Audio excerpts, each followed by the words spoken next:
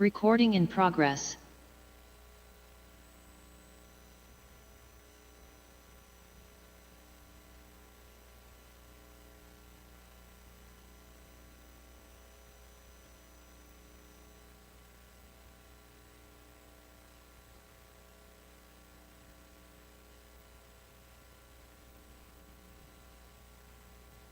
File ba dapat?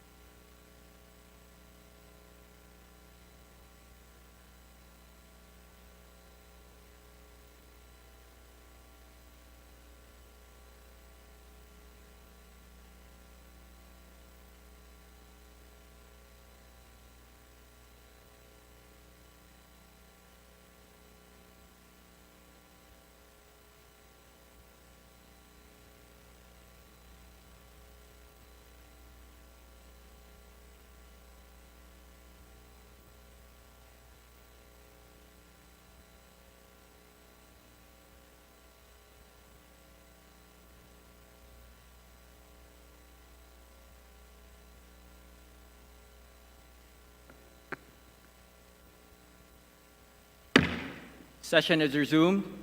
Please stand for the invocation to be led by Representative Laarni Laven Roque of the 4th District of Bukidnon. In the name of the Father, and of the Son, and of the Holy Spirit. O most gracious and heavenly Father, give wisdom to those who seek it from you, and you guide those who earnestly seek you. In the midst of the calamity and disaster that is besetting us, protect our people and keep us away from harm. May all those affected be touched by your grace and mercy, and even as we try to find ways to help our people, may you show us the best way to help and mitigate the effects of this calamity.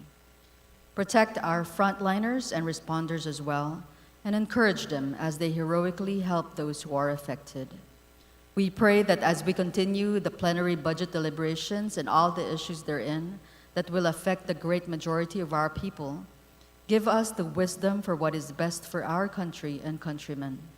That our discussions and even our disagreements be resolved according to your divine purpose.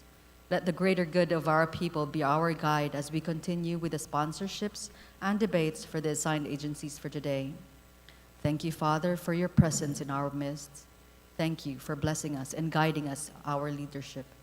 We lift up to you everything, especially the safety and protection of our whole nation. We pray all this in the mighty name of your Son, Jesus Christ, who lives and reigns forever and ever. Amen. In the name of the Father, and of the Son, and of the Holy Spirit. Majority Leader.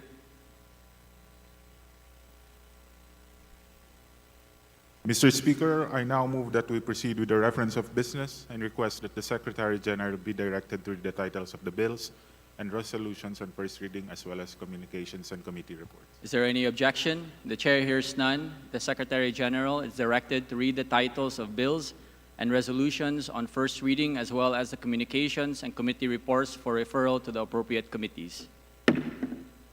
Additional reference of business bills on first reading. House Bill 5083, promoting the conservation, protection, and sustainable use of peatlands and its resources to enhance climate resiliency, by Representatives Mendoza and Santos. To the Committee on Climate Change. House Bill 5084, granting career service officer to graduates of Master in Public Safety Administration of the Philippine Public Safety College by Representative Maniquez. to the Committee on Civil Service and Professional Regulation, House Bill 5085, promoting open access in data transmission and providing additional powers to the NTC by Representative Benitez. to the Committee on Information and Communications Technology, House Bill 5086, to upgrade the salary scales or levels of public dentists by Representative Premzias Agabas. to the Committee on Appropriations, House Bill 5088, declaring July 27 of every year a special national non-working holiday, amending for the purpose the commemoration of the founding anniversary of Iglesia ni Cristo by Representatives Revilla Ramon Jolo, Mercado Revilla, and Revilla Brian. to the Committee on Revision of Laws, House Bill 5089, establishing a multi-species marine hatchery in Kawit, Cavite by Representatives Revilla Ramon Jolo and Revilla Brian. to the Committee on Aquaculture and Fisheries Resources, House Bill 5090, establishing Safe Pathways Network by Representative Villanueva. to the Committee on Transportation, House Bill 5091, regionalizing the management of the natural resources located in the municipalities of Bantayan, Madrilejos, and Santa Fe, all in the province of Cebu by Representative Salimbangon. to the Committee on Natural Resources, House Bill 5092, creating the Sustainable Development Goals Council of the Philippines by Representative Villanueva. to the Committee on Sustainable Development Goals, House Bill 5093, punishing the willful failure to pay child support by Representative Tambunting. to the Committee on Welfare of Children, House Bill 5094, providing for an opt-in mechanism for the telephone and mobile subscribers, protecting such subscribers from electronic threats through the misuse of digital technology by Representative Tambunting. to the Committee on Information and Communications Technology, House Bill 5095, creating a dental unit in every rural health unit under the D.O.H as part of the primary approach in the delivery of health services by Representative Tambunting. to the Committee on Health, House Bill 5096, mandating public telecommunication entities to disclose service coverage data to the public by Representative Tambunting. to the Committee on Information and Communications Technology, House Bill 5097, protecting telecommunication subscribers against unauthorized services and consumption of load credits by Representative Tambunting. to the Committee on Information and Communications Technology, House Bill 5098, establishing job placement offices in public high schools to provide career services to the youth by Representative Tambunting. to the Committee on Labor and Employment, House Bill 5099, to protect Filipinos from the harmful effects of trans fatty acids by Representative Tambunting. to the Committee on Health, House Bill 5100, establishing the Transportation Cooperatives Development Loan Fund by Representative Tambunting. to the Committee on Transportation, House Bill 5101, establishing the Television Broadcasting Education Program as an alternative learning system for basic education by Representative Tambunting. to the Committee on Basic Education and Culture, House Bill 5102, declaring the time between 12 in the morning and 4 in the morning as unsafe hours, prohibiting the loitering, roaming around, sleeping, or meandering of children in public places during these hours by Representative Tambunting. to the Committee on Welfare of Children, House Bill 5103, establishing the Urban Green Patches Program by Representative Tambunting. to the Special Committee on Reforestation, House Bill 5104, establishing the Government Vaccine Indemnification Program by Representative Tambunting. to the Committee on Health, House Bill 5105, granting daily allowance to service volunteers during periods of disasters by Representative Tambunting. to the Committee on Disaster Resilience, House Bill 5106, integrating voters' education in the junior and senior high school curricula in both public and private schools by Representative Tambunting. to the Committee on Basic Education and Culture, House Bill 5107, provide youth suicide intervention and prevention by Representative Tambunting. to the Committee on Health, House Bill 5108, establishing a Maritime Industry Authority Regional Office in Balanga City, Bataan by Representative Garcia Albert. to the Committee on Transportation, House Bill 5109, establishing a disaster-resilient multipurpose building in all cities, provinces, and municipalities, by Representative Lacson. to the Committee on Disaster Resilience, Resolutions. House Resolutions numbers 406, 407, and 408, organizing the Philippines-Bahrain, Philippines-Brazil, and Philippines-Cambodia Parliamentarians Friendship Groups, by Representative Labad-Labad. to the Committee on Interparliamentary Relations and Diplomacy, House Resolution 409, urging the Committee on Energy to investigate the operations of the National Grid Corporation of the Philippines to determine its compliance with obligations and responsibilities under existing laws, rules, and regulations, by Representative Reyes. to the Committee on Rules, House Resolution 410, recognizing and congratulating Jesus is Lord Church for celebrating its 44th founding anniversary on October 29, 2022, by Representatives Gonzales, Hagedorn, Paduano, Rodriguez, Rufus, and Marquez.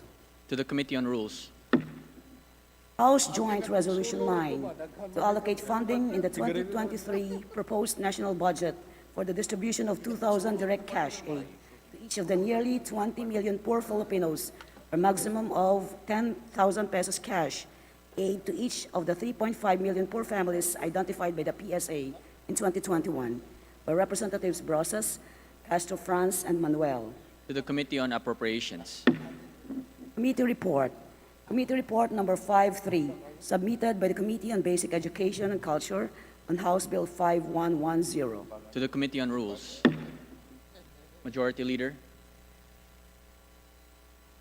Mr. Speaker, under the calendar of business for the day, I move that we take up House Bill number 4488 as contained in Committee Report number 43 and direct that the Secretary General to read the title of the measure. is there any objection? The Chair hears none. The motion is approved. The Secretary General is directed to read the titles of House Bill number 4488. House Bill Number 4488, an act appropriating funds for the operation of the Government of the Republic of the Philippines from January 1 to December 31, 2023. Majority Leader, Mr. Speaker, I move that we open the period of sponsorship and debate. is there any objection? The Chair hears none. The motion is approved. Majority Leader, Mr. Speaker, I move that we consider, I move that we recognize the honor. I move that we consider to take up the budget consideration of the Department of Tourism. is there any objection? The Chair hears none. The motion is approved. Majority Leader, Mr. Speaker, I move that we now recognize the Honorable Faustino Ino D. of the 6th District of Isabela for his sponsorship speech. Honorable Representative Ino D. is recognized. Thank you. Thank you, Mr. Speaker. Mr. Speaker, dear colleagues, it is my honor to sponsor and defend the proposed budget of the Department of Tourism.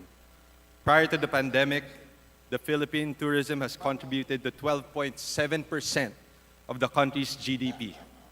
During the pandemic, however, the tourism industry was one of the sectors that has been adversely affected. As the nation begins a process of economic recovery, the D.O.T family, headed by the Secretary Cristina Garcia Frasco, who is here with us today, has been relentless in its efforts to continue building a resilient, inclusive, and sustainable tourism industry. Although we are far from the 8.2 million arrivals pre-pandemic, as of September 16, 2022, the country has registered almost 1.5 million tourist arrivals, and we continue to expect more coming in the country, and we hope to hit our 1.7 million target at the end of the year. This we expect to achieve as our country begins to ease the restrictions of entry into the country. As we continue to open our borders for tourism, it is highly necessary to protect the beauty and bounty of our tourist destinations, provide an impressive overall tourism experience, and ensure the health and safety of our tourists, our tourism workers, and the entire Filipino people. We also hope to develop and promote other key tourist destinations and market the country globally through various branding, promotional, and marketing strategies. The country's tourism portfolio is at par with our ASEAN competitors. However, To further promote our tourist destinations, there is a need to further improve gateway, access, and other infrastructure for ease and convenience of travel. The D.O.T envisions the tourism industry as a pillar for economic recovery. The industry is an important tool for the country's development. The attainment of the D.O.T's goals is therefore undoubtedly our nation's victory. The Department of Tourism and its attached agencies and corporations have a total recommended budget amounting to 3,632,614,000 pesos. With that, Mr. Speaker, this representation is now ready for interpellation. Majority Leader, Mr. Speaker, I move to suspend session. session suspended.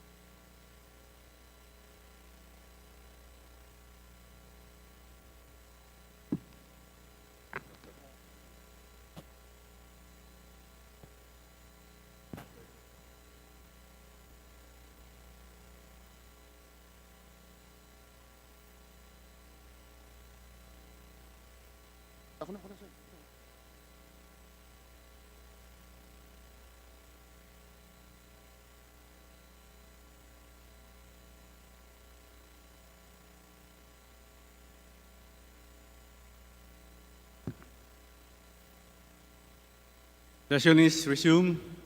Majority Leader, Mr. Speaker, I move that we recognize the Honorable Marcelino Libanan for his manifestation. the Minority Leader, Marcelino Libanan, is recognized. Thank you, Mr. Speaker. Just an observation of what has happened last week. And to further expedite our proceedings, this representation would like to give some suggestions. It has been observed that while the minority is asking questions, the answers are longer than the questions, Mr. Speaker. And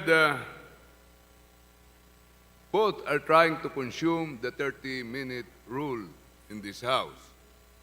My suggestion is for both the minority and the majority, Mr. Speaker, is that the minority will ask logical questions. If the sponsor doesn't know, they can admit it and just give us the records after the deliberations on the floor, Mr. Speaker, and that the majority also answer directly in the interest of time in this chamber, Mr. Speaker. Kailangan hindi tayo maging kingkoy dito na kung ano-ano na lang pinagsasabi natin. So both the minority and the majority of this chamber has that obligation to our people, Mr. Speaker. That is fully noted, Minority Leader. Thank you, Mr. Speaker. Thank you, Minority Leader. Majority Leader.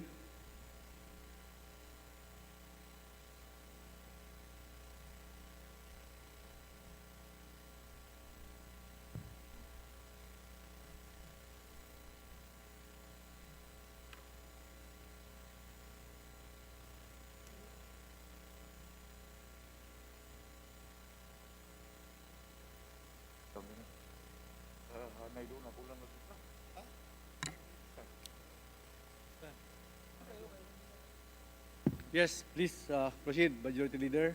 Mr. Speaker, I move that we recognize the Honorable Gabriel Bordado of the 3rd District of Camarines Sur for his interpellation.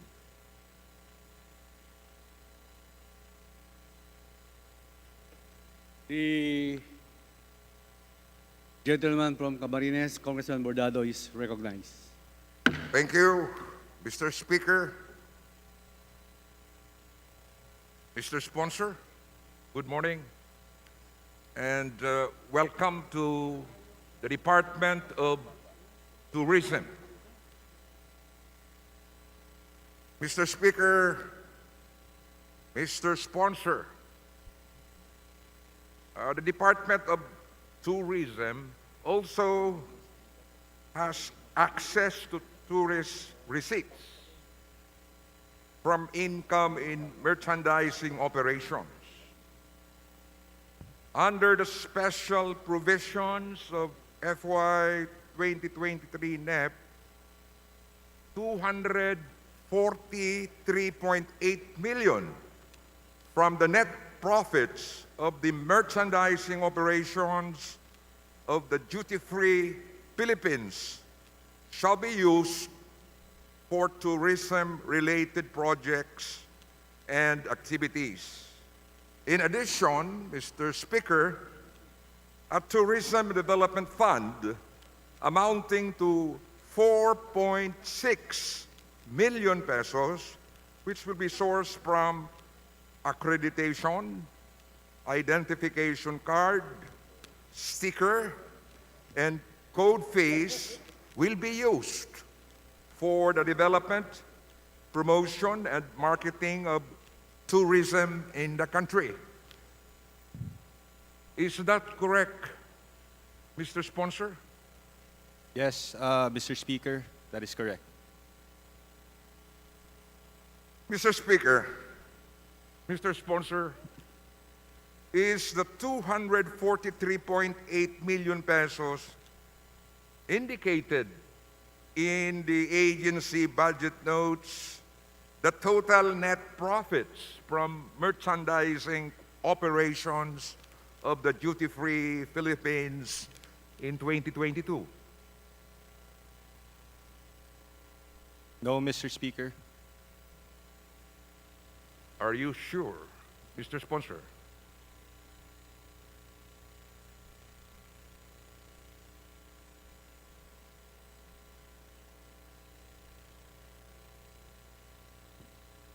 Mr. Speaker, can I ask for a 1-minute suspension?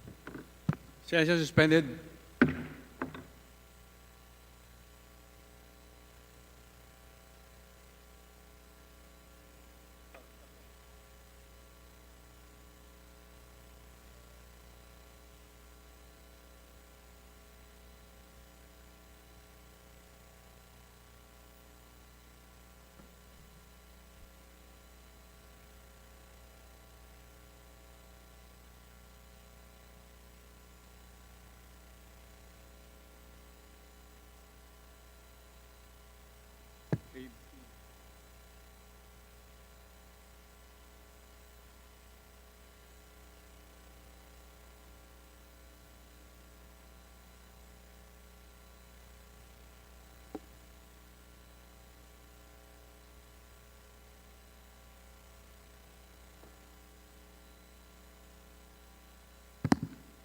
Session is resumed.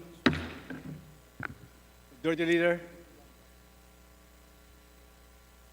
Mr. Speaker, the query of Representative Bordado with regards to the collection of the duty-free corporation was collected under the trust fund of duty-free or under a special fund of the duty-free.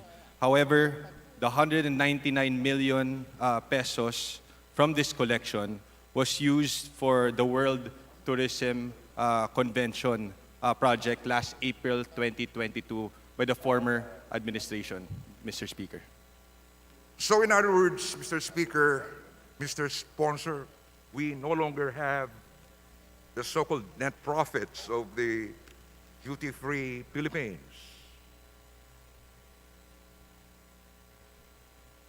Mr. Speaker, the duty-free Philippines has not yet remitted the balance from the collected 238 million.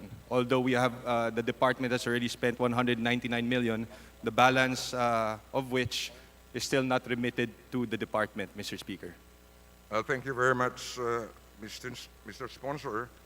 Mr. Speaker, according to the D.O.T agency budget notes, the National Capital Region will corner the bulk of the D.O.T budget in 2023 with a share of 87.6%, amounting to 3.13 billion pesos, Mr. Speaker. On the other hand, the shares of the other regions in the total proposed 2023 budget, which is mostly below 1%, are lower compared to their shares in 2022. Is this correct, Mr. Sponsor? Yes, Mr. Speaker, although most of the budget is currently with the NCR region. The reason for this, Mr. Speaker, is that the central office of the Department of Tourism is located in NCR, and most of the projects still implemented in terms of capacity building for LGUs, technical assistance for LGUs is currently is used by the department or central office, Mr. Speaker. Thank you, Mr. Sponsor.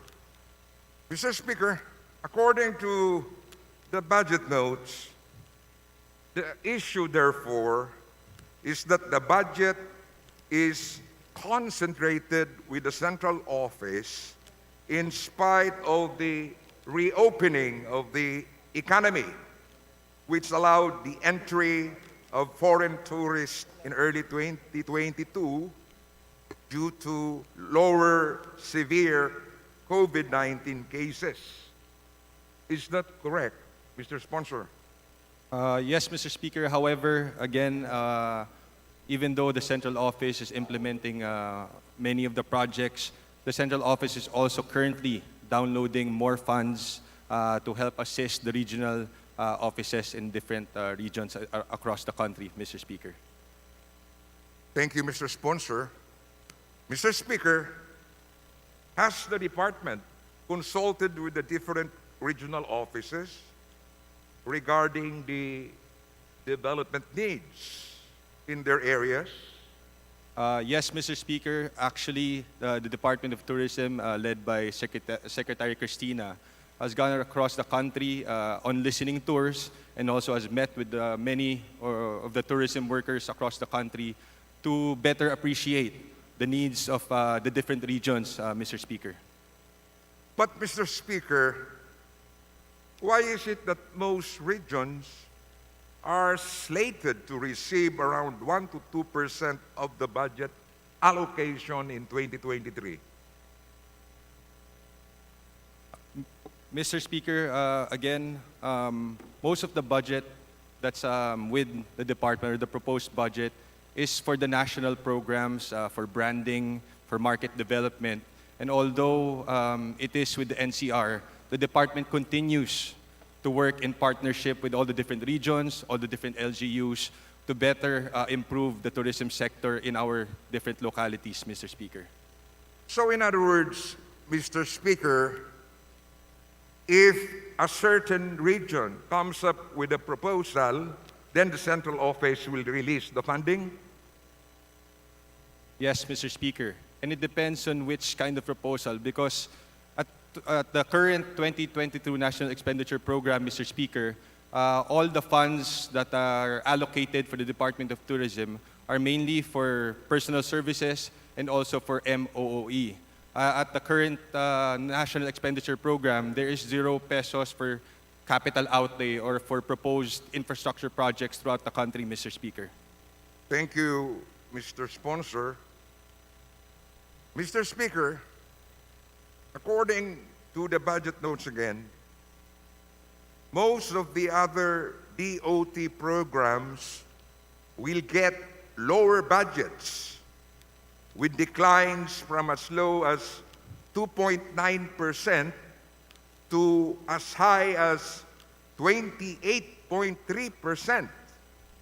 Among these are the Standards Development and Enforcement Program, which will have a lower budget by 12.4% from 129.5 million pesos to 113 million pesos.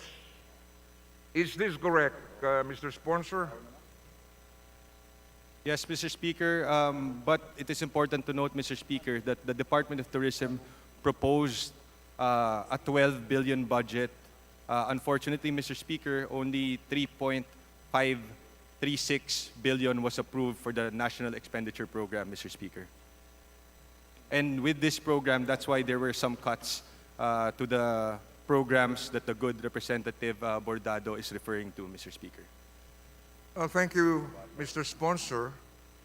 So, Mr. Speaker, how is the department planning to ensure, for instance, health and safety protocols for tourism enterprises, considering that it would have less allocations to utilize for such activities?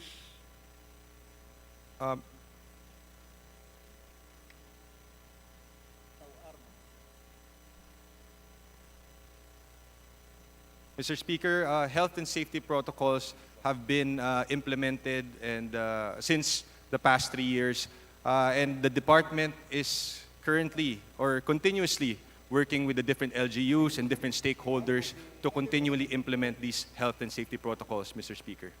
So, in other words, Mr. Speaker, Mr. Sponsor, the health and safety protocols are still being enforced. Yes, Mr. Speaker, based on the guidelines of the national government, Mr. Speaker. Thank you, Mr. Sponsor. Thank you, Mr. Speaker. My last question is,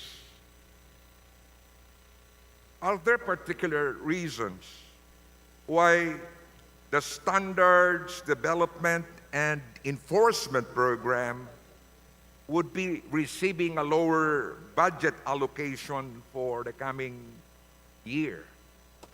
Mr. Speaker, Mr. Sponsor.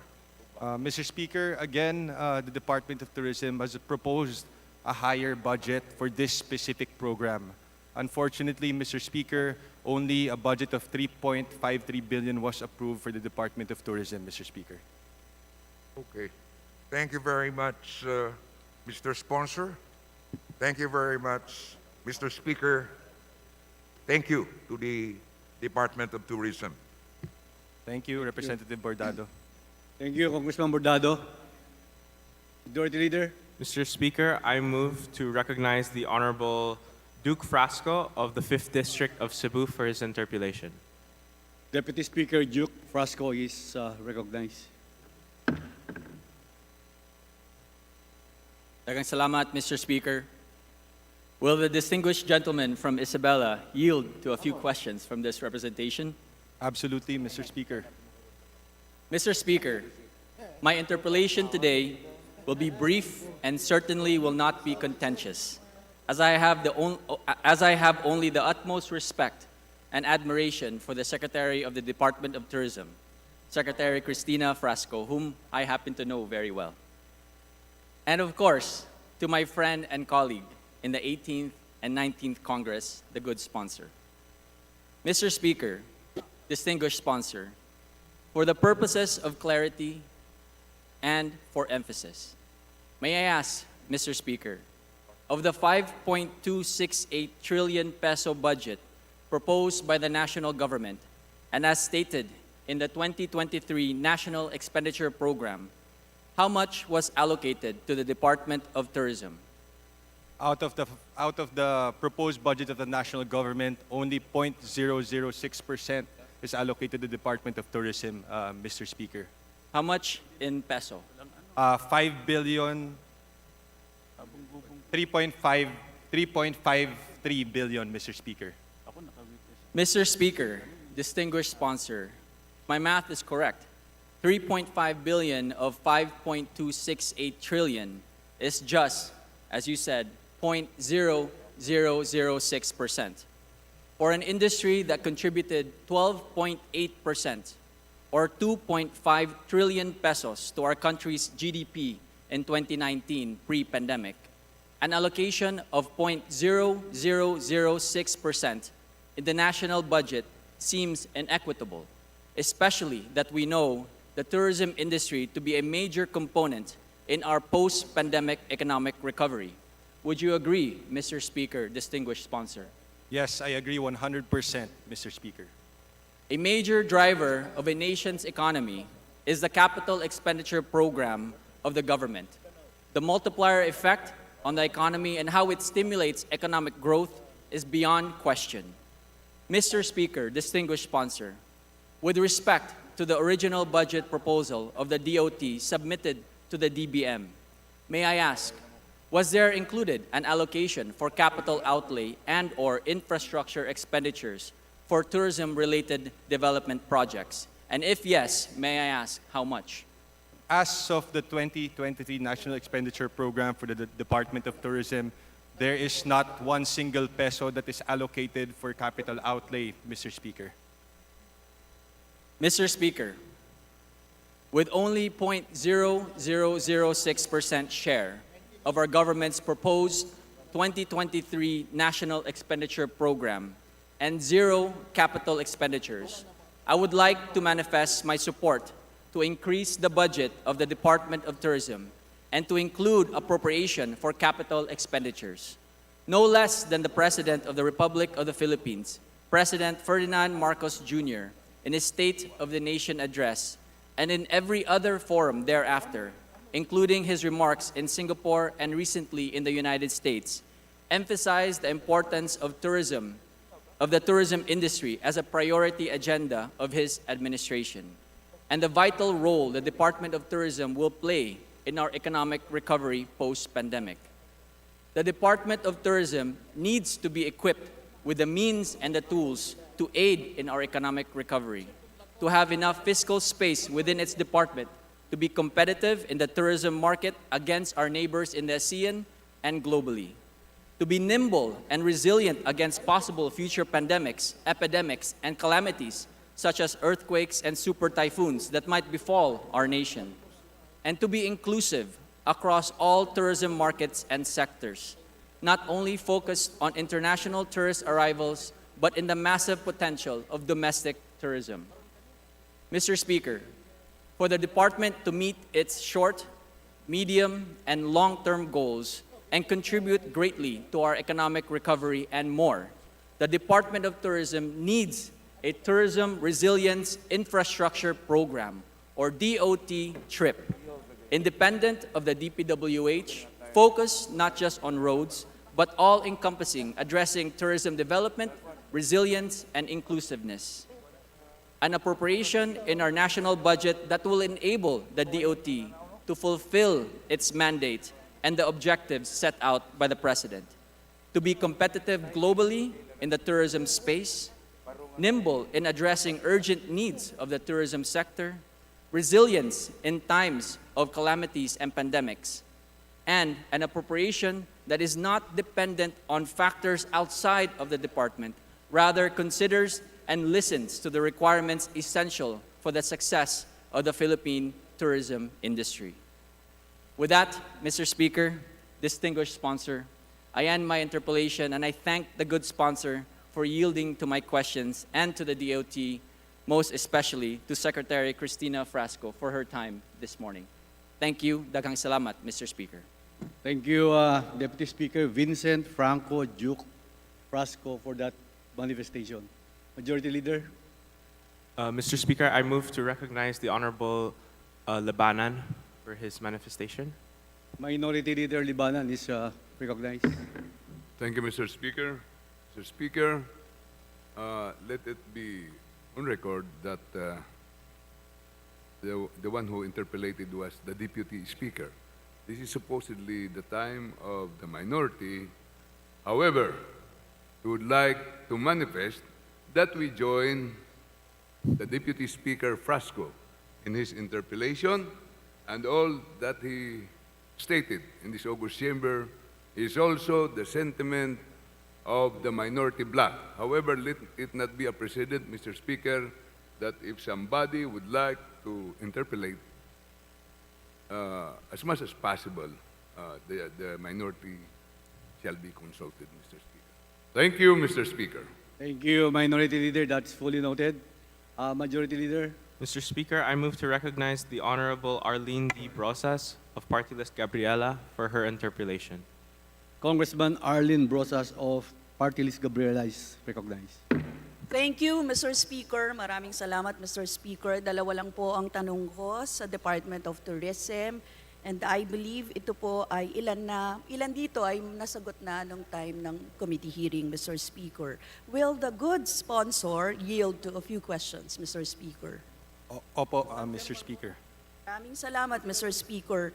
A huge portion of the Department of Tourism's 2023 budget will go to branding campaign program. Tama po ba? At 1.37 billion. Yes, Mr. Speaker. That is 41.15% of overall ng inyong budget, Mr. Speaker. Yes, Mr. Speaker.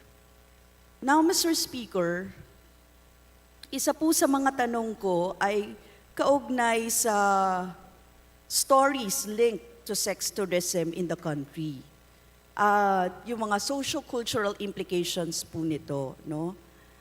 Ngayon po, dahil nagbubukas tayo ulit, muli, no, ng pagpasok o dagsa ng mga turista, tiyak po, no, na mas marami na namang kababaihan at bata ang magiging vulnerable kung walang trabaho sa sektor ng turismo, Mr. Speaker.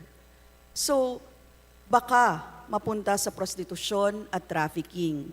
Ang tanong ko po, how can the D.O.T ensure the protection of our Filipino women and children sa ngayon, Mr. Speaker, through your budget? Sa kasalukuyan po, Mr. Speaker, the department is closely coordinating with our national government agencies such as DOLE, our PNP, and iba't iba pa pong ahensya na makakatulong po sa risk nga po ng ating mga kababaihan pagdating po sa binanggit na issue ni Congresswoman Brosas, and that the D.O.T has a program especially for the protection of women and children in partnership also with the DOJ, DSWD, and other non-government organizations, Mr. Speaker. In addition to this, Mr. Speaker, sa kasalukuyan ay meron po tayong programa, yung trabaho, turismo at asenso na nagko-conduct po ng mga national job fairs sa iba't ibang lugar po sa ating bansa in partnership po with the Department of Labor and Employment. And the D.O.T has a program especially for protection with over 8,000 jobs po, Mr. Speaker. Mr. Speaker, meron po bang particular program ang Department of Tourism sa inyo pong programa dito sa pag-address, no? Halimbawa, to ensure na walang mangyayaring gender-based violence and harassment, no, sa mga tourist sites. Ano po bang component nitong brand campaign ninyo, Mr. Speaker? Mr. Sponsor. Mr. Speaker, tourism integrates, supports, and minds women's rights and children's safety, or yung Tourism Works program po ng Departamento for the protection of women and children in tourism and to prevent human trafficking. This is, again, as I mentioned earlier, Mr. Speaker, is in partnership with the DOJ, DSW, and other non-government organizations. And also tourism stakeholders and other stakeholders, Mr. Speaker. Mr. Speaker, meron bang particular budget for that? I know that this is in coordination with others, pero ito po ba ay programa partikular ng D.O.T?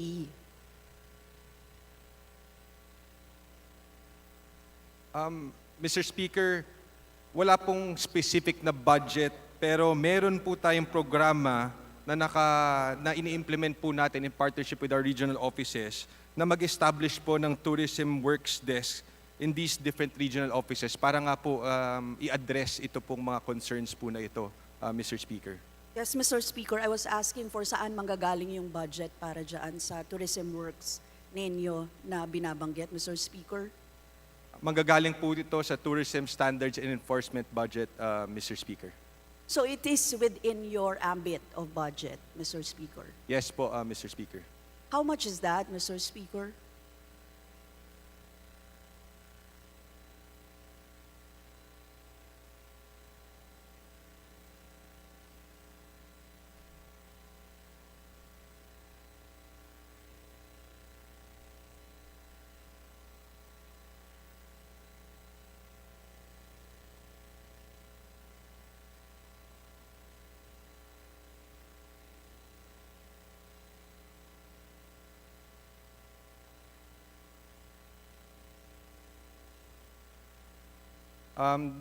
It is within the 5 million training budget, Mr. Speaker.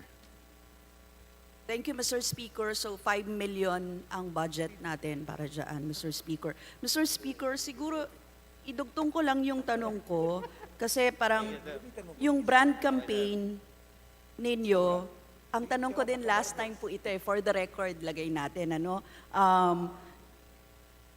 yung hindi ito mag-bank on objectified images of Filipino women just to pander to foreign tourists' tastes.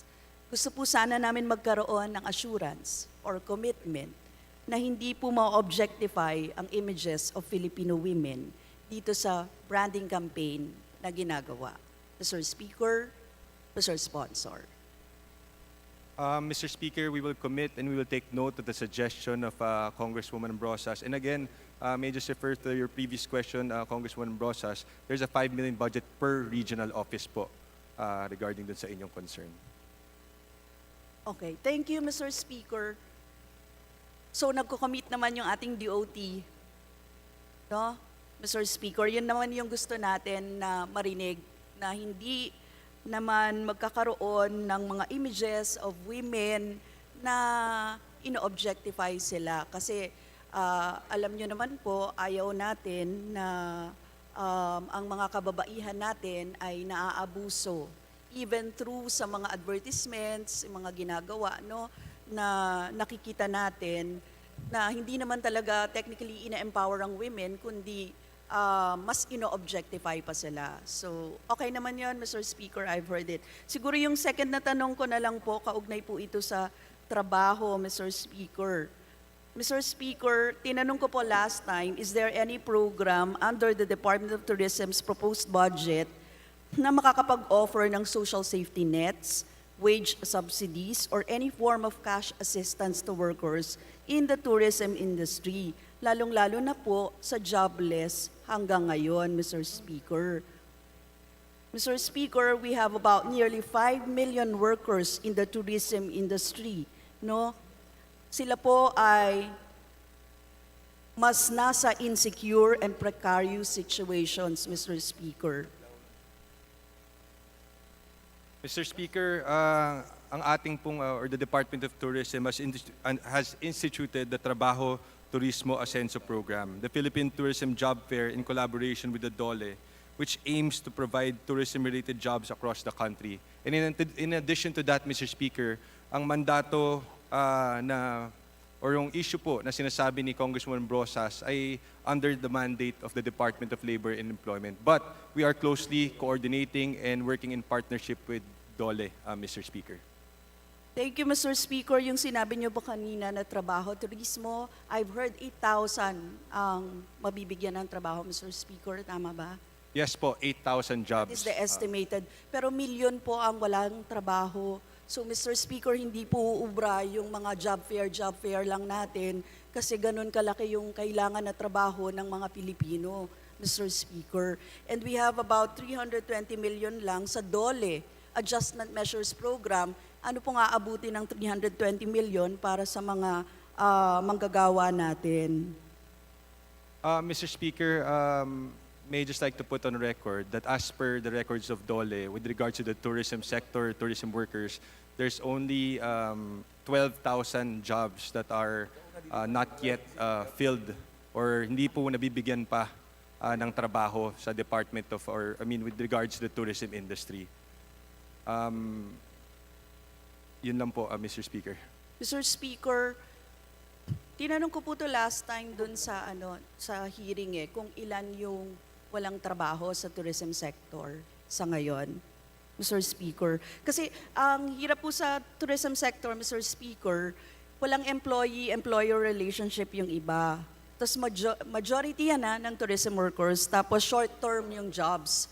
Kaya minsan hindi masaklaw ng DOLE, Mr. Speaker. Ano pong plano ng Department of Tourism dito, Mr. Speaker?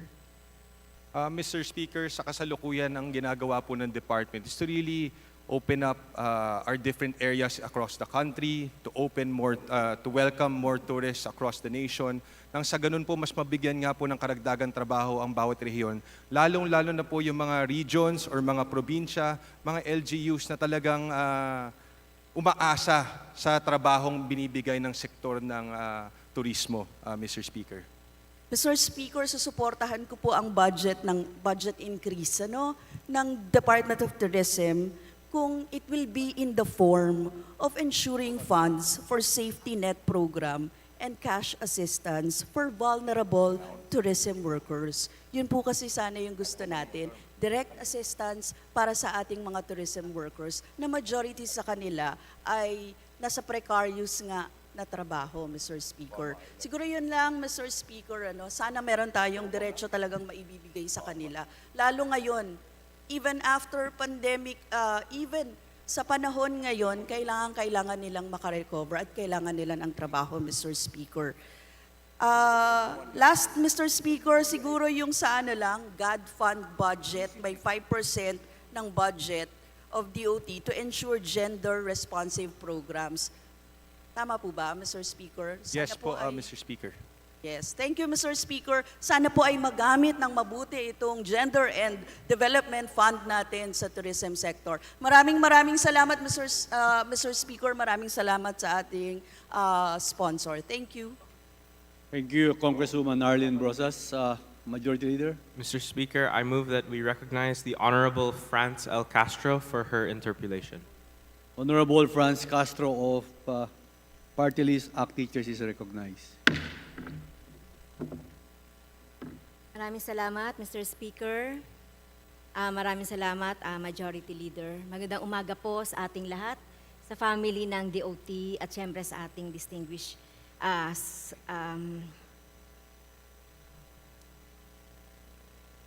Honorable Inodi. Ilan lang po, Mr. Speaker, yung mga ilang tanong dahil nasatisfy naman ako dun sa mga tanong ko doon sa briefing. Yung nalang may kaugnayan, Mr. Speaker, doon sa plantilla and unfilled positions. So, ilan po ba yung plantilla positions sa D.O.T? At ilan po yung mga unfilled position? At yung plano po ng D.O.T to fill in this unfilled positions.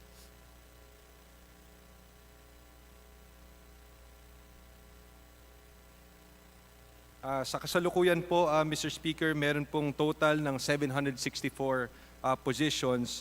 And with regards po to unfilled positions, meron pong 242. Pero sa kasalukuyan din po, Mr. Speaker, ay naipublish na po itong mga vacant positions na ito sa Department of Tourism, Mr. Speaker. So, ibig sabihin parang 1/3 yung mga unfilled positions.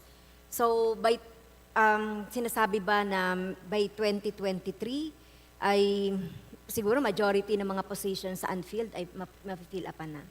Yes po, Mr. Speaker, dahil most of the jobs po has already been published by the department, Mr. Speaker. Okay, mahalaga, Mr. Speaker, na ma-put on record natin yung plano ng D.O.T kaugnay ng pag-fill in ng mga positions dahil kung titignan natin ay more or less a third of the total plantilla positions are unfilled.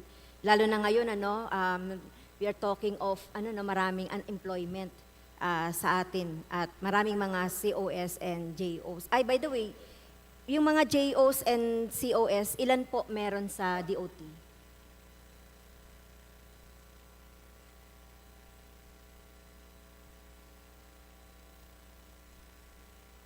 Meron pong 329 personnel po, Mr. Speaker. So ito po bang 329 na COs and JOS ay mapaprioritize dito sa mga unfilled positions? Yes po, Mr. Speaker. Depending po on the qualification of these job orders. Okay, so merong unfilled positions na 242. At tapos may mga COs and JOs na 329. On the average, mga ilang buwan o taon na kaya itong mga 329 na mga JOs and COs? Iba't iba po ang taon na pagsimula ng trabaho nito pong mga job orders na ito. Pero kung gugustuhin po ng ating dear colleague, ibibigay po namin yung data po na yon sa inyo pong opisina, Mr. Speaker. Tinanong ko lang ito, Mr. Speaker, kasi siyempre, sinasabi naman doon sa nakaraang joint circular ng DBM, Civil Service at COA na dapat i-prioritize itong mga JOs and COs natin, depende sa pangangailangan at qualification and merit performance ng ating mga COs and JOs. So, pero siyempre, i-receive ko po yung data tungkol dito. Next, Mr. Speaker, ilan po ba yung turistang pumasok sa atin nitong 2022? And how will you compare it with 2021? As of September 2022, Mr. Speaker, we have about 1.5 million tourist arrivals. And last year, 163,000 lang pong ating tourist arrivals. Okay. So, lumaki na siya, no? From this, ilan po yung ating mga domestic tourists? O ito ay foreigner lang? Ito po ay foreign arrivals lang po, Mr. Speaker. Ay, yung 1.6? 1.5 million po. 1.5. Okay. So, ilan po yung ilan po yung domestic tourists?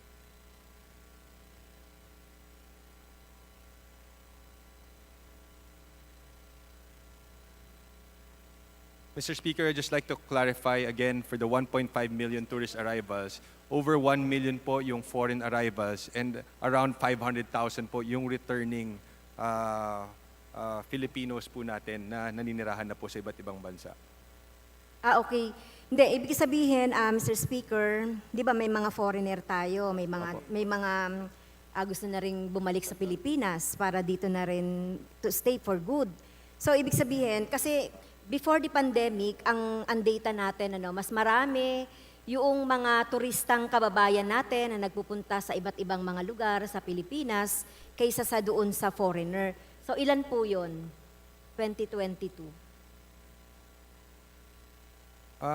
Mr. Speaker, Madam Congresswoman Franz okay. can you please Mr. clarify Speaker, the pag sinabi nating domestic tourist, so halimbawa ako, Pilipino ko, pupunta ako sa Boracay. So yun ang category ko, domestic tourist. So hindi ako nanggaling sa ibang bansa. Yes po, Mr. Speaker. As of the moment, we have around 1.9 million domestic travelers within the country, Mr. Speaker. Yes, okay. So yun po yung gusto nating malaman.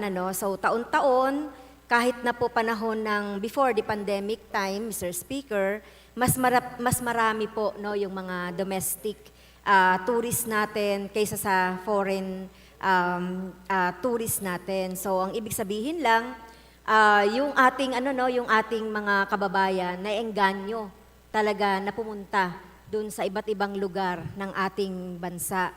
So, ito po, meron po ba tayong mga incentive or program na nasa budget natin regarding this our domestic domestic tourists? Like for example, meron ba yung discount sa sa mga lugar. Kasi isa rin 'tong sa nagpupuno doon sa ating sa ating domestic tourism industry, yung ating mga kapwa Pilipino na nandirito. Meron po bang program sa budget kaugnay nito, Mr. Speaker? Mr. Speaker, in behalf or with regards to local tourism, ang ating po mga stakeholders sa iba't ibang lugar, kagaya ng mga hotels or different travel providers, sila po yung nagbibigay ng incentives po sa ating mga local tourists para maengganyo din ang ating mga kababayan na mag-ikot nga sa iba't ibang parte ng ating bansa. Pero sa ating pong departamento, with regards po to local tourism, para po sa domestic program po natin, ay meron din po tayong tinatawag po nating Bisita, Be My Guest Incentive Program. But yun po ay to also incentivize our OFWs or our domestic foreigners to travel across the country more and mabigyan nga po sila ng mga special packages, special discounts at iba pa pong mga incentives, Mr. Speaker. Okay, pwede po bang mag-submit yung D.O.T ng mga sinasabi natin ng mga incentive or kung merong discount na binibigay tayo dun sa ating kapwa Pilipino na nandito na nagiging tourist sa iba't ibang mga lugar natin? Yes po, Mr. Speaker, we will provide Congresswoman Castro with all this data and all this information regarding the incentive program of the department. Okay, next, Mr. Speaker, meron pa rin po bang hotel na ginagamit as quarantine or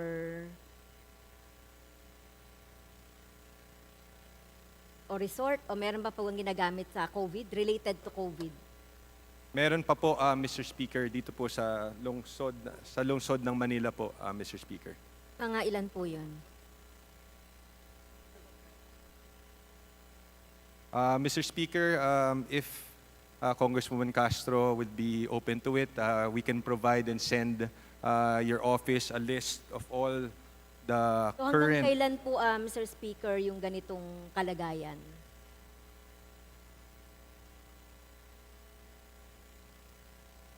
Hanggang i-require po ng IATF na mag-quarantine po ang ating mga kababayan, magpapatuloy po ng department po itong programa po na ito. Ito ba yung ginagamit, Mr. Speaker, doon sa mga kababayan natin na nanggagaling sa abroad na kino-quarantine pa rito? Yes po, Mr. Speaker. Okay. At saka yung mga unvaccinated guests po na pumapasok sa ating bansa, Mr. Speaker. Okay. So merong, ano po ba yan? Mga 5 to 10% o 1% na lang? Meron pong 141 quarantine hotels that are registered. Pero ang talagang ginagamit po ay 25. Meron naman pong 116 na on standby at multi-use kung sakaling kailanganin po ng ating mga tourists, Mr. Speaker. Thank you po. Yung last topic ko po, yung tungkol doon sa National Park. So, kabilang ba yung mga National Park doon sa mga programs o yung improvement ng mga national parks? Kasi kabilang ba ito doon sa mga programs and projects from the D.O.T? Yes po, Mr. Speaker, kasama po ito. Yes, nabanggit lang natin to, Mr. Speaker, mahalagang ma-develop itong mga national park natin. Kasi may ilang bansa kasi ako napuntahan na talagang very important at very improved at talagang nagpupunta doon yung mga mamamayan nila, no? Kung ma-develop itong mga national park na pwede ring mapuntahan ng ating mga kababayan. So ilan po ba yung mga national parks natin? 2 lang po, Mr. Speaker. 2 lang sa buong bansa. So meron national park. Ang under po sa National Parks Development, ito po yung sa programa po natin, 2 lang po, Mr. Speaker. Okay. Pero meron po ba tayong mga parks sa mga local? Yes po, Mr. Speaker, marami po tayo throughout Under the the country. D.O.T rin ba to? O sa national park? Ang karamihan po kasi under the local government units, Mr. Speaker, at hindi po under sa Department of Tourism po. Okay. So ano po ba yung dalawang national park natin? Rizal Park and Paco Park, Mr. Speaker. So, kung titignan natin, dalawa lang pala yung national park natin at meron under the local government units. So, mahalaga din na meron din sigurong role yung ating Department of Tourism dun sa mga iba't ibang mga local government parks po natin. Okay, so without further question, Mr. Speaker, distinguished sponsor, maraming salamat po. Thank you, Congresswoman Castro, Majority Leader. Mr. Speaker, I move that we recognize the Honorable Mujib S. Hataman of the Lone District of Basilan for his interpellation. Congressman Mujib Ataman of Lone District of Basilan is recognized.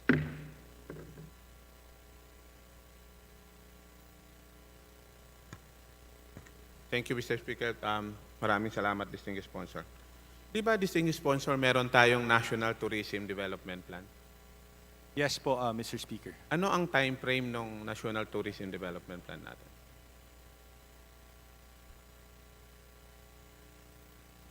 Yung kasalukuyan po kasi only up till 2022. So at the moment, the Department of Tourism is still finalizing and recalibrating the National Tourism Development Plan, Mr. Speaker. So parang sinasabi natin ngayon, yung National Tourism Development Plan natin is every 3 years? Every 6 years po, Mr. Speaker. So kung every 6 years, yung 20 to 23, nag-i-start ba yon ng 6 years back? Tama? Yes po, Mr. Speaker. Hindi, kaya ko tinatanong to, distinguished sponsor, Mr. Speaker. Sa D.P.W.H, meron akong nakitang special provision. Ito ang tinatawag nilang Tourism Road Infrastructure Program. Ito ba ay naka-anchor sa National Tourism Plan natin? Yes po, Mr. Speaker. So kung naka-anchor tong TRIP, kung tawagin nila, or Tourism Road Infrastructure Program, definitely nito, meron tayong data na ginagamit kung ilang kilometro yung inventaryo natin sa tourism road natin sa buong bansa. Yes po, Mr. Speaker. Ilang kilometro ho yung tourism road natin sa buong bansa? This question can be better answered by the Department of Public Works and Highways, Mr. Speaker. Although ang Department of Tourism is the one identifying these tourism road infrastructures, ang Department of Public Works and Highways ang nagde-determine po nung haba at kung ano po yung plano nila para po sa mga road projects po na ito. So parang sinasabi natin, hindi naka-angkla ito, hindi siya naka-anchor sa National Tourism Development Plan. Hindi bahagi ng National Tourism Development Plan itong tourism road network na nakalagay sa special provision ng D.P.W.H. This is in consultation with the Department of Tourism, Mr. Speaker. However, the Department of Public Works and Highways ang may final say po dito po sa programang ito, Mr. Speaker.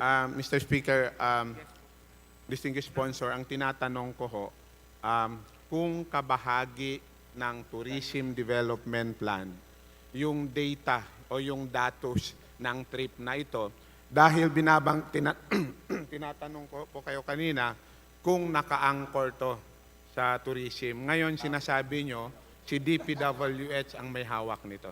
Opo, Mr. Speaker, dahil currently the funds for the implementation of this program is all within the Department of Public Works and Highways. Although ang ating pong department, the Department of Tourism, is coordinating and with the identification of the said projects, Mr. Speaker. Kaya ako tinatanong to distinguished sponsor, naalala ko, dahil city mayor ng isang syudad sa aking distrito, ang aking may bahay, ang aking asawa.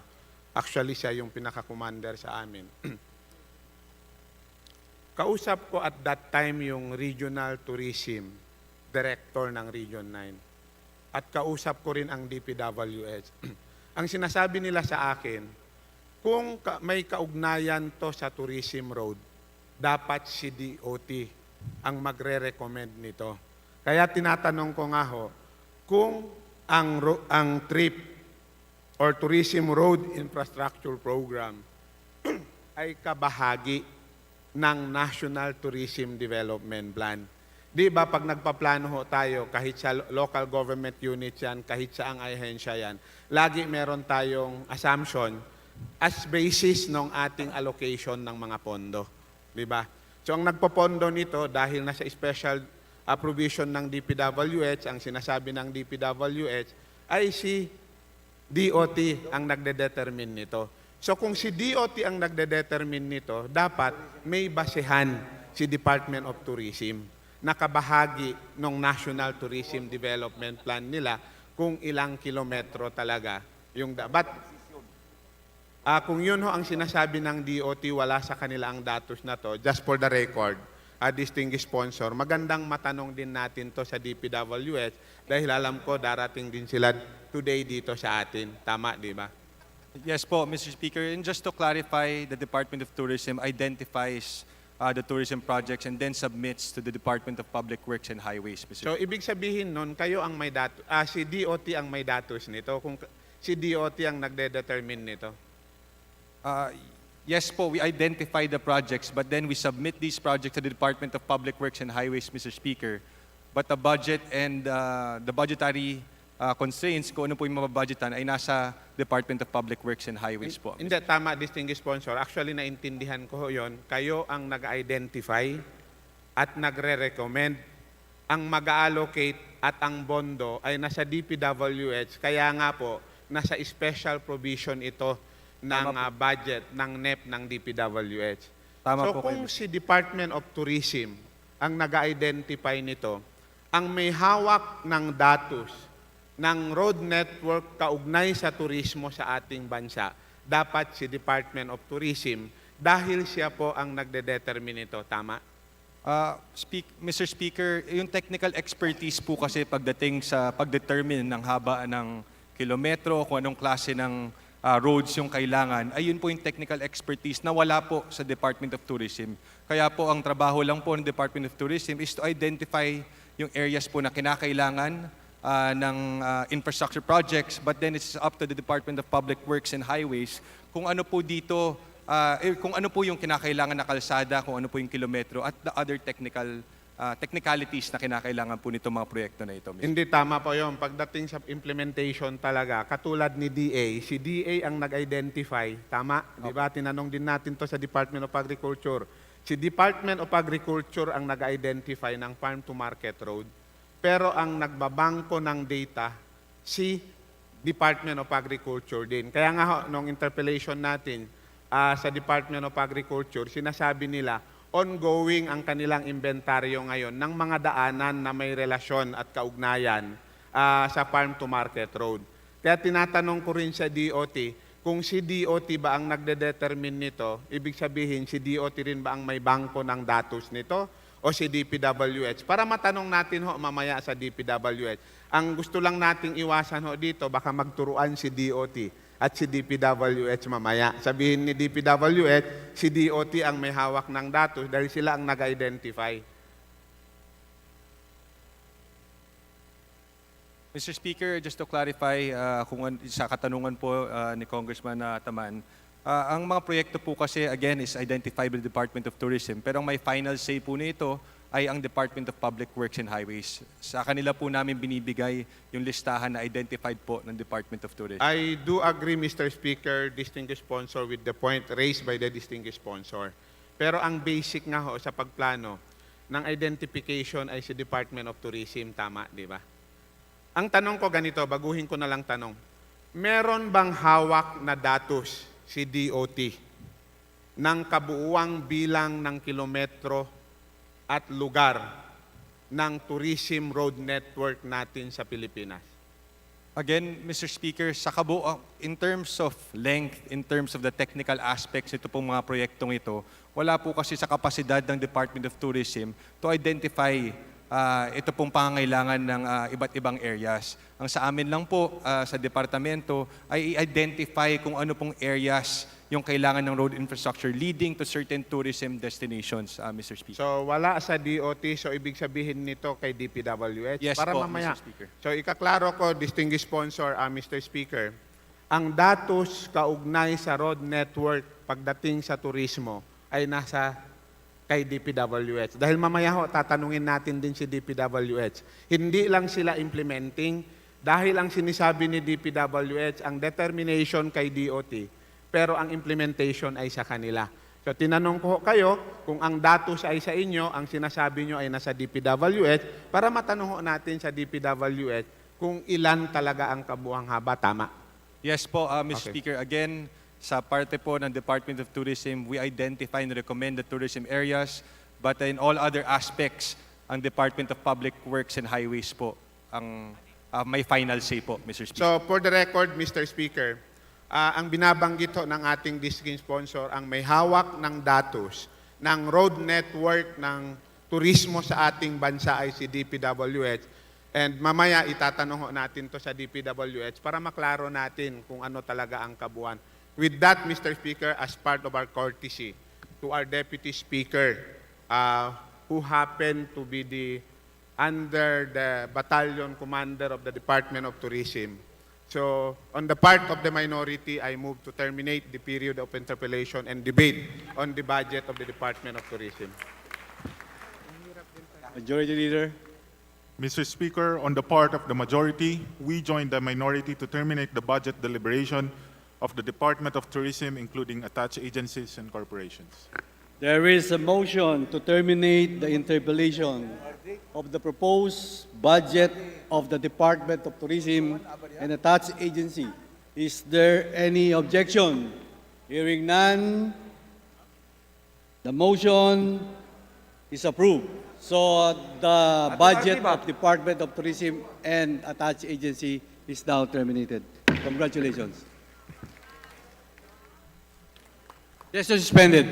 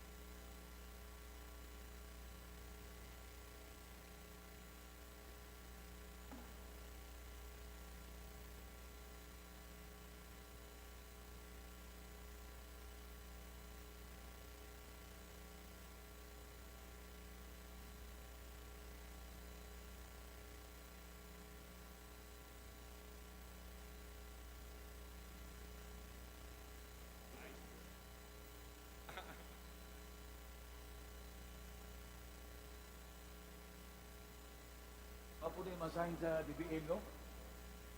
Ako ang DBM. DBM ba, Pater?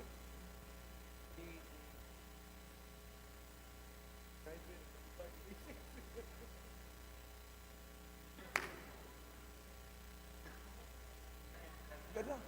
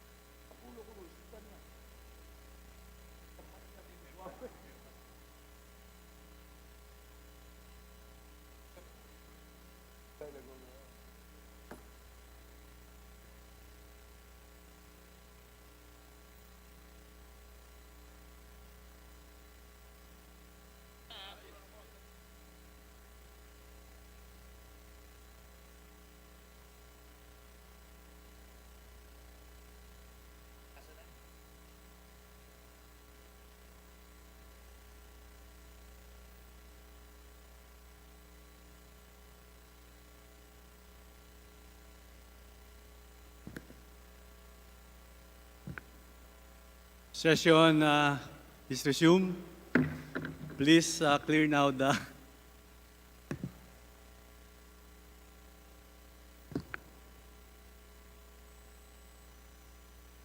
Majority Leader. Mr. Speaker, I move that we now proceed with the consideration of the proposed budget of the Department of Trade and Industry. Is there any objection? The chair is none. Motion is approved. Majority Leader. Mr. Speaker, I move that we recognize the honor. Mr. Speaker, I move that we suspend session. Session suspended. Please settle for the next budget department.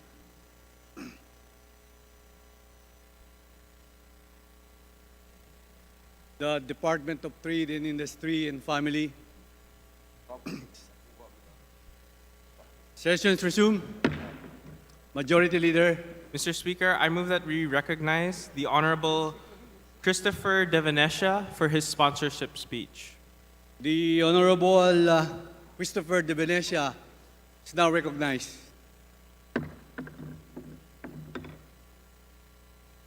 Mr. Speaker,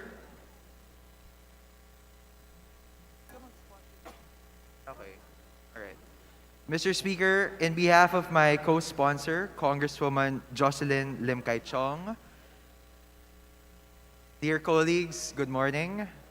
The proposed budget of the D.T.I family, according to the General Appropriations Bill, is 22.196 billion pesos, which accounts for the following: the Office of the Secretary, its 5 attached agencies, its 3 attached GOCCs, and Tesda.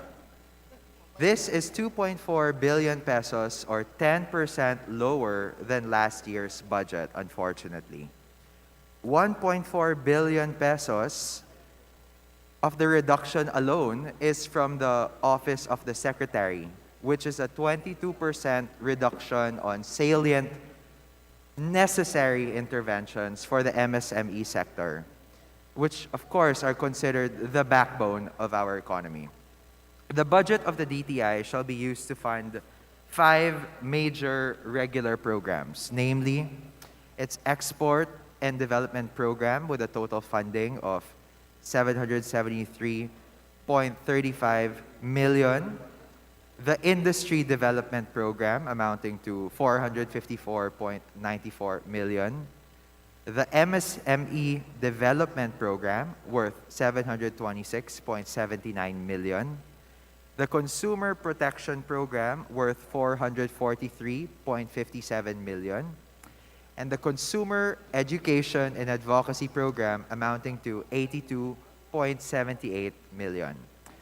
Under this proposal, the D.T.I also has 4 locally funded projects, namely the Go Local worth 9.14 million, Negosyo Centers worth 486.76 million, OTOP Next Generation, OTOP means One Town, One Product, worth 86.92 million, and the Shared Service Facilities worth 70.4 million, which has been a tremendous help to our MSMEs. But note that the 70 million is not for capital outlay, so there's no new shared service facility for 2023, ironically and sadly. They also have 1 foreign-assisted project in the Rural Agro-Enterprise Partnership for Inclusive Development or Rapid Growth Project amounting to 887.46 million. So the D.T.I as a government agency serves as the primary coordinative, promotive, facilitative, and regulatory arm of our government for our country's trade, industry, and investment activities. Session suspended.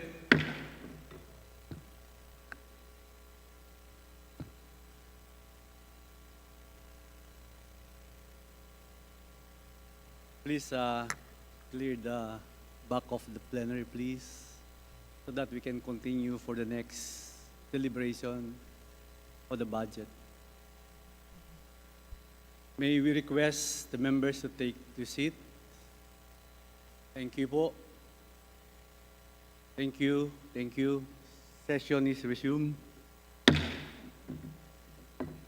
As I was saying, Mr. You Speaker, may continue now, Mr. Sponsor. the D.T.I as a government agency serves the following functions. They are coordinative, promotive, facilitative, and regulatory in terms of being the government's arm in facilitating the country's trade, industry, and investment activities. In terms of exports, the D.T.I hopes to increase the current amount to about 110 billion US dollars.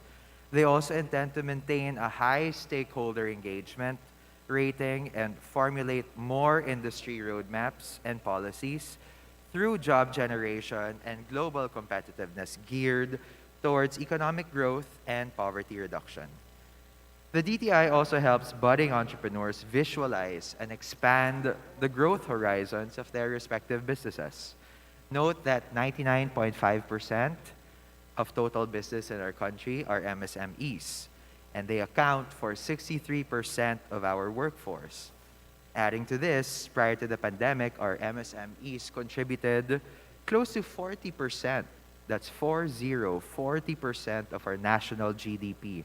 This only stresses the important role that our MSMEs play in creating a robust and booming economy.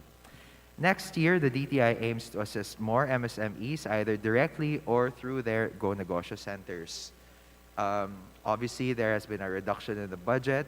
The initial proposal is really to pursue public-private partnerships to be able to assist MSMEs in different industries. However, we will appreciate support from our colleagues for the hopeful augmentation of the budget of the D.T.I as they had proposed double than what they were allocated.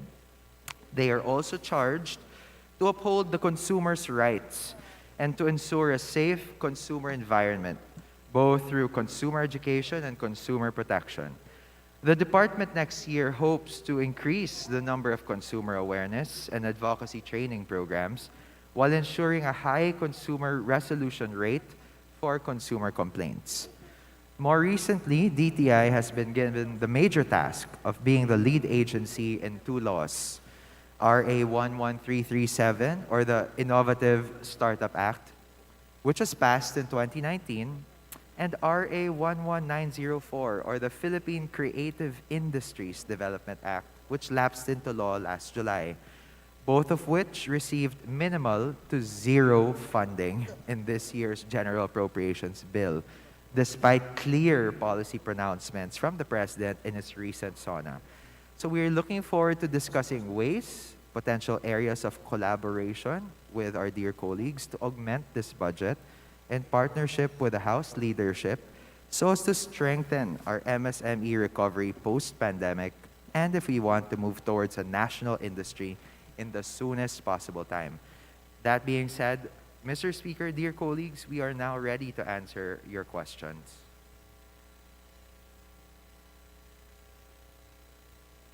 Majority Leader.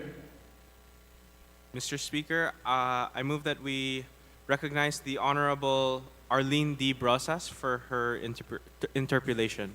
Congresswoman Arlene Brosas of Party List Gabriela is now recognized.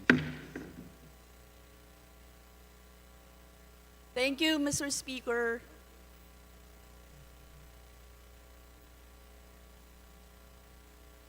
You are recognized, Madam. Please proceed. Thank you, Mr. Speaker. Mr. Speaker, will the sponsor yield to some questions, Mr. Speaker? It would be my honor, Mr. Speaker. Mr. Speaker, sa DTI po, Mr. Speaker, President Marcos Jr. said in his speech at the MSME Summit 2022, I quote, "I assure you that the revitalization of our MSMEs is among the administration's top priorities." Tama po ba, Mr. Speaker? That is correct, Mr. Speaker. Mr. Speaker, magkano po ba ang budget ng MSME Development Program ngayong 2022? Kanina po narinig ko naman, sinabi ninyo 726.79 million. Can you confirm, Mr. Speaker? So yes, Mr. Speaker, we mentioned 773 million for Export and Development Program, the Industry Development Program, 454 million, MSME Development Program, 726 million. Mr. Speaker, I am asking only for the MSME para mabilis po tayo. Mr. Speaker, magkano ang MSME Development Program budget noong 2022, Mr. Speaker?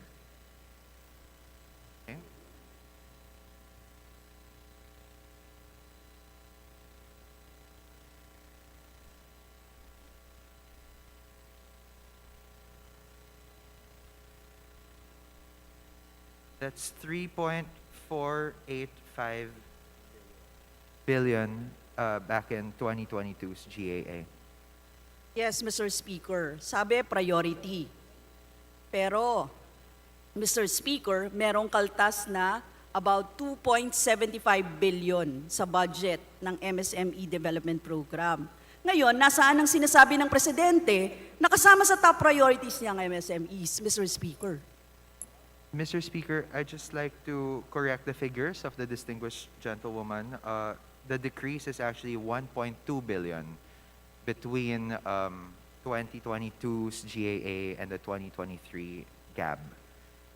But to her question, how do we justify the supposed prioritization of the MSMEs vis-a-vis the budget decreases in DTI's programs? In the Office of the Secretary alone suffered a significant budget decrease. The DTI actually proposed double of what they were allocated in the National Expenditure Program. And some of the workarounds that were proposed by the Secretary is really to pursue a lot of the programs through public-private partnerships, which is something that was also mentioned by the President during his first State of the Nation address, and also has been getting a lot of commitments in all of his trade missions from Indonesia to Singapore, and then, of course, recently to New York. Yes, Mr. in Speaker, support. I understand may mga programs na ganyan, Mr. Speaker. Pero pwede ba tayong mag-zero in dun sa MSMEs particular, Mr. Speaker? Halimbawa, sa bawat proyekto na binawasan, sa Go Local, magkano po ang bawas sa kanila? Sa establishment of negosyo centers, magkano po ang bawas sa kanila?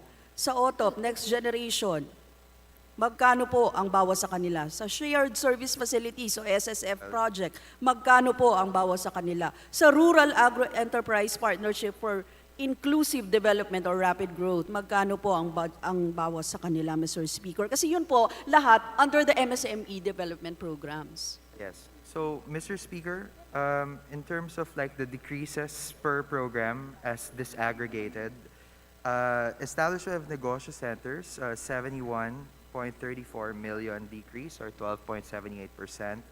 OTOP Next Generation, that's 4.57 million or 5% decrease. The SSF is 7.7 million or 9.89% decrease. Although, like I said, that is a decrease in its totality, and there's zero capital outlay for shared service facilities for 2023. The Livelihood Seeding Program and Negocios Servicios sa Barangay, LSP-NSB, is 203 million decrease or almost 100%. So this is a defunded program. But this is also a consequence of the early days of the pandemic. That's why it was created.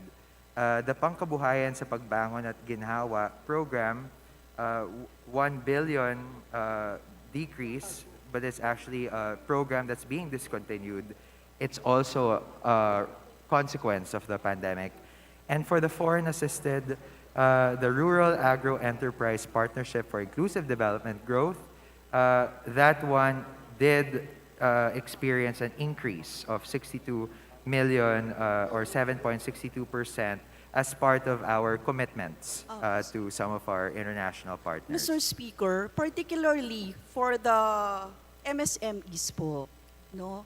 Mas malaki talaga yung decrease, Mr. Speaker, di ba? Yan talaga yung nawalan o nabawasan, Yes. Mr. Speaker. So, under sa mga proyekto na yan, yan po ang lumalabas na wala or nabawasan ng pondo, Mr. Speaker. Kasi ang sinasabi po natin dito, ang sabi sa atin, talagang among the administration's top priorities, ang MSMEs dapat ang laanan. Pero mas mataas po ang inilaan para sa budget sa export and investment development programs. Tama po ba, Mr. Speaker? Magkano po ang budget dyan?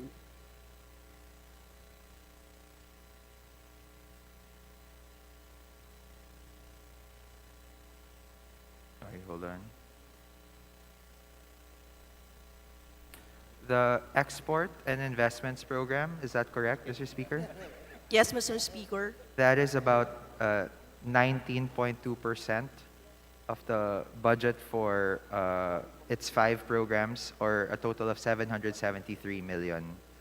So, Mr. Speaker, 773.35 million. Magkano Yes. po ito in last 2022 budget?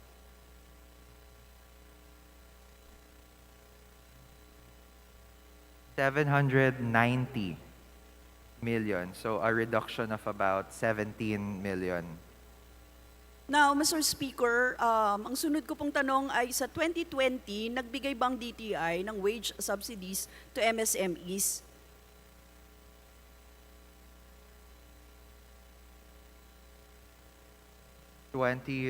You are referring to, Mr. Speaker, if I could just clarify that, that is in reference to the Bayanihan interventions of DTI. Yes, Mr. Speaker. Wage subsidies, Mr. Speaker. Okay. Mr. Speaker, could I just ask for a 1-minute suspension? Session suspended.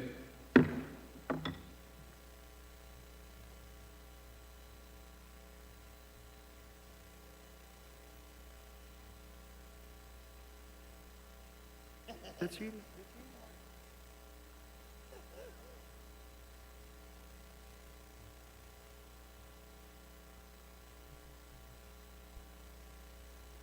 That's right.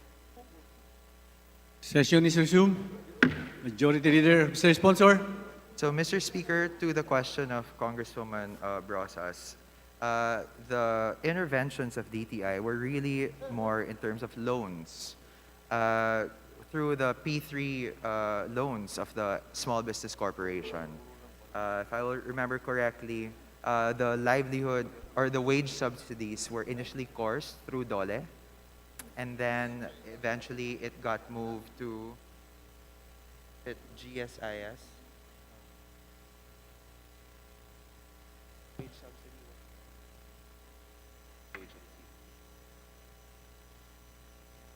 I'm sorry, Mr. Speaker, I'm not able to recall the agency that took on the wage subsidy after DOLE, but eventually it was moved to that other agency.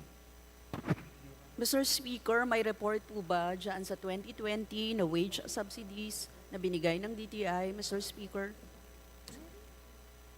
Mr. Speaker, as corroborated also with the D.T.I family, the D.T.I did not provide wage subsidies as part of their interventions. Loans, Mr. Speaker. Yun Ay, ba the yung loans. sinasabi You mean ninyo? the loans? Do you have a report on that, Mr. Speaker?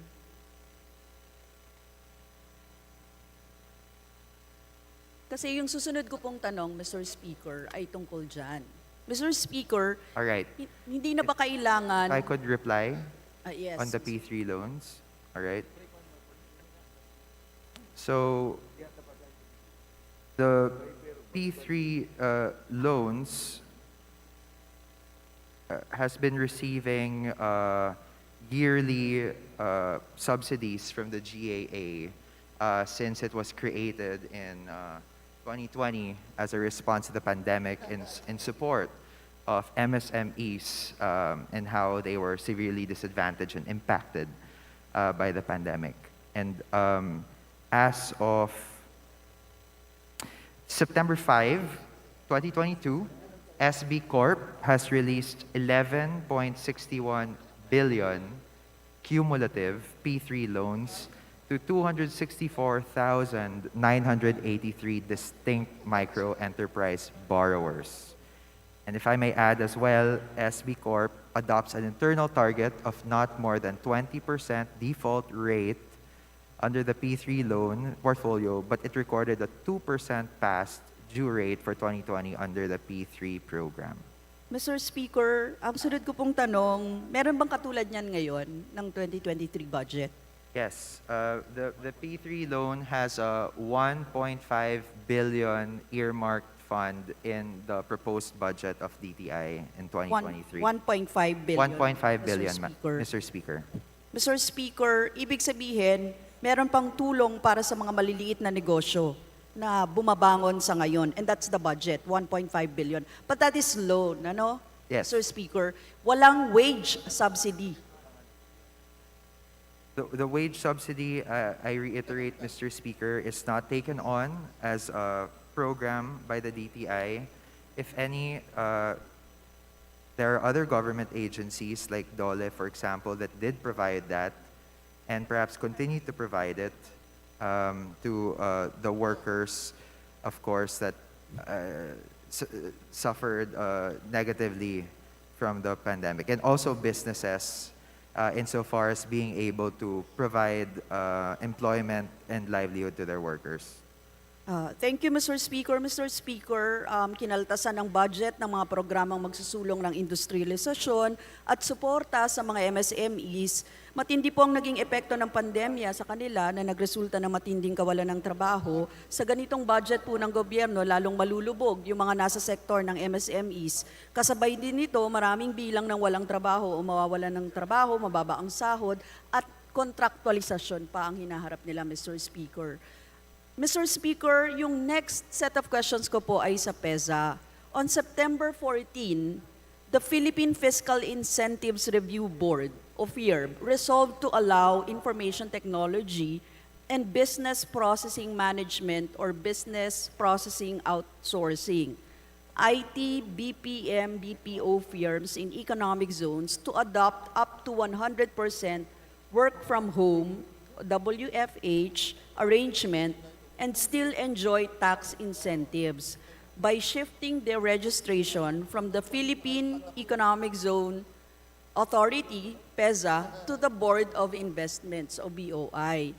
Mr. Speaker, are there registered IT, BPM, BPO companies who shift their registration to BOI? Mr. Speaker.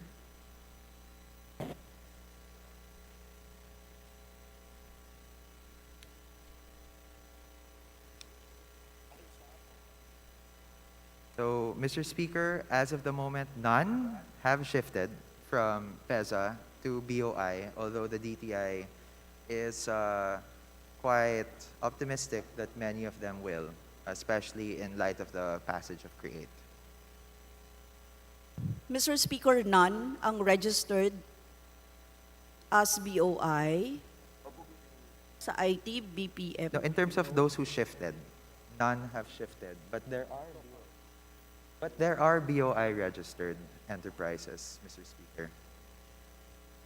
Hindi sila nag-shift to BOI. So, Mr. Speaker, the resolution has just been issued, and so perhaps each respective stakeholder is still reviewing how the incentives may be better with the FIRB and the BOI than in PEZA. So, the resolution only this September. Thank you, Mr. Speaker. Iklaro September lang 16. natin. Yeah. September 16? The resolution was released September 16, according to the Secretary, Mr. Speaker.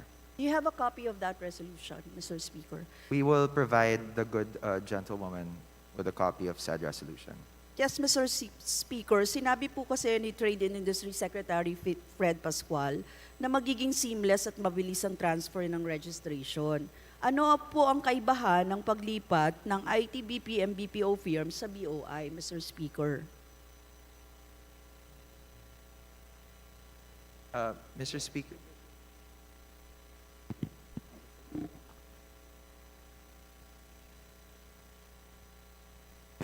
Mr. Speaker, I'll ask for a 1-minute suspension. Yes, suspended.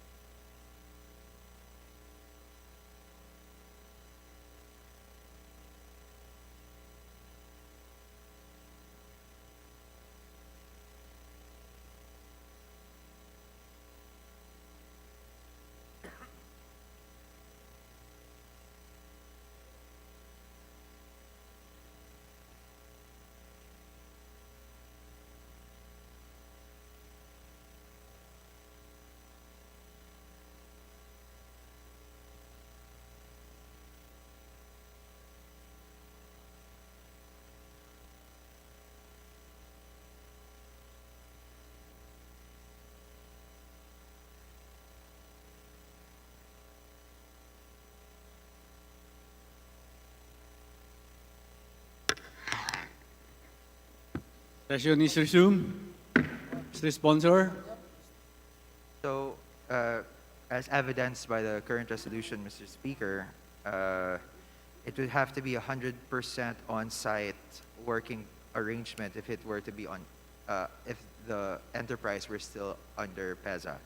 Now, if they were to shift to the BOI, of course, as endorsed also by the FIRB, then they can enjoy up to 100% work from home, which I believe is most ideal, really, for most workers now, given that the city is congested. There have been economic benefits to work from home, also empowering the regions.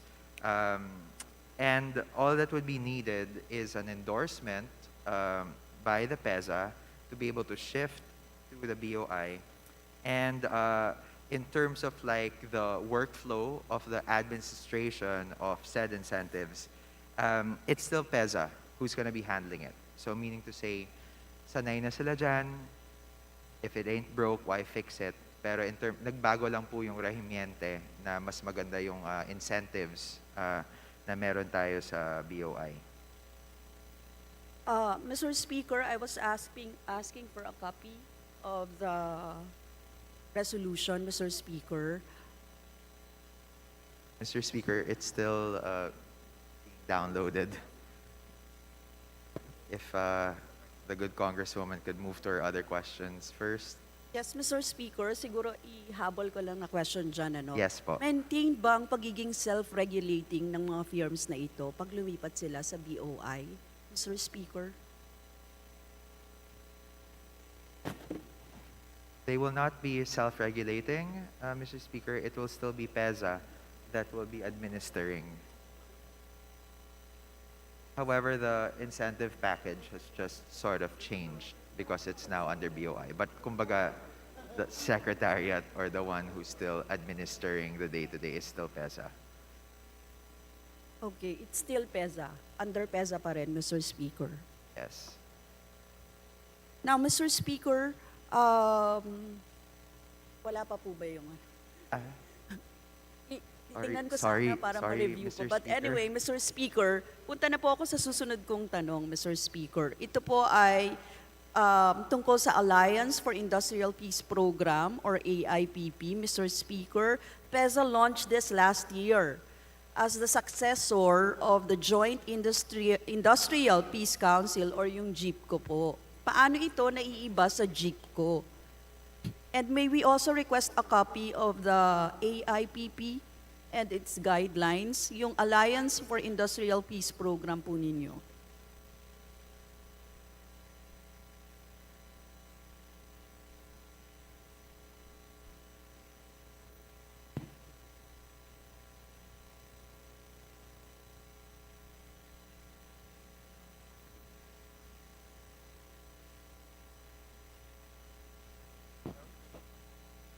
Mr. Speaker, could we kindly ask the distinguished gentlewoman to repeat her question? Please repeat your question. Thank you, Mr. Speaker. Ang tanong ko po, PEZA launched last year the Alliance for Industrial Peace Program or AIPP as the successor of the Joint Industrial Peace Council or JIPCO. Kasi dati may JIPCO eh.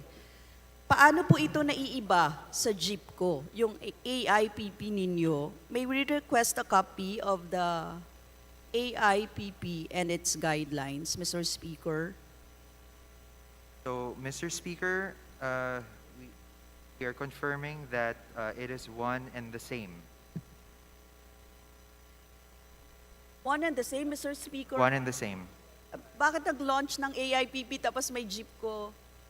Mr. Speaker, wala silang kaibahan, Mr. Speaker?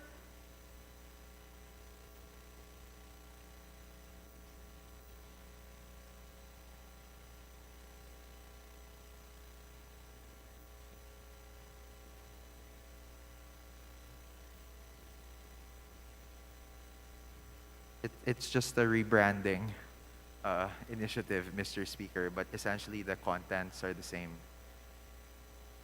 Thank you, Mr. Speaker. Mr. Speaker, gusto lang natin sabihin na yung mga manggagawa sa eco-zones, syempre meron silang reklamo dito. Would it mean more police visibility sa loob ng eco-zones para daw sa crime prevention?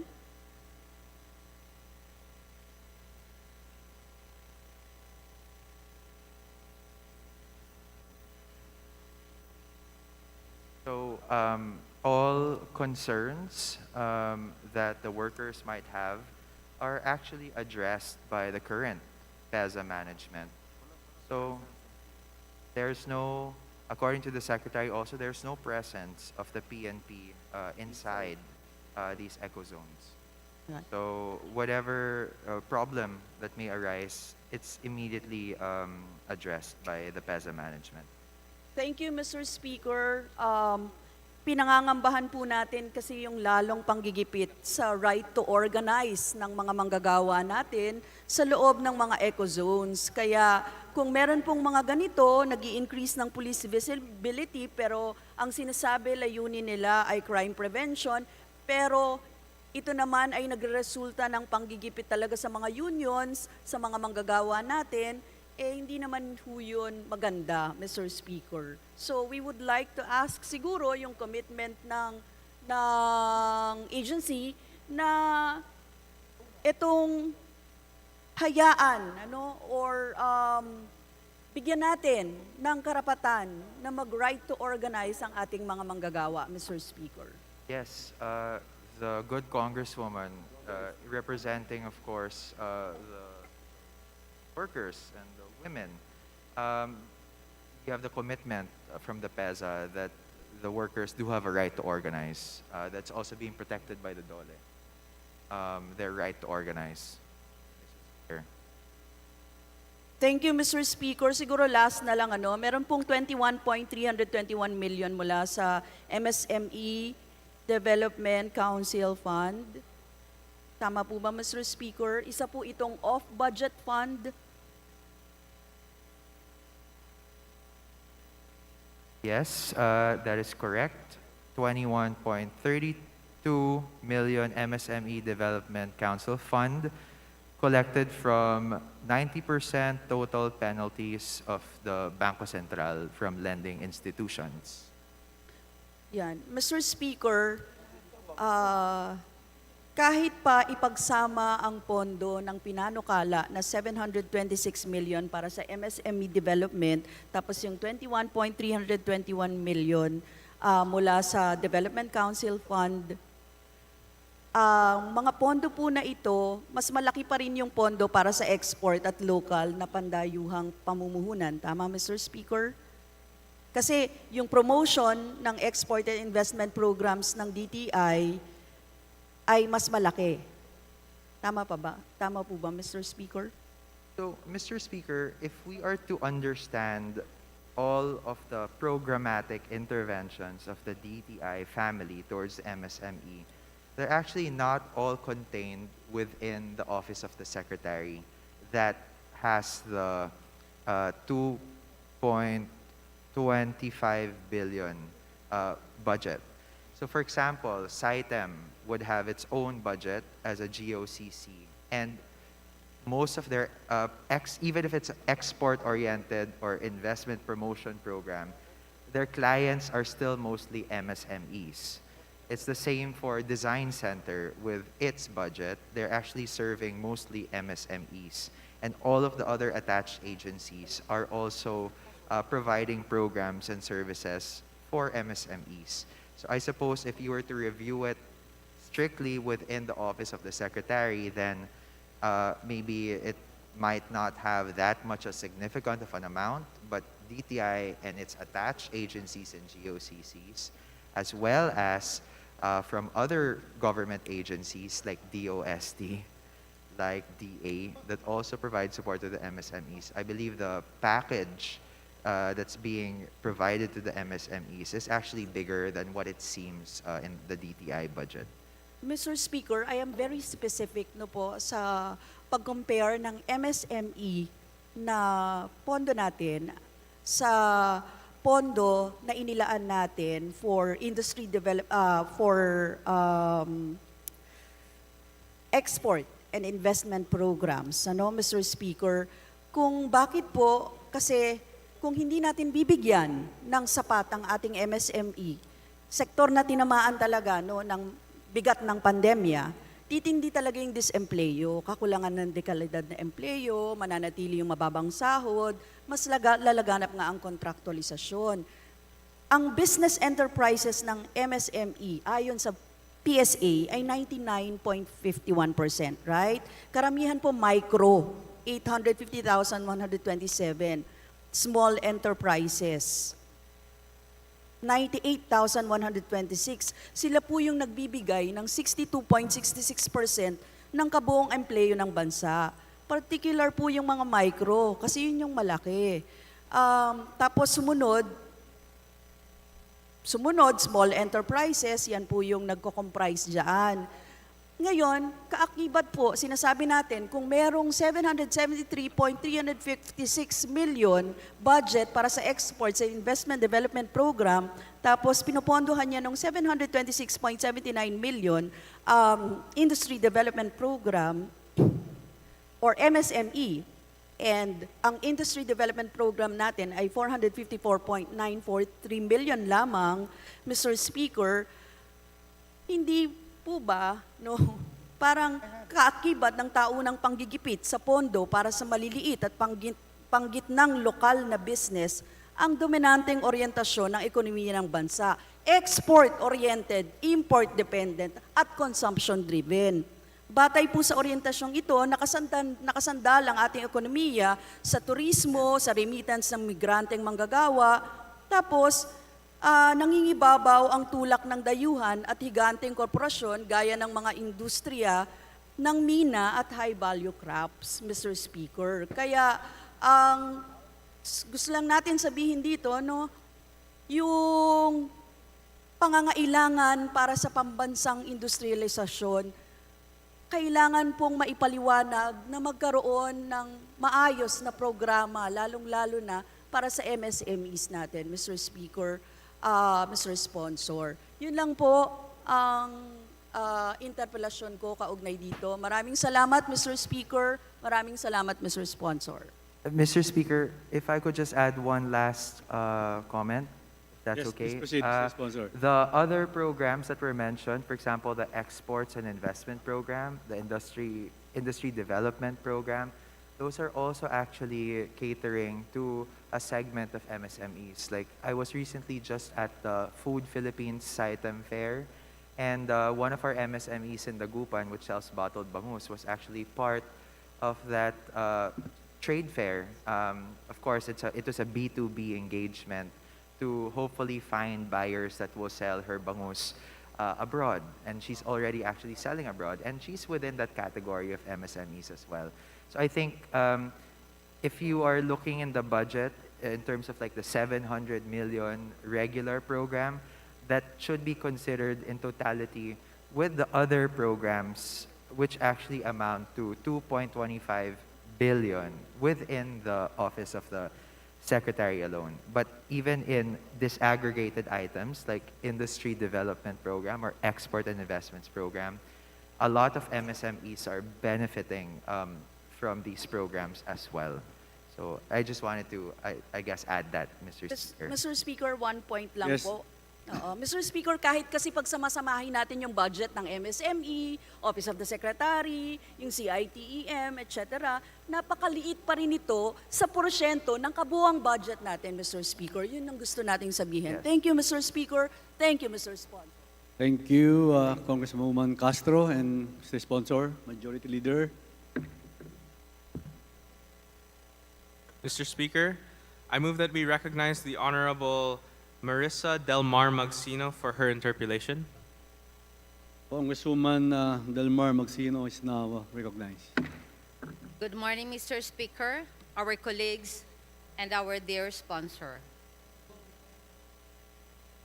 This is regarding the Department of Trade and Industry, but first of all, I would like to congratulate Secretary Alfredo Pascual for being in the leadership of D.T.I and my co-Management Association of the Philippines member and officer.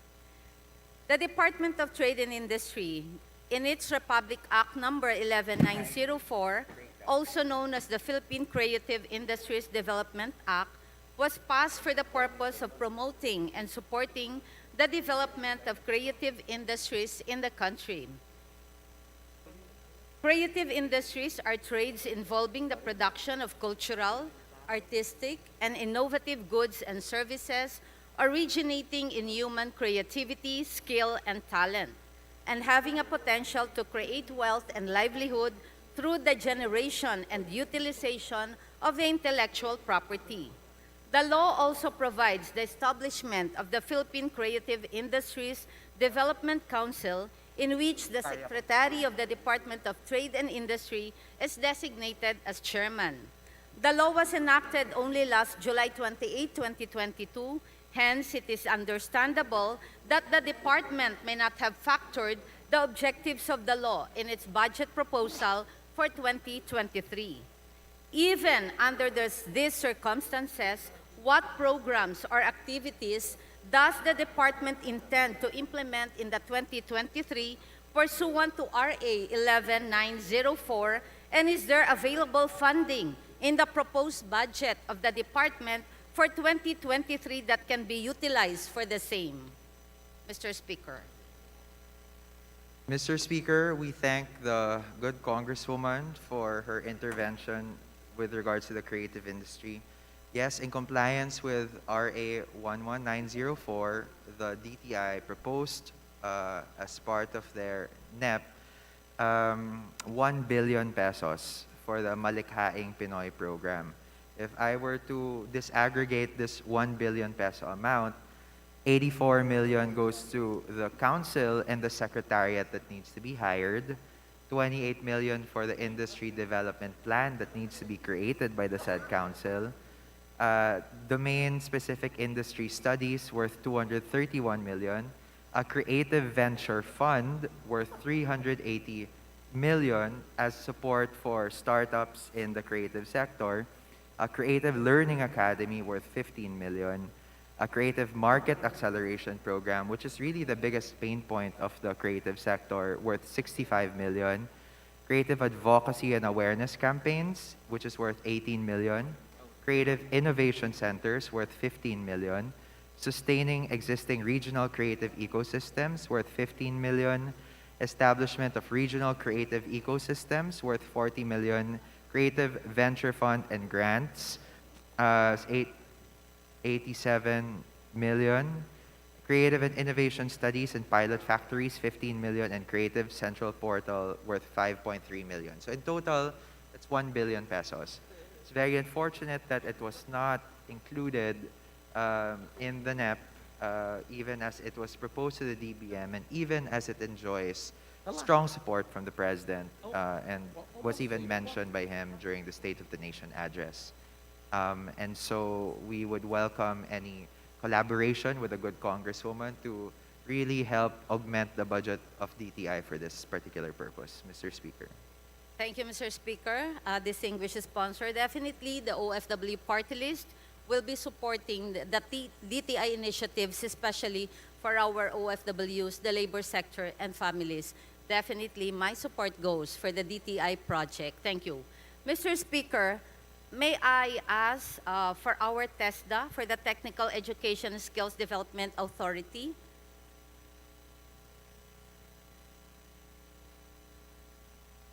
My interpellation is for Tesda.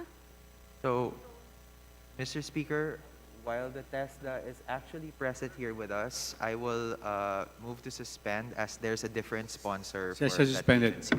Yes.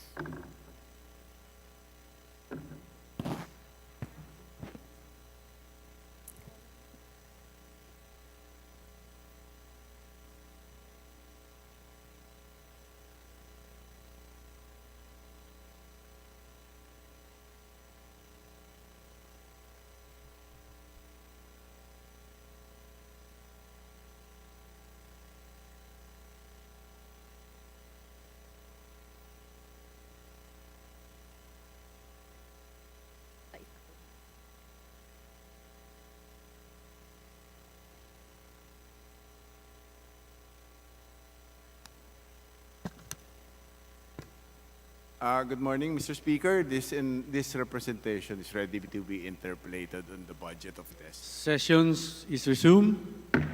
Mr. Sponsor, please proceed. Mr. Speaker, Mr. Speaker, May I ask if the dear distinguished sponsor will yield to our question from the OFW party list, my Assistant Minority Leader? With pleasure, Mr. Speaker. Please proceed, Congresswoman Magsino. Thank you, Mr. Speaker. Distinguished sponsor. For Tesda, first for clarification, the Tesda has been transferred as an attached agency of the Department of Trade and Industry to the Department of Labor and Employment by virtue of Executive Order Number 5 by President Ferdinand Marcos Jr. on September 16, 2022. But I believe this will be effective only after the budget.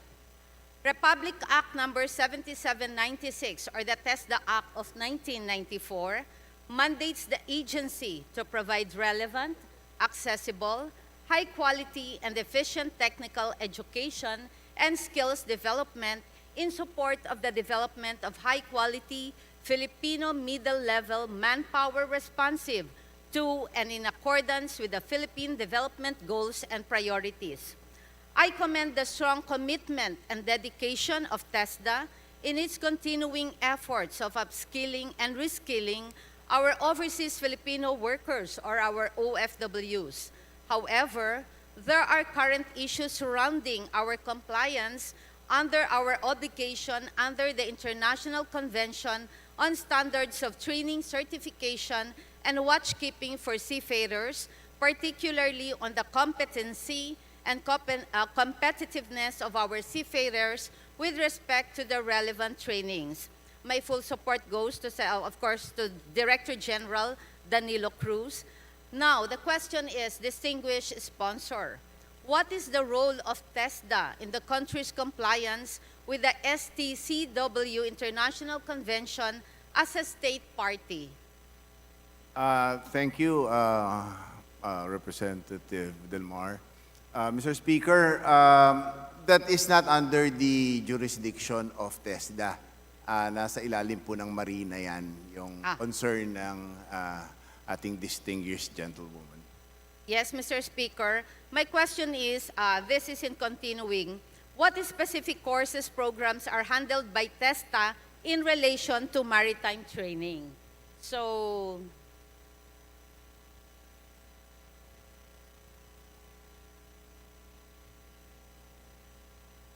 isa na.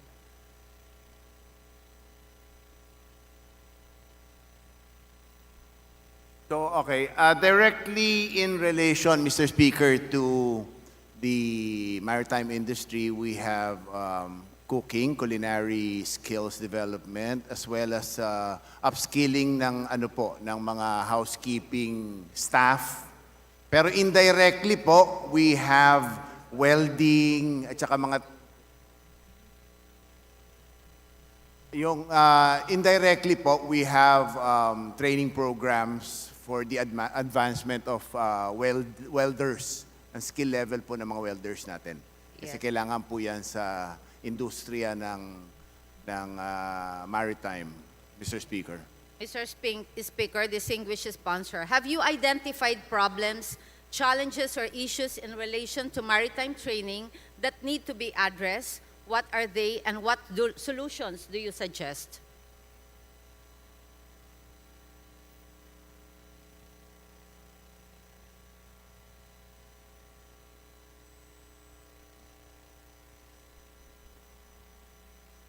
Mr. Speaker, actually, wala naman hong challenges na ma-identify na substantial dahil ang TESDA naman po ay handa na mag-cater sa pangangailangan ng maritime industries, and maybe through the intercession of the good gentlewoman, there could be suggestions as to how TESDA may be able to enhance its support for the seagoing industry, Mr. Speaker. Mr. Speaker, dear sponsor, a group of maritime agencies went personally to my office and they have a plea. I would like Director General Danilo Cruz to please take note of this, that they were saying that the courses that were given to our maritime industry, it has to be as of now, for them, it's quite obsolete. It's like an elementary school teaching a college student already. If we may ask that it has to be upgraded to a level that is beneficial for their protection also of our maritime industry, especially the MLC. They are very adamant about this MLC, and they were saying that we have been already in the sea for so many years, we are already knowledgeable on so many things, but the teachings that they are teaching is very elementary. Please let us upgrade this, please. Director General Danilo Cruz.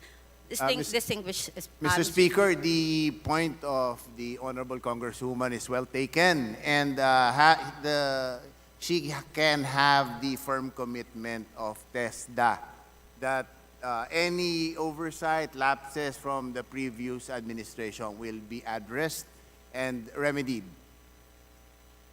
Mr. Speaker. Thank you, Mr. Speaker. Distinguished sponsor. Mr. Speaker, I am aware of the various training programs being implemented by Tesda which benefit our mahal na mga OFWs and their dependents, whether they are here or abroad. Moreover, Tesda has put up OFW desks in its field offices and in all international airports in the country to assist our OFWs on matters relating to the agency's mandate and functions. Furthermore, as reported by Tesda, in the first half of this year, 2022, a total of 5,021 OFWs had already finished various Tesda courses, and a total of 5,276 OFW dependents graduated from various qualifications only from January to June 2022. I have also been informed that Tesda has been assisting displaced OFWs, especially our leaders, under its OFW Reintegration for Skills Employment or RISE program, which is being implemented with the help of the Overseas Workers Welfare Administration or OWA and the PTTC Philippine Trade Training Center. The OFW RISE program offers returning OFWs an online course that can be accessed in the Tesda online program or TOP to enable them to transform their business ideas into business plans. These accomplishments and ongoing activities of Tesda, which undoubtedly benefit our OFWs and families, deserve our strongest support to sustain Tesda and to enable it to further expand its programs and services so as to reach out to a greater number of its clientele and dependents. I, in the OFW party list, the one Filipinos worldwide cannot do less. With that, Mr. Speaker, I express my full support to the D.T.I and Tesda for the approval of the proposed budget for 2023.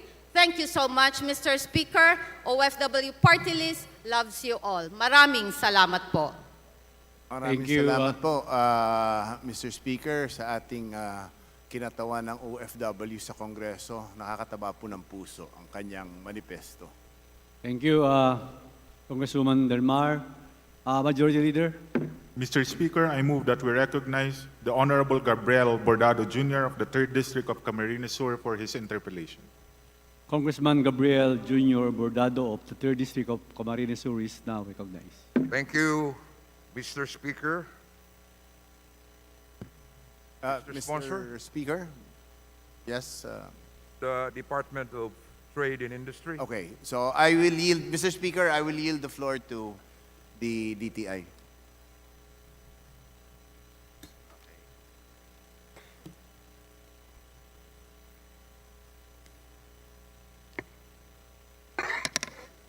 Yes, Mr. Speaker, we are ready to answer questions Yes, from the Congressman De Benesa, distinguished Gabby please proceed. Bordado. Again, thank you very much, Mr. Speaker. Actually, Mr. Speaker, Representative Arlene Brosas already tackled the MSME issue. I really cannot understand why the allocation for the MSME program has been drastically cut, notwithstanding the pronouncement made by President Marcos himself. And I quote, "As your president, I assure you that the revitalization of our MSMEs is among the administration's top priorities, unquote. Now, according to the data available in your website, Mr. Sponsor, 99.51% of the businesses in the country are MSMEs. Is this correct, Mr. Yes. Sponsor? Yes, that is correct, Mr. Speaker.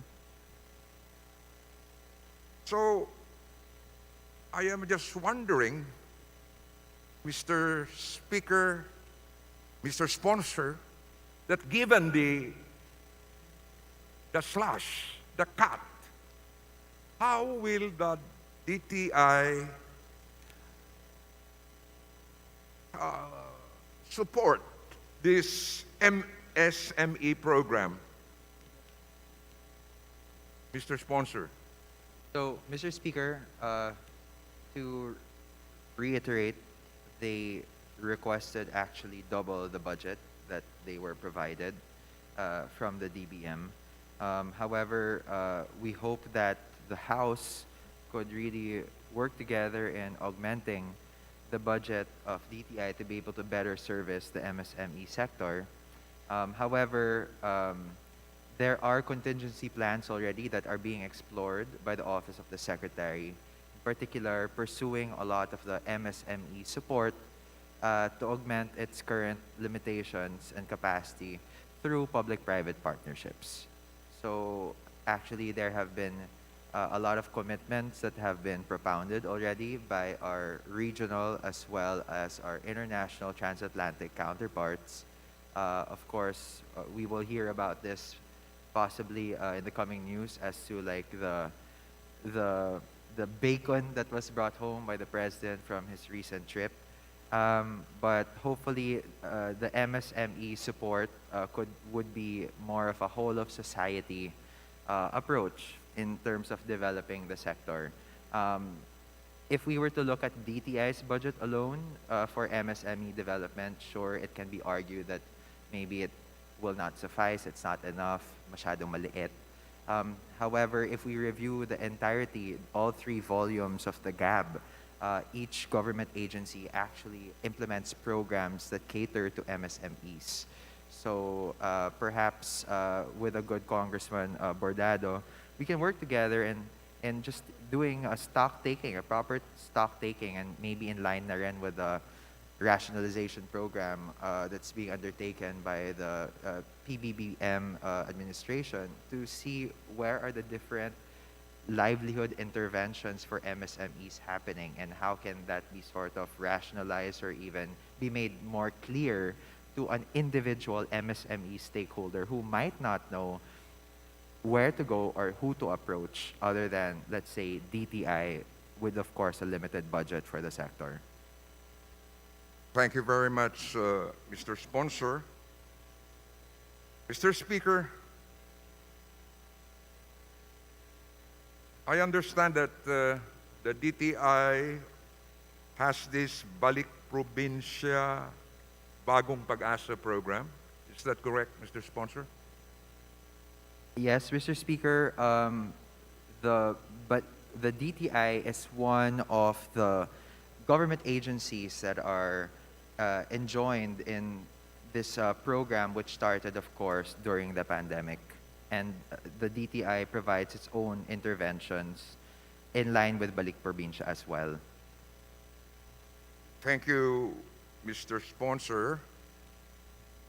Let me direct my question to the Tesda. Thank you very much, Mr. Sponsor. Thank you.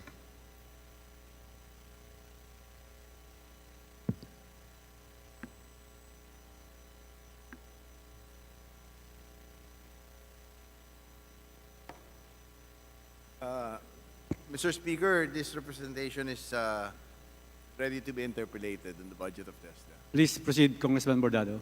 Thank you, Mr. Speaker. Mr. Speaker, Mr. Sponsor, I only have one question. has the Tesda resolved the 2018 snafu? Mr. Speaker, if the good gentleman is referring to the toolkits, Yes, Mr. Speaker, Mr. Sponsor. that is under litigation currently, and I'm sorry to say that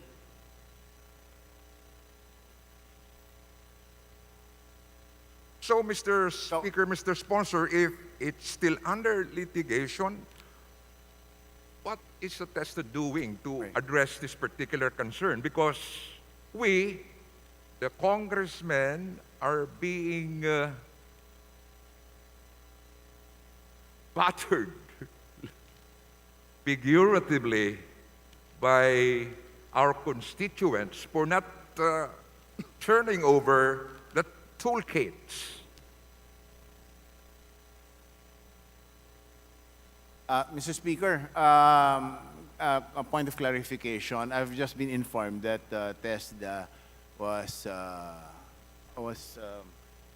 given a favorable decision by the courts pertaining to the issue of the toolkits.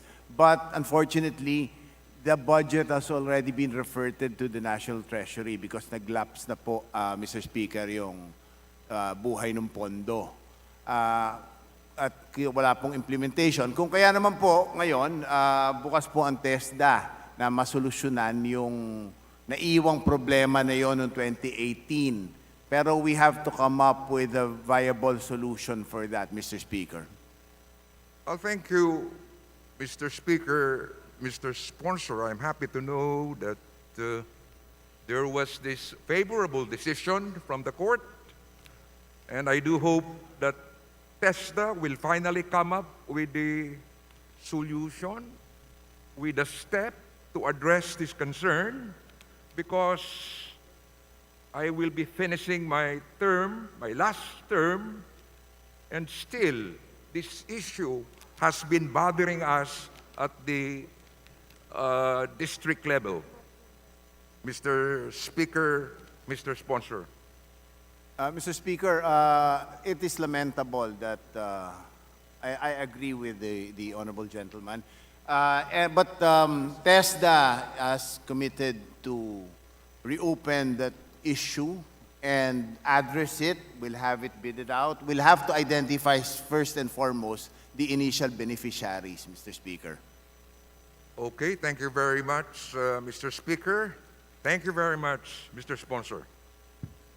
Thank you, Congressman Bordado, Mr. Sponsor. Majority Leader. Mr. Speaker, I move that we recognize the Honorable Franz L. Castro of the ACT Teachers Party List for her interpellation. Congresswoman Franz L. Castro is now recognized. Thank you, Mr. Speaker. Thank you, Majority Leader. Magandang umaga po sa family ng DTI, ng Tesda, at syempre sa ating distinguished sponsor. So isa lang po ang tanong ko, sa Tesda lang po ako magpo-focus, Mr. Speaker, ng aking mga katanungan. Una sa lahat, gusto ko magpasalamat sa Tesda doon sa binigay nilang sa akin na report para malinawan ko yung ilang mga question that I profound during the briefing. So meron lang po akong ilan na Mr. Speaker, ilan din maika-clarify. As regards to the so yung una, yung 39.8 million project na pinasok ng Tesda dito sa sinasabi natin yung sinasabi nating project nila, ito yung Biometric Enabled Scholarship Registration Management System or the BSRS. So siguro, Mr. Speaker, distinguished sponsor, para sa kaalaman ng publiko, ano po ba itong project na to na BSRS?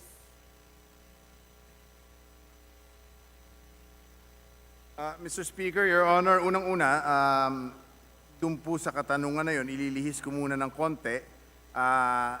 Abisuhan ko na po si Honorable Franz Castro na through the initiative of the Director General Danny Cruz, ito po'y nag-undergo na ngayon ng COA Special Audit. And we will provide the Honorable Castro with the appropriate COA reports once it is concluded. Pagdating po sa project na iyan, yung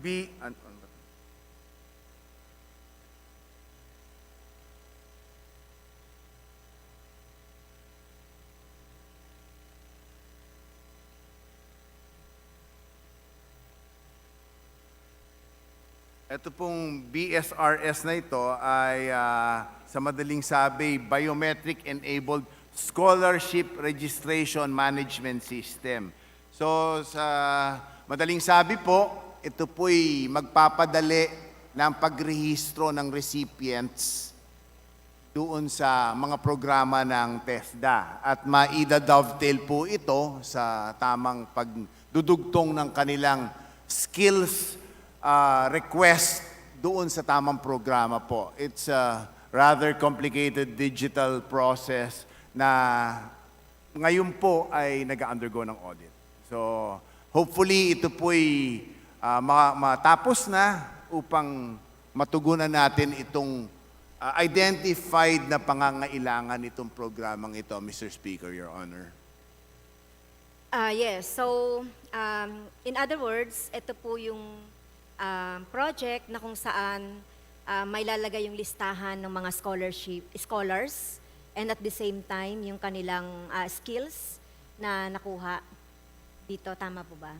Tama po, Mr. Speaker. So wala po bang ibang program ang Tesda kaugnay nito sa tinagal-tagal na nagpo-provide ng scholarship ang Tesda ay wala po ba? Ano po ba yung nangyari?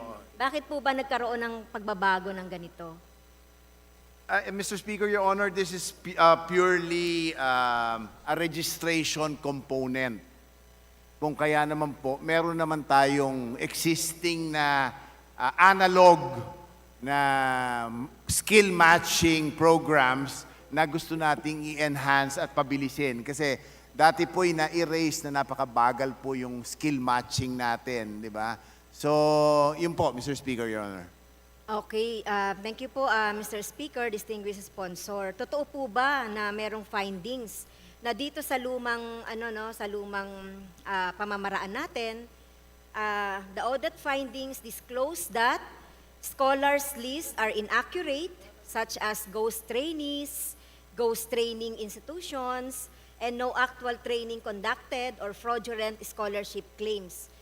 Tama po ba na may mga ganong problema doon sa dati nating program? Meron, Mr. Speaker, Your Honor, nakakalungkot po, pero merong mga ganoong reports at findings. Kung kaya naman po, itong BSRS is primarily keyed to address and prevent ghost scholarship awardees, Mr. Speaker. Yes. So, may mga ganito na anomalya or mga nakakalungkot na pangyayari kaya meron tayong BSRS. So ito na nga po, meron tayong BSRS na binayaran ng 39.8 million project. So parang ganito to, meron tayong i-install halimbawa na system or monitoring system. Pero ang problema, Mr. Speaker, kagaya ng tinanong natin nung nakaraang briefing, binayaran ito ng buo ng nakalipas. So tanong ko lang, Mr. Speaker, sino yung dito, Sino yung nagbayad ng buo at sino yung nagbigay ng authorization? At itutuloy pa ba itong project na ito?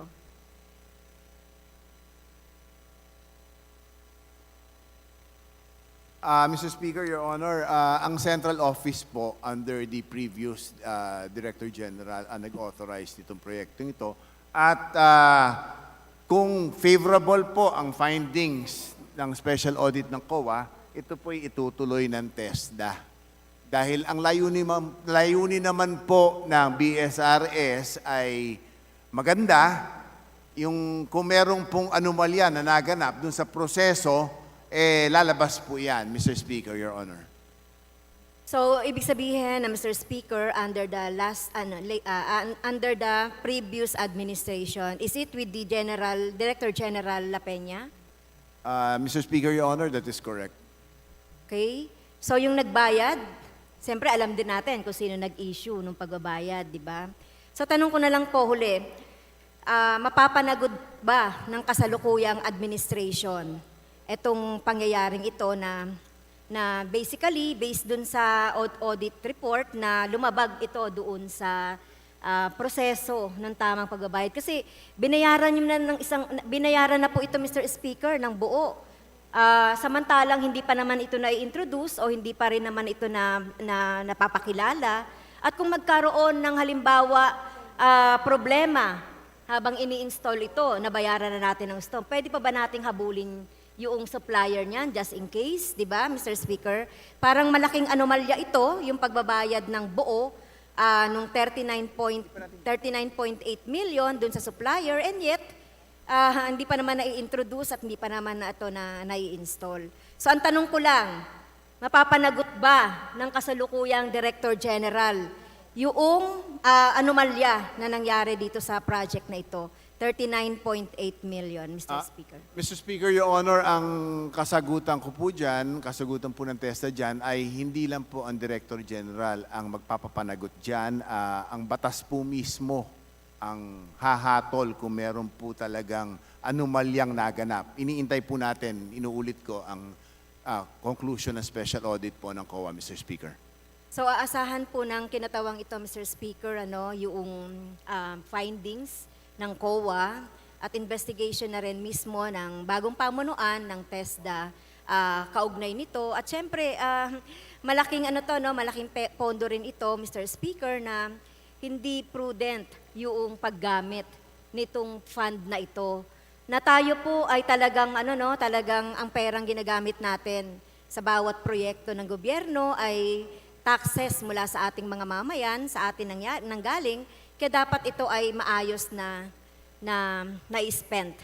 Tama po ba, distinguished sponsor? Tama po yun, Mr. Speaker, Your Honor. Okay. Pangalawa po, Mr. Speaker, yung kaugnay doon sa ni-raise din natin na doon sa NCR. Yung NCR na training daw, Mr. Speaker, nitong Urban Community Agricultural Project at Barangay, may iba-iba na project. Basically, PRLEC NCR Urban Community Agriculture Project or Urban Gardening na nilunsad ng NCR in connection doon sa recommendation ng NTF-LCAC. So sinasabi natin dito, Mr. Speaker, ito, binigay sa atin yung total number of trainees.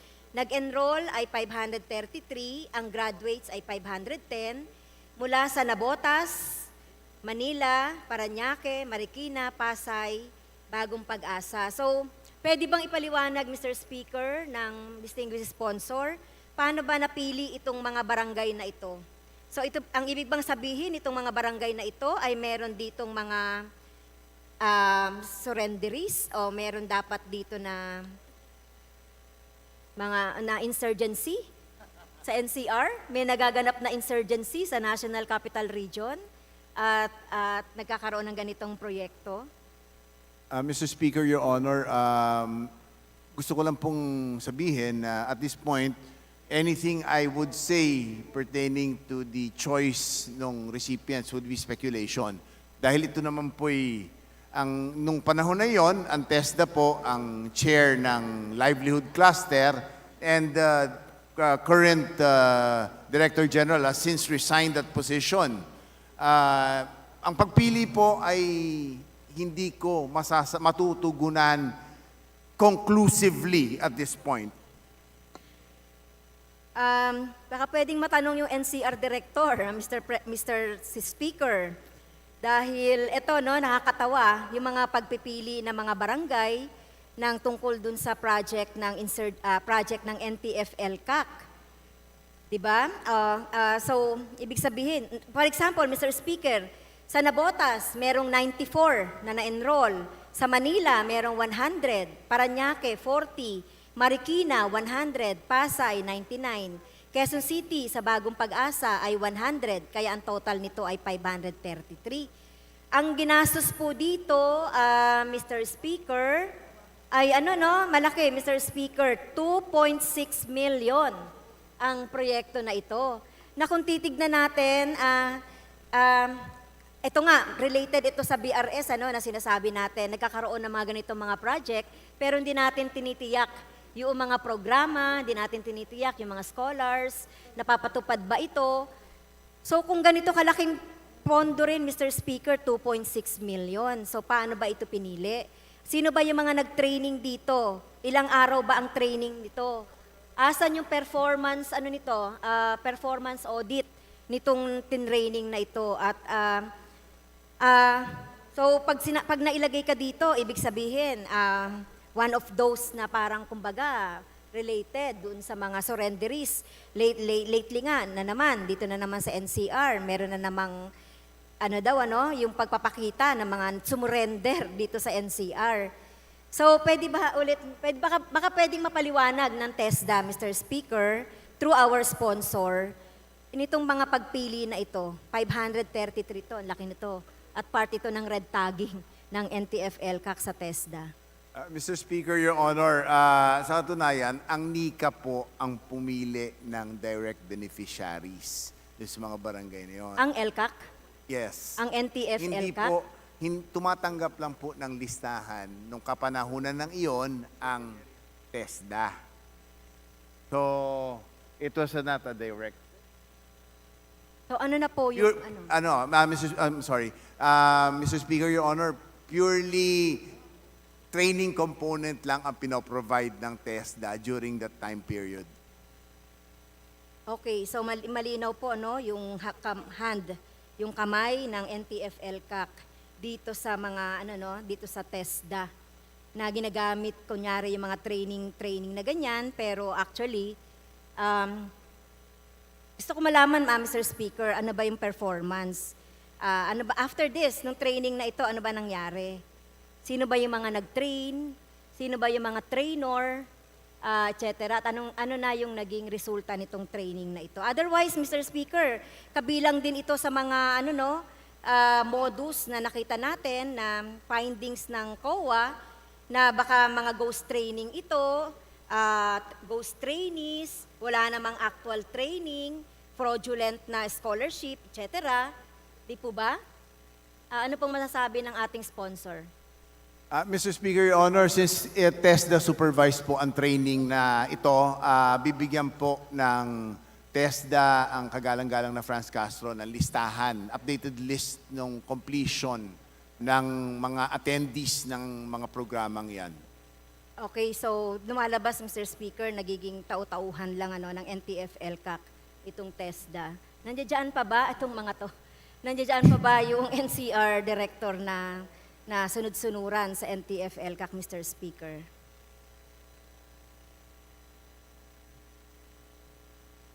Mr. Speaker, Your Honor, the current NCR director is the same as the previous one na binanggit ng kagalang-galang na Franz Castro, Mr. Speaker.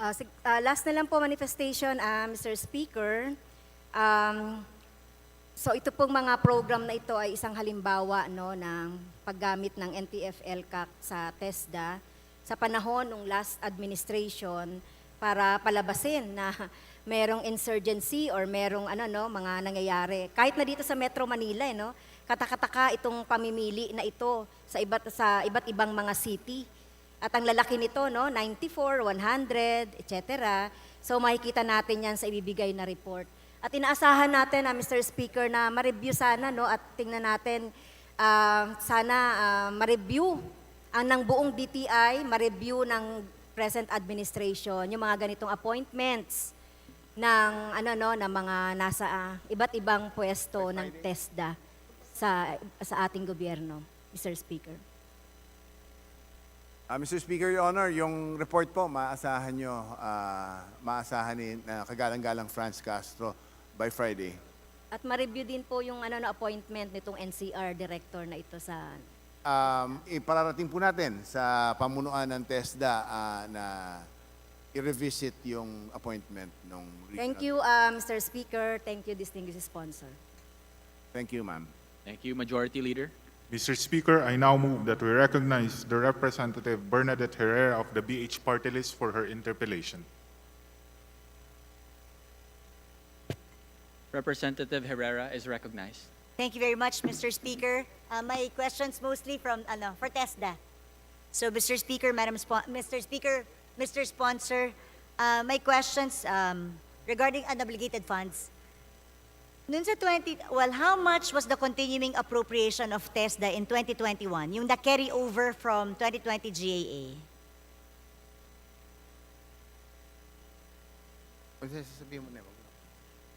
Mr. Speaker, Your Honor, 2.7 billion approximately. Ano kaya ito? Kasi dun sa, according to the 2023 NEP, ang na-continue was 1.920163000. Pero according to the COA audit of 2021, it's 1.852455818. So why the discrepancy? At saka yung sinasabi nyo is 2 billion, so mas lalo na po akong nalito. Why do we have 3 figures now? Hindi po nakasama dyan, Mr. Speaker, Your Honor, yung allocation for capital outlay. So, Mr. Speaker, ano po yung na-continue? Is it the 1.9 billion or the 1.8 billion or the 2-point-something billion that you just mentioned? Mr. Speaker, Your Honor, itutuloy po, continue appropriation po yung buong 2.7. Yung component po ng capital outlay is or over a little bit less than 800 million, Mr. Speaker, Your Honor. So, 2.7 yung total. Yes, Mr. Speaker. Ano po yung mga projects related to this? Mr. Speaker, Mr. Sponsor. Yung training scholarship programs po component comprises the 1.8 billion. The remainder comprises the capital outlay component, Mr. Speaker, Your Honor. Thank you. Thank you for that. So marami pa tayong pending na for scholarships. Is that correct? Tama po yan, Mr. Na available for continuing appropriations.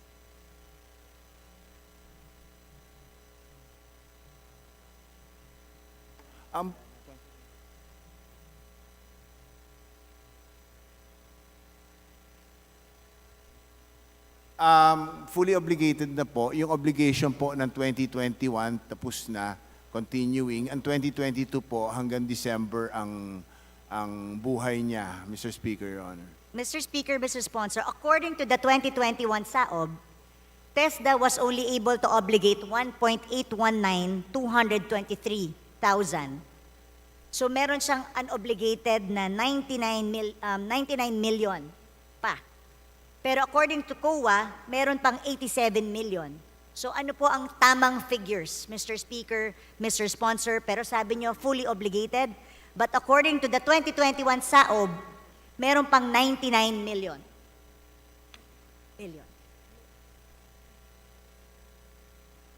Pero kaya lang.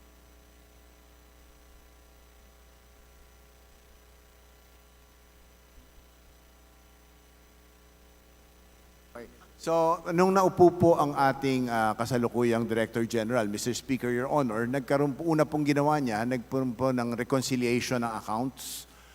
Yung pong binabanggit ng kagalang-galang na B.H. Herrera ay fully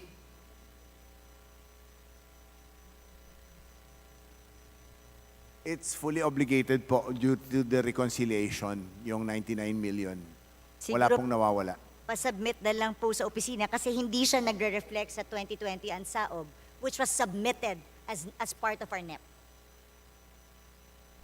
Kaya po, merong, Mr. Speaker, Your Honor, kaya nga po, napansin na rin po dati yan, kaya naman unang-unang ginawa ay magkaroon ng reconciliation. Pero tutugunan po ng TESDA ang kahilingan ng ating kagalang-galang na Bernadette Herrera. Pero Mr. Speaker, Mr. Sponsor, hindi ba dapat na-revert back to because this is a 2020 continuing appropriation?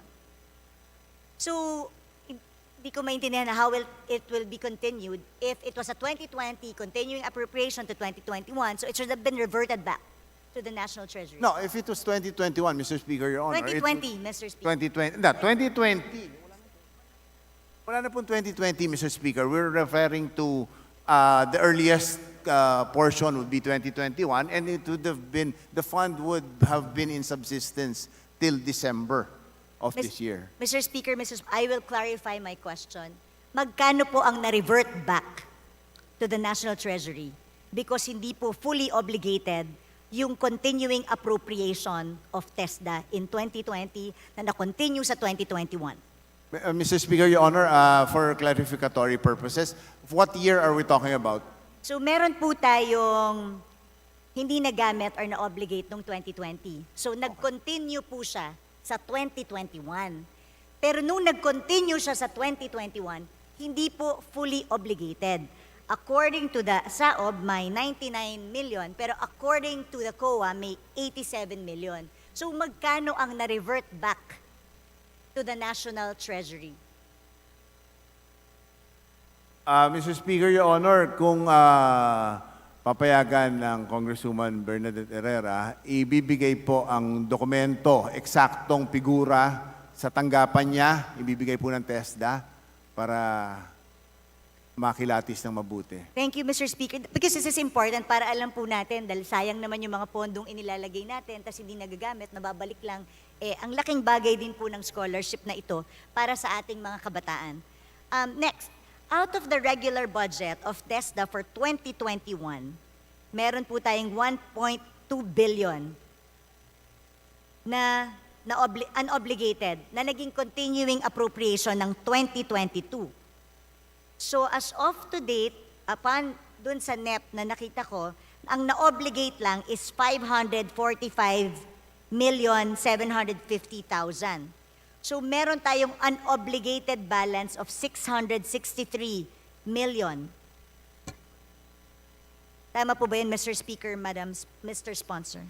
Mr. Speaker, Your Honor, ang naging kasagutan po dyan ng previous administration ng TESDA ay dahil pandemic, nahirapan po sila. Pero pag-upo po ng ating bagong Director General, na ipa-obligate po natin ang at what rate?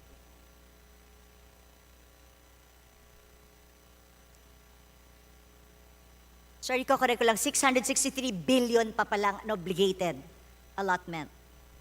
Unobligated balance.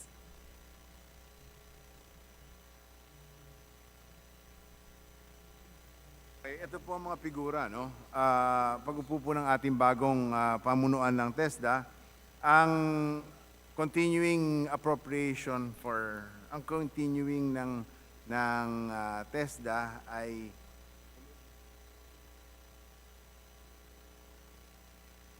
Mr. Speaker, Mr. Sponsor, para hindi po tayo humaba. Tinatanong ko lang po kung tama ba na unobligated pa rin ang 663 billion as of to date? Because as of NEP, 663 billion pa po ang hindi na-obligate ng TESDA for the 2022 budget, and we have 3 months away until December 2022.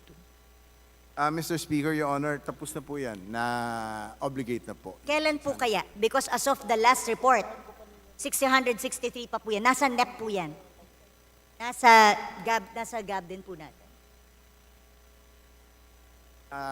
Approved na po ang mga QM ng mga programang yan. Kung 99% approved na po ang mga QM ng mga programang yan as of today. So maybe by the end of the week, it will be fully downloadable. Mr. Speaker, Mr. Sponsor, baka pwede pong bigyan na lang ng kopya para po makita po natin. Kasi syempre from the report that we are discussing and then as of to date, parang hindi ko alam kung ganun natin kabilis na ubos yung 663 billion pa po. Million po. Million, siya. Mr. Speaker. Bibigyan po, tutugunan po ng TESDA ang kahilingan ng ating kagalang-galang na Bernadette Herrera. Thank you. Ito pong year na, meron pa tayong agency-specific budget na ang na-obligate natin is 6.3 billion. Out of the 13.697 billion allotments for 2022, 6 billion pa lang po ang 6 billion ang unobligated. 6.3 billion obligated, meron pang 7.335 na unobligated as of to date.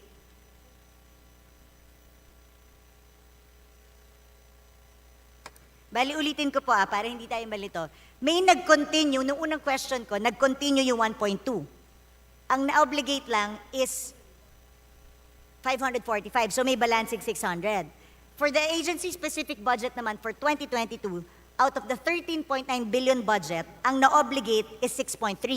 Meron pang 7 billion. So pag inad ko yon, ang total available budget ng Tesda na hindi pa na-obligate is 7.9 billion pesos.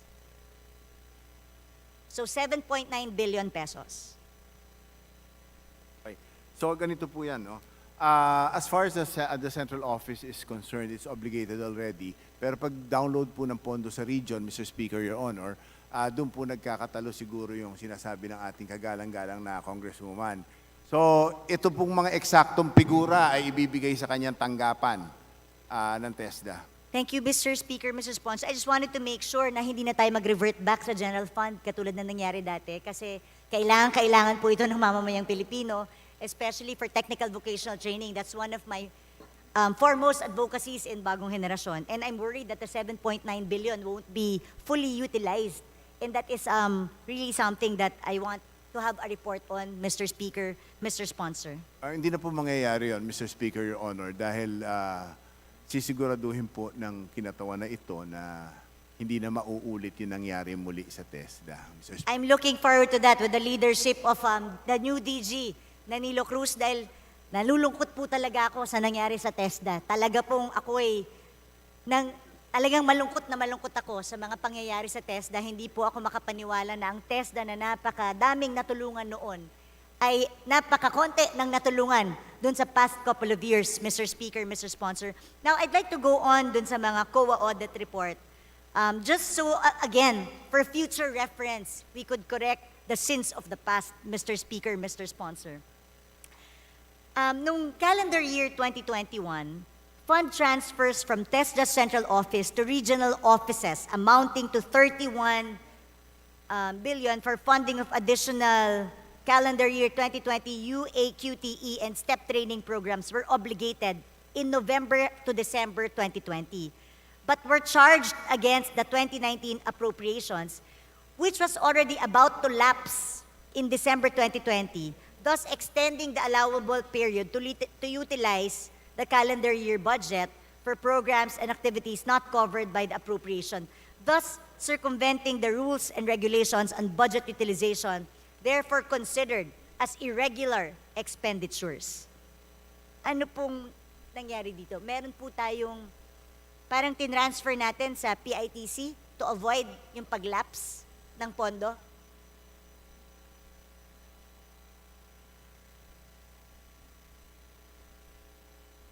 Tama naman po yung sinabi ng ating kagalang-galang na kinatawan. Yan po'y inilagay sa PITC at hindi po nagamit ng tama, nasayang po ang pondo na siyang nag-revert na po sa Treasury ngayon, Mr. Speaker, Your Honor.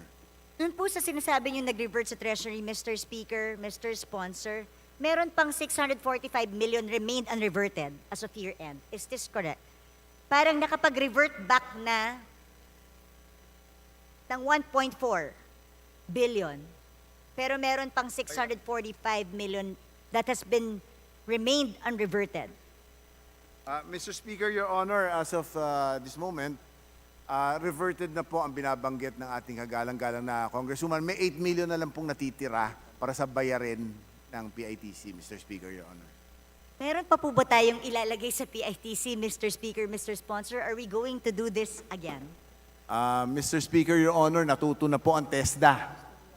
Nagastusin ang kanilang sariling pondo sa kanilang sariling pamamaraan, Mr. Speaker, Your Honor. Salamat naman po kung gano'n, Mr. Speaker, Mr. Sponsor, dahil pag nagre-revert back po tayo ng 1.4 billion, actually, ang na-revert back po natin is 2 billion. Parang napakalaking injustice po. Napakalaking injustice para sa mga kabataan po natin. This can never happen again. This is 2 billion na hindi napakinabangan ng mamamayang Pilipino. Meron pa po ako isang point na kailangan iput forward, yung deficiencies in the outsourced procurement of starter toolkits, excessive approved budget for the contract ABC. Sinasabi nila yung Tesda's excessive approved budget for the contract ABC for the procurement of starter toolkits ranging from 55 to 60% had resulted in excessive fund transfers to PITC amounting to 1.1 billion and also indicates a possibility that prior year's procurement of toolkits was overpriced due to excessive ABC. Mr. Speaker, Your Honor, lahat po yan ay na-revert na sa Treasury. Hindi po napakinabangan ng taong bayan yung pondong yan, Mr. Speaker, Your Honor. Sumasakit po yung dibdib ko, Mr. Speaker, Mr. Sponsor, na meron tayong ganitong kalaki na naibalik sa National Treasury. Pero ano po bang nangyari na doon sa mga tao na may kagagawan nito, Mr. Speaker, Mr. Sponsor? Mr. Speaker, Your Honor, obviously, bago na po ang pamunuan ng Tesda, wala na po silang lahat ngayon. So, makakaasa po ang kagalang-galang na kinatawan Bernadette Herrera na ito po'y hinding-hindi na mauulit sa Tesda. Dahil ako po'y kaisa nyo sa pagbabantay nito. Katunayan po ay, alam nyo ang katunayan, Mr. Speaker, Your Honor. So yun lang, Mr. Speaker, Mr. Sponsor, I just really, this is no laughing matter. This is a serious matter that we have to look into. Kaya sa Tesda family, please make sure na hindi na po ito mangulit. Kami po sa minorya, magbabantay po kami para siguraduhin na ito ay hindi na mangyayari ulit. Lalo na excessive pricing, yung padding ng presyo sa toolkits. Medyo hindi ho siya katanggap-tanggap. Kaya kung meron pa pong natitira sa Tesda na parte po sana ng conspiracy na ito, tanggalin na po natin sila. Mr. Speaker, Mr. Sponsor, they don't have a place in Tesda. Kung meron pa po kahit gaano kaliit na pwesto dyan, na nandiyadyaan pa rin po ang marka ng kanilang kamay, please, they don't have a place for the education sector of our country. Kaya sana po, Mr. Speaker, Mr. Sponsor, let us do something about it para nang sa ganun, hindi na maulit that we revert a lot of funds para sa scholarship ng TESDA at STEP toolkits ng ating mga kababayan. Can I have your assurance, Mr. Speaker, Mr. Sponsor, that lahat ng involved dito ay wag na natin payagan na manatili sa TESDA? Mr. Speaker, Your Honor, this representation fully supports the position of the Honorable Bernadette Herrera D. and is one with the minority in ensuring that these personalities will be weeded out completely from the organizational structure of TESDA. Mr. Speaker, Your Honor. Mr. Speaker, Mr. Sponsor, maraming salamat po. I am looking forward to the great leadership of our new Director General, Danilo Cruz. Sana po, bumalik na po sa dating glory ang TESDA para mas marami pa po tayong matulung mga kababayan natin, lalo na ang mga bagong henerasyon. Maraming salamat at magandang umaga po. Thank you very much. Majority Leader. Mr. Speaker, I move that we recognize the Honorable Paul Daza, our Secretary, our Senior Deputy Majority Leader, Minority Leader, for his interpellation. Representative Paul Daza is recognized to interpolate the sponsor. Thank you, Mr. Speaker. Good afternoon to my colleagues and to our friends from the D.T.I. Will the sponsor yield? Absolutely, Mr. Speaker, Your Honor. My first question is in general. It's really more of an avenue to support the D.T.I. As most of us know, a few years ago, we passed the Ease of Doing Business law, which created the ARTA, the Anti-Red Tape Act. From what I recall, that the chairman of the board of ARTA is no less than the D.T.I secretary. And I wanted to ask the D.T.I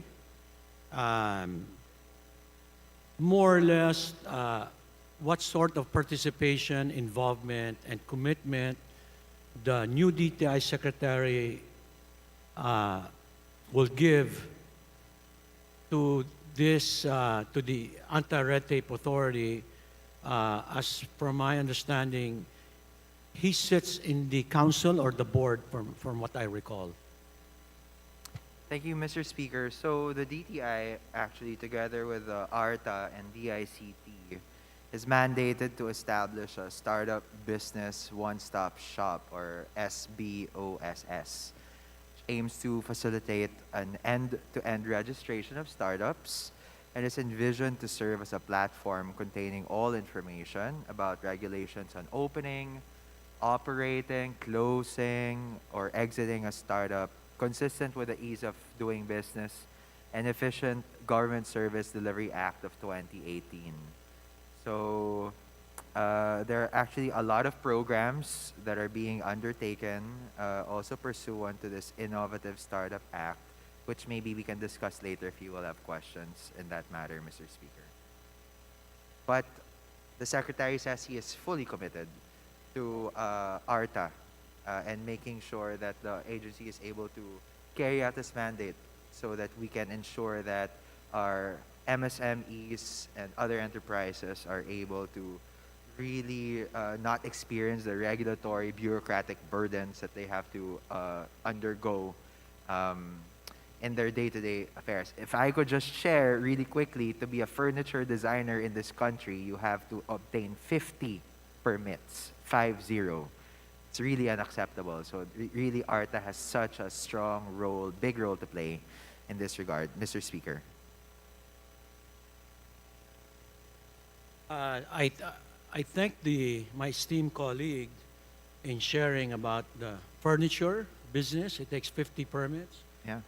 To start a housing development in this country, you need to go to 27 offices,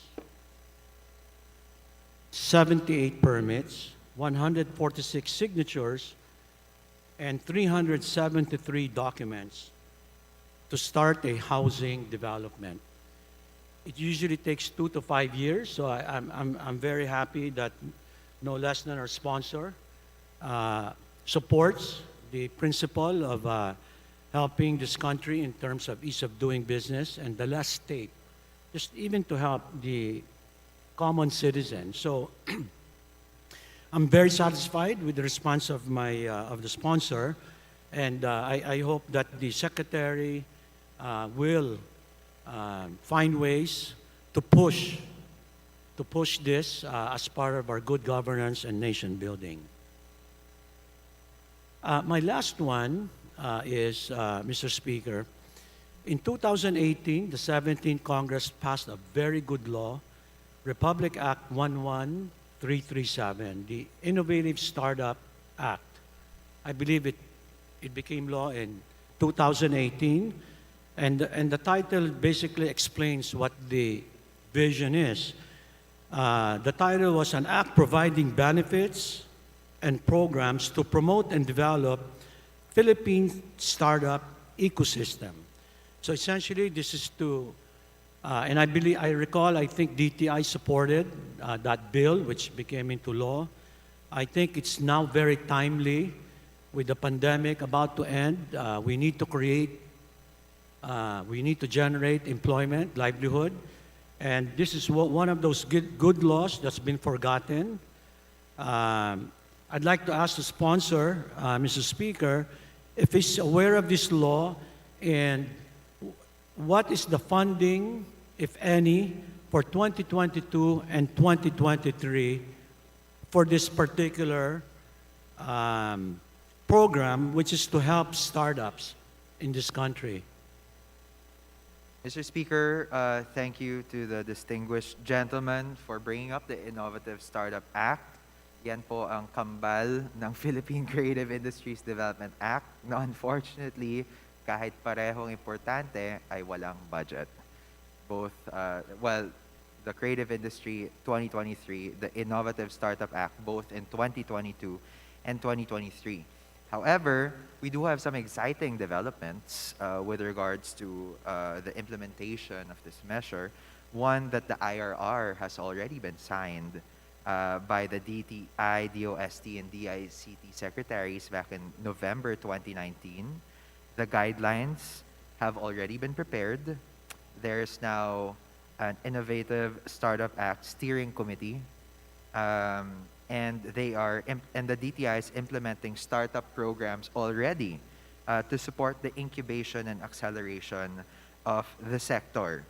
So those were some of the programs that I would mention earlier. If the good gentleman would like to hear some of them, what the programs are for startups? No, in the interest of time, there's Okay. no need, Mr. Speaker. We'll just submit, Mr. Speaker. Yeah, please submit. I'm very happy to hear that. I thank our friends from the D.T.I.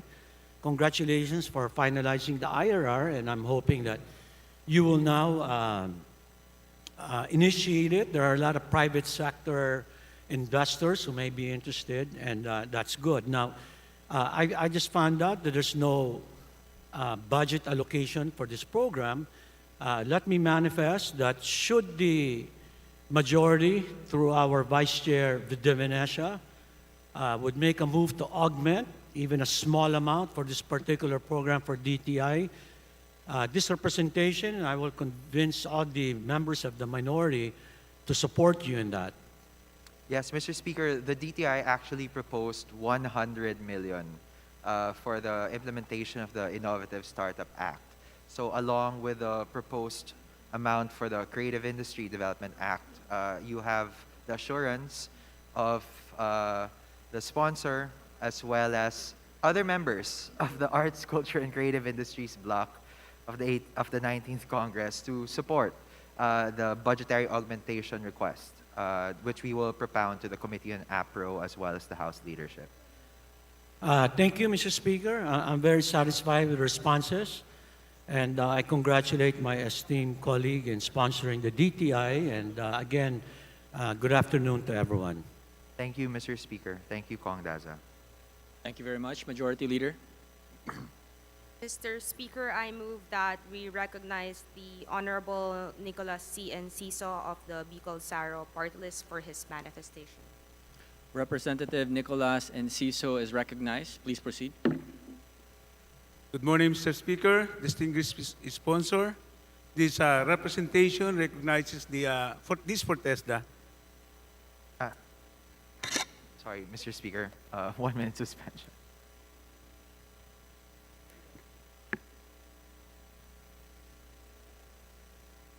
Mr. Speaker, Your Honor, para po kaming kambal ni Congressman De Venecia nito. Dapat siguro magkatabi na kami. Mr. Speaker, Your Honor, this representation is ready to be interpellated on the budget of TESDA. Mr. Speaker, this representation recognizes the indispensable contribution of TESDA in educating our countrymen. Lalo sa amin sa Bicol, napakaraming natutulungan ng TESDA sa pamamagitan ng trainings and scholarships. These trainings directly help and impact our countrymen. Isipin mo, pagkatapos sa TESDA, may trabaho agad. I understand that TESDA has unobligated funds and as previously explained, natuto na ang TESDA na gumastos. Kailangan pa ba ng increase in budget? If yes, why? And how will this increase in allocation be spent? Mr. Speaker, Your Honor, nagpapasalamat po itong kinatawan na ito kay Congressman Enciso sa kanyang sinabi. Sa katotohanan po, kailangan talaga ng TESDA ng augmentation sa pondo. Dahil kailangan natin mapalawig ang ating mga scholarship programs, diploma courses, and the TESDA is currently in the process of rebranding. Kung kaya naman po ito'y hindi na magiging secondary choice. Ang gusto po ng ahensya ay maging primary choice pag namimili kung mag-universidad o magkukuha ng kurso sa Tesda. Ito po'y gusto natin na maging source of pride ng mga beneficiaries. Hindi po yung hindi lang makapag-aral, hindi makakuha ng trabaho. Ito po'y, it will become a matter of choice to choose Tesda. Mr. Speaker, Your Honor. Very much satisfied, distinguished sponsor. Maraming salamat po, Mr. Speaker. Thank you very much. Thank you very much. Majority Leader. Mr. Speaker, I move that we recognize the Honorable Philemon Espares of the Co-op NATCO party list for his manifestation. Representative Philemon Espares is recognized. Please proceed. Thank you very much, Mr. Speaker and Mr. Sponsor. Good noon. This is all about the D.T.I and the CDA. Mr. Speaker, thank you very much for providing me the data as requested during the budget briefing of the D.T.I last time. So, this is more particular on the professional services under the OSEC, which they have provided to me. And I have seen and observed, Mr. Speaker, that the bulk or the budget lies more on the legal services, consultancy, and other professional services. So the legal services, the figure around mga 800 million, no, nearing to 1 billion under the office of the OSEC. So my question, Mr. Speaker, is that how many lawyers are involved for this particular budget, no, being utilized by the Department of Trade and Industry under OSEC office?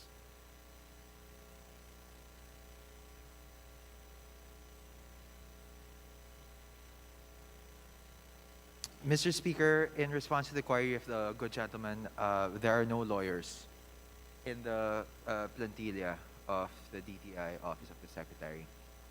Mr. Speaker, Mr. Sponsor, the explanation here are the cost incurred, no, for the legal services rendered by other government agencies and even the private lawyers, excluding the legal defense expenses. So meaning to say, in the office of the OSEC alone, you spend for the professional services of around nearing 1 billion for these legal services. So, as a neophyte, of course, parang na-intriga din tayo, no, na ganito pa kadami ang problema with the office of the OSEC lang pinag-usapan natin dito, not even in the different regions, no. So, that's why parang na-intriga rin tayo. So, I'm just really asking, no, na out of this cost, kasi lawyers naman to, ilan ba ang nakontrata na mga lawyers on this? Kung hindi man ito talagang nasa plantilla, of course, kasi professional services, no? Which is, you spend legal services. This is based on the CUA audit na, ha?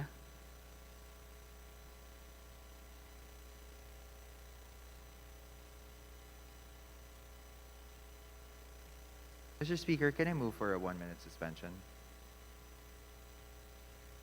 Session suspended.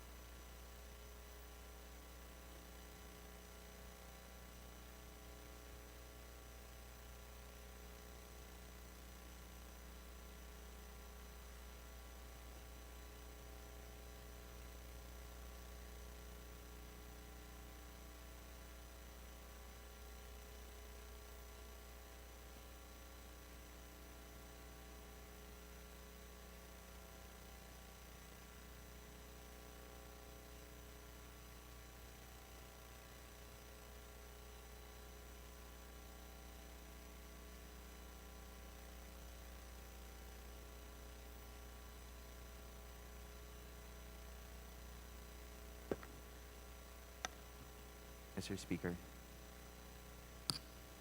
Session is resumed. So, in response to the question of the gentleman, there is a legal services unit in the Office of the Secretary. They have 19 authorized plantilla positions, of which 10, but only 12 are filled, of which 10 are permanent and 2 are co-term. Mr. Speaker, thank you for that reply. So meaning the legal personnel being detained or assigned in the office of the OSEC are not a permanent lawyers because the account is lodged to the professional fees, meaning not on the basic salary or any other plantilla positions. So my question kasi is more on the professional services, so meaning mga temporary or at any time lang ina-hire, no?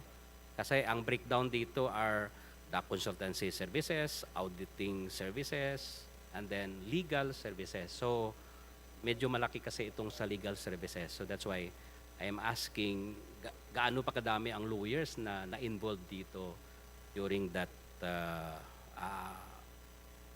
contract, no, with these lawyers.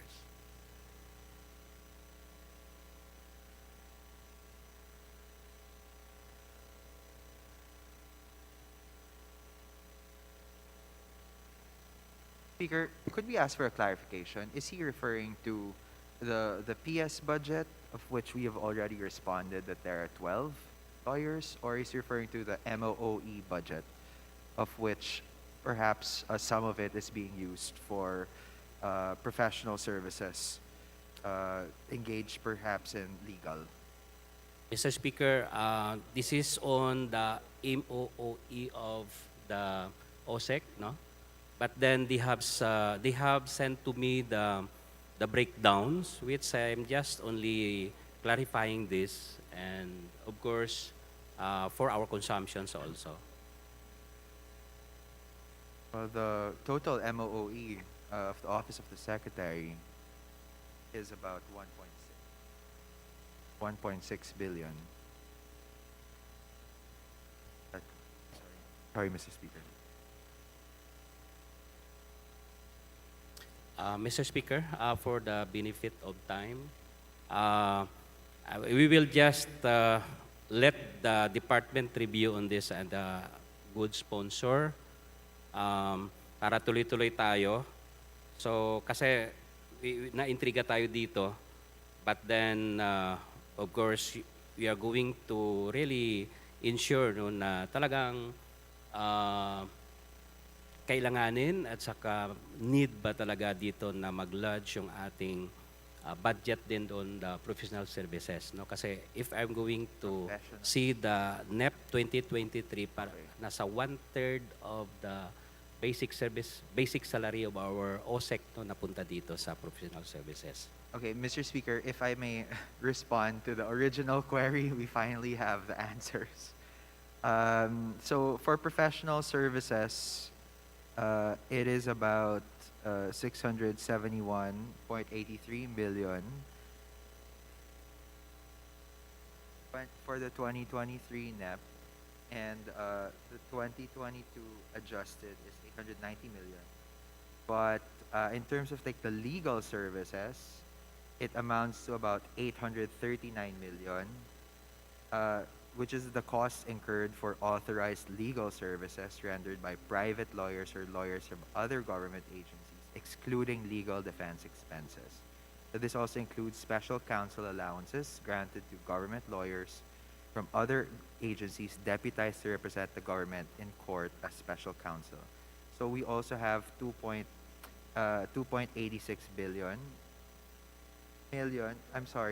2.86 million for auditing services, and for consultancy services is 119.61 million. Other professional services is 548 million. That's the breakdown, sir. Speaker. Yeah, I have the same data, Mr. Speaker. But then, ang tanong lang dito was more on the legal services sana, no? So if you cannot find the number of the lawyers you have contracted on this item, if not 3D, so we will just manifest, Mr. Speaker, to give it to us, no, for the benefit of time. Mr. Speaker, we will submit the data to the office of the good gentleman at the soonest possible time. Thank you very much, Mr. Speaker, Mr. Sponsor. Yun lang, no? Dahil medyo malaki yun, then talagang need ba? So that's why my next related question and clarification also on the part of the CDA budget, Mr. Speaker, Mr. Sponsor. Is the sponsor capable to handle questions with regards to the budget of the CDA? Yes, Mr. Speaker. Okay, so Mr. Speaker, Mr. Sponsor, we have seen from the original proposed budget of the CDA na nabawasan ito ng another 170 million. So ang mga component dito are human capital development for co-ops, the human resource learning development program, the IT, no, program for the agency, which really help for the fast-track data banking and reporting services of the agency, and of course, the promotion and development of local cooperative development council, which is very important to the cooperative sector. So, my question, Mr. Speaker, is that, Mr. Sponsor, do you think that these items for the development of cooperatives are very important? Bakit nawala ito? Mr. Speaker, we agree with the gentleman that these programs, activities, and projects will be essential into developing cooperativism here in the country. And yes, we have a copy actually of the said programs that, in a sense, because of the budgetary decrease, are in essence unfunded. And so the CDA did propose higher budgets. Actually, they have a tier 2 proposal amounting to 170 million pesos. So this representation will certainly assist the good gentleman in work in joining the House leadership and the Committee on Appropriations in funding and augmenting the current budget that has been provided to the CDA. So thank you very much, Mr. Speaker, Mr. Sponsor, for that assurance, no? And we are there in one to support on this because these are very important items which the DBM have slashed on their budget. So that's why related kanina dun sa professional services, kung malaki naman yon at saka talagang hindi naman totally as relevant na ganun kalaki. So itong maliit na 170 million lang, no, na request para ma-respond naman natin yung requirement ng mga cooperatives dito all over the country. So sana ma-consider. So Mr. Speaker, Mr. Sponsor, you help me to have this manifestation na sana maibalik yung 170 million na request ng ating CDA for the development of the cooperatives all over the country. That's all, Mr. Speaker, and Mr. Sponsor, and thank you for that. Mr. Speaker, the manifestation is noted, and we will certainly discuss this at the proper forum with the Committee on Appropriations. Thank you. Salamat. Majority Leader. Mr. Speaker, I move that we recognize the Honorable Mujib S. Hataman of the Lone District of Basilan for his interpellation. The congressperson from the Lone District of Basilan, Congressman Hataman Mujib. Thank You're you. recognized. Please proceed, sir. Thank you, Mr. Speaker. Thank you, distinguished sponsor. May distinguished sponsor yield to some few questions. Yes, please. On Tesda first, Aye. before D.T.I.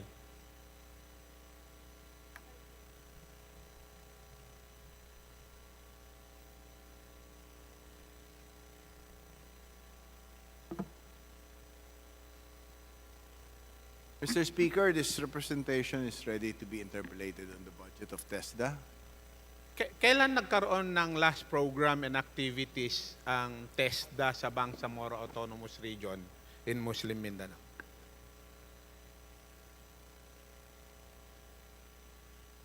Mr. Speaker, Your Honor, meron pong kasalukuyan na mga programang TESDA sa... So, ibig sabihin yan, hindi totally devolved ang technical education, skills and development sa Bangsamoro Autonomous Region. Tama? Meron pong budget ang Bangsamoro Autonomous Region para sa bagay na iyan, pero meron pa rin ang TESDA. So, ang sinasabi ko nga, distinguished sponsor, Mr. Speaker, hindi siya totally devolved ang programa ng TESDA. At this point po, Mr. Speaker, Your Honor, hindi pa 100% devolved. Magkano yung last program nyo? Anong amount sa Bangsamoro Autonomous Region?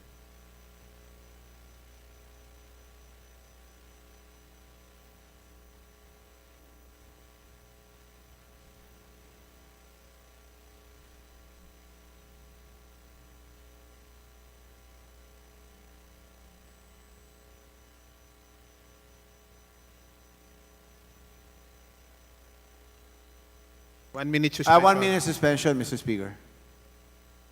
Session suspended.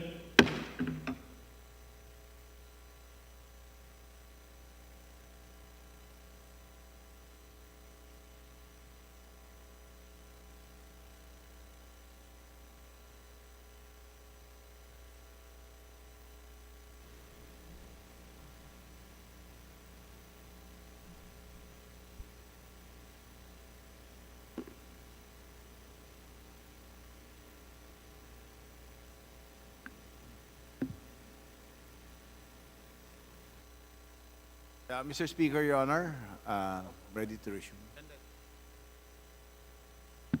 Session is resumed. Sa kasalukuyan po, 113 million po ang ibinaba doon sa... May sariling DG po ang TESDA para sa BARM. Mayroong sariling DG for BARM, pero under siya ng TESDA at hindi ng BARM. Tama?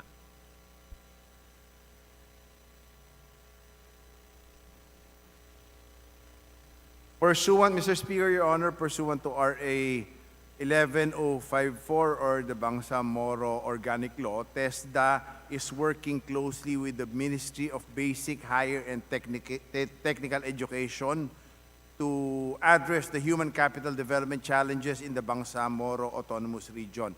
So ito po'y under ng Ministry of Basic, Higher and Technical Education. No? So, ibig sabihin ho niyan, Mr. Speaker, distinguished sponsor, ang pondo ba ay binababa natin sa BARM or ang pondo ay si TESDA pa rin ang gumagawa ng mga programa?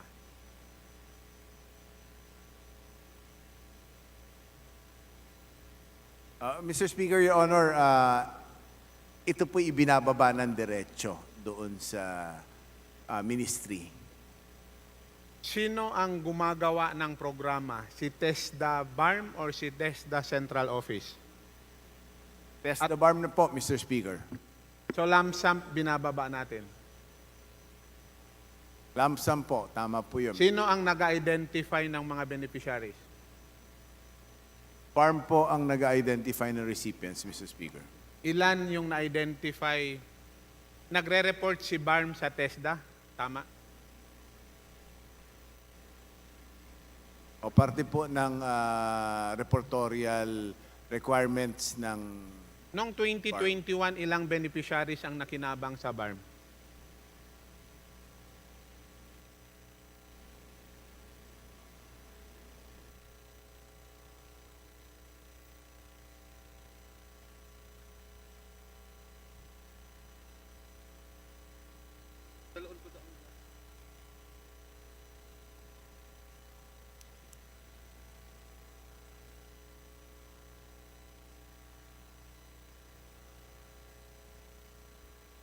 So, Mr. Speaker, Your Honor, meron pong allocated na 13,239 slots for technical and higher education. 10,823 po ang nag-enroll. Doon po sa 10,823, 7,715 po ang graduate, Mr. Speaker. Pwedeng malaman kung ilan yung sa Basilan? Mr. Speaker, ang TESDA po ay magbibigay kay Kinatawan Mujib Hataman ng eksaktong breakdown nung nasa Basilan po. Sorry, distinguished sponsor.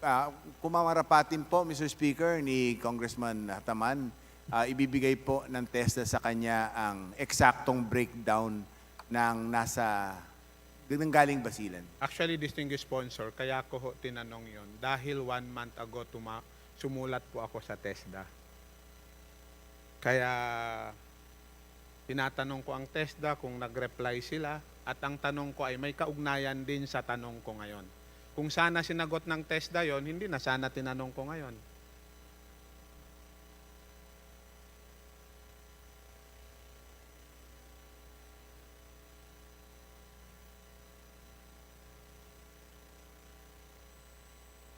Mr. Speaker, 1 minute suspension, please. Session suspended.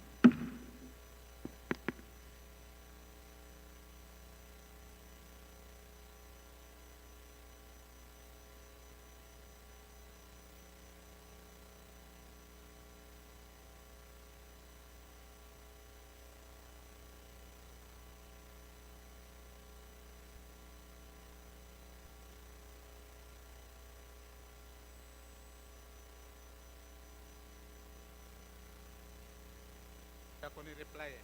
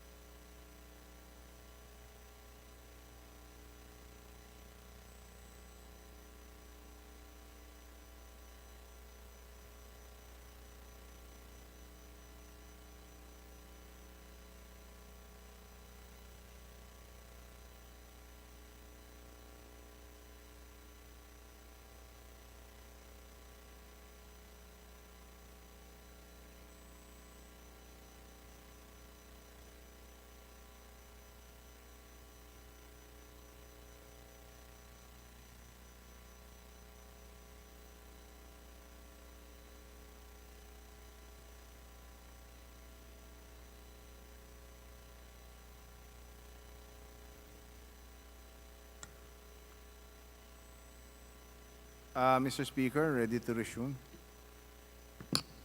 Session is resumed. Kung ito po ang tamang kasagutan sa tinatanong ng ating kagalang-galang na Mujib Hataman, ang total budget po na ibinaba at as of the current time sa BARM, approved. Basilan po.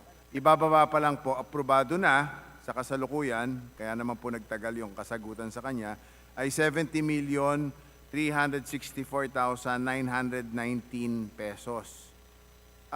Equivalent to 3,370 slots, Mr. Speaker, Your Honor.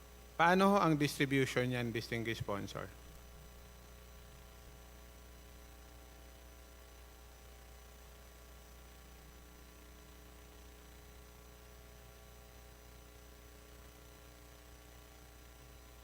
As determined by the requesting entity, ito po'y meron tayong FESPA, a total of,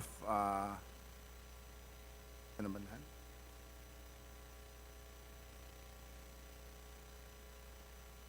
Mr. Speaker, distinguished sponsor, para hindi na lang ho tayo magtatagal dahil may tanong pa ako sa DTI. Pwedeng masubmit yung 2021, 2022, at proposed 2023 ho. Actually, yun yung laman ng letter ko. Kung sana sinagot nung TESDA yon, hindi na sana tayo magtatagal ngayon. So, yun lamang po, Mr. Speaker, distinguished sponsor. Hinihiling ko lang ho sa inyo na kung pwede kahit bukas, baka pwede nyong isubmit sa aking opisina Or i-reply nyo na lang ho yung sulat ko dahil nakalagay doon sa sulat ko. Mr. Speaker, Your Honor, bukas po ay padadala ng Tesda sa kagalang-galang na Mujib Hataman. Maraming salamat, Mr. Speaker, distinguished sponsor. Pwede naman pala kahit isang araw. Bakit ginawa pang isang buwan? Thank you, Mr. Speaker. So, thank you, Mr. Speaker. Next, sa DTI.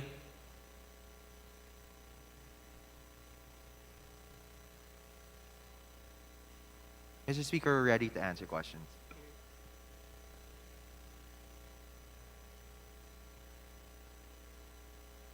Mr. Speaker, distinguished sponsor.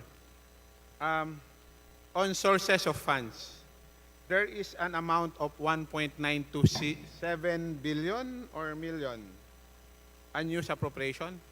Is this correct? 1.9 billion for year 2022. Sorry, hold on, Mr. Speaker. The sources of funds.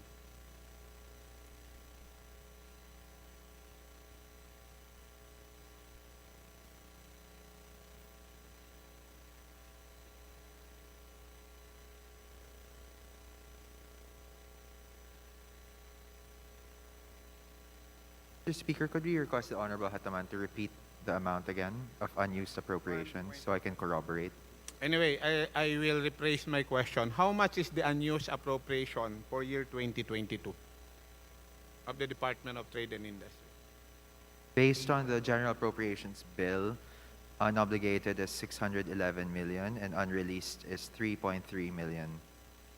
For the main office, right? Yes, Sponsor. Mr. Speaker. How much is obligated and how much is unobligated? Also in the year 2022, unobligated is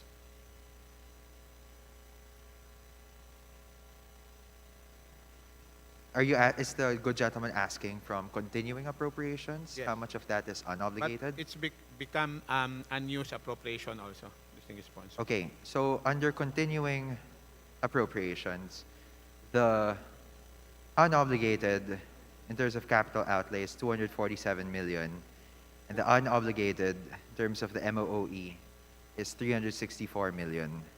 This is based on the GAA 2021. 344, am I right, distinguished sponsor? 364 unobligated MOOE from 2021 GAA.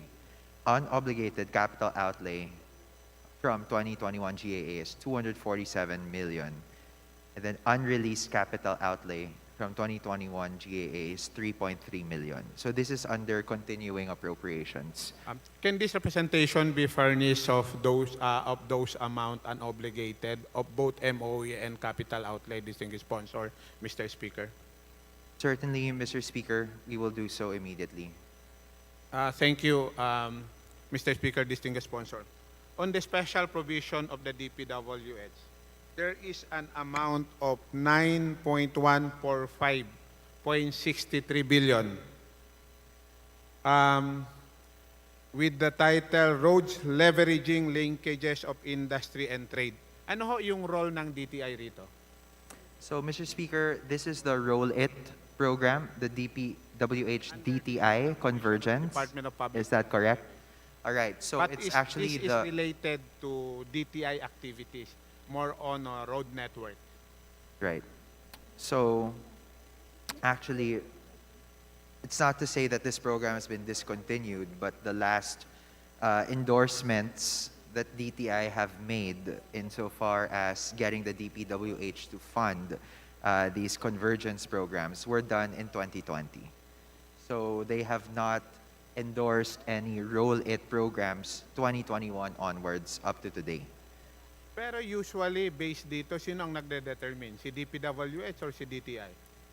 It's the DTI that makes the recommendation, but the implementation Is is D.P.W.H. D.P.W.H. Pero ang tanong ko ho rito, ang buong amount na to, meron ng identified projects or lump sum to be identified pa by DTI, to be determined by DTI?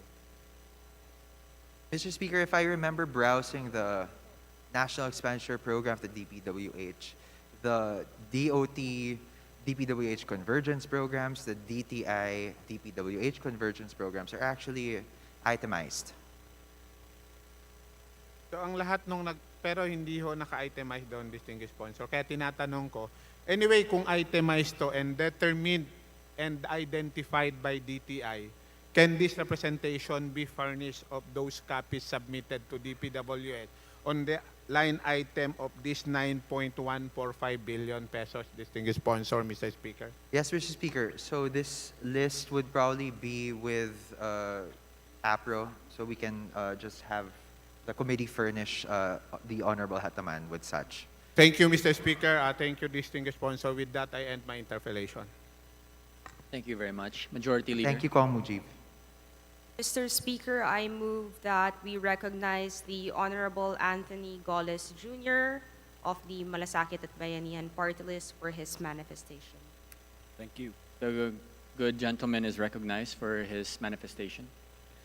Mr. Speaker, this representation would like to have a very quick manifestation about one of Tesda's effective and profound program called Malasakit Gabayan Program during the previous administration. Mr. Speaker, this program focuses on the beneficiaries and family members of the Malasakit centers. Those who got sick and were taken out of their jobs were given another chance of retooling themselves through Tesda training.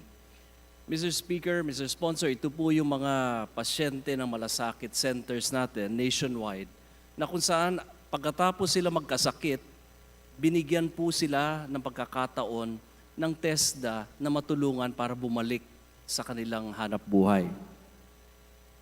This representation, Mr. Speaker, is in full support of the said program, but unfortunately, after the Memorandum of Understanding was signed by the Office of the President and Tesda last October 2021, the program was never rolled out, and I'm hoping that Tesda can do an internal investigation why this very good program was not rolled out.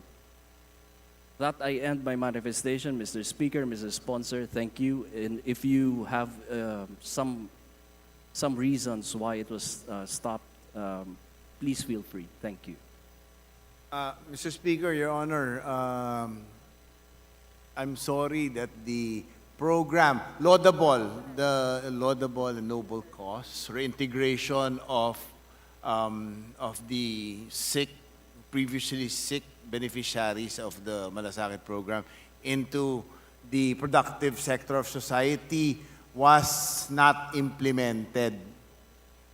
It was probably, well, I can only surmise that it was because of nothing more than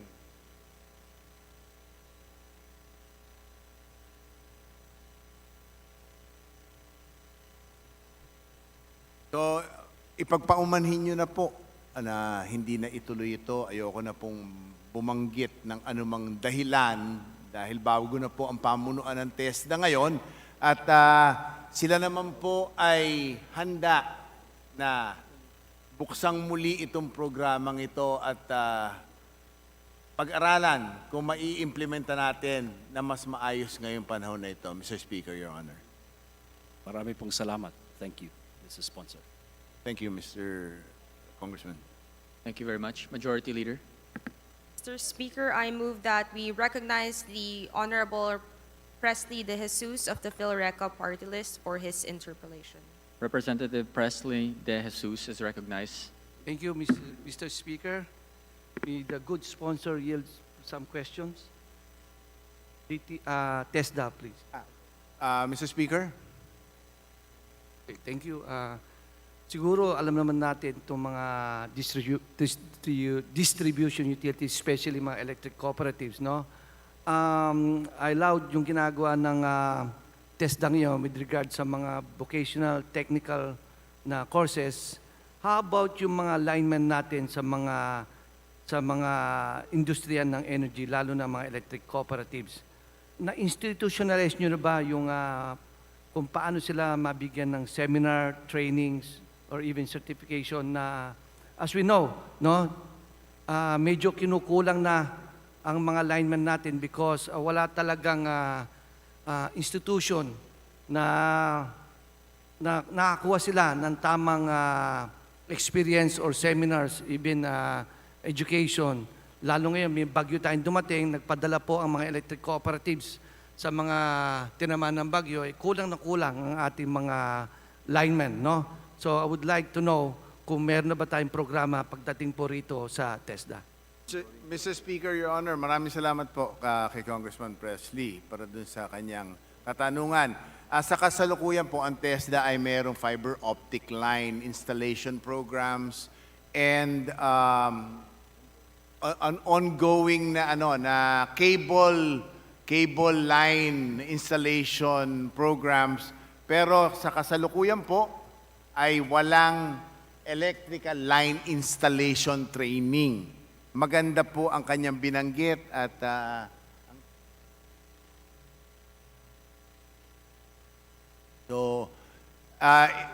it can be done on an area-based and demand-driven, as an area-based and demand-driven program. So kung dito po sa lugar na ito ay maraming electric cooperatives na naka-cluster, pwede po tayo magbaba ng training dyan. Maghahanda po ang TESDA para dyan sa mungkahi na iyan, Mr. Speaker, Your Honor. Thank you very much, Mr. Speaker, Mr. Sponsor. Ako'y natutuwa sa nabanggit nyo na sana maging regular na rin to, no? Kasi ito yung magdadagdag sa mga trabaho, lalo sa kanayunan, no? Sa rural areas natin, kung saan gusto nilang mag-train, pero wala sila talagang school or na mapagte-training, lalo na ngayon sa inyo sa TESDA. Sana ma-institutionalize nyo yan para naman gumanda rin ang serbisyo, lalo na ang ating mga kababayan na walang trabaho. Kasi isa rin yan na magbibigay ng trabaho sa kanila for their safety also. On that, Mr. Speaker, I would like to make a manifestation. Mr. Speaker, Honorable Sponsor, the electrical line workers sacrifice their lives on a day-to-day basis, especially when natural disasters hit rural areas. The growing concern for the shortage of linemen in the power utility industry must be addressed.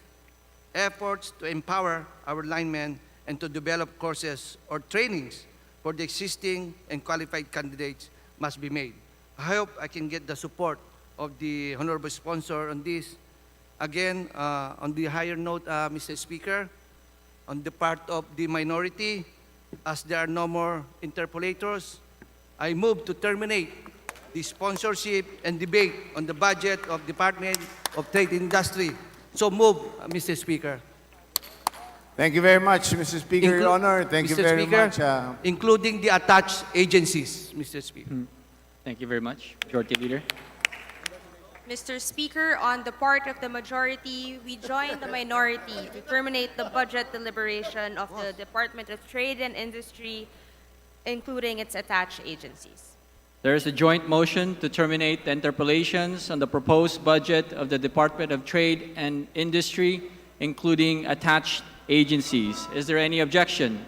The chair hears none. The interpellations on the proposed budget of the Department of Trade and Industry, including attached agencies and corporations, is hereby terminated. Majority Leader. Mr. Speaker, I move that we suspend the session for a few minutes. Session suspended.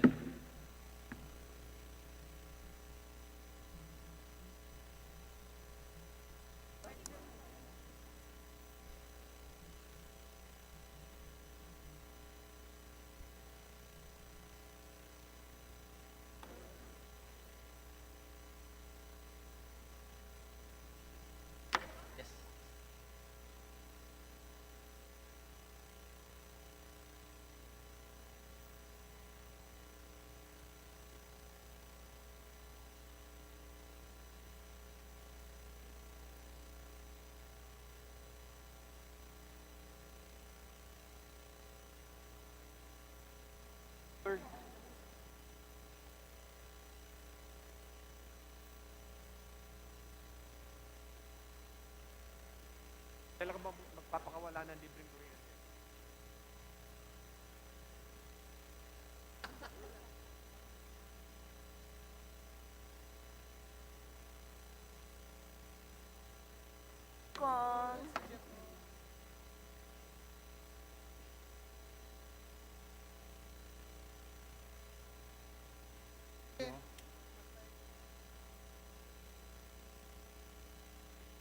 Pa-picture kang Congresswoman. Oh, ma'am.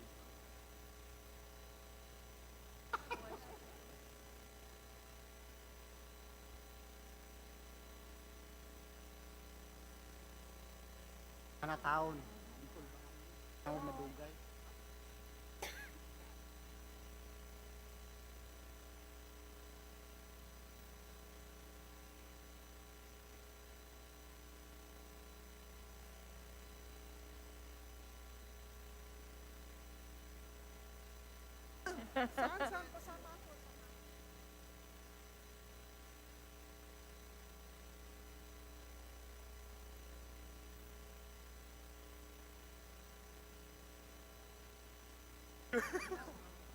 Kamusta?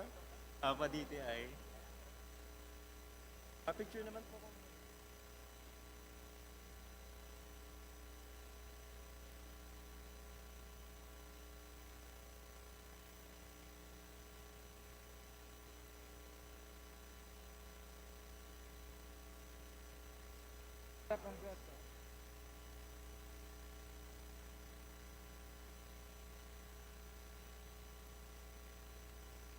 Hira naman.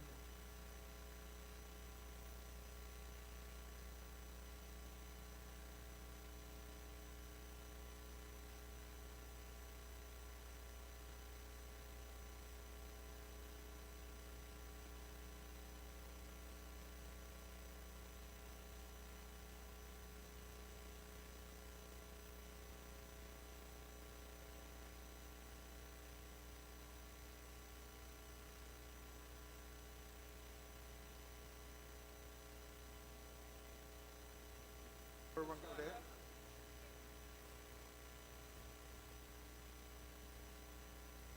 Interpellator ko yan. Ay na ba kayo? Igaya kami para makita kayo.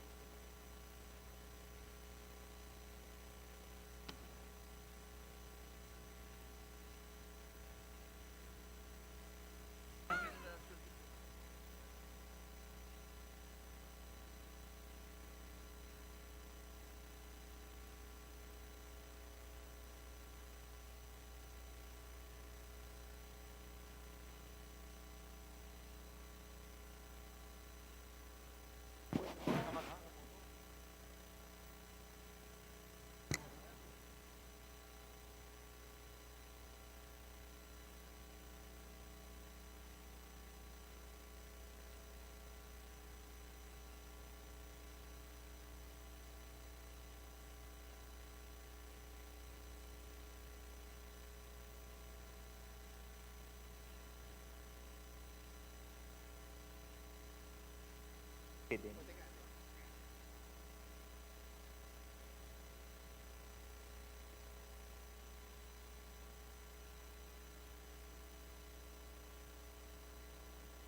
Oh, sana.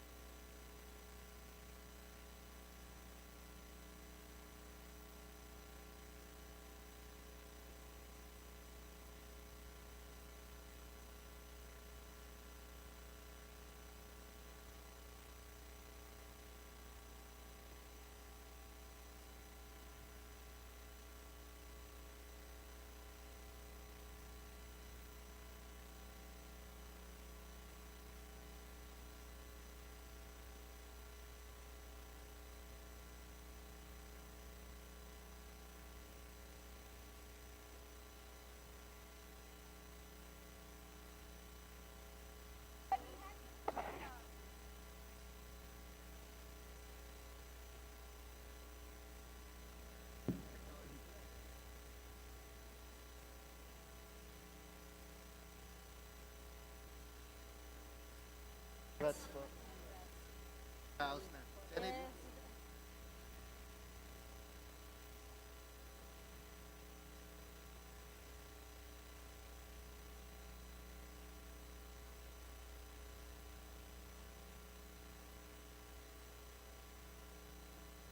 Appraisal lang po natin. Have the page. Kailan po eh.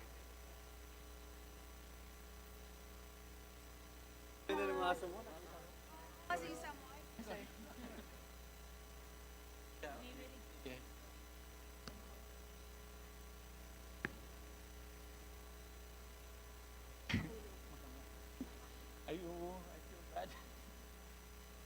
Let's have them take one more.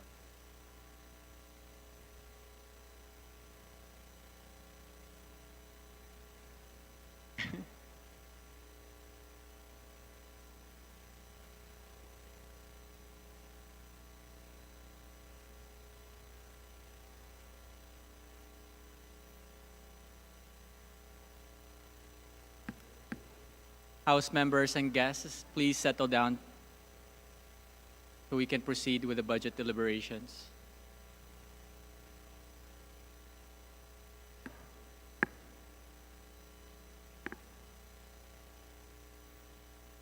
Tandaan na kita.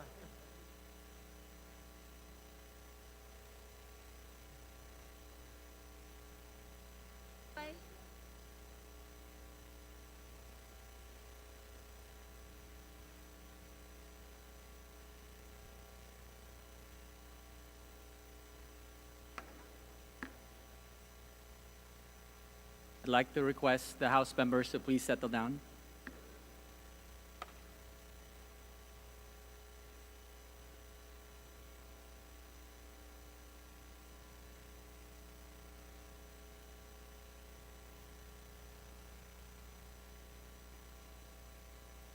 Session is resumed. Majority Leader. Mr. Speaker, I move that we now proceed with the consideration of the proposed budget of the Office of the Press Secretary, including its attached agencies and corporation. There is a motion. Any objection? The chair hears none. The motion is granted. Majority Leader. Mr. Speaker, I move that we recognize the Honorable Stella Luz A. Kimbo. Representative Stella Kimbo is recognized.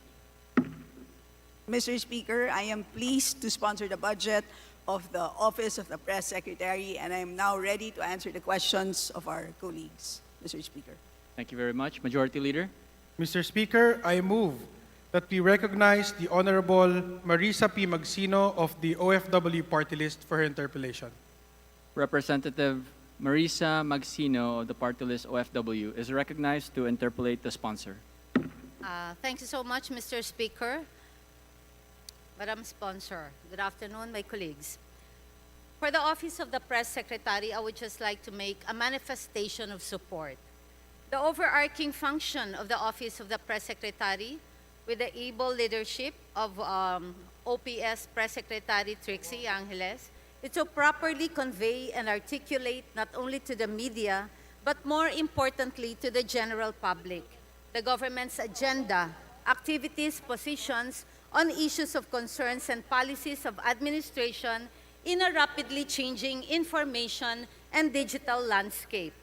To emphasize, the OPS acts as the bridge between the government and the public, making sure that the people are informed and enlightened on what their elected leaders are doing in the discharge of the mandate they have entrusted. This role of the Office of the Press Secretary assumes greater importance in the light of current prevalent misinformation campaigns by ill-motivated parties, especially those who aim to undermine the duly constituted authorities that tend to confuse the people and manipulate public opinion. The OPS is the first line of defense of the presidency against this assault. Its best antidote to misinformation is transparency and accuracy. But more importantly, a well-informed citizenry on the workings of the government is a key element of having an educated body politic the source of sovereign power, and an important pillar of our democratic tradition and institutions. For 2023, the OPS has a proposed budget of 457 million, a minuscule amount compared to the magnitude of responsibility the OPS is vested with. But I am confident that our Press Secretary Trixie can do so much with less. Mr. Speaker, with such confidence, I express our OFW party list support for the approval of the proposed budget of the Office of the Press Secretary for 2023. Thank you so much, Mr. Speaker, Madam Sponsor. To our Press Secretary Office, congratulations at mabuhay po kayo. Maraming salamat po. Salamat, Mr. Speaker, at sa ating kagalang-galang na Representative Marisa Magsino. Salamat po for your expression of strong support. Thank you, Mr. Speaker. Thank you very much. Majority Leader. Mr. Speaker, I move that we recognize the Honorable Gabriel H. Bordado Jr. of the 3rd District of Camarines Sur for his manifestation. Representative Gabriel Bordado is recognized. Please proceed. Thank you very much, Mr. Speaker. Mr. Speaker, Madam Sponsor, I believe that the Press Secretary, Madam Trixie Angeles, had been doing very well until that United Nations General Assembly incident. Mr. Speaker, there was this comment, and let me quote it, that several world leaders requested to meet with Biden, but only President Marcos merited a sit-down dialogue, and this was verifiable at her level, but she failed to check its veracity before passing it on to the media. Unquote. Mr. Speaker, Mr. Sponsor, can you react to this particular incident? Mr. Speaker, the Press Secretary made the necessary clarifications at the soonest possible time, Mr. Secretary. Mr. Speaker. So in other words, Mr. Speaker, we expect that this won't happen again. Yes, Mr. Speaker, the Office of the Press Secretary makes that strong commitment, Mr. Speaker. Thank you very much, Madam Sponsor. Mr. Speaker, with the reorganization of the PCOO to the Office of the Press Secretary, redundant positions have been abolished. Currently, are there still unfilled positions within the OPS? Yes, Mr. Speaker. There are... How many positions have been removed because of this reorganization, Madam Sponsor?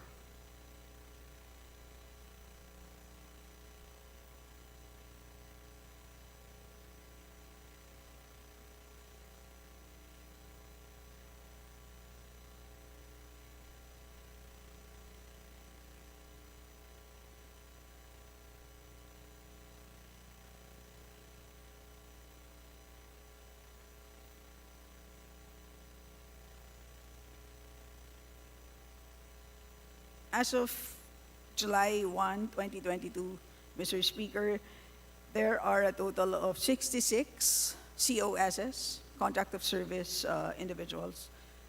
This is a reduction from the 278 as of January 2022, Mr. Speaker. Thank you, Madam Sponsor. Mr. Speaker, in Executive Order Number 2, Series of 2022, President Marcos Jr. reiterated the priority of the administration to nurture a well-informed and enlightened citizenry, as well as to promote and abide by the highest standards of free expression and respect for press freedom. The executive order further states that it isn't the policy of the administration to provide true, accurate, and relevant information through effective utilization of communication assets and resources, unquote. Last June 22, Mr. Speaker, Press Secretary Trixie Cruz Angeles mentioned that bloggers with high engagement and following on social media might be allowed access to Malacanang events after accreditation. Mr. Speaker, Madam Sponsor, is the accreditation of bloggers and social media practitioners still a priority of the Office of the Press Secretary? Mr. Speaker, the OPS is open to the possibility of accrediting vloggers, but at this point in time, they are still studying the matter. And in case they do decide to accredit vloggers, of course, it would be important to provide the necessary training, Mr. Speaker. Thank you, Madam Speaker. Thank you, Madam Sponsor. Mr. Speaker, social media plays a vital role in increasing the access to information through increasing reach by utilizing technological advances. However, Mr. Speaker, social media is also the breeding ground for fake news and misinformation. There are also little to no checks and balances to ensure the integrity of data. Mr. Speaker, Madam Sponsor, in wishing to utilize social media practitioners, how is the OPS planning to safeguard truthfulness and fairness of information? Mr. Speaker, una sa lahat, napaka-importante ang problema ng fake news at ito po ay nare-recognize ng ating Office of the Press Secretary. And of course, maraming mga plano para tugunan ang problema na yan. Ang pinaka-importanting gagawin ng ating OPS ay ang pagpapatupad ng isang unified messaging program. So hindi naman mismo yung platform ang nagiging problema, kundi siyempre kung ano ang content na pumupunta dito sa platform na to. Kaya sisiguraduhin ng ating OPS na merong iisa lamang na mensahe. Ito ang dahilan kung bakit ipapatupad itong unified messaging program within the executive branch. Ang ibig sabihin lang, simple, no? Magkakaroon po ng vetting ang OPS bago maglabas ang mga government agencies ng kani-kanilang mga press statements, halimbawa. So, dati po, under the old setup, ito pong Unified Messaging Program ay wala po sa mandato ng OPS. Kaya yan ang isang magandang nangyari nung linabas ang Executive Order number 2 at naging klaro na ang pagpapatupad ng isang Unified Messaging Program ay mapapasailalim sa ating Office of the Press Secretary, Mr. Speaker. Mr. Speaker, Madam Sponsor, in other words, you are telling us that this can address misinformation and fake news? Tama po. Kasi ang problema kasi sa fake news at misinformation ay nagkakaroon ng iba't ibang slant sa isang storya. So, pag nagkakaroon tayo ng isang unified messaging at nagkakaroon ng vetting, sinisigurado ng OPS na iisa lamang ang balita na lalabas at ito po ay magiging official dahil manggagaling sa iisang office, which is the Office of the Press Secretary. Thank you, Madam Sponsor. Mr. Speaker, Madam Sponsor, Press Secretary Cruz Angeles stated that government media will be given priority for interviews with the President. Now, Mr. Speaker, Madam Sponsor, with a lower budget allocated to the Office of the Press Secretary and its attached agencies, will the office be able to ensure that important communication from the President will reach a wider audience in 2023?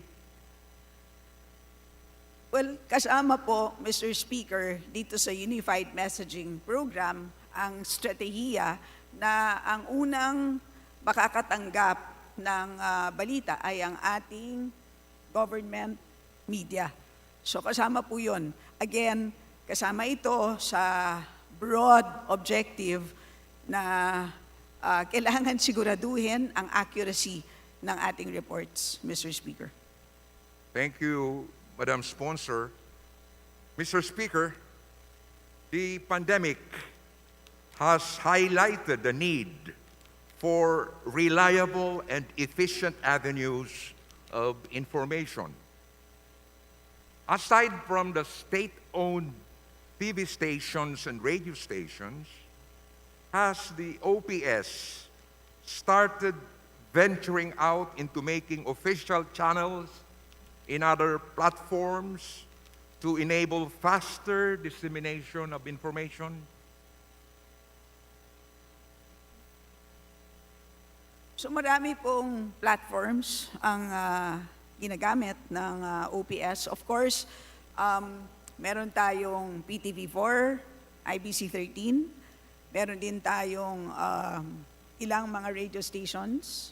Ang nasa ilalim na ngayon ng Presidential Management Staff, ang RTVM, meaning ang Radio Television Malacanang, at meron din under the Bureau of Broadcast Media, I think there are about 34 radio stations na accredited. So marami pong ginagamit na traditional platforms. But in addition, again, because of new technology, gumagamit na rin ang ating OPS ng digital tools such as analytic systems. And this is one important way to address fake news, Mr. Speaker.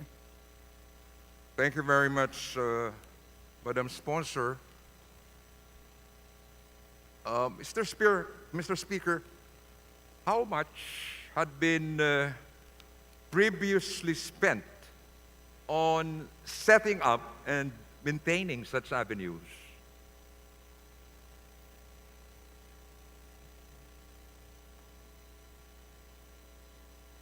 Mr. Speaker, masyadong madali sagutin yung tanong na yan. But we can do it. I can give you the budget provided for each bureau because anyway, ang bawat bureau naman ay nakatutok sa isang particular platform. So halimbawa po ang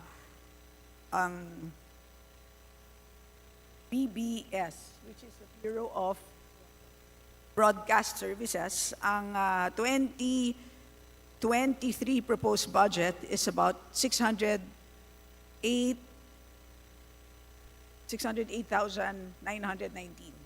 Mr. Speaker, Madam Sponsor, I was asking about the amount spent so far and not the amount you will be spending in 2023. Or, Mr. Speaker, if the distinguished Gabby Bordado wishes to know about the previous budgets, is that what you wish to know? The 2022 budgets, for example, for BBS, that's 456,000. For the National Printing Office, it's 9 million.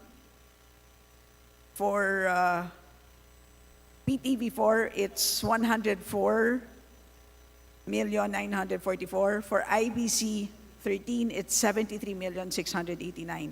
So ito po ay iba-ibang media platforms at iba-iba rin po ang budgets for them.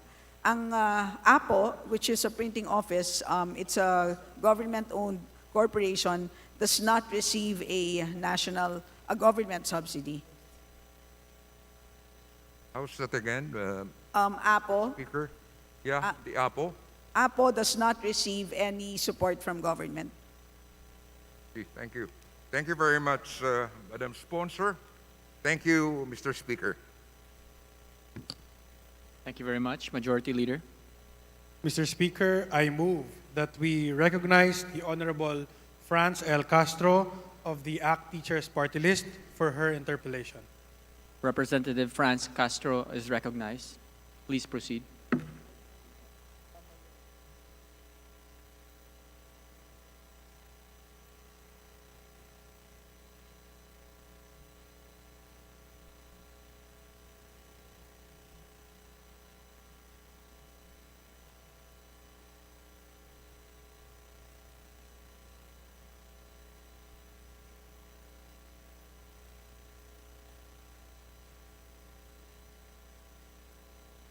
Thank you, Mr. Speaker.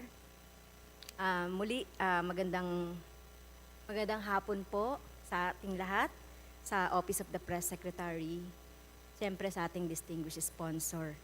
Ilan lang pong mga katanungan, Mr. Speaker, related po sa PTV4, ang aking mga tanong, kasi yung mga tanong na iba ay natanong ko na.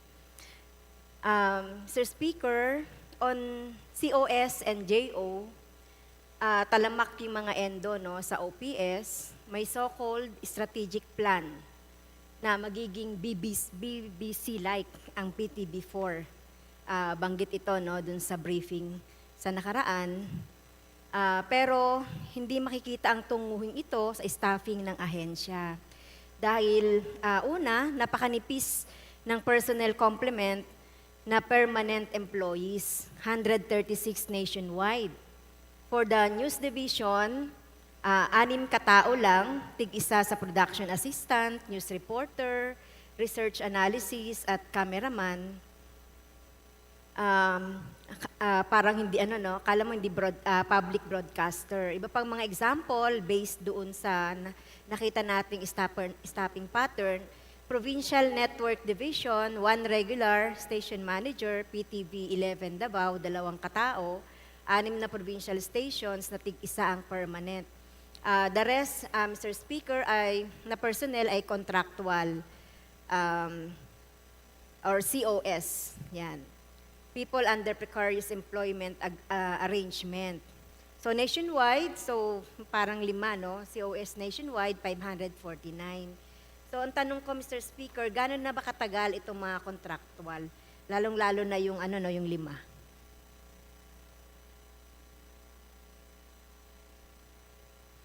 Sir Speaker, iba-iba po ang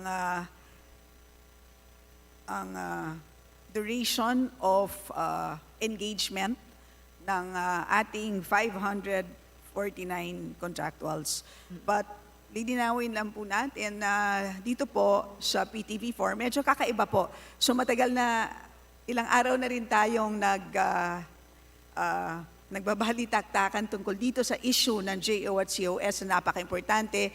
Pero pagdating dito sa PTV4, tatandaan po natin na medyo kakaiba po ang industry standards. Dahil ito po ay, yun na nga po sa media, Ang standard po dito is marami talaga sa ating talent ay nakakontrata lang po. So in the same way, sa GMA, ang mga artista po dyan ay nakakontrata din. Ganon din po dahil ang mga talents na ine-employ or ine-engage ng PTV4 ay sanay talaga sa industry practice na sila ay na-engage under a contract rather than having a permanent position. Dahil ang katunayan po is may premium po ang mga napapasa ilalim ng COS. Ibig sabihin nakapag-charge po sila ng dagdag na premium compared po sa isang plantilla position. And that's the reason for why may mga sitwasyon, hindi ko nilalahat po, pero may mga sitwasyon na preferred ng mga talents na ma-engage sila by way of a contract. So may ganun din pong aspeto. Pero again, hindi po natin nilalahat po yan. And at the same time... Okay, so ilan po, Mr. Speaker, yung mga COS na more than 5 years na? Ito po, sinasabi ko naman, yung mga hindi naman ako nagre-refer dun sa mga talent, no? Yung mga sinasabi nating needed, necessary, and essential. Di ba? Sa broadcasting, talagang mahalaga na merong mga permanent position. Yung mga ibang mga talents naman po, alam naman natin yung nature ng contractualization doon sa ganung sa ganung field. So, ilan na po dito yung may mga 5 years o ano na yung mga pinakamatagal na alba, yung mga cameraman, yung mga nasa likod ng camera na talagang responsable sa broadcasting. So yun po yung sinasabi rin natin na mahalaga din na dapat ay ma-recognize din sila at mabigyan din sila ng plantilla position. So ilan na po dito, Mr. Chair, yung Mr. Speaker, yung naka 5 years and above at ang pinakamatagal na COS? At ano yung balak ng PTB4 at OPS sa hundreds of personnel na ito after lapse ng December 31, 2022 due to DBM COA Joint Circular Number 2? Mr. Speaker, meron lang tayong datos dito would be those na 15 years or more na naka-COS. At of the 549, sila po ay 80. So 80 of the 549 ang 15 years or more. Kung ano ang plano sa pangmatagalan, ito po ay nakapaloob doon po sa pending na reorganization plan na nasa GCG po ngayon. Ang katunayan ay nagkaroon sila ng isang approved reorganization plan ng GCG, kaya lang sa pagtingin ng ating secretary ay mahihirapan tayo i-implement yan. Kaya meron silang sinubmit na bagong reorganization proposal na sa ngayon po ay pending GCG approval pa po. Okay, maraming salamat po. Ilan nga po wala yung mga unfilled position? Na-filled na ba lahat yung mga positions dito? Ilan yung hinihinging plantilla ng PTB4? Kung mayroong rason man, kung yun lang ang ibinigay, ano po yun? Mr. Speaker, hinahanap pa natin yung eksakto. Nakita ko somewhere sa kapal po ng binigay sa akin. Hindi po malaking number, but we're trying to...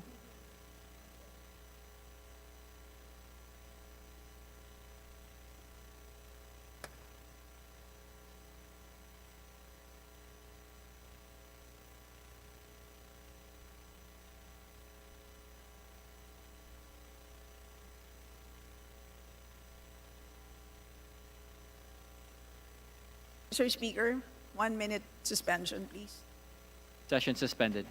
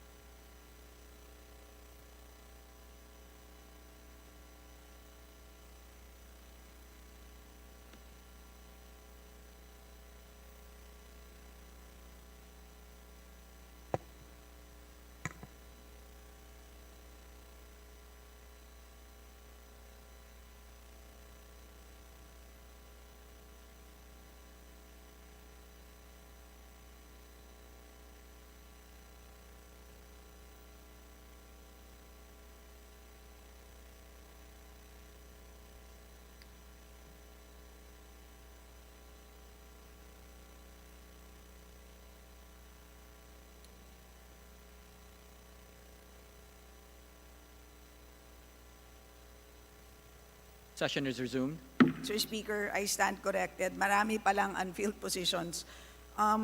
Based on the new table of organization, there are 673 unfilled positions. And based on the current records of TBM, there are 629 unfilled positions. Okay, Sir Speaker, nakita natin ang daming mga unfilled position. At ang COS nationwide nila ay 549. So siguro, Mr. Speaker, kung ito naman ay indispensable sa gawain sa PTB4 bilang mga public broadcaster, necessary ang kanilang trabaho, at paulit-ulit na nire-rehire, ibig sabihin po, kailangan talaga sila ay sa mandato po ng PTB na mabigyan ng plantilla position. So katulad nga na nabanggit ng ating sponsor, there are 80 na 5 years and above na. Ito yung mga anchors, editors, production people, makeup artists, janitorial, etc. na more than 5 years na. At saka yung mga mahalagang mga trabaho or mga empleyado dito sa PTB4. So sumasang-ayon ba yung ating sponsor at management ng PTB4 na ma-fill up na itong mga position na ito, Mr. Speaker? Mr. Speaker, kami po ay 100% in agreement with the Honorable Franz Castro. Talagang kung pwedeng i-fill up yan, ay gagawin as soon as possible. Ang problema nga lang po is pending pa po ang reorganization proposal before the GCG. So habang hinihintay po natin na aprubahan nila yan, ay hindi po tayo makapag-fill ng positions. Dahil halimbawa, there could be a situation na certain positions could actually be abolished or maybe certain positions could be merged. Kaya hindi naman natin gustong i-fill up yan. Malaman-laman natin later on, ay baka kailangan natin tanggalin dahil yung position na yan ay mawawala. Kaya yun lang po ang hinihintay ng OPS, ang pag-aproba ng GCG ng proposed reorganization, Mr. Speaker. Okay, siguro makuha lang natin ang commitment ng OPS, Mr. Speaker, dahil alam naman natin meron tayong JC number 2, by December 31, yung ating mga COS ay i-evaluate, di ba? Pwedeng i-rehire, pwedeng hindi naman po. Kaya kung magtatagal itong sinasabi na reorganization reorganization nila o yung sinasabi natin na pag-restructure, baka dapat before December 31. Magagawa po kaya yan? Yung time frame ng structure po. Again, Mr. Speaker, kung nandito na ang approval ng GCG ay mauumpisahan na po nila ang pag-fill. Ang totoo nasa kamay ng GCG ang next steps po ng OPS pagdating sa filling up of unfilled positions. So wala pang time there frame is yan? commitment from the OPS that Wala as bang soon time as... frame yan, Mr. Speaker? Unfortunately, Mr. Speaker, hindi natin naitanong sa GCG, but we will commit to follow it up with the GCG nang sa ganon makuha na natin ng mabilis itong approval, Mr. Speaker. Okay, so yun lang po, Mr. Speaker, distinguished sponsor, thank you. Salamat po, Mr. Speaker, Your Honor. Thank you very much. Majority Leader. Mr. Speaker, I move that we recognize the Honorable Felimon M. Espares of the Co-op NATCO party list for his interpellation. Representative Philemon Espares is recognized for his interpellation. Thank you very much, Mr. Speaker. Madam Sponsor, willing to yield for some query before my manifestation? Yes, gladly, Mr. Speaker. Thank you, Mr. Speaker, Madam Sponsor. Madam Sponsor, this is all about on the budget NEP of IBC 13. What is the budget under NEP for 2023? Mr. Speaker, 0 po. Okay, zero. Why zero, Mr. Speaker, Madam Sponsor? Mr. Speaker, of course, hindi ito ginusto ng OPS. May mga plano ang OPS para sa IBC 13. Pero po, sa pananaw ng DBM, ang sabi po nila, ang IBC ay up for privatization at dahil doon ay hindi po nila inaprubahan ng kahit na anong budget, Mr. Speaker. Okay, thank you, Mr. Speaker, Madam Sponsor, for that information. Given that the IBC 13 really would push through for its privatization, how fast is the process and the status right now if really going into privatization for next year?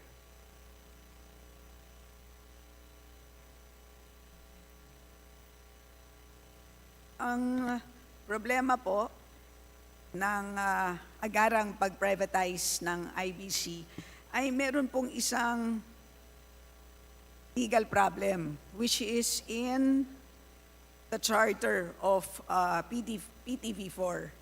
And if I may, Mr. Speaker, quote Section 12 of RA 10390, Section 12, second paragraph, of the additional authorized capital of 5 billion pesos, 2 billion pesos shall be taken from the proceeds of the privatization of RPN 9 and IBC 13.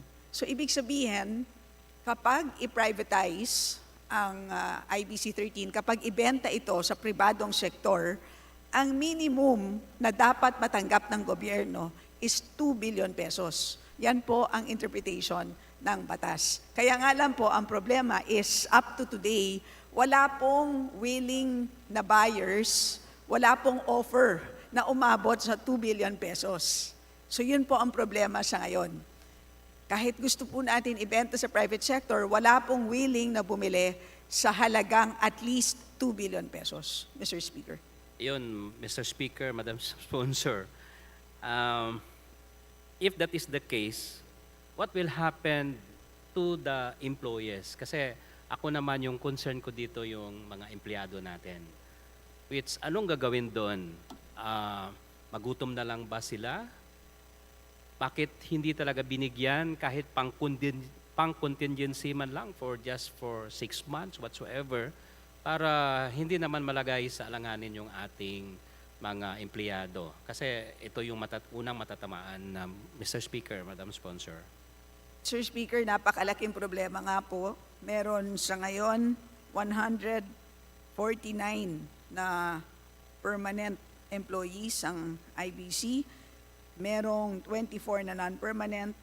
So ang total po, at merong 5 na COS. So merong total manpower complement ang IBC 13 na 178 na individuals. So sila po ang directly affected nitong pagka-zero budget ng IBC. Dahil ayon sa finance officer po, ay 6 months na lang po ang magiging buhay ng IBC kung hindi po sila makatanggap ng any form of subsidy from the government. So in other words, 6 months na lang po ang magiging trabaho nitong 178 individuals kung hindi po makakatanggap ng budget ang IBC 13. Okay, so thank you very much, Mr. Speaker, Madam Sponsor.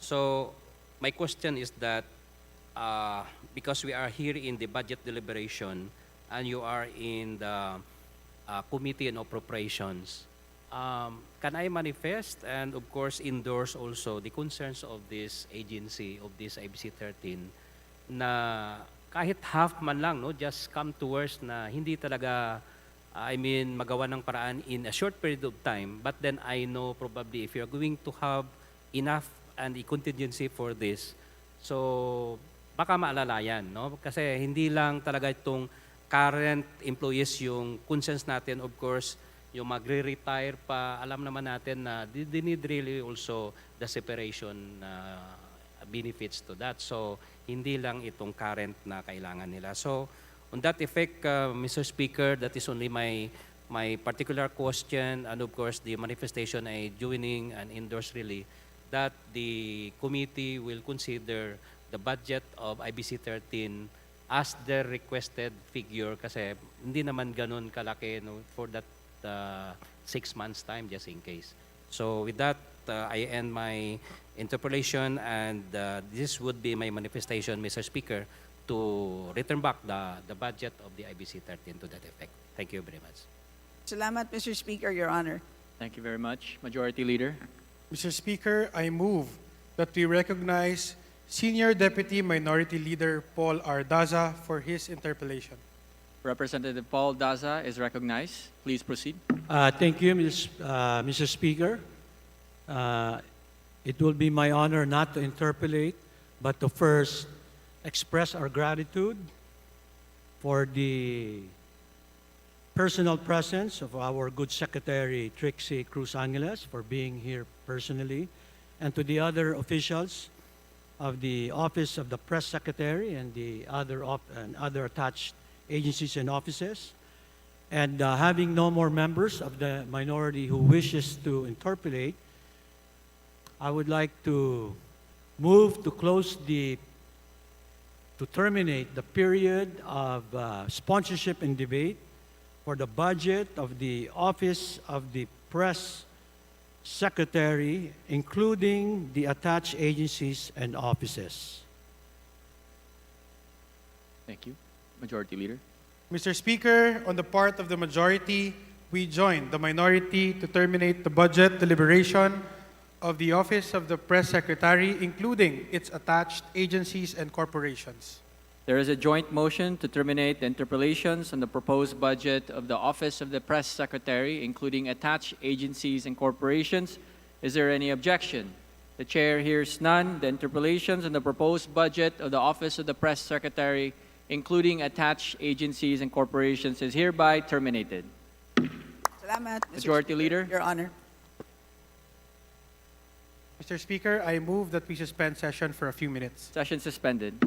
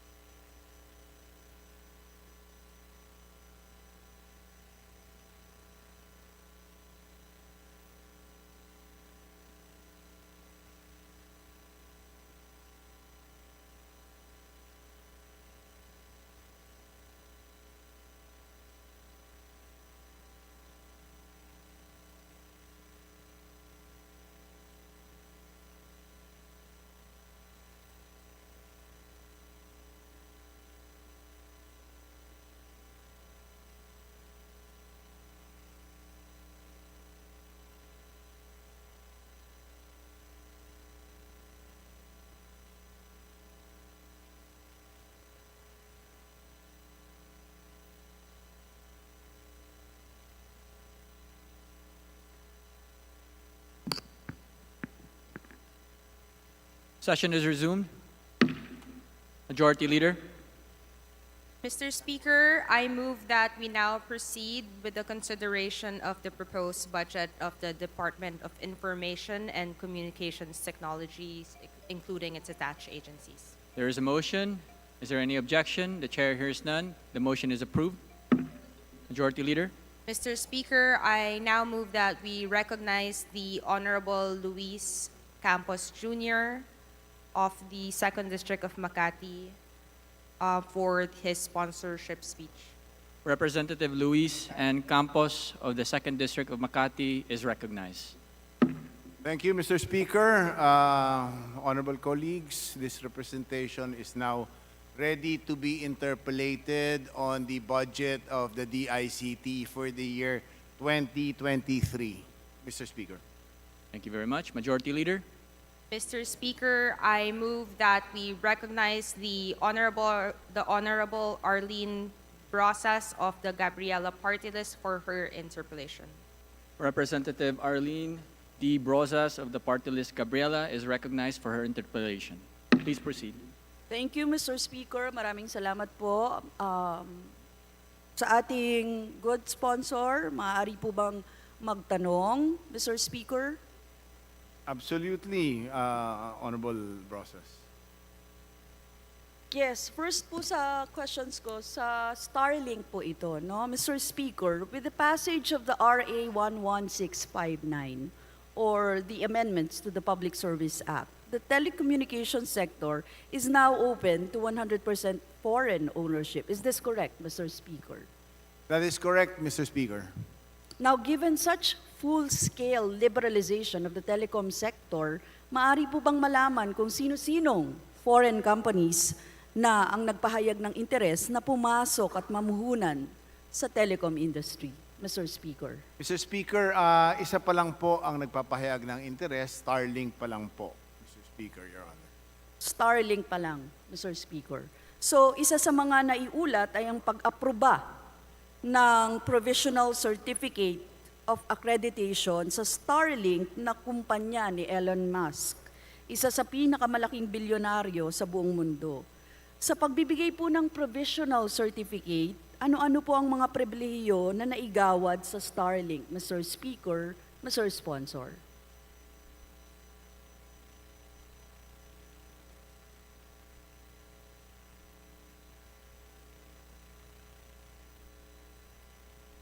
Bilang value-added service provider, pwede na po ang nasabing entity to provide internet service via satellite, Mr. Speaker. Internet service via satellite, Mr. Speaker, halimbawa, pwede na ba silang magtayo ng broadband facilities dito, Mr. Speaker? Wala hong, Mr. Speaker, Your Honor, wala pong physical infrastructure na nasa terra firma o sa lupa. Ito po ay entirely satellite-based na siyang core competence noong nasabing kumpanya, Mr. Speaker. So walang facilities, Mr. Speaker? Wala pong nasabi ditong pasilidades sa lupa, Mr. Speaker, Your Honor. Okay, Mr. Speaker. So yun po, ang kasalukuyang itsura ng operations ng Starlink sa bansa. Naka-satellite siya, Mr. Speaker. Okay, lumalabas po sa balita, inaprubahan ang Certificate of Registration sa loob lamang ng 30 minuto. Ibig sabihin ba dito ay wala nang naging pagsiyasat sa capability at cyber security risks sa pagpasok ng Starlink, Mr. Speaker? Ang katunayan po niyan, Mr. Speaker, Your Honor, matagal na po ang pagsisiyasat tungkol sa nasabing kumpanya dahil nga maselan po because of the delicate and sensitive nature of the industry. Matagal na po na siniyasat yan and ang nasabing entity po ay nag-resubmit ng kanilang application. It is the resubmitted application that was already approved immediately, Mr. Speaker. Mr. Speaker, ano po yung, kasi may standards ba, halimbawa, na isinet ang D.I.C.T, Mr. Speaker?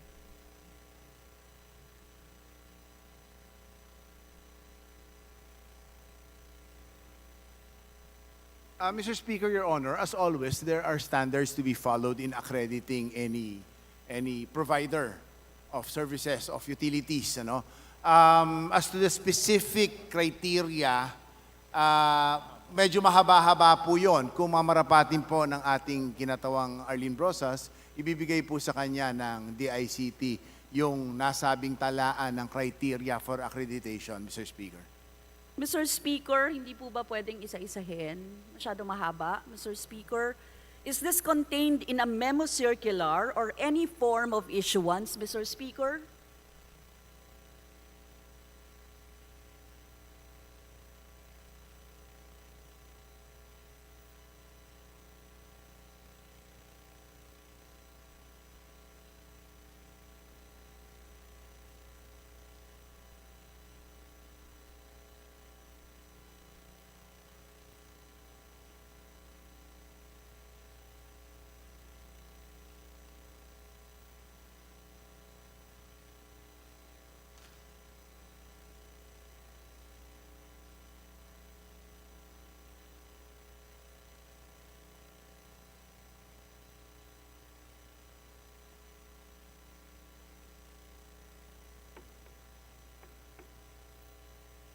Mr. Speaker, Your Honor, the memorandum circular is being downloaded as of the moment.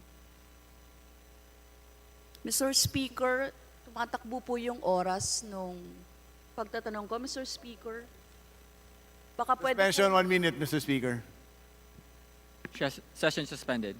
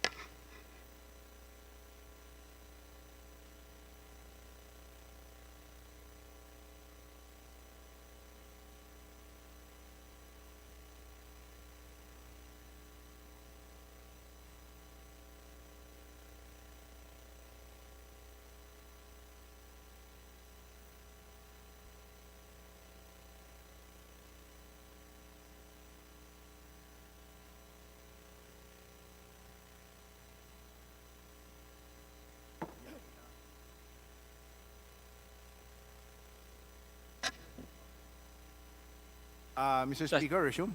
Session is resumed. Mr. Speaker, Your Honor, ito po ang kasagutan sa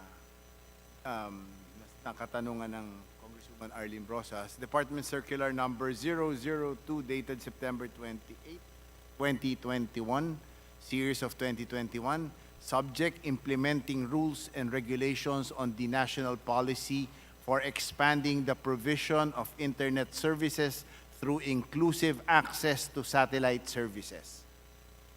Mahaba.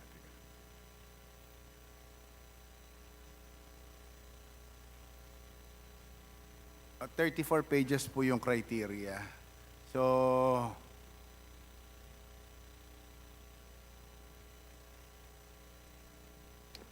medyo mauubos po yung oras. Okay, Mr. Speaker, may I, please submit na lang, Mr. Speaker, yung kailangan. Tapos, Mr. Speaker, I'm sure you're familiar, distinguished sponsor, sa Section 26 of the Public Service Act Amendments. Sa Section 26, Information Security, persons and companies engaged in the telecommunications business shall obtain and maintain certifications from an accredited certification body attesting to compliance with relevant ISO standards on information security as prescribed by the D.I.C.T. Opo. Yes, Mr. Speaker, napakabilis natin no, mag-aproba ng registration ng dayuhang kumpanya, samantalang isa sa mga ginamit po ito na rason sa pagpapasara ng isang major television network, ang umano'y foreign ownership. With the passage of the RA 11658 or the Public Service Amendments, we wonder, will such development really accord preference to foreign competitors, such that applications for provisional authority will be acted upon in just 30 minutes, Mr. Speaker. Mr. Speaker, Your Honor, meron pong pagkakaiba kasi ang internet services dun sa broadcast dahil constitutionally provided po na 100% local ownership of broadcast facilities. Ito po yung internet. Yung pwede naman po dito pinapayagan yung foreign ownership dahil unang-una hindi naman po tayo kapable na isagawa itong mga buuin ng mga negosyo to katulad ng infrastruktura ng satellite, etc. Hindi naman po kaya ng ating mga local companies yan. Kung kaya naman binuksan po natin to para malalong mapabilis natin ang ating ang internet speeds dito sa ating bansa at saka ang mga iba't ibang lupalop na medyo remote dito sa ating bansa, Mr. Speaker, Your Honor. Thank you, Mr. Speaker. Totoo naman po, magkaiba talaga yung sa broadcast at saka itong sa internet, Mr. Speaker. Pero ang pinag-uusapan po natin dito, yung sa foreign ownership. Ito talaga clearly foreign ownership ang meron. Ano, Mr. Speaker, distinguished sponsor.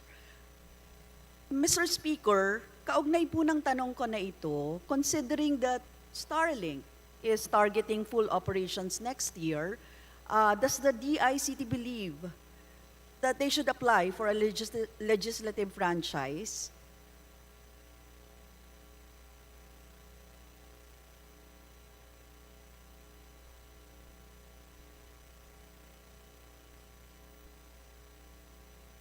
Mr. Speaker, Your Honor, there is no need for a congressional franchise because of the EO issued by the President in 2021. EO 127 na pinapayagan po ang satellite services without need for a congressional franchise, Mr. Speaker. So, Mr. Speaker, so far walang franchise bill for Starlink. Wala po, Walang Mr. plano. Speaker.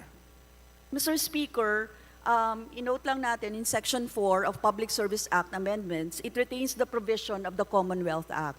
Nothing, I quote, "Nothing in this act shall be interpreted to diminish, limit, or restrict the authority of Congress from granting franchises to public services as may be provided by law. Any franchise or certificate necessary for the operation of a public service shall be granted by Congress unless otherwise previously delegated by law to the relevant administrative agencies." So ang sinasabi niyo po, ang batayan ay ang Executive Order 127 lamang, Mr. Speaker. Mr. Speaker, Your Honor, that is correct. But if I may add, Mr. Speaker, the entity securing providing a service may not be prevented from applying for a legislative franchise. It is only at this point that because of the EO 127, they are not required to do so, but they are not prevented from applying for one, Mr. Speaker. Yes, precisely, Mr. Speaker, pinaluwag ng Duterte administration yung ganyang kaganapan, Mr. Speaker. Anyway, lastly, Mr. Speaker, tungkol dito sa topic na ito, what is the assurance of supposedly lowering internet subscription fees and improving the still painfully slow internet service in the country with the entry of foreign players? Ano pong assurance natin dyan? Mr. Speaker, this representation has consistently been an advocate of faster internet speeds. The NTC knows that. And from last budget cycle, 3 budget cycles ago, internet speeds have improved dramatically in our country. But I do submit that there is still much room for improvement.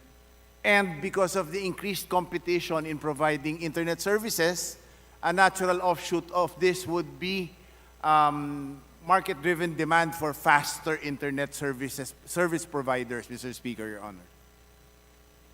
So, Mr. Speaker, may assurance tayo na mas bibilis pa talaga sa mga susunod na panahon.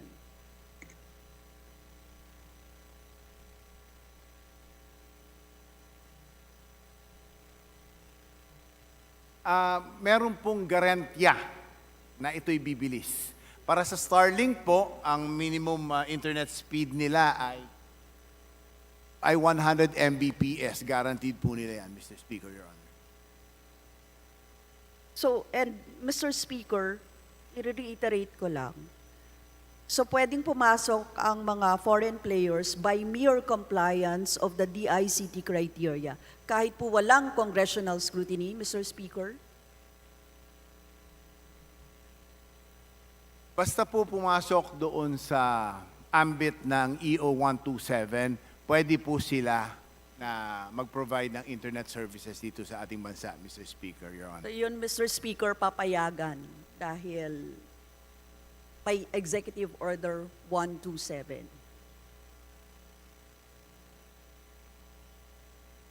But Mr. Speaker, Your Honor, in reply to Congresswoman Arlene's statement, it is up to Congress to overrule EO 127. So we may, as a body, do that, Mr. Speaker, Your Honor.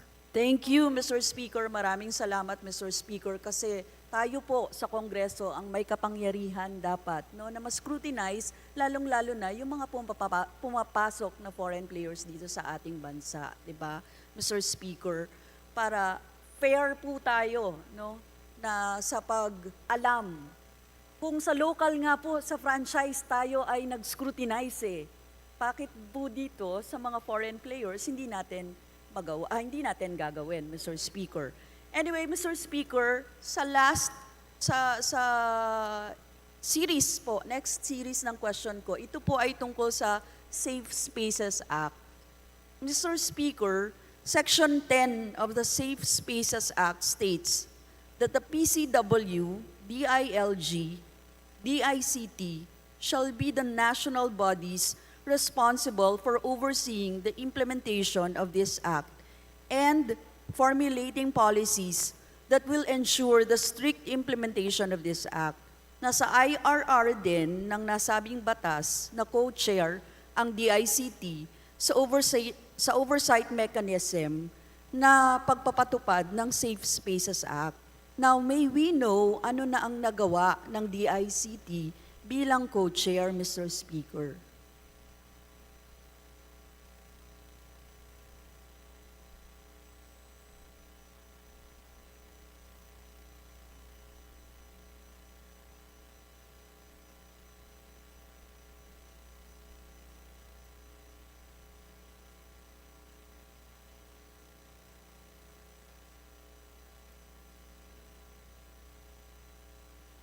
Mr. Speaker, Your Honor, pertaining to this, I think ito yung bawal ang bastos law. Ang CICC po ay nag-outreach na ng mga seminars. For the last 2 years, they have been implementing an outreach program, barangay-based to educate people regarding this, Mr. Speaker, Your Honor. Mr. Speaker, sinasabi dun sa IRR, outreach seminars lang, ang sinabi ninyo. Mr. Speaker, distinguished sponsors, sinasabi sa IRR, the oversight mechanism should meet twice a year.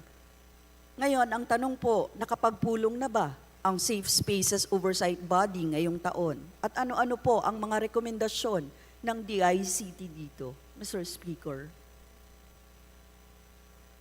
Mr. Speaker, Your Honor, ang chair po, hindi ako nagkakamali, nung body ay DILG, not D.I.C.T. So, hindi po incumbent sa D.I.C.T. na magtawag ng oversight committee meeting, Mr. Co-chair po kayo, Mr. Speaker. Co-chair. Co-chair po ang sinabi ko kanina. Kung co-chair po kayo, meron pong sinasabi sa IRR na dapat may mechanism yung oversight na mag-meet twice a year. 2 beses sa isang taon. Ngayon, ang tanong ko po, nakapagpulong ba ang Safe Spaces Oversight Body ngayong taon? Tapos nakapag-recommend ba ang D.I.C.T na opisina kaugnay dito sa Safe Spaces Act, Mr. Speaker, distinguished sponsor? Mr. Speaker, maraming salamat kay Congresswoman Arlene for bringing it to the attention of the agency. The D.I.C.T will coordinate with D.I.L.G to enable the oversight functions of the body. Mr. Speaker. Mr. Speaker, sagutin niyo po yung tanong ko. Nagpulong ba o hindi nagpulong? Yun na po yung tanong ko eh.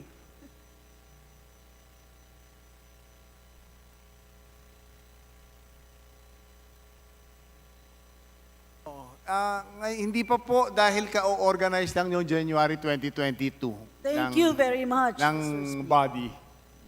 Thank you very much, Mr. Speaker. Now, yung second ko pong tanong, may alokasyon ba ang D.I.C.T sa 2023 budget para sa pagpatupad po ng mandato ng Safe Spaces Act, Mr. Speaker?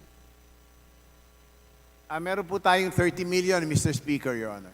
Yes, thank you, Mr. Speaker. 30 million. Itinatanong po natin ito dahil sa dumaraming kaso ng online sexual harassment na naging tampok lalo sa kasagsagan po ng lockdown. And unfortunately, there is very little or information on what the D.I.C.T is doing to help ensure safe spaces in our online platforms. Wala pa rin kaming naririnig na proactive action kaugnay nito. Tulad po ng sinabi nyo, hindi pa nakapagpulong, Mr. Speaker. Talamak po yung pagpapakalat ng nude photos, videos, online child trafficking, at marami pang kaso ng karahasan at abuso sa kababaihan at bata, Mr. Speaker. Kaya inaasahan namin ang D.I.C.T na doblehin pa talaga ang effort para masawata, ma-resolve yung mga cases ng online sexual harassment at tumulong para sa pagtukoy ng mga perpetrators, Mr. Speaker, distinguished sponsor. Makakaasa po ang kinatawang Arlene Brosas na ito po'y magiging prioridad, lalong-lalo na ng CICC. Actually, sinasabi po ng CICC na meron silang bagong acquire na online monitoring equipment which will be used immediately, Mr. Speaker, Your Honor. Meron po kayong bagong online. May we know kung ano yung bagong online ninyo na monitoring, Mr. Speaker?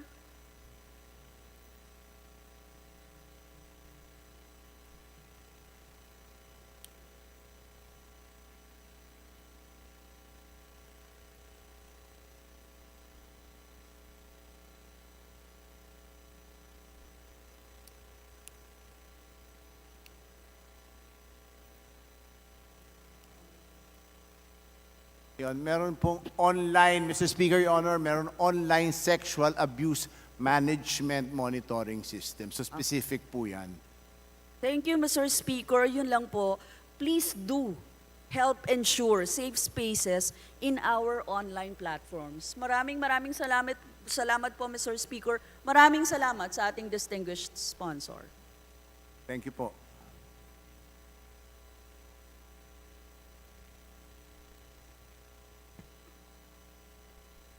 Majority Leader.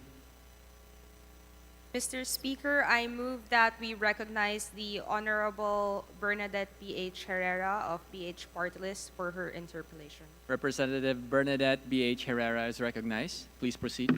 Thank you very much, Mr. Speaker. Good afternoon, Mr. Sponsor, and of course, to the D.I.C.T family, magandang hapon po. Well, medyo konti lang naman po ito and some manifestations. Number one, according to the 2021 COA audit report for D.I.C.T, the management failed to submit the calendar year 2021 year-end financial statements due on February 14, 2022, as well as the quarterly financial statements within 10 days after the end of the quarter, along with supporting schedules, contrary to Section 60 Chapter 19 of the GAM Volume 1 and COA Circular, due to lack of manpower and the use of manual system of accounting. Thus, management's assertion on the validity of accounts and transactions as of December 31, 2021 could not be established. COA noted that the delay in the submission of financial reports may be attributed to the utilization of manual system of accounting and maintaining books of accounts in an Excel file instead of a fully computerized recording system. Ang sakit po nito dahil considering that the D.I.C.T is the pioneer agency in information technology. Apaka-ironic po na ang D.I.C.T po ang gumagamit ng manual system at hindi fully computerized. I would just like to put that on record at ako po ay umaasa sa leadership ng bagong secretary. Hindi na po ba mauulit ito at nagawa na po ba ito ng paraan, Mr. Secretary, through you, Mr. Speaker, and Mr. Sponsor? Mr. Speaker, Your Honor, first of all, I share the sentiments of the Honorable Bernadette Herrera D.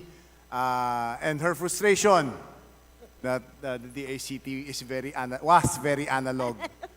Was being the operative word. The Honorable Secretary, Ivan Oy, has already issued a department order enabling full digitalization of its internal processes, Mr. Speaker, Your Honor.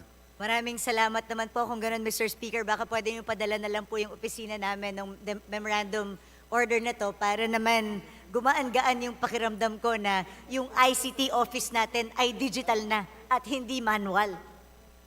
Another reason na sinasabing excuse for failing to submit is the lack of personnel.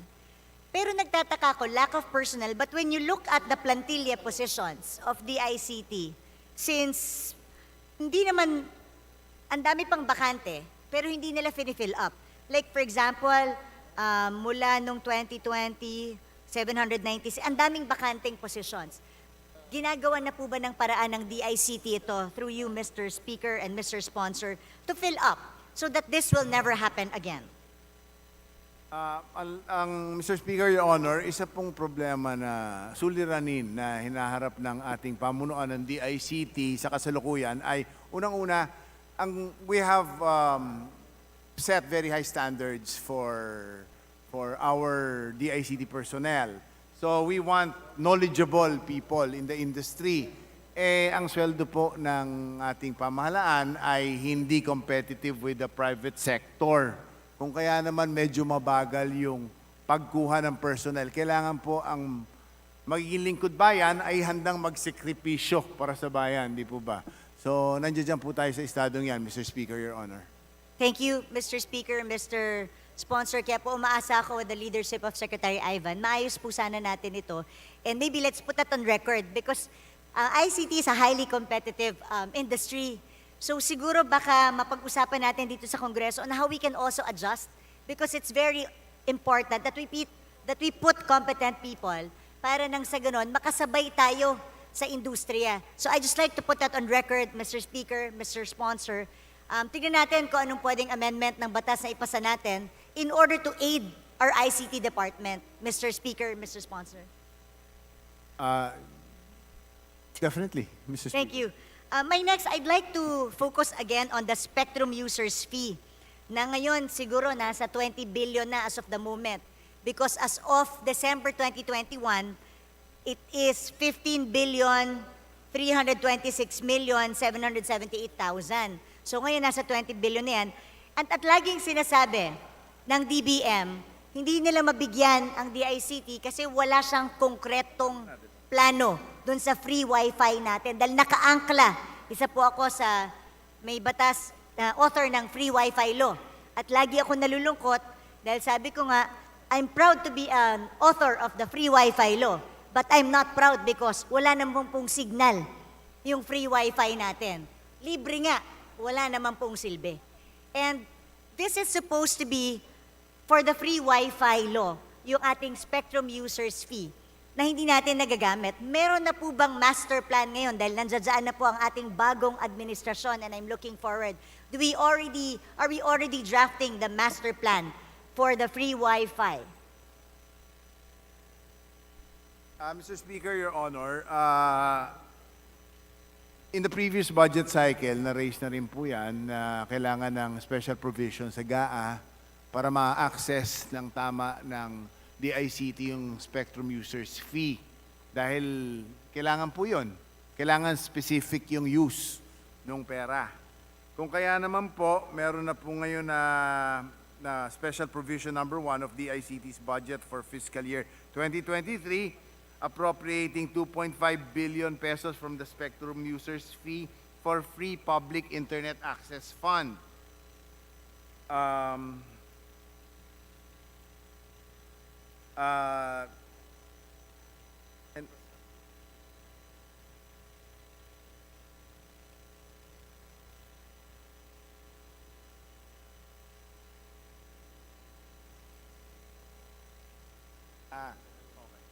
yun nga, nung dati nawala yung provision doon sa budget na iyon, sa paggamit ng budget na iyon for infrastructure.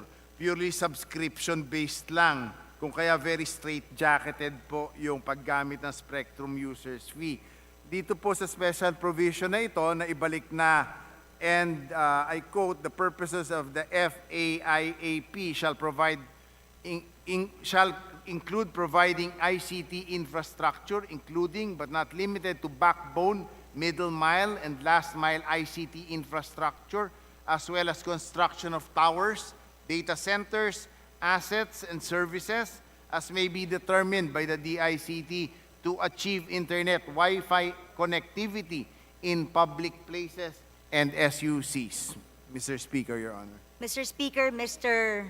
Sponsor, thank you very much for that because I would like to manifest na tinanggal po kasi, nilagay po natin yan noong 2022 special provision, pero hindi ko po siya nakita sa 2023 NEP.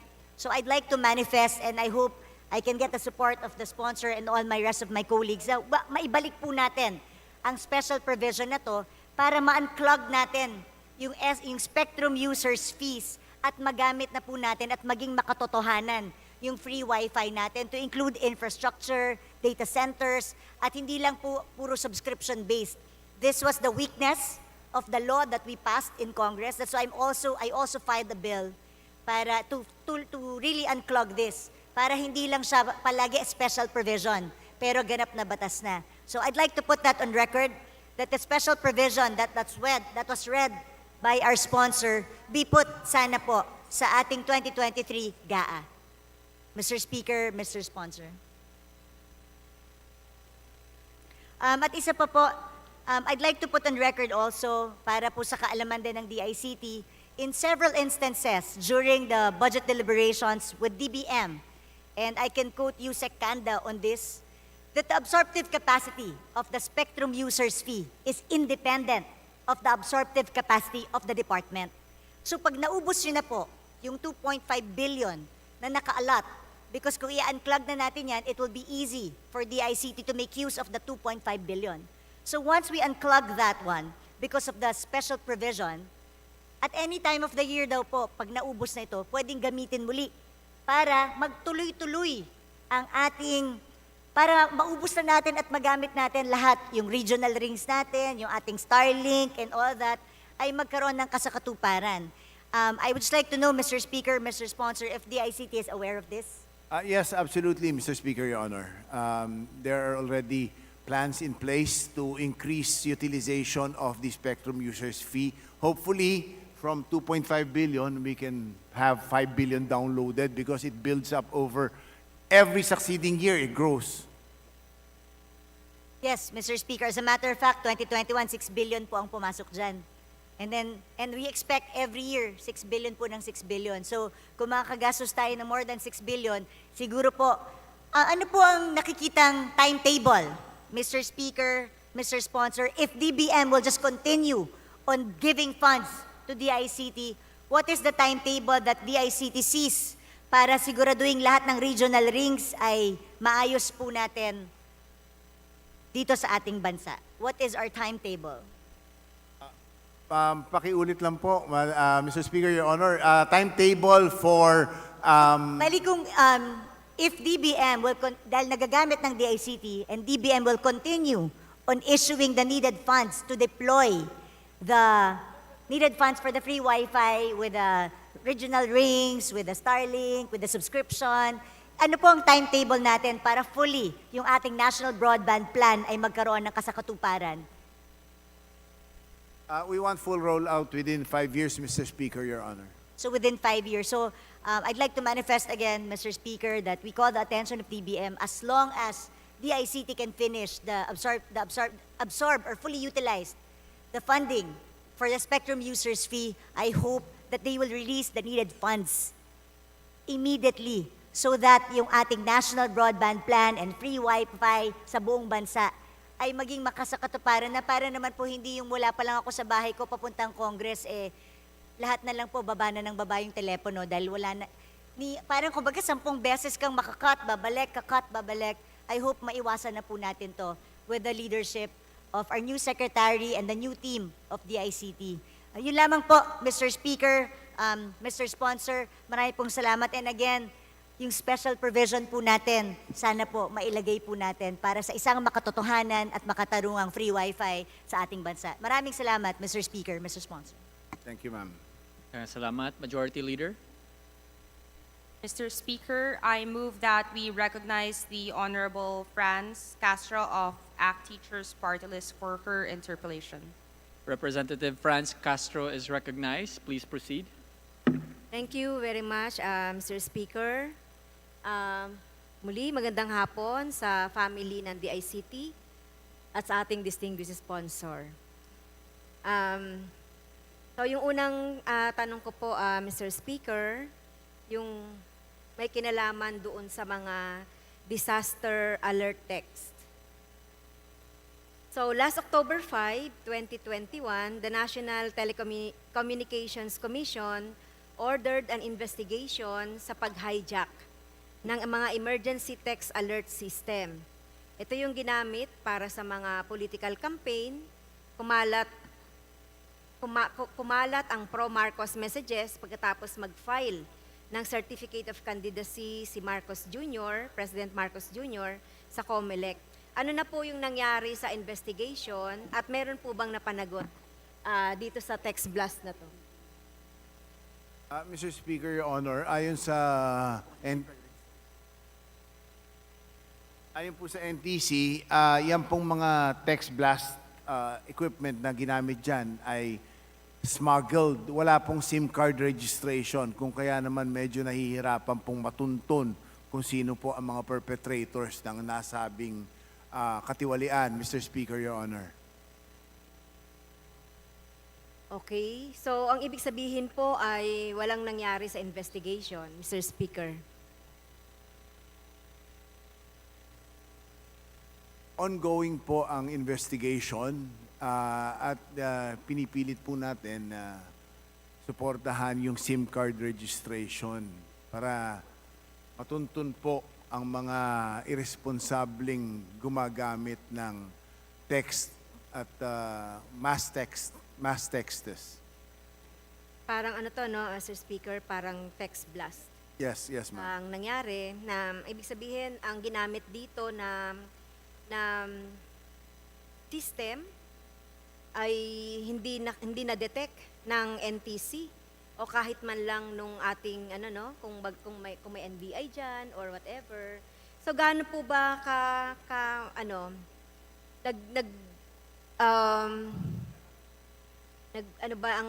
ang NTC ng kanyang investigation? Puspusan po ba ang naging investigation or wala lang? Paano po ba ang ginawa ng investigation dito, Mr. Speaker?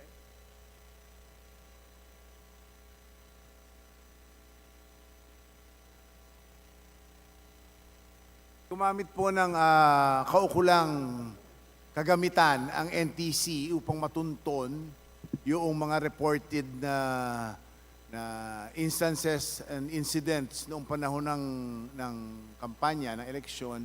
Ngunit enough na po ang mga kagamitan nito. Once they are reactivated, they will be monitored immediately and recognized by the NTC at matatriangulate. Mr. Speaker, Your Honor. Okay. So parang feeling ko, Mr. Speaker, parang hindi naging masyadong puspusan yung pag-i-investigate. So may time frame po ba kayo dito? Kasi kung magiging ang ating strategy lang ay titignan natin kung mag-reactivate at malalaman natin yung pinagmulan, ay parang tayo po yung tayo po yung tailing. Kumbaga, hindi po talaga tayo talagang nag-iimbestiga ng ng puspusan dito. Tama po ba ako? Tama po At kung- kayo, Mr. Speaker, Your Honor, tama po ang kagalang-galang na Franz Castro. Pero kung kaya naman po talagang pinipilit nating maisulong ang SIM card registration dahil po sa kagamitang katulad nito, ginagamit sa text. Pag in-off na po ang equipment, it's not registered, hindi na po matutuntun yun. Dahil wala po tayong basihan kung kanino nakapangalan. Kailangan pong intayin natin na ma-reactivate at kailangan at particular point in time, nakatutok din doon yung equipment para mag-monitor, Mr. Speaker, Your Honor. Kung meron po tayong SIM card registration, once that text is sent out, it can be immediately attributable. It is immediately attributable to a source, Mr. Speaker, Your Honor. Pero 'di ba ang ginamit na ang ginamit na facility dito, yung parang emergency alert system natin. Gumagamit pa rin po ng SIM yun, Mr. Speaker, Your Honor. Okay. So, inuulit ko, Mr. Speaker, distinguished sponsor, yung mga ganitong mga instances or mga insidente ay sana ay hindi na maulit at hindi rin magamit yung ating tinatawag nating emergency text alert system sa mga personal at makasariling mga interes.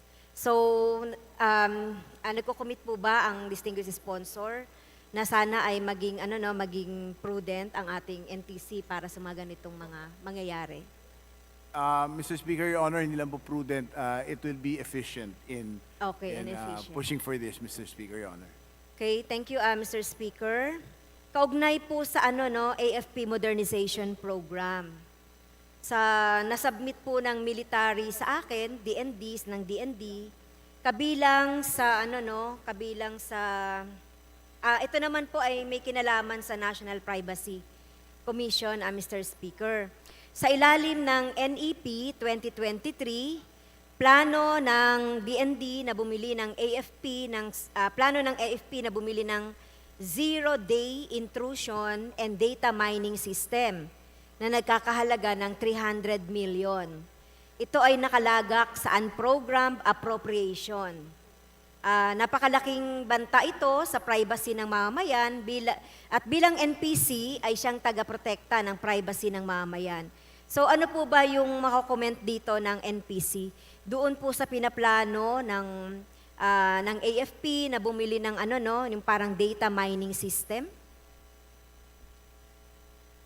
Na maiyahan tulad ito sa zero-day intrusion sa COVID-19. Di ba kung maalala ninyo, Mr. Speaker, ang hinahanap ng zero-day intrusion ay butas sa antivirus program ng mga computer. Naghahanap ito ng mga hindi pa kilalang virus or bugs at iyon ay gagamitin para makapasok sa computer. Para sa COVID, noong kasi simula pa lamang ng pandemya, wala pang nagagawang bakuna at wala pang natural na immune system ang ating katawan, kung kaya lahat ay nagiging vulnerable sa sinatawag na zero-day intrusion. Pero kapag, Mr. Speaker, sinamahan ito ng data mining system, magiging napakapanganib nito sa privacy ng mga mamayan, magiging madali ang pagpo-profile ni Numan. So ano po yung comment dito ng National Privacy Commission? Mr. Speaker, Your Honor, ito po'y nakakabahala kung ito'y papayagan ng walang check and balance. Kung kaya naman po nagko-commit ang NPC na ito'y babantayan. Dahil first of all, there has to be a legitimate purpose to utilizing any publicly available data which is mined by any government agency. Kung wala naman pong wala naman pong specific purpose. Kahit public data po yan, ito po'y sisitahin ng National Privacy Commission, Mr. Speaker. So wala po kayong alam dito sa pinaplano ng ng AFP dito sa binabalak nilang bilhin or binabalak nilang i-purchase na 300 million na GHQ zero-day intrusion and data mining system. So nakakabahala itong sinasabing data mining system. Ngayon ko lang nakita ito dahil na-relate ko ito dito sa D.I.C.T. So wala po kayong kaalam-alam dito sa plano ng AFP na to at hindi kayo nakonsulta. Mr. Speaker, distinguished sponsor, ang D.I.C.T. Again, nakakabahala po yan, pero ang katunayan yan ay plano lang po siguro yan ng AFP dahil at any given time, any data processing activity by any government agency has to have the clearance of the National Privacy Commission, Mr. Speaker. Yes, tama po Mr. Speaker, distinguished sponsor. Plano nga lang po ito at nasa unprogrammed appropriation. Pero alam naman natin, di ba, sa mga unprogrammed appropriations ay mas madalas napopondohan din ito. Pag nagkakaroon na ng pagkakataong mapondohan, nakikita naman natin sa BSF natin na talagang enough naman yung pondo. Kaya tiyak na mapopondohan ito at kailangan natin itong kailangan natin tong pag-aralan at kailangan natin tong tiyakin na hindi ito makakasagka dito sa profiling ng mga kababayan natin, tayo mga mamamayan at makakaapekto doon sa karapatan ng bawat mamamayang Pilipino sa data privacy. The National Privacy Commission takes note of the concern of the Honorable Franz Castro. Yes. Ang inaasahan ko dito, Mr. Speaker, baka later on matanong ng D.I.C.T o ng NPC, ano tong pinaplano ng AFP na to at ng DND at makuha ko yung investigation na gagawin, Mr. Speaker. At makukuha din ng ng Committee ng Appropriation at ng kapulungang ito. Mr. Speaker, Your Honor, if the AFP does push through with this plans to purchase said equipment, it has to notify by law. They have to register their system by law with the NPC, Mr. Speaker, Your Honor. Okay. Hindi, ang inahanap ko pong definite na sagot ay dahil sinabi ko na to sa inyo, di ba? Ito po, sinabi na natin dito to. At ito, meron silang document. Pwede rin ko kayong bigyan ng document na binigay ng AFP sa akin at matanong nyo rin kung ano ba itong pinaplano ng AFP na data mining system na ito. At makakuha tayo ng report from that initial investigation para ang taong bayan ay makampante rin na walang pinaplano ang AFP, ang DND kaugnay noong pag-intrude doon sa privacy ng mga mamamayan, Mr. Speaker. Mr. Speaker, Your Honor, since the concern of the Honorable Franz Castro has been raised in plenary, the NPC will gladly receive the said documents and raise it with the DND, Mr. Speaker, Your Honor, as basis. Okay, maraming salamat po for that for that answer. Okay? Next topic ko po, Mr. Speaker,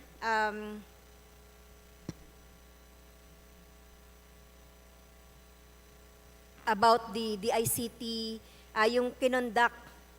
Ito, hindi rin kasi ako na-satisfy dun sa mga answer ng AFP. Kasi alam ko ang D.I.C.T with the third parties conducted an investigation regarding doon sa quote-unquote cybercrime. Ako sinabi ko na cybercrime 'yun kasi talagang Mr. Speaker, talagang anomalous para sa akin yung ginawang mga kadami ng mga surfing na ginawa ng isang website na ang domain ay nasa website ng Philippine Army. So, ito po no, on June 5, 2021, CERT.P.H received a forwarded email from D.I.C.T, Office of the Undersecretary for Digital Philippines.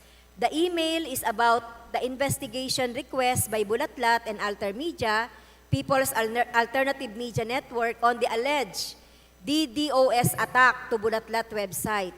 Bulatlat Alter Media reported that vulnerability scan against their website were traced to a machine with IP address belonging to the DOST key room. Bulatlat Alter Media's third-party and hosting provider found another IP address within the firewall machines that has a service port registered to Appropriations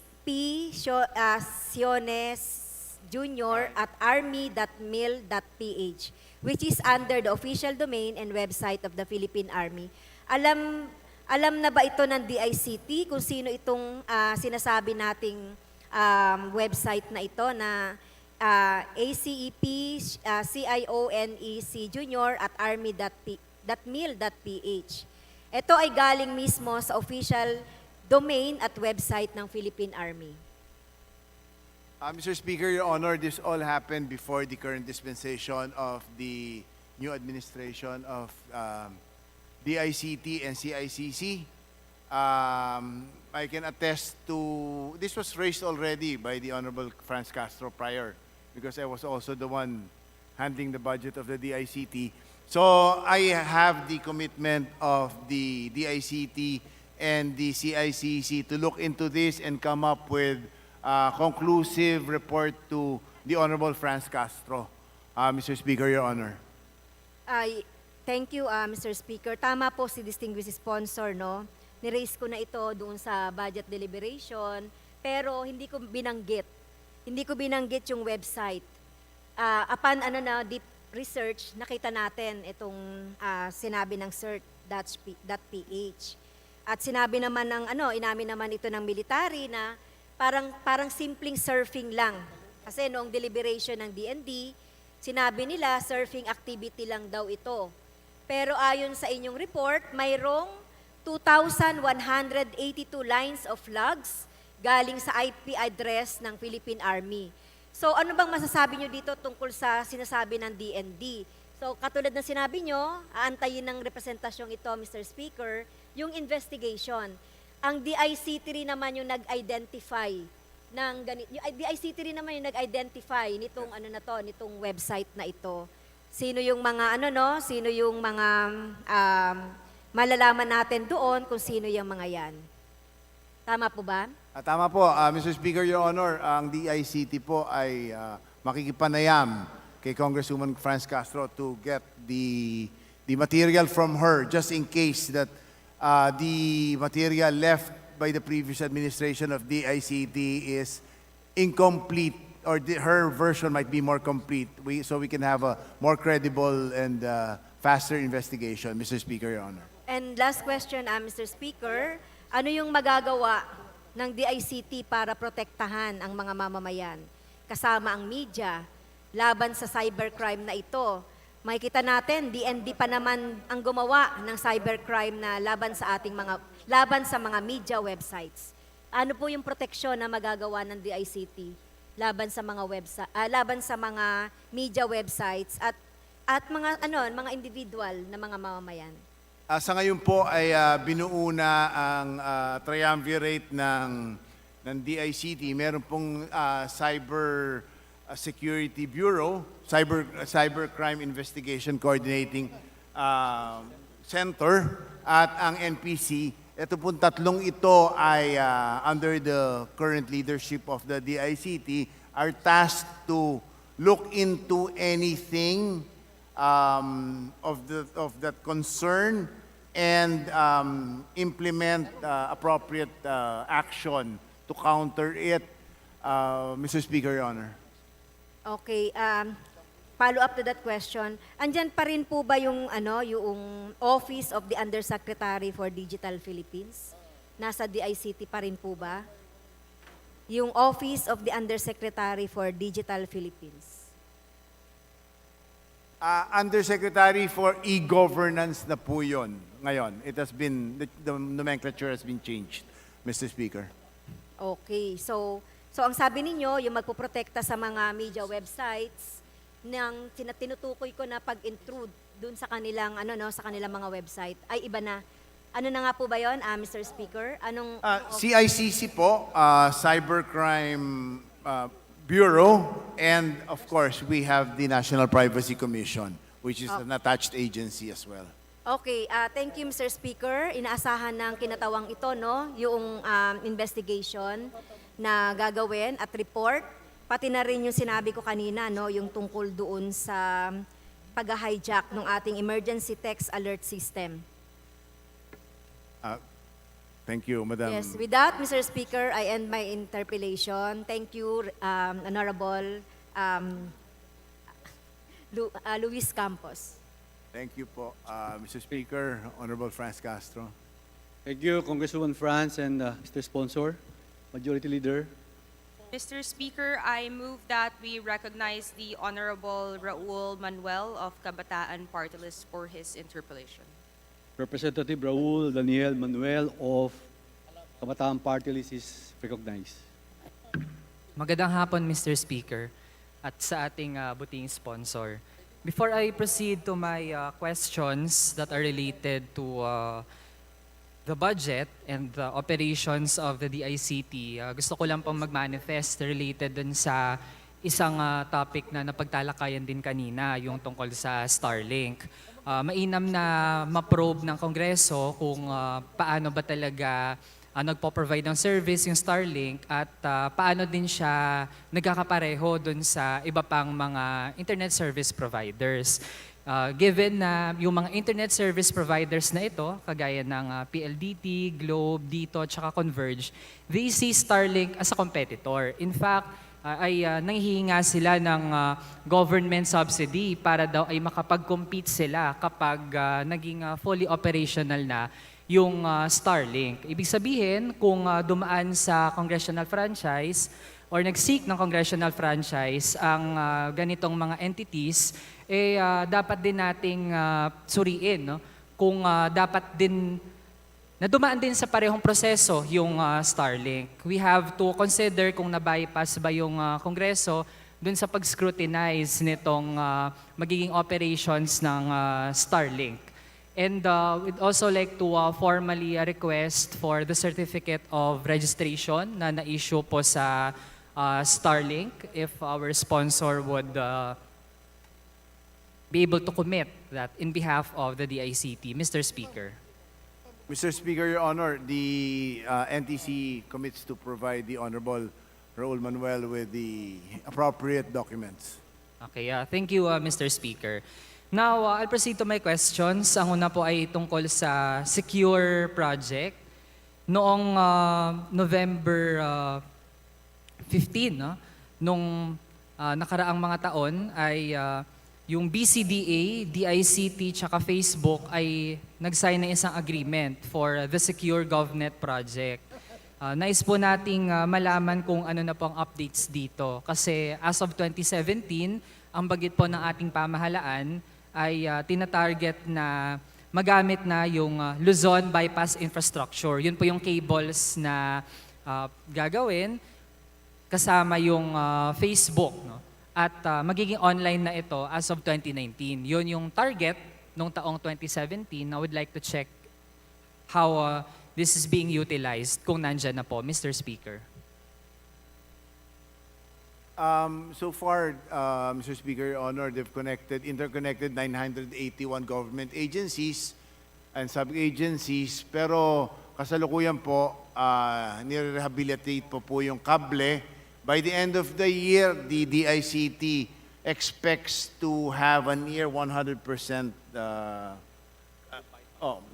completion of the bypass, Mr. Speaker, Your Honor. Okay. Mr. Speaker, Pinangako nitong Secure Government Project yung ultra high-speed broadband infrastructure na i-connect daw yung internet hubs natin sa US tsaka iba pang mga bansa sa Asia. Kaso lang, Mr. Speaker, meron tayong concerns on this regarding data security. So, ayun, mari pong ma-flash yung ating visual guide and para makita po yung magiging extent nung ano yung ginagawa ngayon ng Meta, yung mother company ng Facebook in terms of cables. Ayan. So, yan po yung final po, yun yung target for 2024 kung paano na nag-expand yung cables ng Meta. Ang concern po natin dito, Mr. Speaker, ay tungkol sa data security. Kasi kung sakali man na maging mabilis nga yung internet, pero magiging madali din for Facebook na mag-gather yung data natin tapos magamit yon for their profits. Kasi hindi lang yung data na connected sa Facebook at iba pang mga apps nila, pero lahat ng data na dadaan dun sa mga kable, pwede yung dumaan from Philippines papunta sa California kung saan naka-base yung Meta, Mr. Speaker. Mr. Speaker, Your Honor, wala pong pinagkaiba yung undersea cable ng Facebook, ng Meta, sa ibang undersea cable. So they're subjected to the same scrutiny, same standards, etc. And if there are any lapses eventually, it will be corrected. It will correct itself. Diba? Our oversight functions can only extend so much at this point because this is purely technical. This is all very technical. As long as wala pong pinapayagan dun sa internet, dun sa submarine cables ng Facebook na higit o lampas sa pinapayagan sa submarine cables ng iba, ay siguro wala naman ho tayong dapat ikabahala, Mr. Speaker, Your Honor. Mr. Speaker, nais nating malaman mula sa D.I.C.T kung ano ba yung mga safeguards na ginagawa, lalo na kung nandito na yung Secure Government Project. Kasi yung Facebook, under global scrutiny din siya dahil dun sa kanyang major lapses sa pag-handle ng data na meron siya. For instance, Mr. Speaker, may documentation kung paano nag-conduct yung Facebook na isang mood manipulation study. Tinest niya yung kanyang effectivity para i-influence yung mood ng kanyang mga users gamit yung content na pinapalabas niya sa kanyang feeds. Dagdag din dyan, Mr. Speaker, yung Facebook tsaka yung Cambridge Analytica, may role din siya dun sa pag-influence ng voter preferences. Ginagamit nila yung technique ng psychological targeting. Gamit yung profile, kung paano nila na-estimate yung attitude, yung behavior ng tao through their social media profile. So, we'd like to inquire sa D.I.C.T, Mr. Speaker, paano natin pinoprotektahan yung mamamayan mula sa ganitong mga pwedeng mangyari? The operative term, Mr. Speaker, Your Honor, would be data sovereignty. Tayo po ay meron tayong local cloud para sa ating data centers. There will be redundancy. We will not have off-country servers. It will all be within country para meron po tayong full control. Yun naman pong binabanggit ng ating kagalang-galang na Raul Manuel. Ito po'y free and extra services po ito, di po ba, ng Facebook. Kung kaya naman kung ayaw niyong gamitin, hindi naman po kayo pinipilit na gumamit. But once you opt into it, you are subject to their rules, Mr. Speaker, Your Honor. Yeah. Another point din, Mr. Speaker, hindi ba lopsided yung ganitong agreement, lalo na yung Meta at gamit yung, of course, isa dun sa major products naman niya, Facebook, ay isang content provider. So siya yung content provider, tapos ngayon, Mr. Speaker, siya din yung nagko-construct ng cables. So, ibig sabihin, malalagay into question kung sino ba talaga yung nagbe-benefit. No? Of course, on the surface, we would have benefits dahil dun sa pangakong mabilis na internet connection. Pero at the end of the day, ay yung kapakinabangan, Mr. Speaker, lalo kung i-weigh natin din dun sa risks, no? Lalo na't sa Pilipinas, di almost 100% ng ating mga kababayan ay merong Facebook accounts. Tapos, popular din yung mga apps na pinoprovide or nagsusubscribe yung mga tao dun sa mga produkto nitong Meta, Mr. Speaker.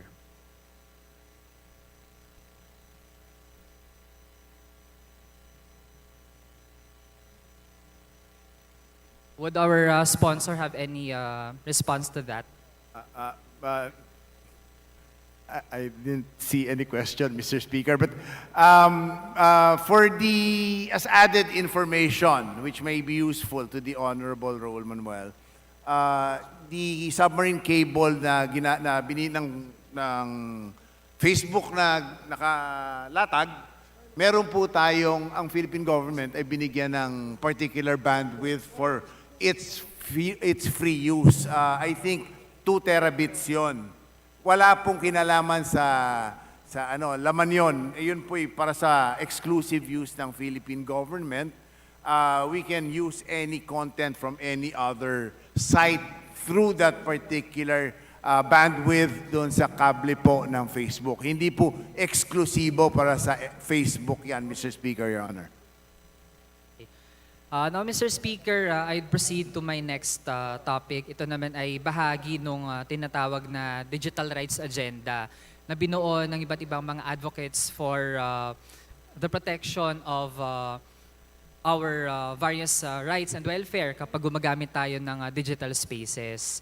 Now, Mr. Speaker, I'd like to ask our sponsor kung ano yung pagtingin doon sa prospect na i-allow yung ating mga telcos at yung internet service providers na mag-share ng cell sites para ma-improve lalo yung internet speed sa ating bansa. Mr. Speaker, Your Honor, we currently have a common tower policy because it is not only more efficient, it is also more cost-effective. Sa katunayan po, ang ating mga major telcos have unloaded already their tower holdings and independent tower providers from which they will lease back the space which they will share with our telco providers, Mr. Speaker. Okay. Mr. Speaker, bahagi din ng Digital Rights Agenda ay paano ma-expand at ma-streamline yung ating Freedom of Information portals. Lalo na't, syempre, dapat yung government data, yan ay abot kamay para sa ating mamamayan. Dapat public yung nature ng government data. So, ano yung ating mga pamamaraan para lalong maging accessible yung ganitong mga portals for the freedom of information?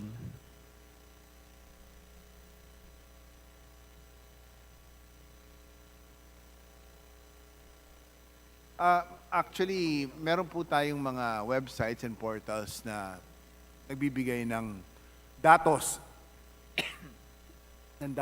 para sa kaalaman ng lahat ng libre.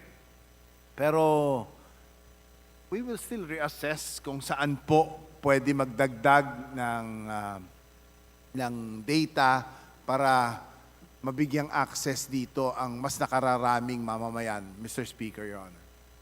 Okay.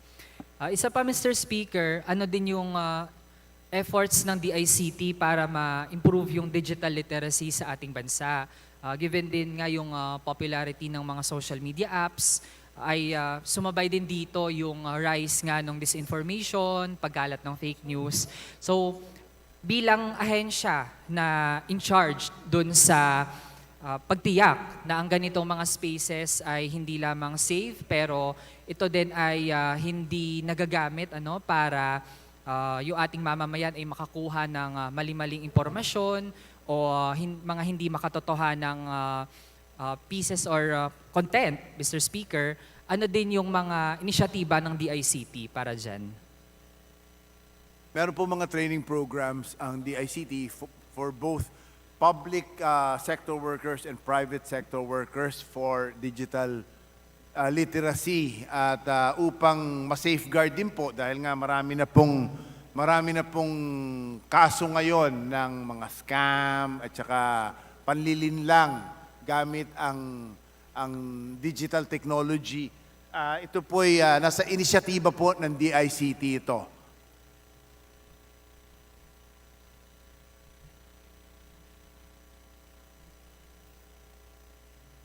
Yung pong unang D.I.C.T Digital Academy na nasa Valenzuela po ay malo-launch ng ngayong 2023, Mr. Speaker, Your Honor. May we get more details tungkol dyan, Mr. Speaker?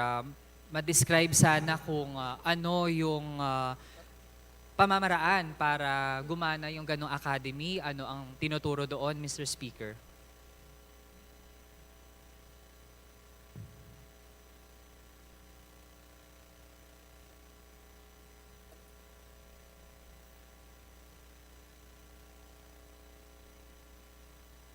So may gradient po yan. Merong basic computer literacy, digital literacy programs na pwedeng i-download sa mga barangay level. Pero meron pong mas nakakataas na antas ng pagtuturo para sa upskilling po ng government and private sector employees para makahanap ng mas maiging mga trabaho.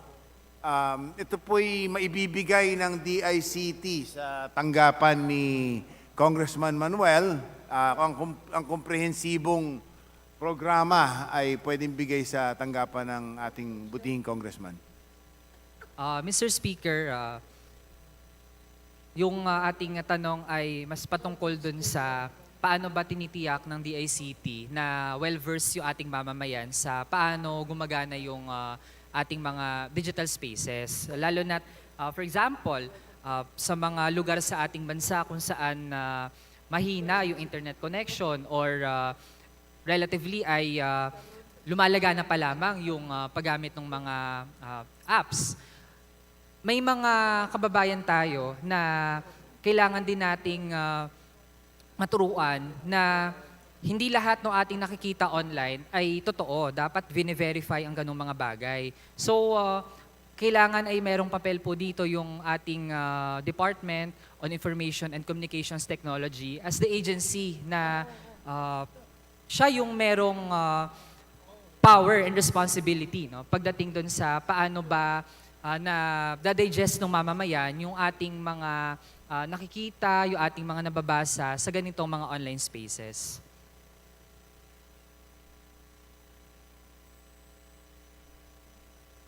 Meron po tayong halimbawa, yung CyberSafe, in partnership po with D.P.W.H, tinuturuan po ang kabataan sa tamang paggamit at tamang atensyon na ibibigay sa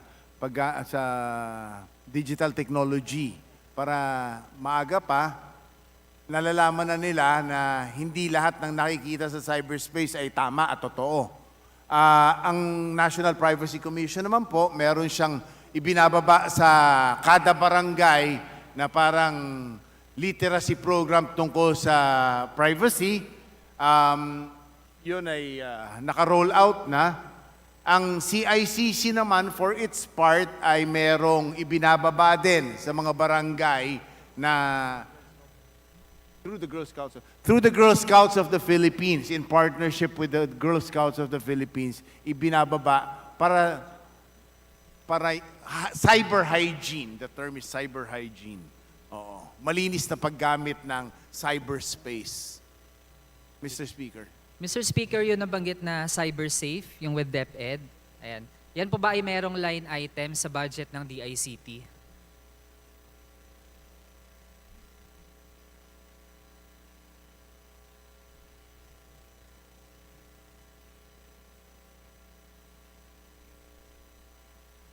Wala pong specific line item yan, pero nandun po yan sa, ang gugugulin pondo po dyan ay kasama sa countryside development at industry development programs ng D.I.C.T. Mr. Speaker. Mr. Speaker, maaari bang malaman kung magkano yung pondo nung ganong line item at sa line item na yon ay anong portion doon yung para sa CyberSafe program?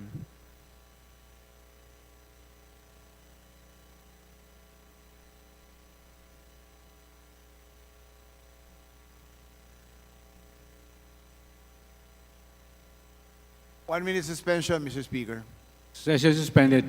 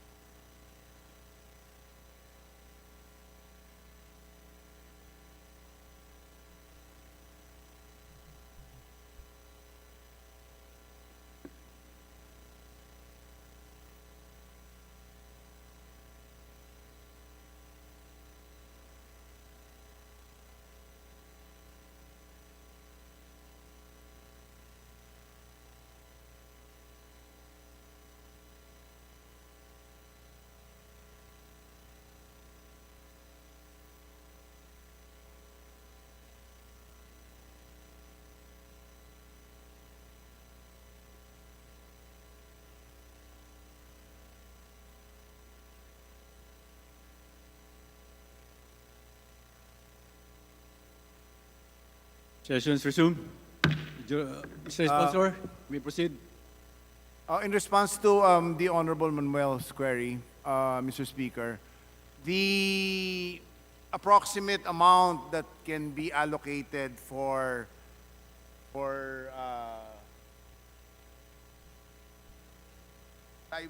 cyber hygiene and cyber safe for the year 2023 amounts to approximately 15 million pesos.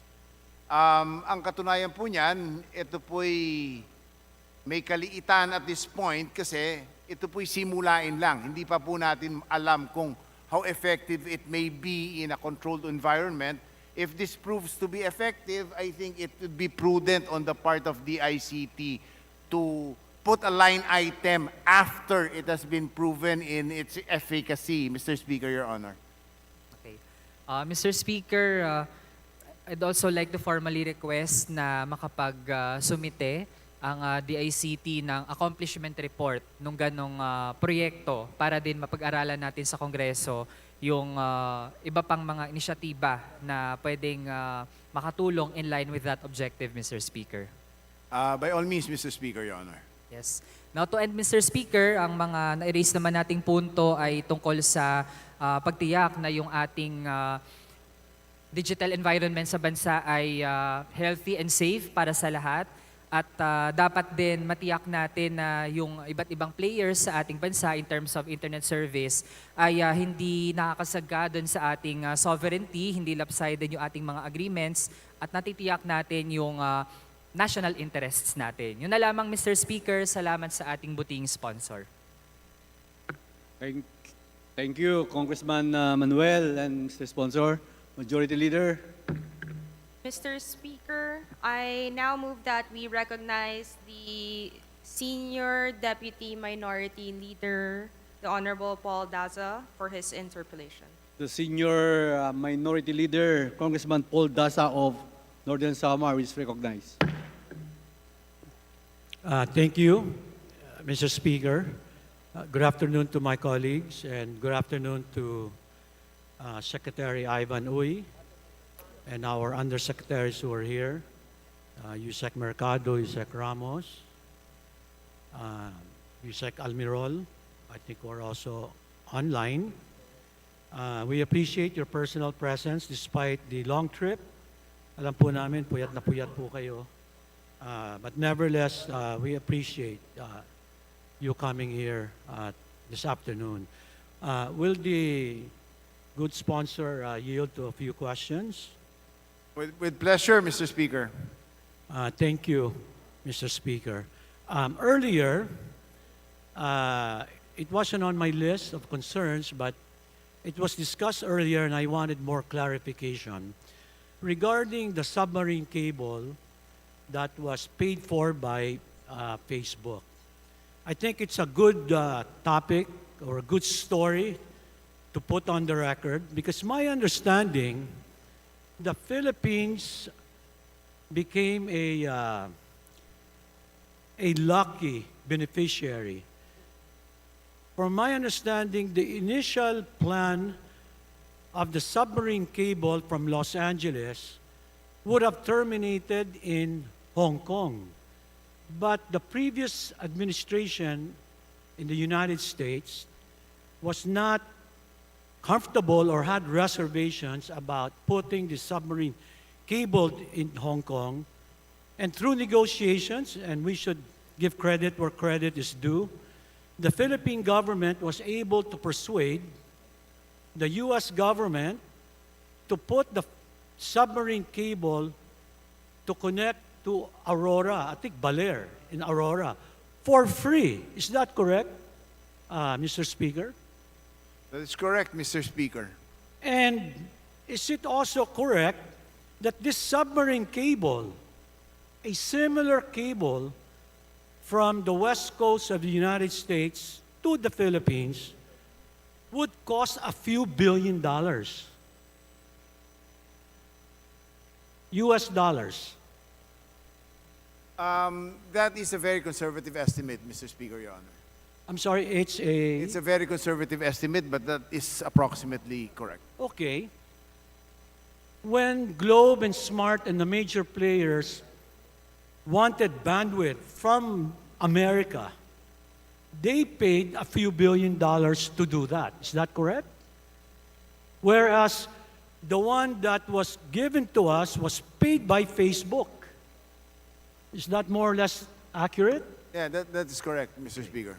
Now, Mr. Speaker, that cable is required for bandwidth, to be able to get internet bandwidth.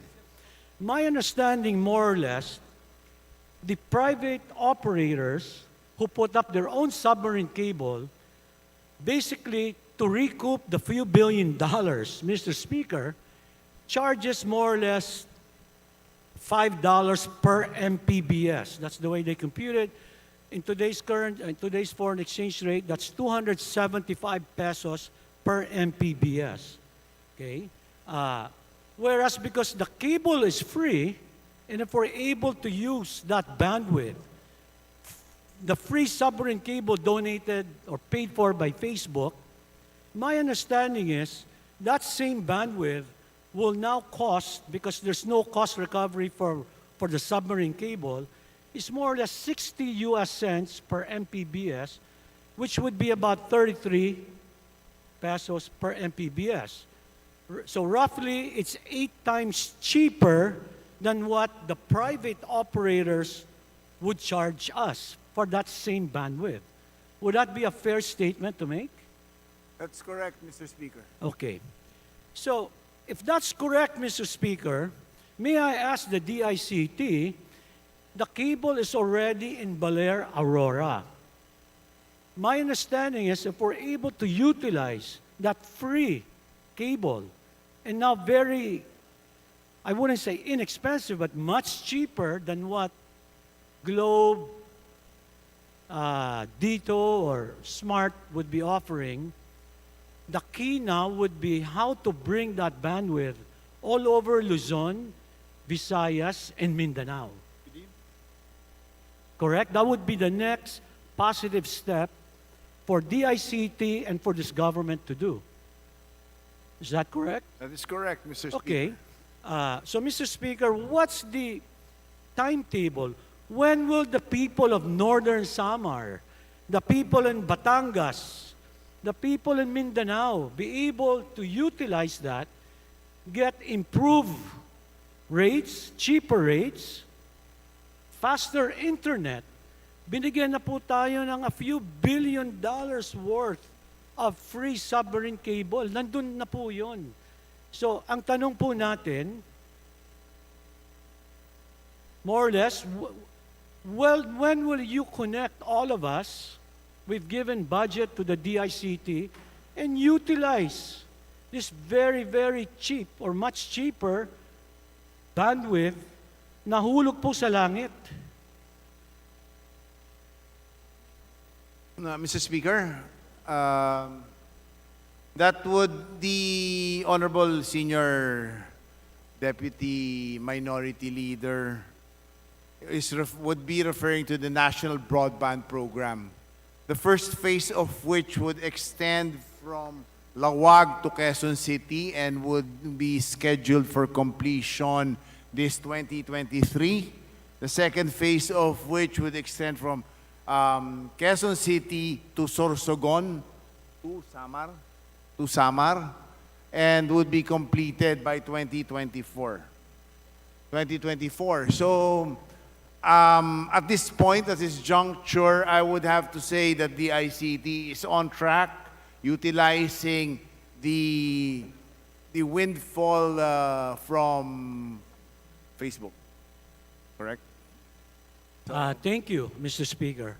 Para po sa mga kapatid po natin sa Mindanao, kailan po natin, ano po ang timetable natin para sa mga constituents po natin sa Mindanao? By the end of 2024, Mr. Speaker, we would be reaching Zamboanga, Pagadian, CDO, Davao City, Coronadal, Butuan, Cotabato City, as well as Marawi, Mr. Speaker. Thank you, Mr. Speaker. I am forever grateful to the Honorable Campos for defending the D.I.C.T budget. He put on the record the timetables that will give us faster and cheaper internet in the 3 main islands of the Philippines. Thank you so much, Honorable Campos, Secretary. The second one is that I wanted to raise, and I'm not going to dwell on that. We spoke about it in the committee, about the dismal, or maybe the better word is the failure of the previous D.I.C.T officials on the free public Wi-Fi. This same House had funded almost 12 billion pesos for the last 6 years, more or less 1.5 to 2 billion pesos for the free public Wi-Fi, which is law. I understand we have new officials now who I'm hoping will do much better. We had asked the D.I.C.T to come up with a comprehensive report and a specific action plan, and I think it was within 30 days. So just a short answer, Your Honor.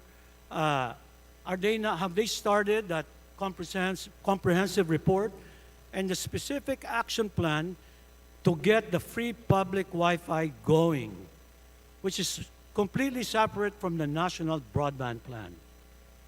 Mr. Speaker, Your Honor, the D.I.C.T commits to provide the Honorable DASA with the same.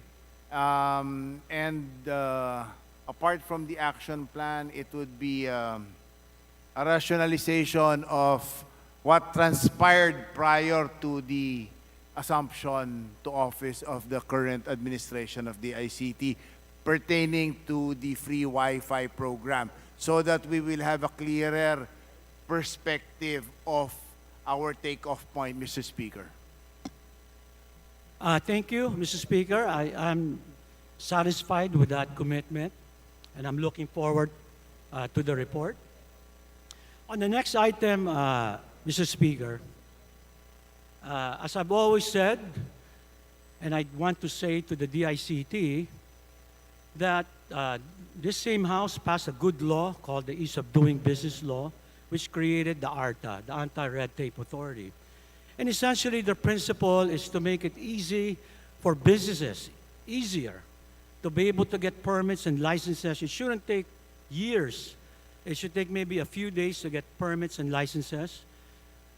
The common Filipino na kailangan po ng passport, license, o permit, dapat mag-comply sa Citizens Charter, which is governed by the Civil Service Commission, which is now given to the ARTA. So marami pong improvements na kailangan po natin gawin. There are 2 former, to expedite for time constraints, allow me to do the 2 now. There are old memorandum circulars by the National Telecom Commission. One is regarding SUF fees, spectrum user fees for Wi-Fi technology. Nalaman ko po yung Wi-Fi, marami pong lugar sa amin, Mr. Speaker, doon sa Carline, merong Globe, may Smart. I'm sure many of my colleagues will sympathize with me. Pero pagdating po doon sa mga barangay na malalayo, wala pong internet. Doon lang sa Carline. So I found a solution na mura daw po. Ang tawag doon, Wi-Fi internet. Radio lang yon, affordable. Sabi po sa akin na pag ginawa ng NTC yung gusto natin gawin, which is, that's what's going to be my question, na wag lang silang singilin ng spectrum user fee. Anyway, that spectrum is what we call unlicensed. Hindi po ito yung licensed frequency ng Globe, Smart, and the big players. Wi-Fi lang po yun. Just like the Wi-Fi sa bahay natin, pag ginamit po yan, the small telcos and the big telcos will be enabled. They'll be empowered. We would be unchoking them. Because there were circulars issued in 1997 and 2005. Unnecessary. I asked the NTC how much they've generated from this particular SUF. Iba-ibang klaseng SUF po yan. Ito po yung Wi-Fi. I think it's only 250,000 pesos the last year. It's counterproductive. If the D.I.C.T. and NTC essentially tanggalin na po yung memorandum circular niyan, gawin ng zero, tulungan po natin yung mga entrepreneurs, yung mga magaling sa tech, maglagay ng Wi-Fi internet. Ang sabi po sa akin, sa probinsya po namin, they can now offer 200 pesos prepaid internet for 2 or 3 days, 200 pesos a month. Biro po ninyo, Mr. Speaker, 200 pesos a month for internet. They will comply with the minimum speed na I think 2.5 Mbps. Ngayon po, 999, 1499. Ang isa pong stumbling block po natin is that particular MC. Alam po yan ni Secretary, alam po yan ni NTC Commissioner Cordova.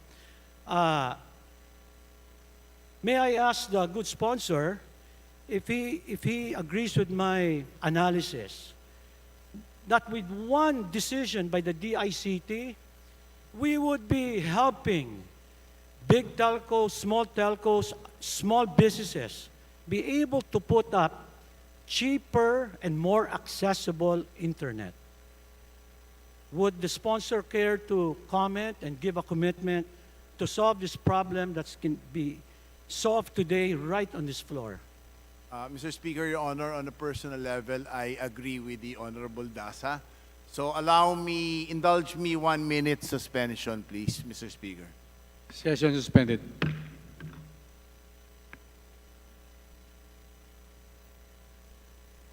Mr. Speaker. Sessions resume.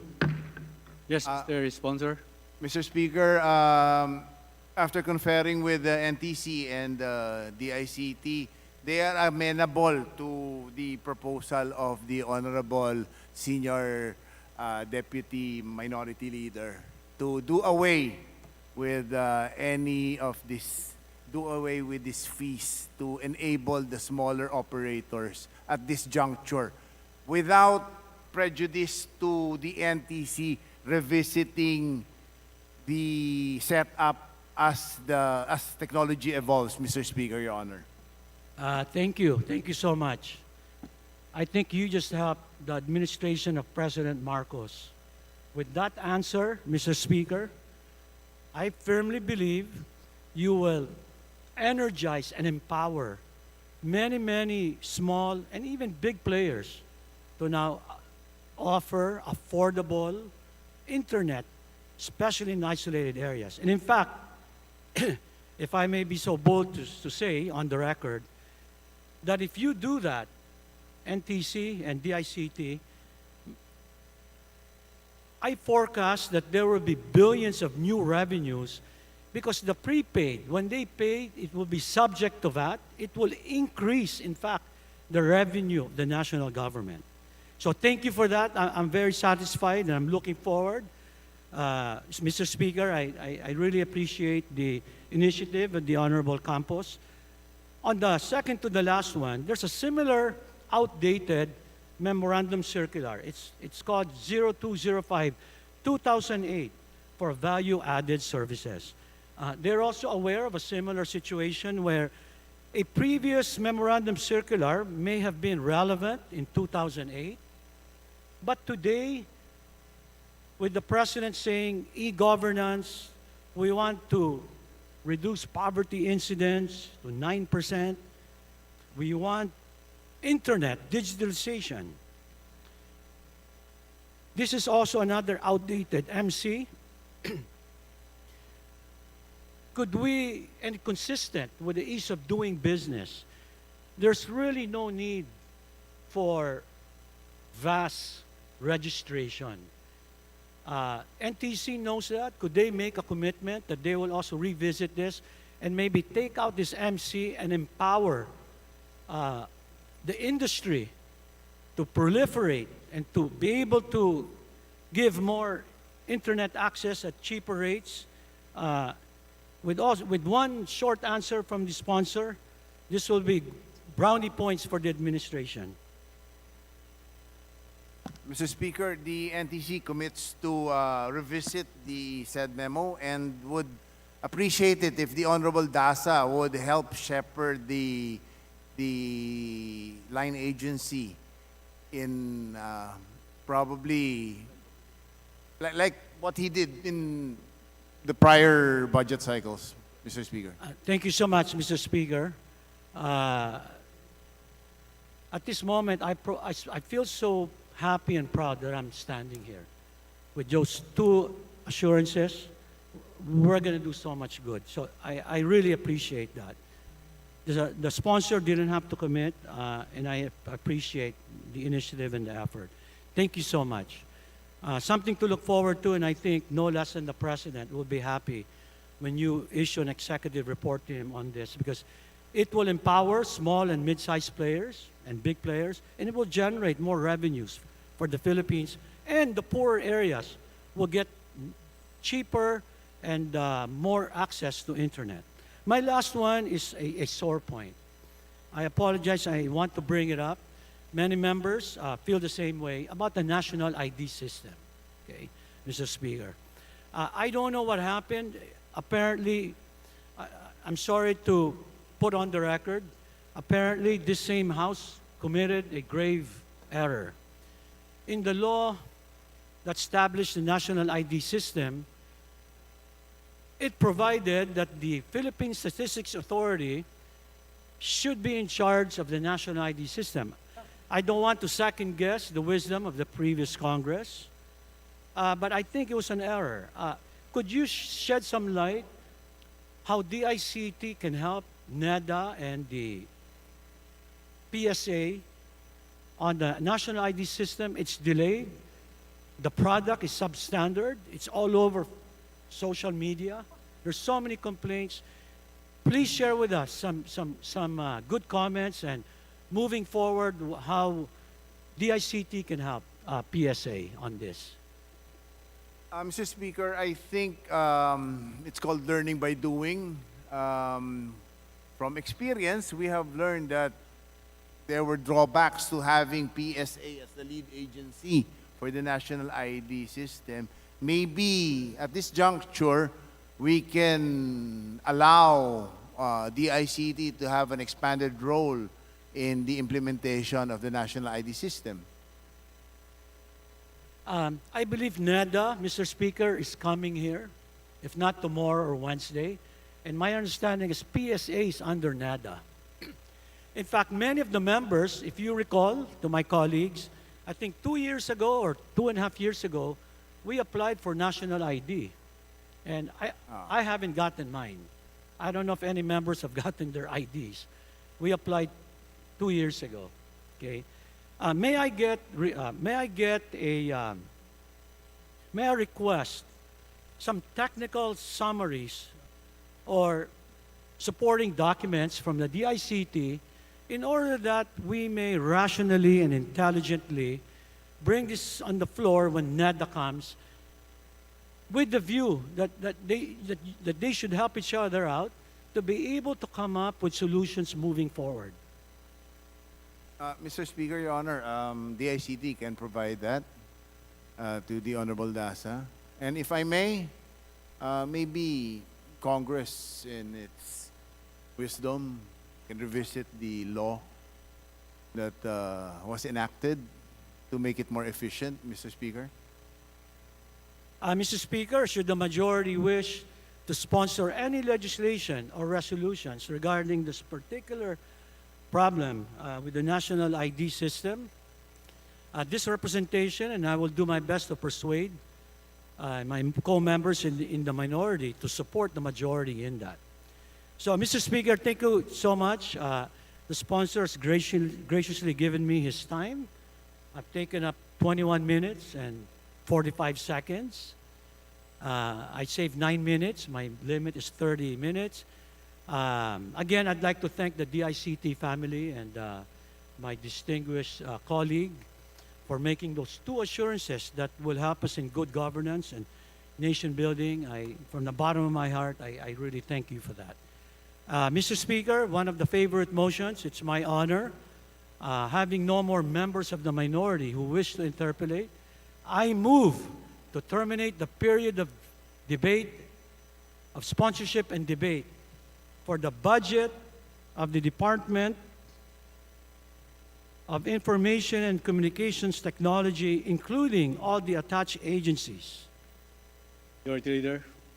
Mr. Speaker, on the part of the majority, we join the minority to terminate the budget deliberation of the Department of Information and Communications Technology, including its attached agencies.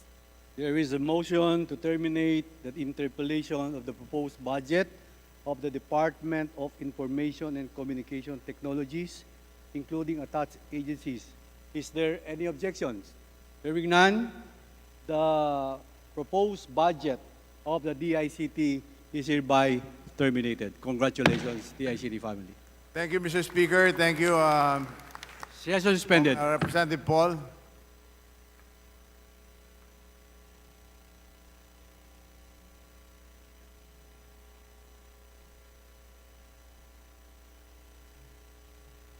Thank you, ma'am. Yung ano po.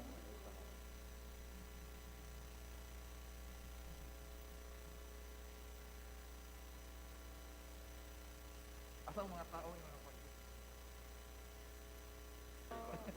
Dami. Sige, sige.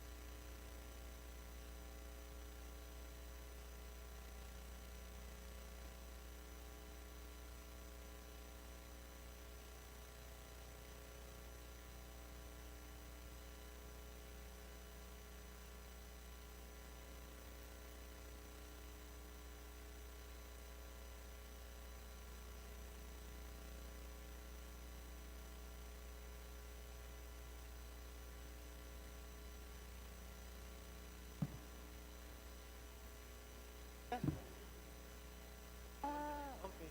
Teka lang, ma'am.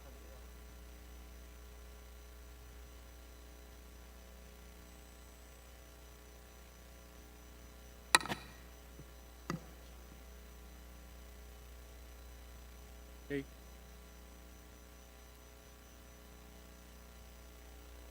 Sessions resume. Majority Leader, please settle down for the next budget deliberation of the next agency. Majority Leader. Mr. Speaker, I move that we now proceed with the consideration of the proposed budget of the Department of Foreign Affairs, including its attached agencies. Is there any objection? The chair is none. The Department of Foreign Affairs is now welcome to the House of Representatives. Majority Leader. Mr. Speaker, I move that we recognize the sponsor, Honorable Representative Joseph Gilbert Violago, Vice Chairperson on the Committee on Appropriations, to answer questions on the proposed budget of the Department of Foreign Affairs. Is there any objection? The chair is none. The Honorable Joseph Violago is now recognized for the to be sponsored to the House Bill number 4488. Mr. Sponsor, you are recognized now. Mr. Speaker, the co-sponsor and I wish to deliver our sponsorship speech for the budget, for proposed budget of Department of Foreign Affairs for 2023. May I, Mr. Speaker? Yes, Majority Leader. Isang magandang araw po sa ating lahat. Ang inyong lingkod, kasama po si Representative Abante na magbibigay po ng aming pong speech ngayong hapon ito. Isang karangalan po at pribileyo ang maging isa sa mga sponsor ng proposed budget na 20.303 billion ng Department of Foreign Affairs at mga attached agencies para sa fiscal 2023. Ang misyon ng D.F.A. ay ang pagtaguyod at pagprotekta ng kapakanan at interes ng bansa sa global community. At ang vision naman ng kagawaran ay magkaroon ng isang resilient foreign service para sa isang matatag na Pilipinas. Dahil dito, ang serbisyong binibigay ng D.F.A. ay lubusang mahalaga sa paglago, soberanya at seguridad ng Pilipinas at sa pagsiguro sa kaligtasan at kapakanan ng mga Pilipino. Gamit ang independent and principled foreign policy bilang gabay, mas lalong pinigting ng D.F.A.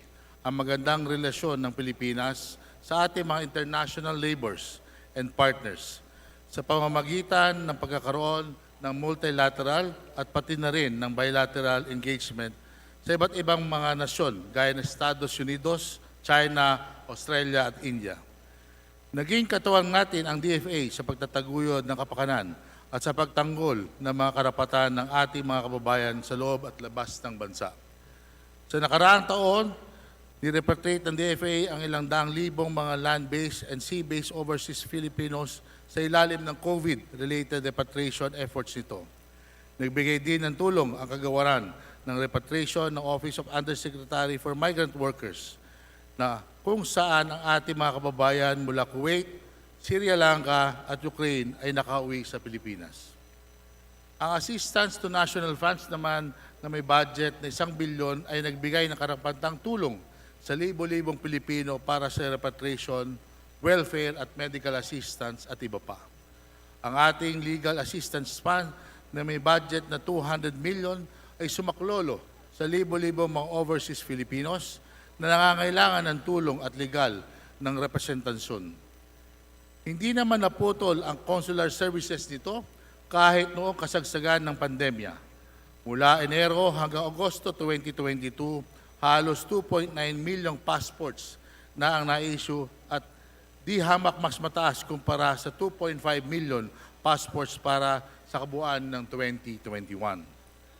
Nagbukas din ang D.F.A. ng Temporary Off-Site Passport Services or TOPS para masagot ang mataas na demand para sa passport. 7 sa 20 TOPS ay binuksan ngayong taon na ito sa iba't ibang lokasyon ng Pilipinas. Ang mga TOPS nito ay nag-issue na aabot sa 600,000 passports as of June 2022. Iilan lang lamang ang aking mga nabanggit sa mga maraming nagawa ng Department of Foreign Affairs. Kahit na 0.43% lamang ang share nito sa 2022 appropriations. Hindi nila tayo binigo. Bagkos ay pang-anim pa ang D.F.A. sa mga top revenue generating agencies ng ating pong gobyerno. Mr. Speaker, napanatili ng Pilipinas ang ika-7 sunod-sunod na taon, Tier 1 status nito sa U.S. Department's Trafficking in Persons Report. Napanatili rin ng D.F.A. ang ISO certification nito. Ibig sabihin ay alinsunod sa international standards ang kanilang mga serbisyo. Mr. Speaker, sa kabila ng matagumpay na pagpapatupad ng mga serbisyo at proyekto ng D.F.A., alam po natin na marami pang kailangang may sakatuparan at nangangailangan ito ng suportang pinansyal. Para sa taong 2023, ang proposed budget ng kagawaran at mga touch agencies ay nasa 20.303 billion o nasa 0.39% lamang ng proposed national budget na nagkakahalaga ng 5.268 trillion.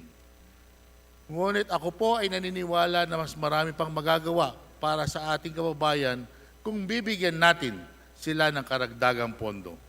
Kung kaya't hinihikayat ko po at umaapila sa aking mga kapwa mambabatas na isaalang-alang muli ang pagpondo sa Tier 2 proposals na nagkakahalaga ng 2.384 billion pesos para sa mga sumusunod.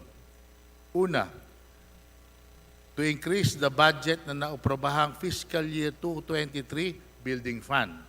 Pangalawa, pagbalik ng mga nabawas na budget para sa kanilang consular operations. Pangatlo, to increase the budget para sweldo ng mga local hires upang sumunod ito sa mga requirements ng foreign service post.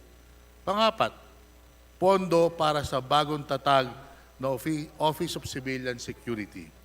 Panglima, pondo para sa operasyon ng 20 TAPS para matugunan ang backlogs o pagproseso ng passports at pang-anim, budget para sa i-promote ang ating 2016 Arbitral Award.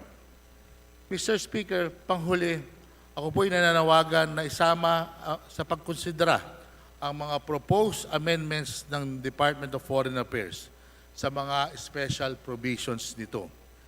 Kumamarapati ng aking mga kasamahan dito sa Kongreso ang panunumbalik ng pondo para sa Tier 2 proposals at pagkonsidera ng mga amendments na special provisions, kami po ay taus-pusong naniniwala na mas mapapabuti pa ng Department of Foreign Affairs ang serbisyong handog nito para sa ating sambayanan. Muli, ang inyong lingkod ay nananawagan na ibigay sana natin ang kinakailangang sapat na budget ng Department of Foreign Affairs at mga attached agencies nito nang sa gayon ay mas magampanan nila ang kanilang mandato at tungkulin para sa kapakanan ng mga Pilipino, para sa ating bansang Pilipinas. Maraming salamat, Mr. Speaker. Thank you. Mr. Speaker, if I may, Yes, my please proceed, Mr. Sponsor. My co-sponsor, Congressman Abante, also wish to give some words about the budget of the Department of Foreign Affairs, if he may, Mr. Speaker. Congressman Abante is recognized for your short sponsorship speech. Thank you, Mr. Speaker. I heard the word short. I will try to make it short. Thank you to our sponsor. Well, I just would like to say this, Mr. Speaker. More than 2 years into this pandemic, the D.F.A. has not wavered in its mandate to keep our territory secure, contribute to the national economic development, protect the rights and attend to the welfare of overseas Filipinos, promote Filipino culture, and uphold our nation's standing in the global community. As we start to emerge from the restrictions caused by this global contagion, let us appreciate the fact that for the D.F.A. it has been business as usual. During these unusual times, with unusual challenges bearing down on the department, the D.F.A. lost no time in channeling its human, financial, and other resources to answer the plea of thousands of kababayan, both here and abroad, who found themselves in need of the department's various services due to and despite the public health crisis. Indeed, we have a strong and resilient foreign service, one that lives up to its vision, and one we all should be proud and thankful for. Mr. Speaker, naipaliwanag na po ng sponsor po ng budget na ito ang kailangan pong dagdag ng departamento. Sana po sa ating mga colleagues ay gawin po natin ito upang lalong magawa ng D.F.A. ang dapat nilang gawin para sa ating bayan. Maraming salamat po, Mr. Speaker. Maraming salamat, Vice Chair Congressman Abante. Majority Leader. Mr. Speaker, I now move that we recognize the Honorable Representative Arlene Brosas for her interpellation. Congresswoman Arlene Brosas of Gabriela Party List is now recognized. Thank you, Mr. Speaker. Mr. Speaker, ang mga katanungan ko po ay tungkol sa usapin ng death row, Mr. Speaker. Mr. Speaker, sa huling usapan po natin, no, we requested, and Mr. Speaker, may the distinguished sponsor, no, si Congressman Violago, yield to a few questions, Mr. Speaker. Masanay po ako na ang inyo, si Congresswoman Violago ang aking nakakaharap, Mr. Speaker. Mr. Speaker, with pleasure, Mr. Speaker, nasagutin ang lahat ng katanungan ng ating pong Representative Rosas. Thank you, Mr. Speaker. Sa huling usapan po natin, we requested a list of death row cases of OFWs in different jurisdiction. Sa inyo pong pinasang data by the Office of the Undersecretary of Migrant Workers Affairs, nasa 56 ang natalang kaso ng mga Filipinos na naka-death row. Now, can we clarify if this data concerns all Filipinos in other jurisdictions or ito ba ay para lang sa OFWs or migrant workers, Mr. Speaker? Mr. Speaker, Your Honor, as of now, meron pong 65 na nasa death row na cases po abroad, Mr. Speaker. Mr. Speaker, ang tanong ko po ay kung para lang sa OFWs or migrant workers ito or buo na ito? Mr. Speaker, lahat na po yun. Buo na po yun, Mr. Speaker. So, Mr. Speaker, out of the 65 sa death row, ilan po ang OFWs? And out of the OFWs, ilan po ang babae, women?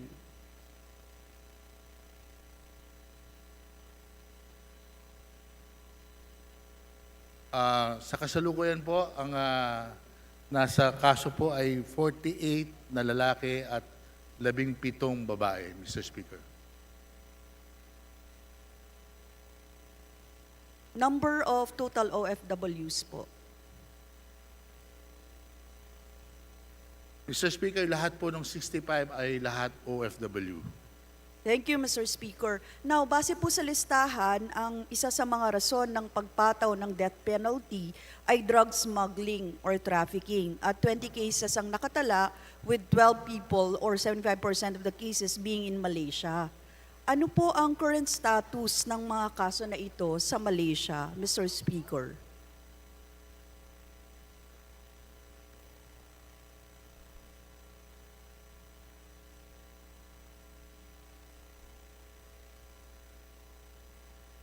Mr. Speaker, Your Honor, lahat naman po ng cases na yun, may nag-handle na po na lawyers na hinire po ng Department of Foreign Affairs. Mr. Speaker, wala po tayong specific na mga update sa 12 cases na ito, Mr. Speaker?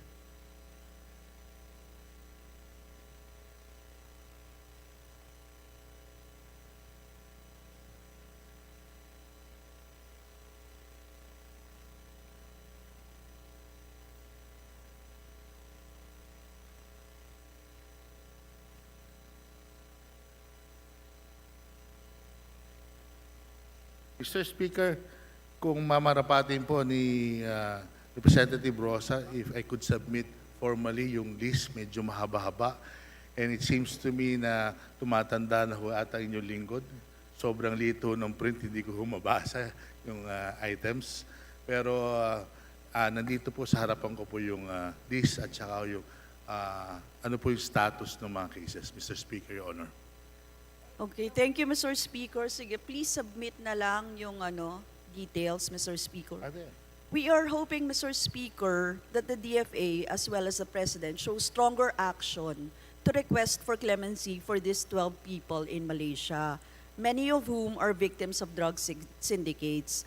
Now, Mr. Speaker, during President Marcos Jr.'s state visit to Indonesia, napag-usapan on the side ni Secretary Manalo at the Indonesian Foreign Minister Retno Marsudi ang request for executive clemency para po kay Mary Jane Veloso. Ang ibig sabihin po ba nito ay nagpormal na ba na request ang Pilipinas para kay Mary Jane Veloso, Mr. Speaker, distinguished sponsor?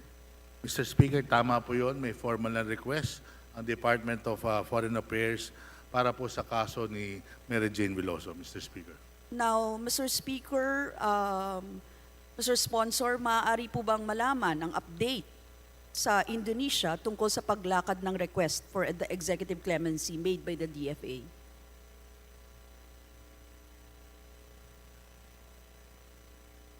Mr. Speaker, wala akong final na sagot ang Indonesia, pero i-consult po ng mga taong kausap po ng ating pong Department of Foreign Affairs ang kanilang Ministry of Justice regarding the request, Mr. Speaker.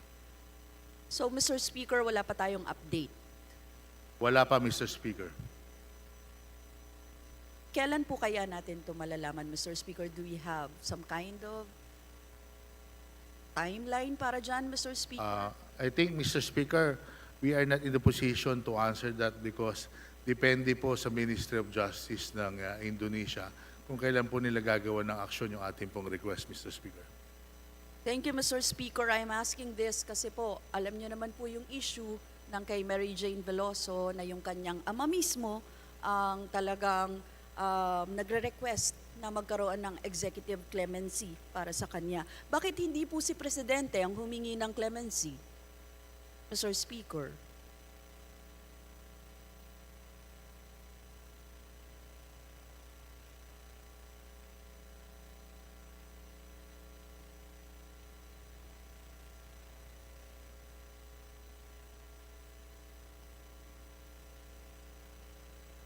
Session suspended.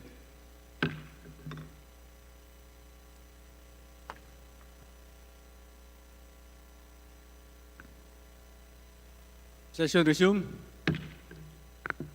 Mr. Speaker, the protocol is ang mag-uusap po talaga in terms of sa case ni Mary Jane Veloso, it will be the minister to minister. So, Minister of Department of Foreign Affairs, at siyempre po yung minister din po ng Indonesia, Mr. Speaker, Your Honor. Thank you, Mr. Speaker. Mr. Speaker, protocol po ang sinasabi ninyo, but we have cases na ang Presidente mismo ang humingi ng clemency, Mr. Speaker, di ba?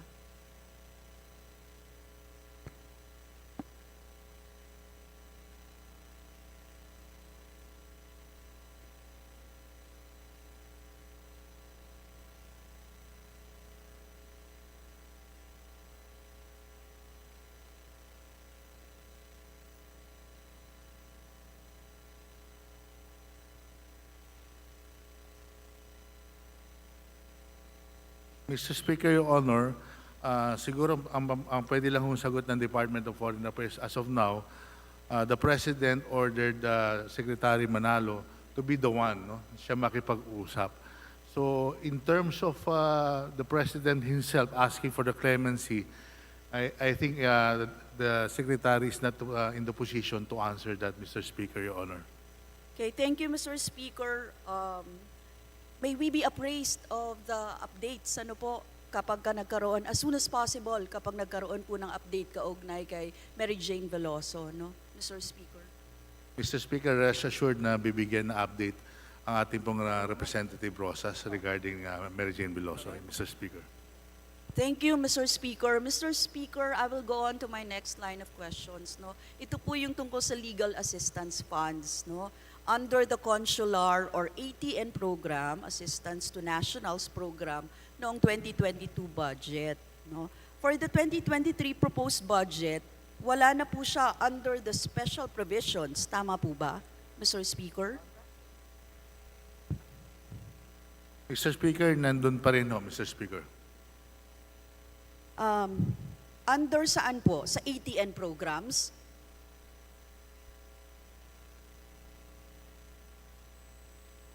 Mr. Speaker, under legal assistance, Mr. Speaker. Under, Mr. Speaker, saan? Legal assistance fund, Mr. Speaker. Hindi, ang tinatanong ko po, yung legal assistance funds, it is under the consular/ATN program noong 2022 budget. Pero itong 2023 proposed budget po, nasaan siya nakalagay?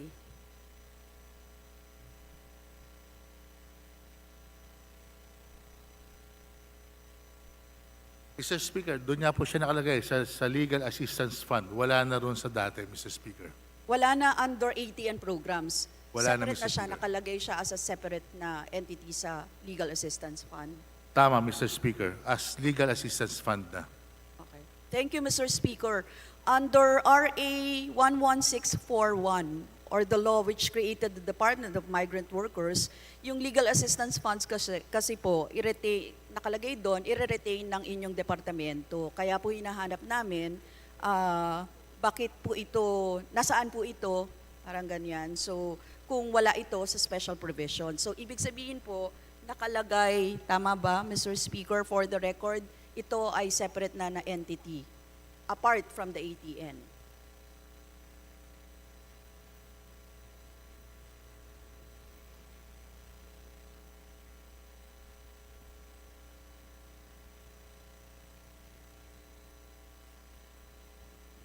Mr. Speaker, regarding the legal assistance funds, nasa under po siya ng protection of the rights and promotion of welfare of overseas Filipinos, Mr. Speaker. Thank you, Mr. Speaker. Protection for the rights of... Protection of the rights and promotion of welfare of overseas Filipinos, Mr. Speaker. Thank you, Mr. Speaker. So, under pa rin po sa inyo, pero dito sa item na ito, protection of the rights. That's and correct, promotion Mr. Speaker. Of OFWs. Okay, thank you, Mr. Speaker. Kaya po natin tinatanong, kasi legal assistance fund po yan, importanteng malaman no, ng mga tao kung paano makaka-avail ng tulong para sa legal assistance. At yan po usually yung hinahanap ng mga overseas Filipinos natin. Ano. Next, Mr. Speaker, yung tungkol po sa Visiting Forces Agreement, I believe na-raise ko po ito last time sa ating committee hearing, Mr. Speaker. Mr. Speaker, the D.F.A. retained the 200,000 pala, correction, kasi parang sinabi ko yata malaking amount nun. Pero 200,000 allocation for Presidential Oversight Program for 2023. Previously, we were told that this covered the expenses related to the review of the Visiting Forces Agreement or VFA. Now, will the Marcos Jr. administration pursue a new review of the VFA given that it has allocation for next year, Mr. Speaker? Yes, Mr. Speaker. So magpapa-review kayo, Mr. Speaker? Yan ba yung ibig sabihin nun?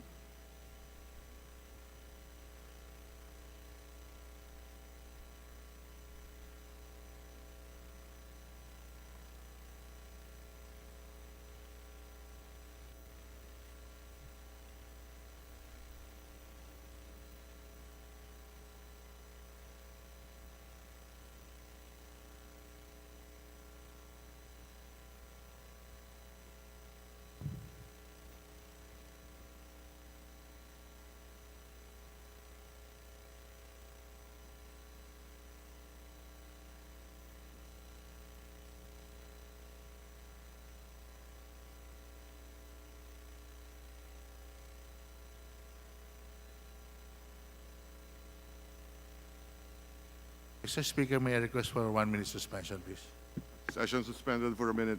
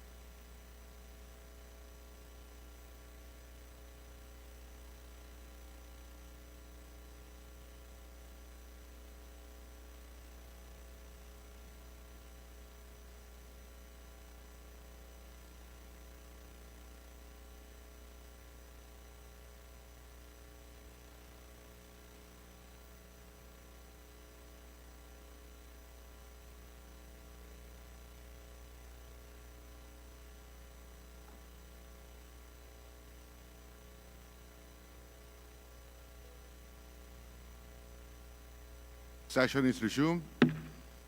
Mr. Speaker, I stand corrected. No?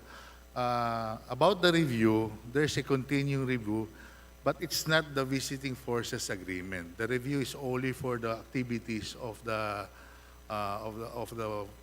foreign counterpart and our military defense. No, and then there is no such thing as 200,000 na budget po for the review, Mr. Speaker, Your Honor. So wala pong presidential oversight program for 2023?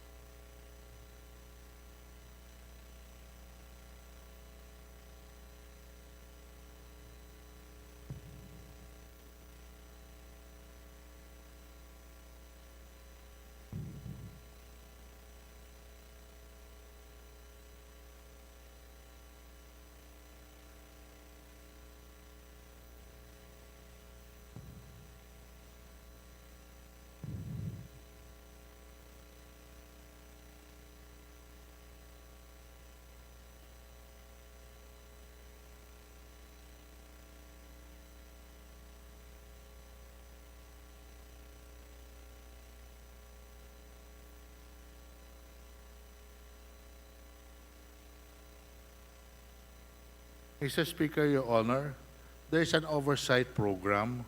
The presidential oversight program is 37 million, wherein 19 million of this is for the personal services, and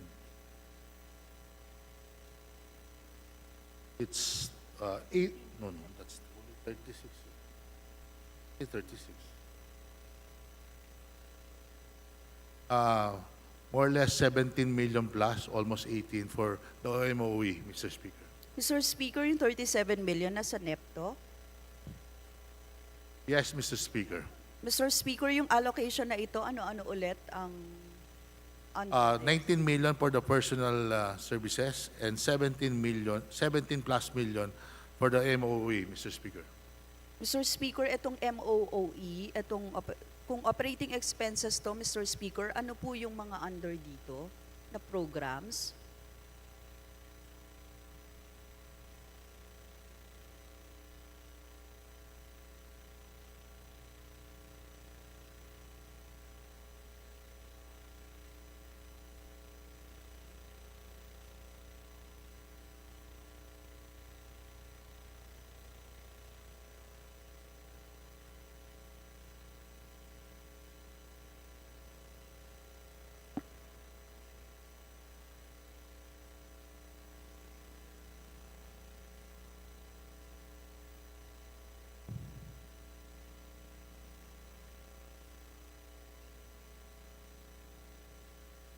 Mr. Speaker, yung 17 million plus na MOE ay ginagamit po ito to coordinate concerned departments and agencies for the issuance of the appropriate implementing rules and regulations for all SOFAs as the Philippines entered into. At pangalawa po, to monitor and evaluate in coordination with the appropriate government and non-government agencies the activities of the foreign military and civilian personnel for the duration of the activities held under any SOFA and humanitarian assistance and disaster response, Mr. Speaker, Your Honor. So, Mr. Speaker, disaster response, Mr. Speaker, ano po yung SOF, Mr. Speaker? Mr. Speaker, SOFA means Status of Forces Agreement, Mr. Speaker. Status of Forces Agreement. Thank you, Mr. Speaker. Mr. Speaker, ano ang foreign policy attitude ng D.F.A. sa mas agresibong presensya ng US in terms of joint military exercises sa ating teritoryo at mas maigting na presensya dito sa Asia-Pacifico? Mr. Speaker, distinguished sponsor.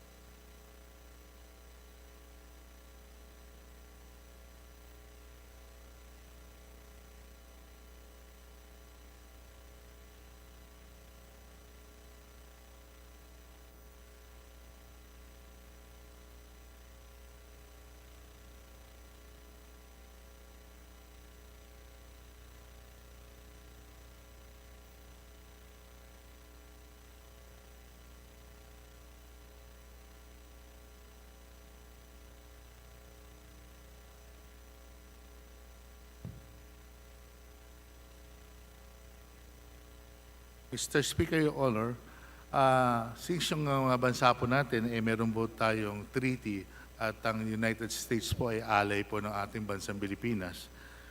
Siyempre, binubuhay po natin itong treaty to sa pamamagitan po ng mga activities na ginagawa po dito sa Visiting Forces Agreement na kung saan yung mga activities naman ho na to ay both beneficial on both parties. No? Hindi lang po sa US, kundi sa atin din po mga military personnel, Mr. Speaker, Your Honor. Thank you, Mr. Speaker.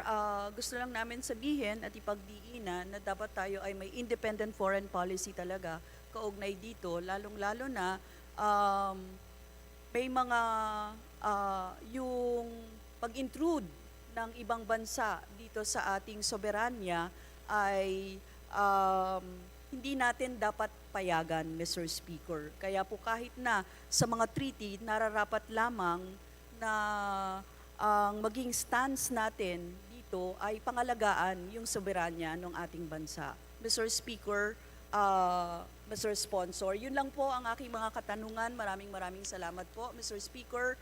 Thank you, Mr. Sponsor. Maraming salamat din po, Representative Brosas. Majority Leader. Mr. Speaker, I move that we recognize the Honorable Representative Raul Daniel Manuel for his interpellation. The Honorable Manuel is recognized to interpolate the sponsor. Please proceed. Magandang hapon, Mr. Speaker, at sa ating buting sponsor. Yung una ko pong mga katanungan ay related sa ating foreign policy. Nabanggit sa committee level deliberations para sa budget ng D.F.A. yung 60-40 na hatian. Can the D.F.A. through our good sponsor provide more details on that?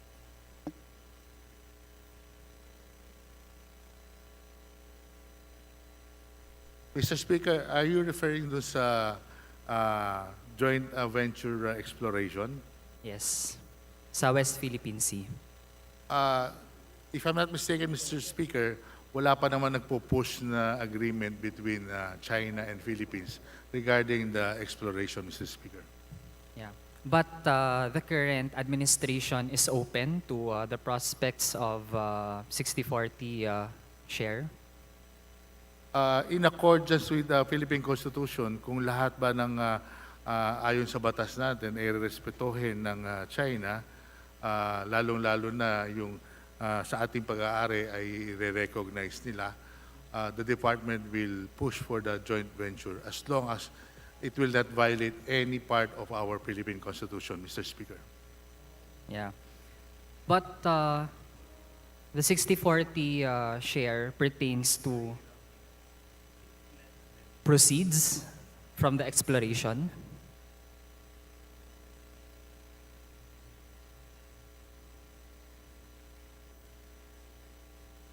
Mr. Speaker, under the Philippine Constitution, the 60-40 is for the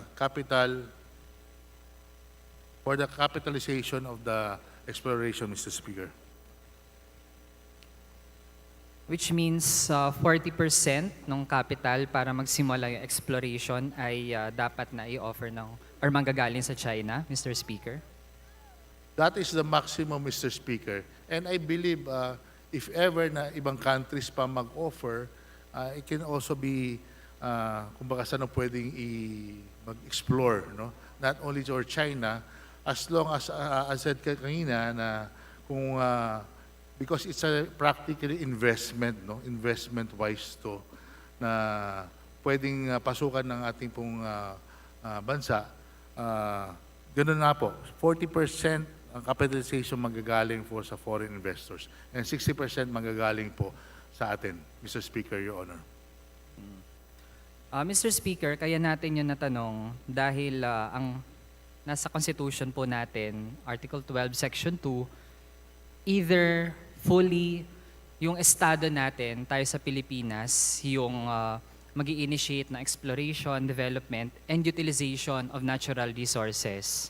Or, pwedeng merong joint venture, co-production, or production sharing agreement with Filipino citizens or corporations or associations na 60% ay pinagmamayarian ng mga Pilipino. Tingin natin, Mr. Speaker, hindi nagfo-fall doon yung prospects na tayo ay papasok sa isang joint venture with the government of China, since the government of China is not or cannot qualify dun sa sinasabi ng ating Constitution, Mr. Speaker.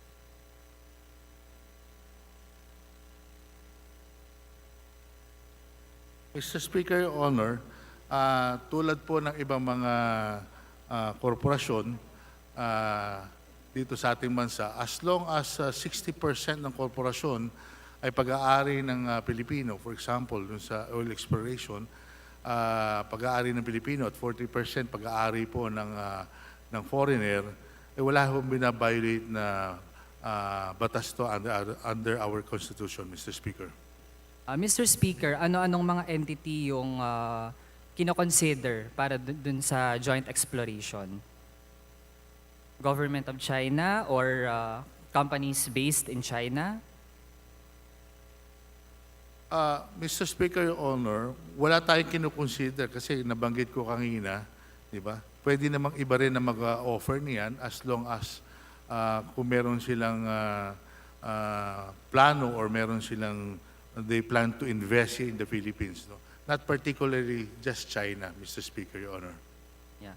As an example, Mr. Speaker, kasi nung nakaraang administrasyon, na-disclose na yung Philippines PXP Energy Corporation ay may negotiations with China National Offshore Oil Corporation for joint oil and gas development. Isa din ba ito sa mga kino-consider or meron ding pag-uusap yung current administration?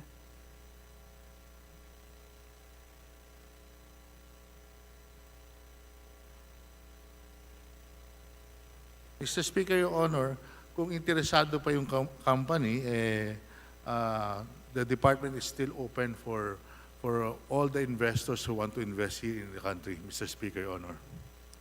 Mr. Speaker, doon po tayo, with all due respect sa ating sponsor, doon tayo hindi sasang-ayon. The mere fact na bukas tayo sa ganong tipo ng arrangement, kahit na yung aking nabanggit, yung aking example, yung China National Offshore Oil Corporation, ay hindi siya nagka-qualify doon sa nabanggit sa ating Constitution, na dapat yung isang corporation or association ay 60% Filipino-owned. Yun po yung primaryang dapat ma-hurdle ng kahit sinong entity na gustong maging bahagi ng exploration, development, or utilization ng ating natural resources, Mr. Speaker.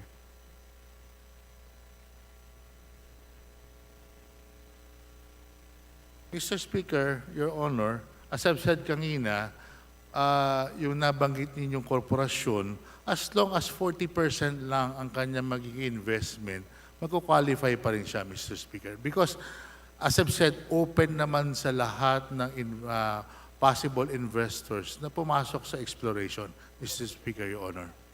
Mr. Speaker, again to clarify, yung qualifier kasi natin, dapat yung korporasyon o yung association is at least 60% Filipino-owned. To quote our Constitution, Mr. Speaker, corporations or associations, at least 60% of whose capital is owned by such citizens. End of quote. And that pertains to Filipinos, Mr. Speaker. So yung ating example, malinaw yon, nakabase yun sa China, hindi siya 60%, hindi 60% ng kanyang capital ay pinagmamayarian ng mga Pilipino. Kaya doon pa lang, Mr. Speaker, hindi na niya nasa-satisfy yung requirements sa ating Constitution. Kaya doon tayo nagtataka, Mr. Speaker, bakit in the first place bukas tayo sa ganong tipo ng mga negosyasyon o prospects for joint exploration. Mr. Speaker, Your Honor, what I'm referring to, for example, yung yung Chinese corporation na binabanggit niyo, pag pumasok sila, they will only still own 40% of the joint exploration. So, 60% pa rin ng joint exploration will be owned by Filipinos. So, even though na sabihin natin 100% yung korporasyon na pumasok na foreign, as long as do sa joint exploration, 40% lang ang kanilang total investment and still 60% ang total investment ng ating kapwa Pilipino. Mr. Speaker, Your Honor. Mr. Speaker, tingin po ng representasyon na ito ay hindi pa nagko-converge yung discussion namin ng ating butihing sponsor. Kasi, example, kung meron pong isang corporation or association, 60% Filipino-owned, 40% Chinese-owned, yon, pwede po yon. Pwedeng maging bukas sa negosyasyon yung ating bansa. 60% Filipino-owned or 40% ibang nationality, pwede din po yon. Pero ibang usapin kung 100% Chinese-owned. Yun yung hindi natin matatanggap na papasok yung ating gobyerno in behalf of the Filipino people na ang concern po dito ay yung ating natural resources, lalo na yung rich resources na nandyan sa West Philippine Sea, Mr. Speaker.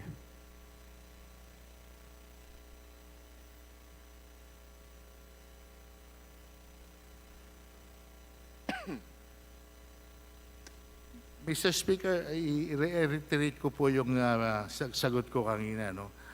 Yung tama po yung mababanggitin natin na, for example, a single corporation, not a joint venture. A single corporation dito sa Pilipinas, para mag-invest isang foreign investor, kailangan maximum is only 40%. And 60% po ay pag-aari ng Pilipino.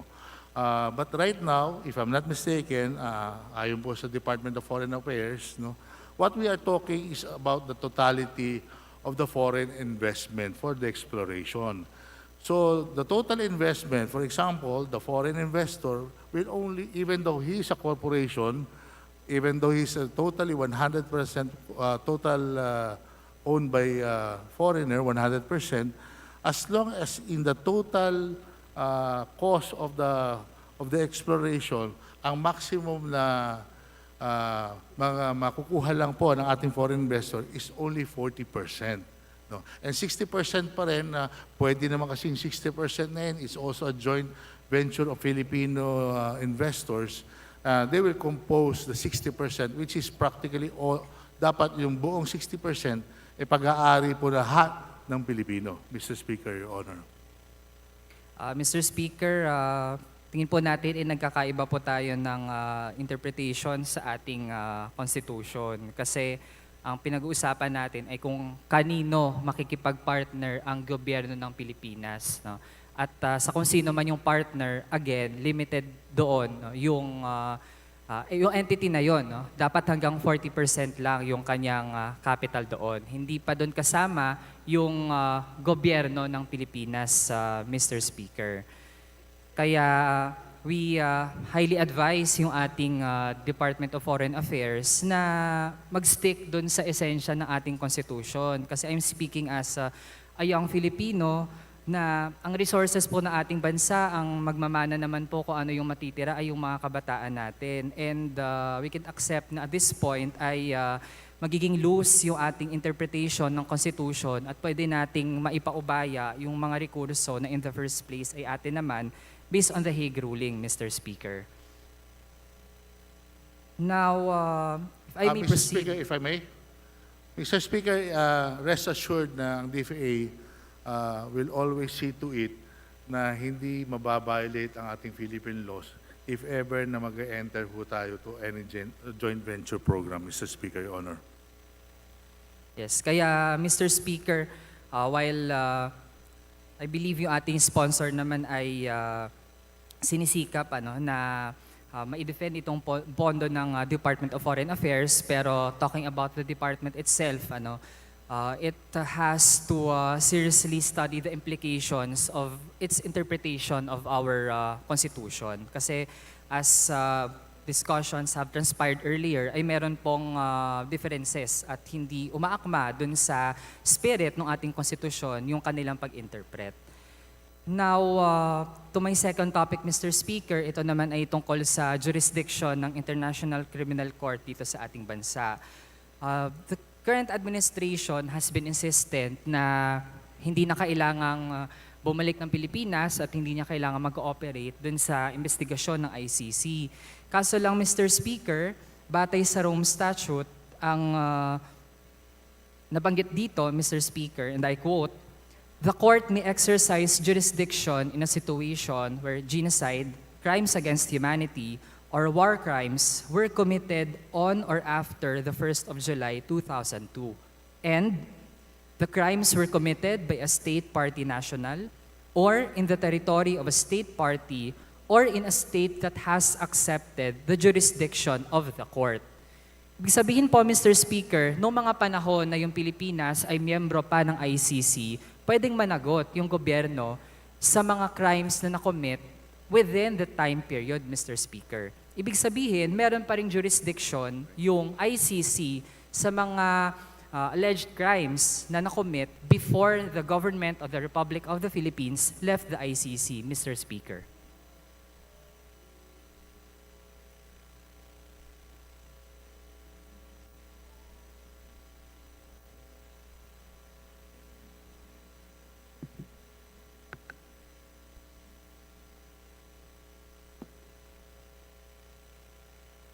Mr. Speaker, may I request for 1 minute suspension.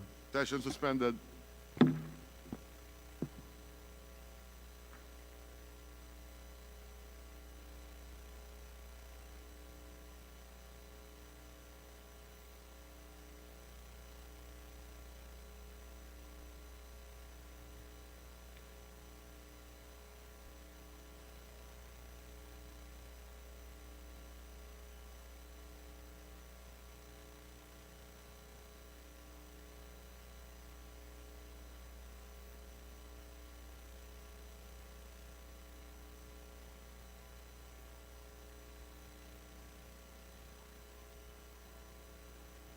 Mr. Speaker. Session is resumed. Mr. Speaker, may I yield the floor to my co-sponsor? The Honorable Abantes are recognized to Thank continue you. sponsorship of the Department of Mr. Foreign Affairs. Speaker, salamat po, Your Honor. I'd like to ask Congressman Manuel once again to articulate the question he asked a moment ago. Mr. Speaker, I was mentioning the jurisdiction of the ICC sa alleged crimes na nakomit bago umalis yung Pilipinas sa International Criminal Court. Kasi batay sa Rome Statute ay pwede pa ring managot ang isang gobyerno sa mga krimen na nagawa bago ito umalis.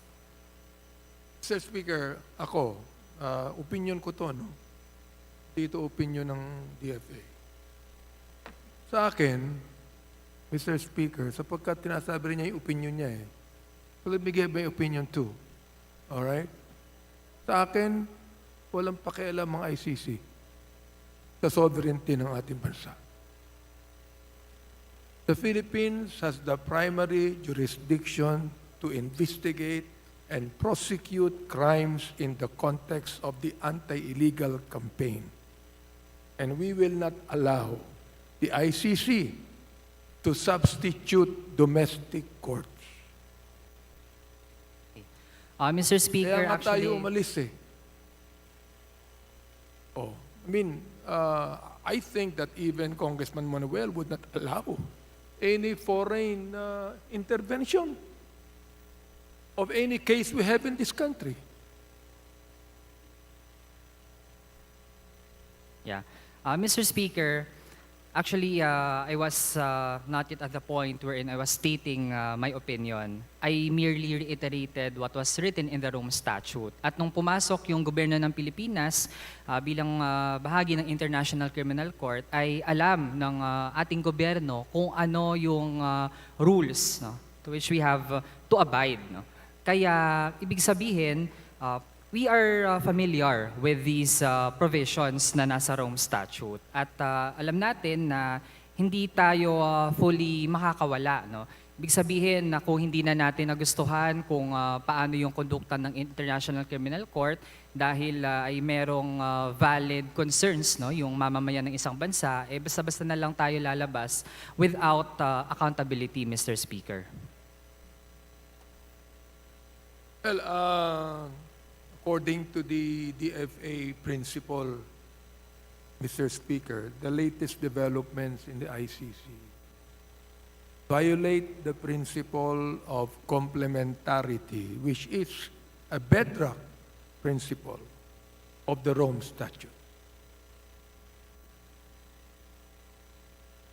Mr. Speaker, while the executive branch of our government believes na hindi na dapat pumasok yung ICC sa ating bansa, even our Supreme Court, even our judiciary ruled on July 21, 2020 na yung Pilipinas, it still remains obliged na mag-cooperate sa ICC during formal probes kahit na nakapag-withdraw na tayo, Mr. Speaker. So, I think sa ngayon naman ay malinaw na hindi pa nagtutugma yung pagtingin ng judiciary tsaka ng executive. So, I think this will be a continuing discussion and I would have to end my interpellation, Mr. Speaker. Thank you, Mr. Speaker. Salamat, Your Honor.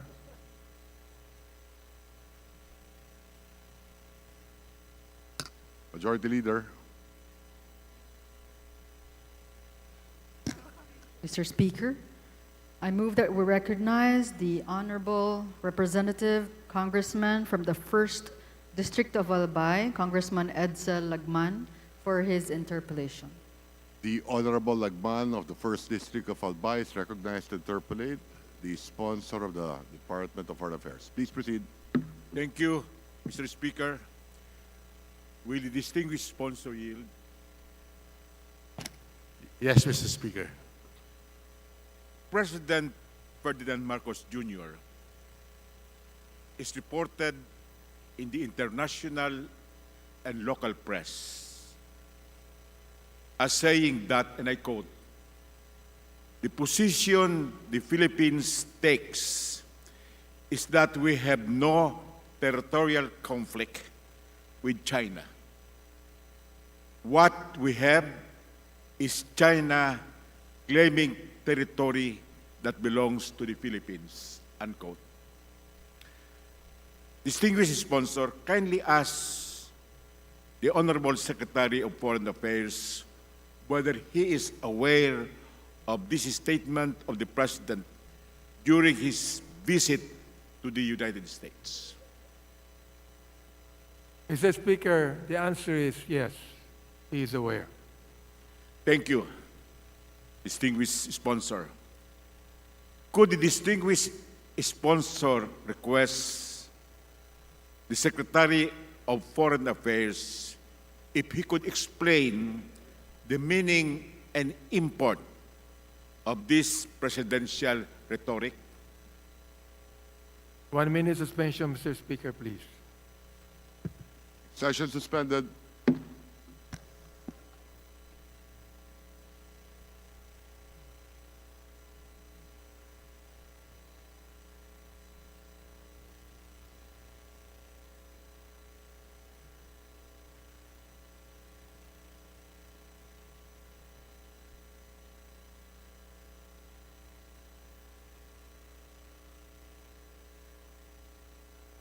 Mr. Speaker.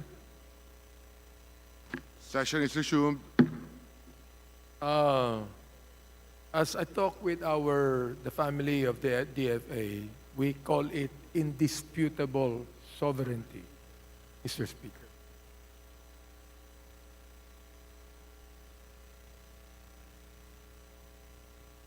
After China has rejected the United Nations arbitral decision adjudicating to the Philippines resource-rich areas in the West Philippine Sea and rejecting the spurious claims of China, is the President correct that the Philippines has no territorial conflict with China?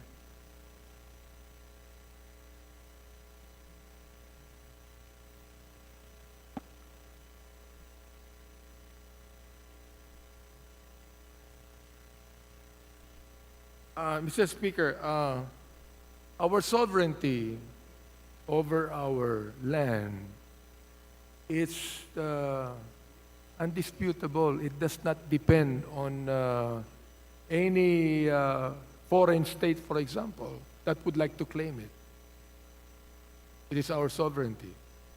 That claim of indisputable sovereignty compounds the problem of the President's statement that we do not have any territorial conflict with China. After China has been annexing Philippine territory and building military facilities in the West Philippine Sea, is it correct for the President to say that we don't have any territorial conflict with China?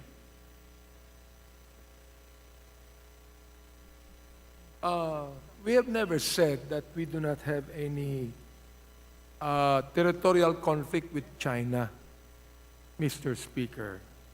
But we maintain our position of sovereignty over the disputed islands, of which China is trying to occupy.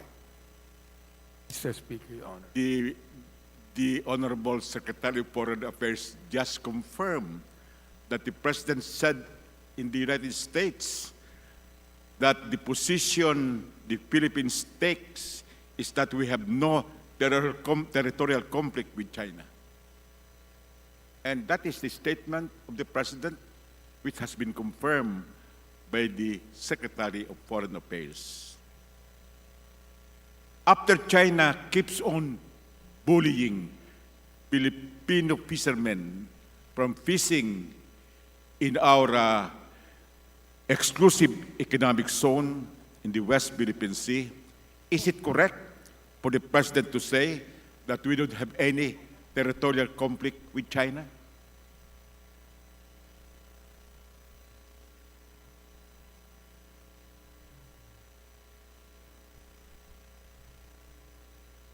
Well, Mr. Speaker, Your Honor, well, of course, China is trying to claim that, but we do not recognize their claims. I think that I fully agree, Mr. Speaker, with Meka Wabayan on that issue of territorial integrity, Mr. Speaker. We do not recognize their claims whatsoever. Thank you for your historic answers. But to my mind, when China is not only claiming but annexing maritime territories of the Philippines, that is a territorial conflict which we should confront. As the Chief Executive of Philippine Foreign Policy, is a subject statement of the President our policy in the West Philippine Sea that we have no territorial conflict with China? Mr. Speaker, irrespective of China's claim, we consider all the disputed islands as under Philippine sovereignty. As I've said, Mr. Speaker, I fully agree with the statement and with the query of my good friend, Congressman Lagman, Mr. Speaker. The President was previously quoted as saying, "We shall not surrender any inch of Philippine territory or sovereignty," referring to the West Philippine Sea. Is the latest statement of the President that we don't have any territorial conflict with China consistent with his prior statement that we are not going to surrender any inch of Philippine territory in the West Philippine Sea? Mr. Speaker, Your Honor, I'd like to answer this with the response of the Department of Foreign Affairs. And I would like to quote, "The Philippines is steadfast in upholding its sovereignty, sovereign rights, security, and national interests, even as we continue to explore ways to lessen tensions without prejudice to existing positions and engage in friendly relations and fruitful cooperation. The Philippines has taken a firm stand against China's sustained and increasingly aggressive actions in the West Philippine Sea and or the South China Sea. Mr. Speaker, Your Honor. That action of the President of the Philippines, is that through diplomatic letters of protest? Well, of course, yes, Mr. Speaker. We shall, the Department of Foreign Affairs is resolved to continue to assert our sovereignty and sovereign rights through diplomatic protest and law enforcement action. How many dozens of diplomatic protests have been launched so far? And we have not been able to really enforce our sovereignty in the areas already annexed by China. Since 2020, Mr. Speaker, Your Honor, we have already made 405 protests.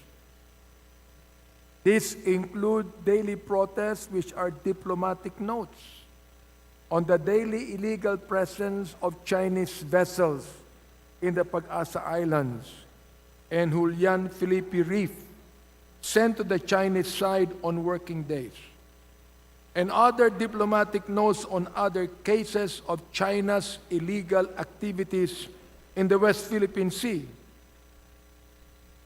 Example, radio challenges, dangerous maneuvers, and Mr. Speaker, I fully agree with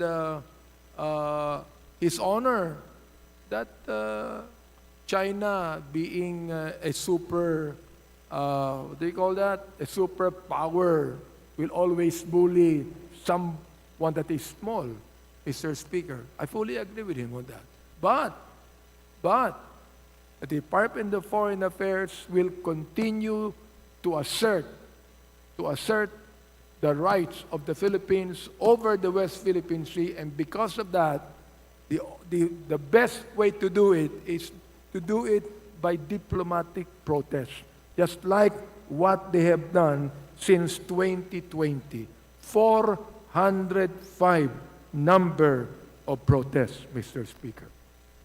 Mr. Speaker, we could file 1 million diplomatic protests, but China will just throw that into the dustbin of Chinese arrogance and aggression. Mr. Speaker, may I just butt in while my kababayan is still saying something? That is actually the mandate of the Department of Foreign Affairs. The D.F.A. will not go to war, Mr. Speaker, but file diplomatic protest. That is exactly the work of the Department of Foreign Affairs, Mr. Speaker, Your Honor. Mr. Speaker, for not enforcing the arbitrary decision in favor of the Philippines, every day we are surrendering not only inches of Philippine territory, but hectares of maritime resource-rich territory belonging to the Philippines. With that statement, Mr. Speaker, I end my interpellation, and I would like to place on record that I am not satisfied with the answers of the distinguished sponsor. Thank you. Mr. Speaker, thank you very much, Your Honor. Of course, I will not expect him to be satisfied. Yet, if he has any proposal for us to be able to get the West Philippine Sea, I hope he could be able to tell me about that, because I'm also very interested. The initiative should come from the President of the Philippines and from the Department of Foreign Affairs, not from the opposition. Thank you Majority very much, Leader. Mr. Speaker. Majority Leader. Mr. Speaker, I move that we recognize the honorable representative of the OFW party list, Congresswoman Representative Marisa Del Mar Magsino, for her manifestation. The Honorable Magsino is recognized for her manifestation. Please Thank proceed. you so much, Mr. Speaker, to our dear sponsor, D.F.A. Secretary Enrique Manalo, to our colleagues.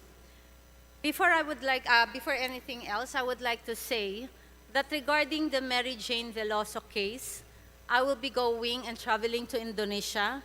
I have a meeting with the Philippine ambassador to Indonesia and the Ministry of Justice, and I would like to ask our D.F.A. Secretary Enrique Manalo on the protocol on how we can help support the case of Mary Jane Veloso. Thank you so much. Yes, very close to my heart. We love our OFWs.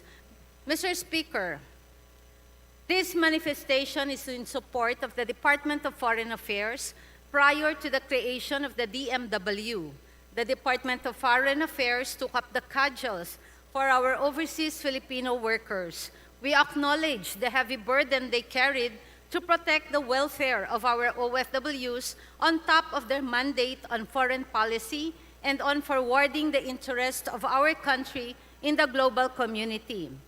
I will not belabor my point. I just want to express my gratitude to the men and women of D.F.A. for waving high and proud the banner of our country in the global stage and for laying the foundation of our policies on the protection of our OFW's welfare.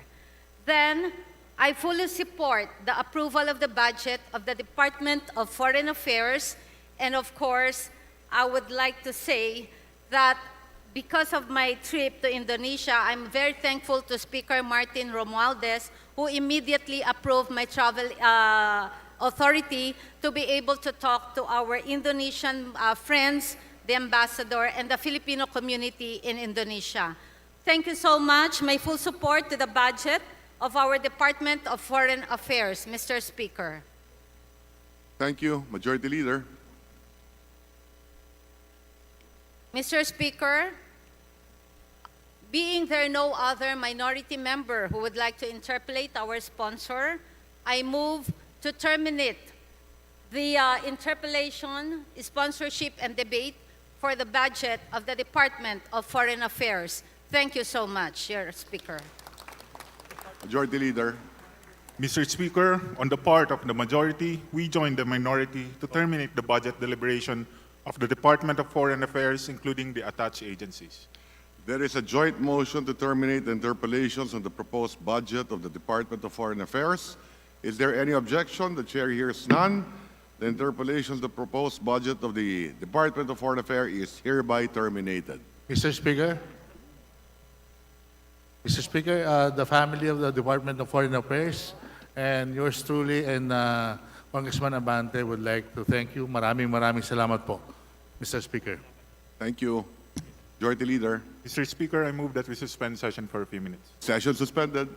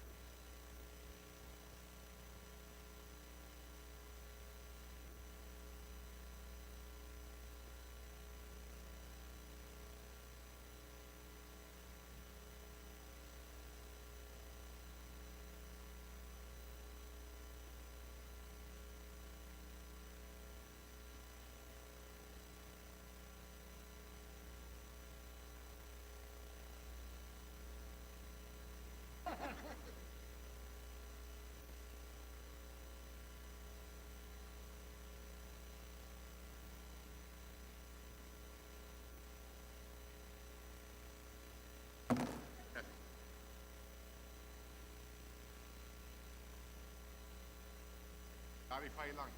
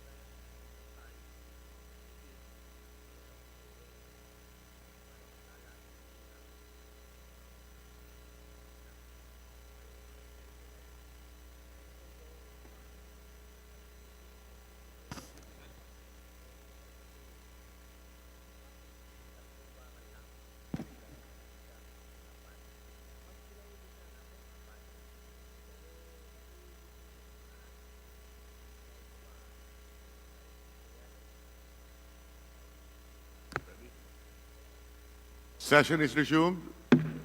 Hello, Mis- kami. Majority Leader. Mr. Speaker, we would like to reiterate our previous motion to terminate the interpellation of the proposed budget of D.F.A. to include its attached agencies. That is correct. Is there any objection? There being none, motion's approved to include the attached agencies of the Department of Foreign Affairs. Mr. Speaker, I move that we now proceed with the consideration of the proposed budget of the Department of Public Works and Highways. Is there any objection? The chair hears none. The motion is approved. Mr. Speaker, I move that we recognize the sponsors, the Honorable Ronald Singson and Honorable Romeo Momo, Vice Chairpersons of the Committee on Appropriation. First, we'd like to acknowledge the presence of the heads and officials of the Department of Public Works, namely Secretary Manny Bonoan. Welcome to the House of Representatives. And for this purpose, we recognize a sponsor of the budget of the Department of Public Works and Highways, Honorable Singson. Thank you, Mr. Speaker. Mr. Speaker, as Vice Chairperson of the Committee on Appropriations, it is my privilege to present for the consideration of this chamber the fiscal year 2023 budget of the Department of Public Works and Highways. For 2023, the D.P.W.H total proposed budget amounting to 718.4 billion pesos is 9% lower compared to the 2022 budget allocation of 786.6 billion. Despite this, Mr. Speaker, we are confident that with the efficient utilization of the 2023 budget of the D.P.W.H, we will remain on track in implementing projects under the Build Better More program of the Marcos administration. With this, Mr. Speaker, we look forward to the timely passage of the 2023 national budget so as not to derail our economic growth. Having said that, this representation is now ready to answer questions from our esteemed colleagues relative to the budget of D.P.W.H. And may I add, the lead sponsor for this budget deliberation is our colleague here, Congressman Momo. I will be assisting on his side. Thank you very much, Mr. Speaker. Thank you, Mr. Sponsor. Honorable Momo. Thank you, Mr. Speaker. In the interest of time, we are now ready to answer the questions from our distinguished colleagues. Majority Leader. Mr. Speaker, I move that we recognize the Honorable Minority Leader, the Honorable Marcelino Libanan. The Honorable Minority Leader, Marcelino Libanan, is recognized. Please proceed. Thank you, Mr. Speaker. Mr. Speaker, I would like to ask if the distinguished sponsor would accept some interpellation, Mr. Speaker. Yes, Your Honor, Mr. Speaker. Mr. Speaker, we are familiar with the Maharlika Highway. This highway is a very long highway which stretches from Luzon to Davao. How many kilometers is this highway, Mr. Speaker?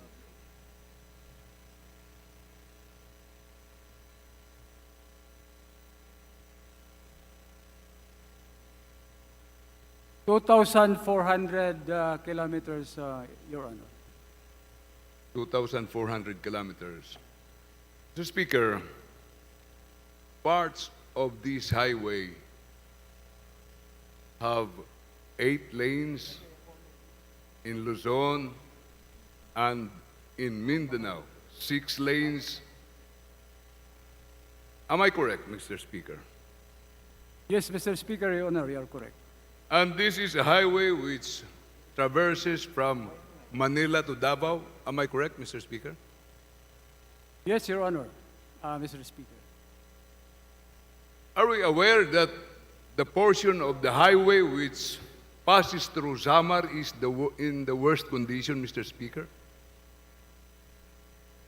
Mr. Speaker, Your Honor, yes, we are familiar with the actual condition of the national highways, particularly in the areas of Samar, Mr. Speaker.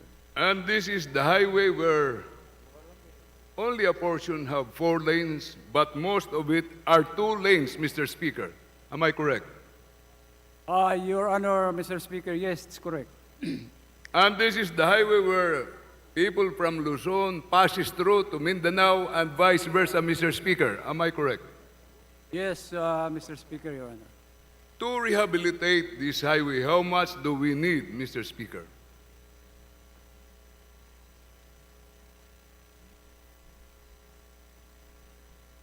Because of the varying condition of each national highway, section of the national highway, Mr. Speaker, Your Honor, right now I think the Department of Public Works and Highways has yet to come up with the programs of work of those dilapidated and poor condition section of our national highways. Mr. Speaker, Your Honor. Mr. Speaker, ito po yung problema. Nagtataka po kami sa Samar. Bakit palaging nahuhuli na kami naman palagi ang dinadaanan? Ngayon, gagawa pa lang ng programa kung paano i-rehabilitate ito. At matagal na itong sirang-sira. Kawawa naman ang mga members of Congress dyan na sinisisi ng taong bayan, pero actually, yung mga gumagawa ng programa, yun po ang dapat tuunan po ito ng pansin. Mr. Speaker, our Speaker is from this place. The Minority Leader is from this place. Nakakahiya anong kasalanan ng Samar. Mr. Speaker, I would not blame the Secretary. He is new to the office. And I know that he is a very hardworking, diligent, and brilliant Secretary of D.P.W.H. Pero narinig ko, ang budget na kakailanganin, hindi nila masagot kaya baka mag-suggest na lang ako. Mga 9 billion. Sa ngayong taon po na darating, 2023, alam niyo po, waray-waray din ng ating presidente, ha? Kaya pag sirang-sira ito, anong sasabihin ng mga kababayan natin? Magkano po ang naka-allocate sa kalsadang ito? For summer, Mr. Speaker, Your Honor, the total amount included in the HGAV of 2023 is 1,585,039,000. For 1 2023, Mr. Speaker, Your Honor. More than, walang 10%?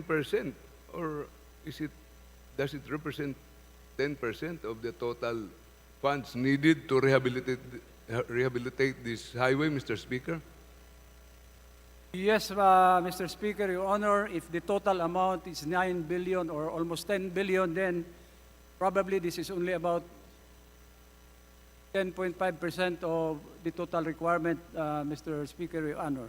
But I was informed, Mr. Speaker, Your Honor, by the Secretary of Public Works and Highways that this portion of our national highways, the Daang Maharlika as a whole, they will recommend this for a total rehabilitation, and they wanted to access funding source from ODA or other funding windows, Mr. Speaker, Your Honor. Maraming salamat po sa sagot na yan. Can we expect the Department of Public Works and Highways that when we meet next year here and you will be asking for budget, this is included in the budget for the following year, 2024? Yes, Your Honor, Mr. Speaker, this will be the priority of the Department of Public Works and Highways, this being the main trunk line of the Department of Public Works and Highways. Thank you, Mr. Speaker. And for another matter, Mr. Speaker, I understand that NEDA has already approved the construction of the Matnog-Allen Bridge. Am I correct, Mr. Speaker?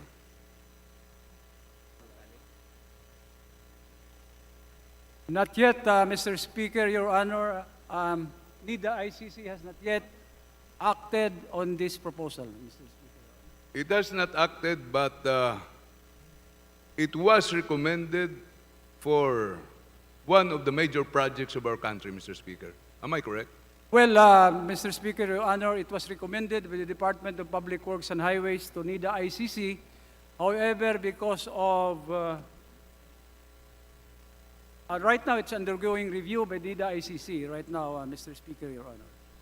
Mr. Speaker, napakalaking proyekto po ito na kung bibigyan ng pansin at bibigyan ng pagpapahalaga ng ating pamahalaan, ito po ay magiging napakalaking leap ng ating gobyerno. Isang malaking simbolo na tayo po ay naghahangad ng kaunlaran. Kaya naman po, Mr. Speaker, I would suggest that if possible, please include this also in the budget for 2024 na magkaroon tayo ng source of funding dito dahil yung feasibility ay pwedeng gawin ito at napakalaking advantage sa ating bansa, Mr. Speaker. Mr. Speaker, Your Honor, I being a representation coming from Mindanao, of course, I wanted that this bridge be constructed also, Mr. Speaker, Your Honor. But again, the proposals of the Department of Public Works and Highways is still being reviewed by the D.I.C.T. if the project is feasible, Mr. Speaker, Your Honor. But the office supports this project, Mr. Speaker. Am I correct? Yes, Mr. Speaker, Your Honor, this being recommended by the Department of Public Works and Highways, we totally support this project, Mr. Speaker. Mr. Speaker, thank you for their response of distinguished gentleman from Surigao. Maraming salamat po. Maraming salamat sa ating Department of Public Works and Highways. Thank you, Mr. Speaker. Thank you, Minority Leader. Majority Leader. Yes, thank you, Mr. Speaker. I move that we recognize the Honorable Franz, not Franz Pumaren, Franz Castro. The Honorable Castro is recognized to interpolate the sponsor of the Department of Public Works and Highways. Please proceed. Thank you, Mr. Speaker. Thank you to my katukayo, Majority Leader Franz Pumaren. And magandang hapon po sa ating mga sponsors, distinguished sponsors, at sa D.P.W.H family led by Secretary Bonoan. Okay, ang follow-up questions lang ito, Mr. Speaker, doon sa mga questions ko during the briefing. So yung una po, yung tungkol sa budget ng D.P.W.H. So, makikita, meron po ba tayong slide? Sa slide 1, bagamat bumaba ang D.P.W.H, ang pinakamatabang ahensya in terms of budget. So hindi entirely accurate, ang pinakamalaking budget ay nasa DepEd. Nominally, yes, mas mataas ang DepEd, pero 70 billion lang ang agwat nila. Ang DepEd is the largest agency, as you can see, no? Malaki ang budget for health, nakikita mula dito na nasa D.P.W.H ang bulto ng pondo. Slide 2. Slide 2, please. Okay. So sa slide 2, Mr. Speaker, comparison ng budgets of some agencies. D.P.W.H ang main implementor ng infra projects ng mga agencies. Katulad din po ng DepEd and other agencies. Halimbawa, Mr. Speaker, Mr. Sponsor, sa Basic Education Facilities Fund. At sa ganitong mga kaso, may level of control ang agencies na ito sa mga management of funds. Tama po ba, Mr. Speaker? Ang sinasabi ko lang po dito, although pinakamataas ang budget ng DepEd na 70 billion, pero in terms of kasi nandito sa basic education facilities, nandoon pa rin sa D.P.W.H na mas malaki. Tama po ba? Yung management of funds ay nasa D.P.W.H pa rin. Yung paggagawa ng mga rooms at saka yung paggagawa ng mga school buildings. Mr. Speaker, Your Honor, the funds in the construction of school buildings comes from the Department of Education per their Memorandum of Agreement. The Department of Public Works and Highways are just implementing the projects identified and funded by the Department of Education.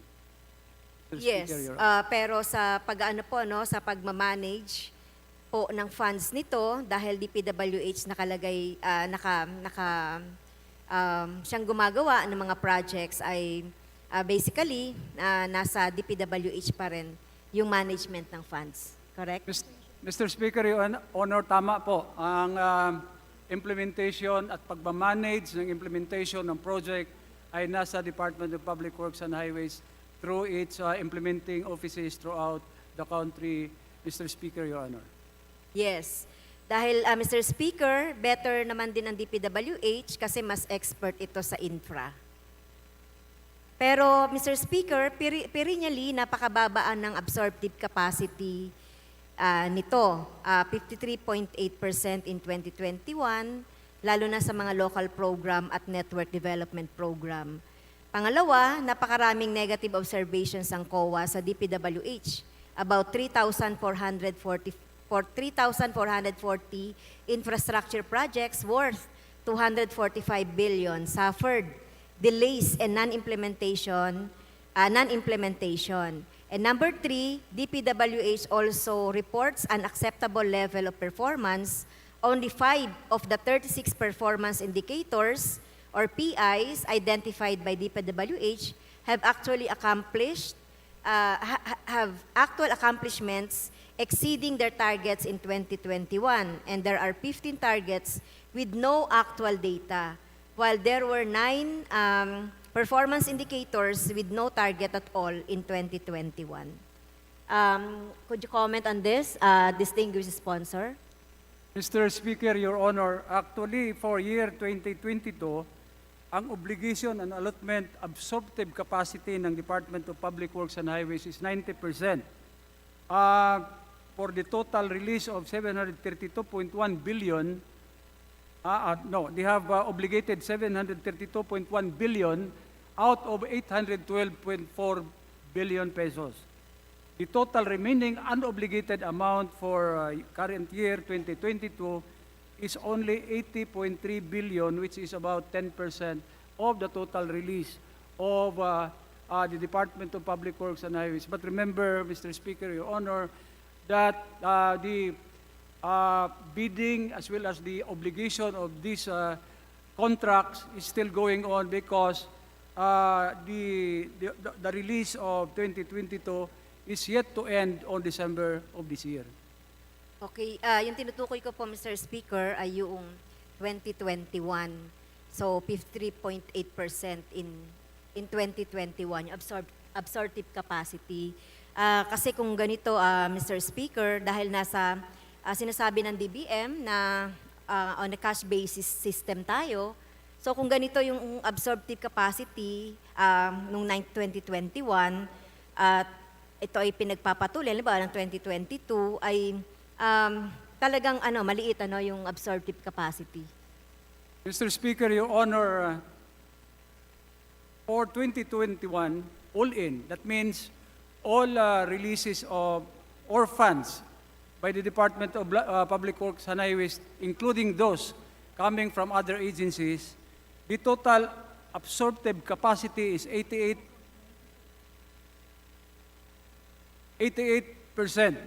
And for D.P.W.H allocation alone for 2021, which is 681.5 billion, 97% of this were already obligated, or a total amount of 659.9 out of 681.5 billion pesos, Mr. Speaker, Your Honor. So, ilang percent po yan? 97%, Mr. Speaker, Your Honor. So, that is for That is for 2021, particularly for D.P.W.H release only.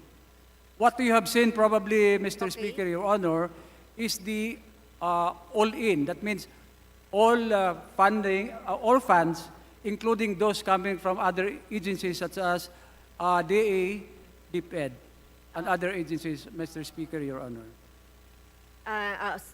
Kasama na dyan, Mr. Speaker, yung mga local program at network development program. Kasama na po, all Tinutukoy in po. natin doon. Mr. Speaker, Your At Honor. saka yung yung mga how about the negative observations ng COA? There are about 3,440 infrastructure projects worth 245 billion suffered delays and non-implementation.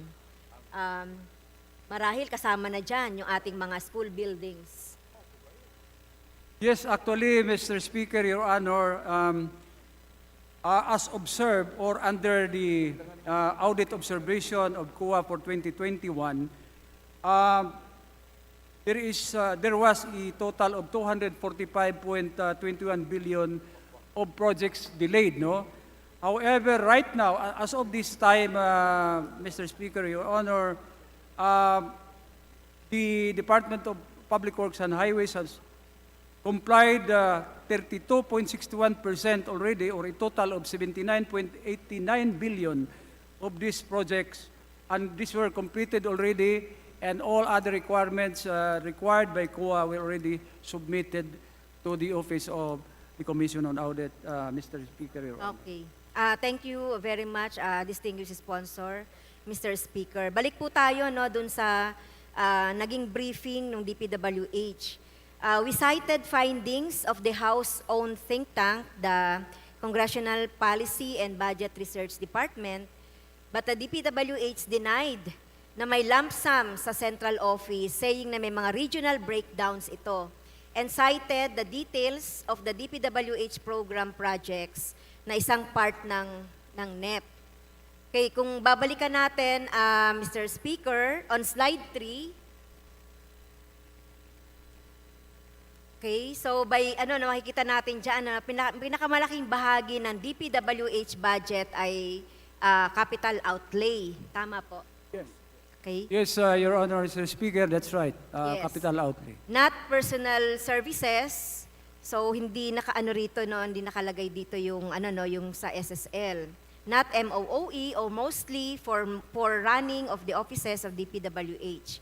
Projects talaga ang dahilan kung bakit lumaki ang budget ng D.P.W.H na nandoon sa central office. So makikita natin diyan, Mr. Speaker, yung bulto no nationwide ng kung saan nakalagay yung project ng saan nakalagay yung budget ng D.P.W.H.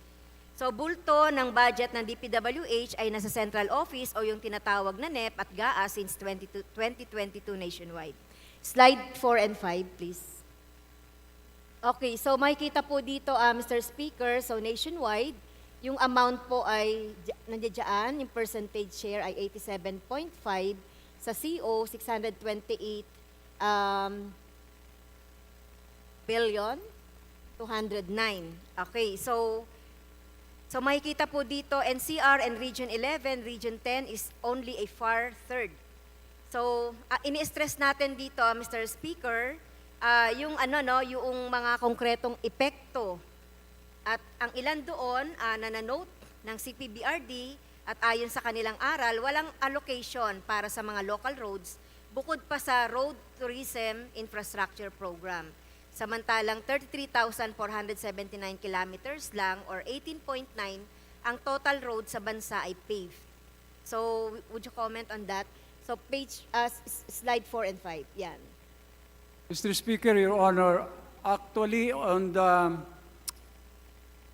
allocation of projects, it is allocated by regions and by districts, legislative as well as engineering districts. And it is stated in the NEP, it is, if you can say in the NEP, it is by project. The allocation is made by project. And almost all of these are downloaded or given to its region and district, and to be released to the regions and districts. Now, with regards to local roads, actually there are programs of the Department of Public Works and Highways, the convergence programs such as TRIPS, Rule-It. These are roads that are local in nature, and this will connect to the main national highways of the Department of Public Works and Highways, because in their guidelines, all national or local roads should connect to the existing national highways, Mr. Speaker, Your Honor. Yes, so ang tanong ko lang po dito, no, parang nakasentro. So makikita nyo din sa ating sa map na yung budget para sa NCR, para sa Region 10, Region 11, sila pa rin yung may pinakamalaking bulto, no. Samantalang nakikita natin, katulad kanina ni raise ng ating minority leader, yung Region 8 na talagang napabayaan yung mga roads. Ay bakit ganito pa rin po ang priority ng ating Department of Public Works and Highway, Mr. Speaker? Mr. Speaker, Your Honor, actually, ang totoo lang, ang budget po ng Region 8 ay mas lumaki kaysa budget nung nakaraang taon. And there are also regions na bumaba po.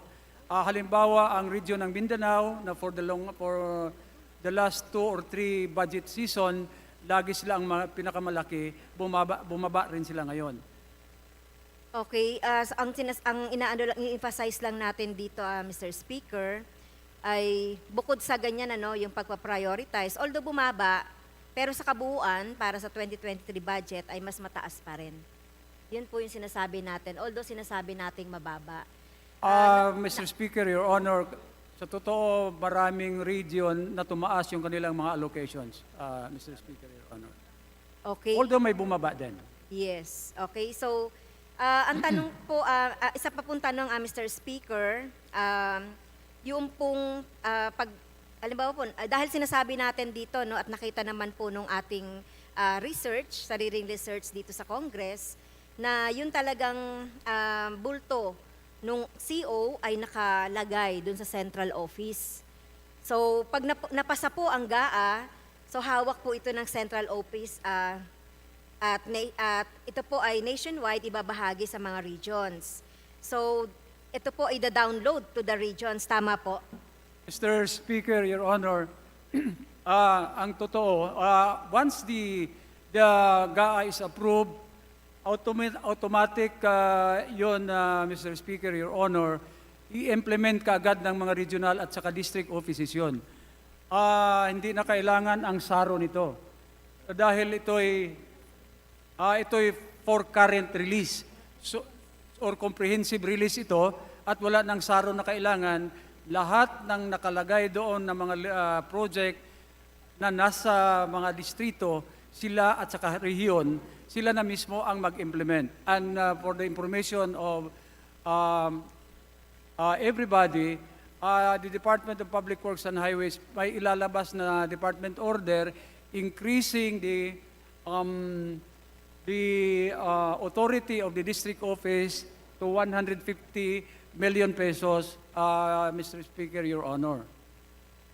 So, dapat, pwede po bang makahingi nung memo na yan later on kung meron tayo? Yes, Mr. Speaker, Your Honor, ibigay po kasi- namin sa inyo. Yes, thank you po, Mr. Sponsors, Mr. Speaker, kasi ang mangyayari, katulad nga ng naiisip ko, no, dahil nakasentro ito doon sa kapit sa CO ng national, so i-download ito sa mga regions, at yung sinasabi niyo pong SARO ay automatic na nandoon na po sa distrito. Yes, Mr. Speaker, Your Honor, wala na pong SARO, automatic na po yan. Comprehensive release na po yan.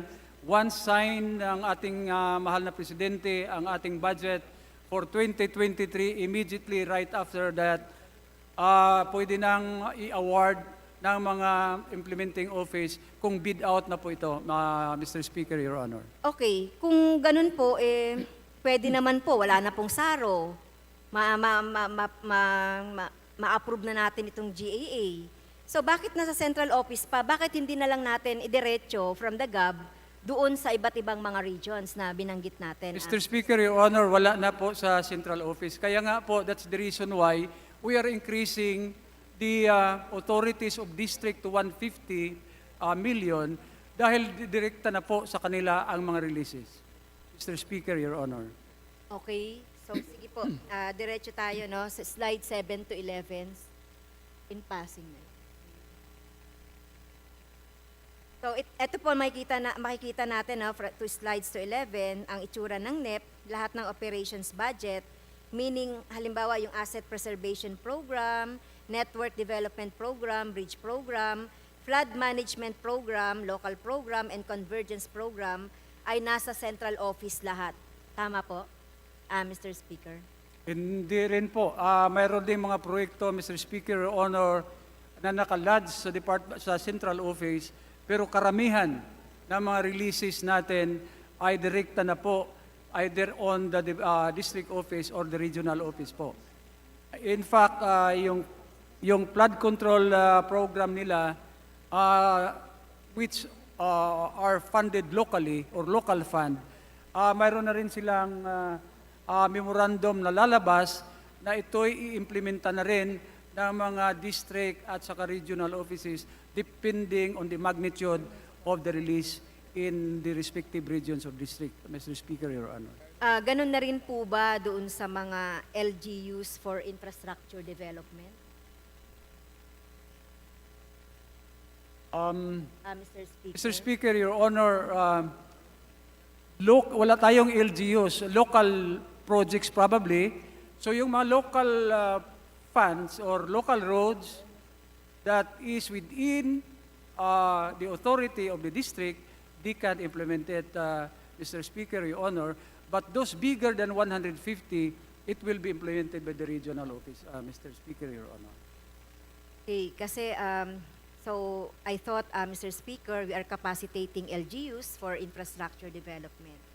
Dapat binibigyan natin sila ng bala for other stages of infra development like planning, execution, contracting hanggang maintenance.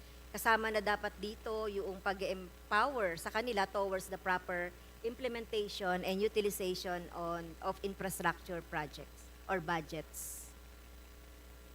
Okay, so balik po tayo sa slide 6. Kasi sinasabi ng sinasabi ng D.P.W.H, Mr. Speaker, na yung breakdown ayon po doon sa sa comment and proposal ng CPBRD on slide 6, this detailed presentation on the budgetary allocation of D.P.W.H expenditure program for 2023 should be pursued as it is aligned with the principles of transparency and accountability espoused under the line item budgeting. Tama po? Mr. Speaker, Your Honor, tama po. This will greatly help in facilitating proper monitoring and evaluation of public works projects along with the geotagging system by the D.P.W.H. Tama po, Mr. Speaker, Your Honor. So pwede pa po ba nating ma-adapt yung proposal ng CPBRD at ilagay na natin yung itemization doon sa NEP? Ibig sabihin, wag ilagay lahat sa CO, sa regions na dapat, if details are integral part of the NEP, gaya ng sinasabi nyo kanina, then there's no harm done kung ma-itemize na natin ito. Yes, Mr. Speaker, Your Honor, if we have to browse our ITSGov, I think it is already itemized, Mr. Speaker, Your Honor. Thank you, distinguished sponsor. So, in summary, Mr. Sponsor, about this topic, so nasa ahensya ng D.P.W.H yung pinakamalaking halos na budget, bahagi ng D.P.W.H yung yung CO na ibig sabihin mga infra projects ito. Okay? So sa ganitong katangian ng D.P.W.H budget, paano talaga natin dapat maging transparent and accountable tayo dito sa budget na ito. Next, Mr. Speaker, isang issue po yung non-payment of raw and just compensation. So wala po sa budget natin ng 2023 yung raw. Tama po ba, distinguished sponsor?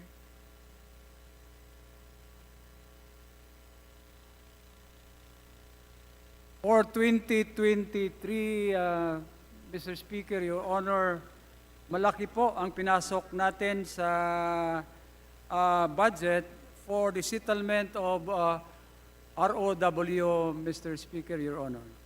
In fact, for 2023, the Department of Public Works and Highways proposes 36.3 billion pesos, Mr. Speaker, Your Honor. Okay. Pakiulit po, magkano po yung napasok natin muli sa row? O 37.586, 37,586,705, Mr. Speaker, Your Honor, for the settlement of road right-of-way, Mr. Speaker. Okay, thank you po. 37 billion, no? Sabi sa Special Provision 10, raw acquisition and payment of contractual obligations should follow the application laws like RA 10752. And also mentioned is the list of claimants na isa sa mga kondisyon para i-release ang funds. Meron na po ba tayong ganon? Mr. Speaker, Your Honor, definitely po, mayroon ng tagging na ginagawa ang Department of Public Works and Highways. Sa bawat project na gagawin nila, ang unang ginagawa ng Department of Public Works and Highways, itatag nila yung mga affected families sa kanilang mga expansion programs, Mr. Speaker, Your Honor. So in categorical answer, meron na po tayo yon. Meron na po tayong listahan ng mga claimants kasi yun ang condition ng release ng row Meron na po tayo, Mr. Speaker, distinguished sponsor. Yes, Mr. Speaker, Your Honor, yes, we have. It's validated and in fact, aging na po yung lahat ng mga claims ng ROW sa Department of Public Works and Highways, Mr. Speaker, Your Honor. Okay, thank you for that answer. Can we enlist the sponsors' assistance as regards to the claims of particular land title holders owners in a certain D.P.W.H project in Iligan City? Our pleasure, Mr. Speaker, Your Honor, to help those affected to be settled, their claims to be settled. Opo, sa Iligan City. Salamat po, Okay. gagawin po natin yan. Last topic ko, Mr. Speaker, yung tungkol dito sa Cavite, Laguna Expressway. Alam ko po, this is a 35 billion project which will solve current traffic congestion at major roads in Cavite according to the D.P.W.H. It has hastened the decline, but it has hasten the decline of agriculture in the city of Imus, where light industries and rapid urbanization have displaced rice farming. Okay? This is a public-private partnership deal between the D.P.W.H and MPCALA Holdings Incorporated. This is a unit of the Manuel Pangilinan-led Metro Pacific Investment Corporation. The project was awarded to MPCALA in 2015 during the Aquino administration, and construction began 2 years later, and it is said that it will be finished in 2023. So ang tanong ko lang po dito ay, tama po ba yung sinasabi ng investigation ng PCIJ na malaki pong part ng mga nakain or naggawa through the CALACs ay mga mga rice farming, mga rice farms. Okay? Mr. Speaker, Your Honor, totoo, mayroong nakuha talaga ng mga farmlands dahil sa project na ito. In fact, those farmlands are irrigated pa nga po. But the Department of Public Works and Highways has closely coordinated with DA and NIA, Department of Agriculture and National Irrigation Administration, sa mga apektadong mga parsila ng lupa po na nadaanan ng ating proyekto. Mr. Speaker, Your Honor. Yes, in fact nga, Mr. Speaker, may mga nagrereklamo pa nga ng mga farm owners dito at saka mga farmers tungkol sa hindi rin pagbabayad nung row. At may mga farmers din talaga dito na kapag ito ay na fully finished na in 2023, yung kinikita nila na 100,000 pesos every month ay talagang mawawala. Hindi compensable kung titignan natin sa ibabayad ng D.P.W.H. Totoo po na may, Mr. Speaker, Your Honor, totoo po na may mga claims pa na hindi nabayaran natin ng Department of Public Works and Highways. Dahil noong nakaraang budget po, they have proposed budget for ROW of 21 billion. Unfortunately po, ang na-approve ay 1.1 billion lang po. Kung kaya marami ang mga payables na related to ROW ang hindi pa nabayaran or na-settle ng Department of Public Works and Highways dahil na-slash nga po ang budget ng ROW. Okay, so considered po ba itong mga apektado dito sa CALACs doon sa ating budget for 2023 na sinasabi nyo 37 billion?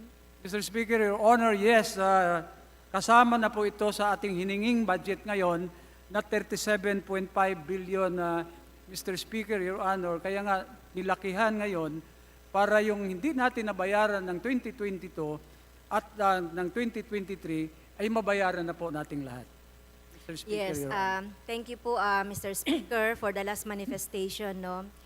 So mabuti naman po yung may mga infrastructure project, nakakabuti po ito sa transportation at doon sa transpo ng mga products natin. However, kung maapektuhan naman po halimbawa po yung mga farmlands natin na malaki rin naman yung pangangailangan natin para sa food subsidy at saka ay food stabilization, sustainability, ay sana mag second thought halimbawa kung gagawaan ng mga ganitong mga projects. At mahalaga po talaga yung mga, lalong-lalo na yung mga develop na mga farmlands na madadaanan ng mga projects. Dapat i-consider ito doon sa mga projects, sa mga susunod.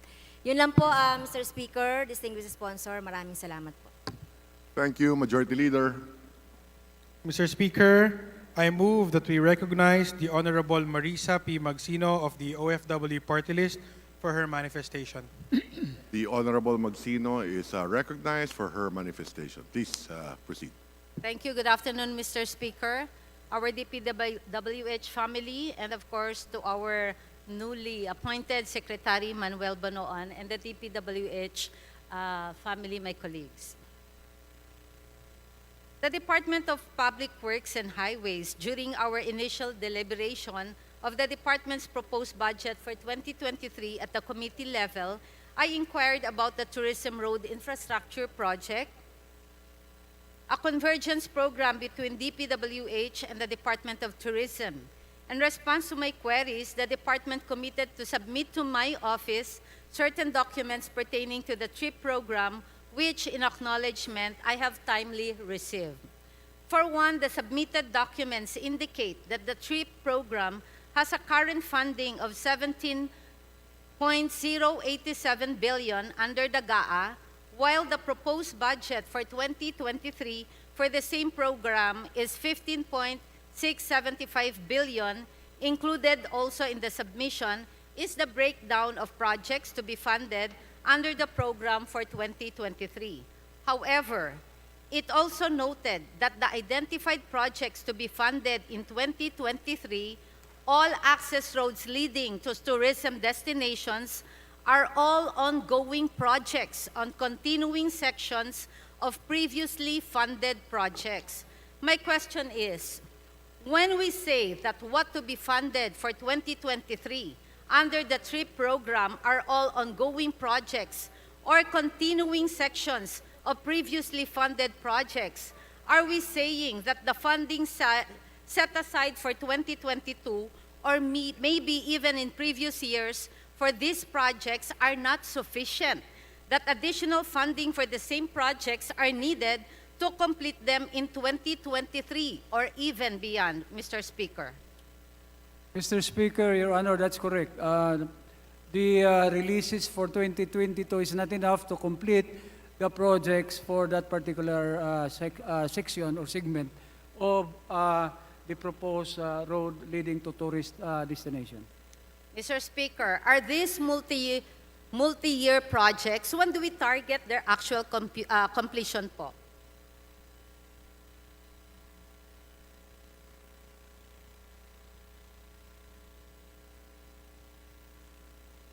Yeah, Mr. Speaker, Your Honor, these projects, there are varying kind of projects, length of projects, as well as magnitude of releases, and therefore, there are projects that can be completed next year. There are projects that can be completed 2 years after next year, Mr. Speaker, Your Honor. Yes, Mr. Speaker, our distinguished sponsor, is it sensible to deduce that some inefficiencies accompanied the preparation of physical and financial plans of these projects, that they cannot be completed within the fiscal year and with the allocated budget for 2022? Mr. Speaker, Your Honor, I don't think that this is because of the inefficiency of the Department of Public Works and Highways personnel, but this is mainly because of the meager funds allocated for this particular program, convergence program of the department. And besides, Mr. Speaker, Your Honor, these programs also were affected by the pandemic in 2020, 2021, Mr. Speaker, Your Honor.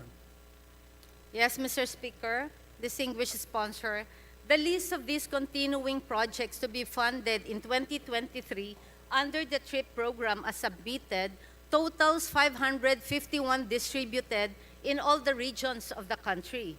It is quite mind-boggling, if not improbable, that all of them are continuing for 2023 or even beyond. What does the department think? And if that is really the case, have there been no other recent proposals submitted for approval and for funding for 2023 or even 2024? Yes, Mr. Speaker, Your Honor, the 500 plus projects that were mentioned are really ongoing projects, Mr. Speaker, Your Honor, and there is no new projects being funded by the Department of Public Works and Highways, Mr. Speaker, Your Honor. Yes, Mr. Speaker, I will just leave it that way because I have so many questions. On the right of way and just compensation, it's a hypothetical situation, but this is real. It's not really hypothetical. A national road, which was a converted provincial road, is encompassed in a private title. Hence, for a period of time, such portion is exempted from the tax declaration of the said property, being the landowner paying for the taxes till the landowner requested the assessor's office that you have to ask the D.P.W.H to pay the taxes because we already did it for so many years. The question is, if a widening of the said national road is to be implemented, which will again traverse portions of the said property, will the owner be entitled to just compensation as for those portions that will be further eaten up by the road widening project? Mr. Speaker. Mr. Speaker, Your Honor, just to be clear, when it is a provincial road converted into a national road, one main requirement is that this is free from any right-of-way problem or claims. If it is already a national road, converted into a national road, and there is a widening project going on, I think we are entitled for a compensation, Mr. Speaker, Your Honor. Okay, thank you, Mr. Speaker. In 2021, the target total length of newly constructed road was 926 kilometers, but the accomplishment was 2,023 kilometers. Is this correct, Mr. Speaker? Right now, Mr. Speaker, Your Honor, we have no data on hand, but we will submit it, Mr. Speaker, Your Honor. Okay, Mr. Speaker. Additionally, the target total length of widened roads was 636 kilometers, but the actual accomplishment was 1,146 kilometers. Is this correct, Mr. Speaker? Again, Mr. Speaker, Your Honor, I cannot say it's correct or not, but again, we will submit the data to the distinguished Congresswoman, Mr. Speaker, Your Honor. Mr. Speaker, such are supposedly, if the answer is correct, then the D.P.W.H is having a commendable achievements. However, the 2021 COA annual report for D.P.W.H shows that the total target for newly constructed road was 926.65 kilometers, but the completed roads was only 114.69 kilometers. And again, the target total number of widened roads for 2021 was 636, but the actual completed widening roads was only 190 kilometers. Having said that, can you explain the huge discrepancy between the accomplishment report of D.P.W.H and that of COA? Mr. Speaker, Your Honor, just like to explain that there are projects that were not even implemented up to now because these are projects that were labeled for later release. In fact, right now, I think there is still remaining balance of more than $1 billion for 2021 and more than $3 billion for 2022. That means these projects are yet to be awarded, and so therefore there are no accomplishment yet. And there are also other projects that just have started because the release were, or the SAROs were released a little bit later, Mr. Speaker, Your Honor. But remember that these projects will expire, and for 2021, this will expire in December of 2022. Therefore, they are still authorized to obligate this, Mr. Speaker, Your Honor. Mr. Speaker, distinguished sponsor, I think you have to compare the D.P.W.H accomplishment report and the COA because this is really a real issue at hand. Okay, Mr. Speaker, the 2021 GAA shows that the budget for road network was 124.46 billion. From this amount, the total length of newly constructed, 926.66 kilometers, the actual is 109.98 kilometers, which is only 11%. Then the total length of widened roads, target is 636.2 kilometers. The actual completed is 147.18 kilometers, and it is only 23%. Are these figures correct? Mr. Speaker, Your Honor, the total release of 124 billion is not solely intended for widening as well as concreting of national roads and bridges, There are other programs that are included with this 125 billion. Probably diversion roads and others were also included. So, Mr. Speaker, Your Honor, the figures that have been presented to us might be correct on that particular two programs. But again, as I told earlier, these programs are not only the release of 124 billion is not solely for widening and concreting, Mr. Speaker, Your Honor. Okay, Mr. Speaker, assuming that this 124.46 billion is not only on the newly constructed and widening of roads, as of now, I have to be contented with that.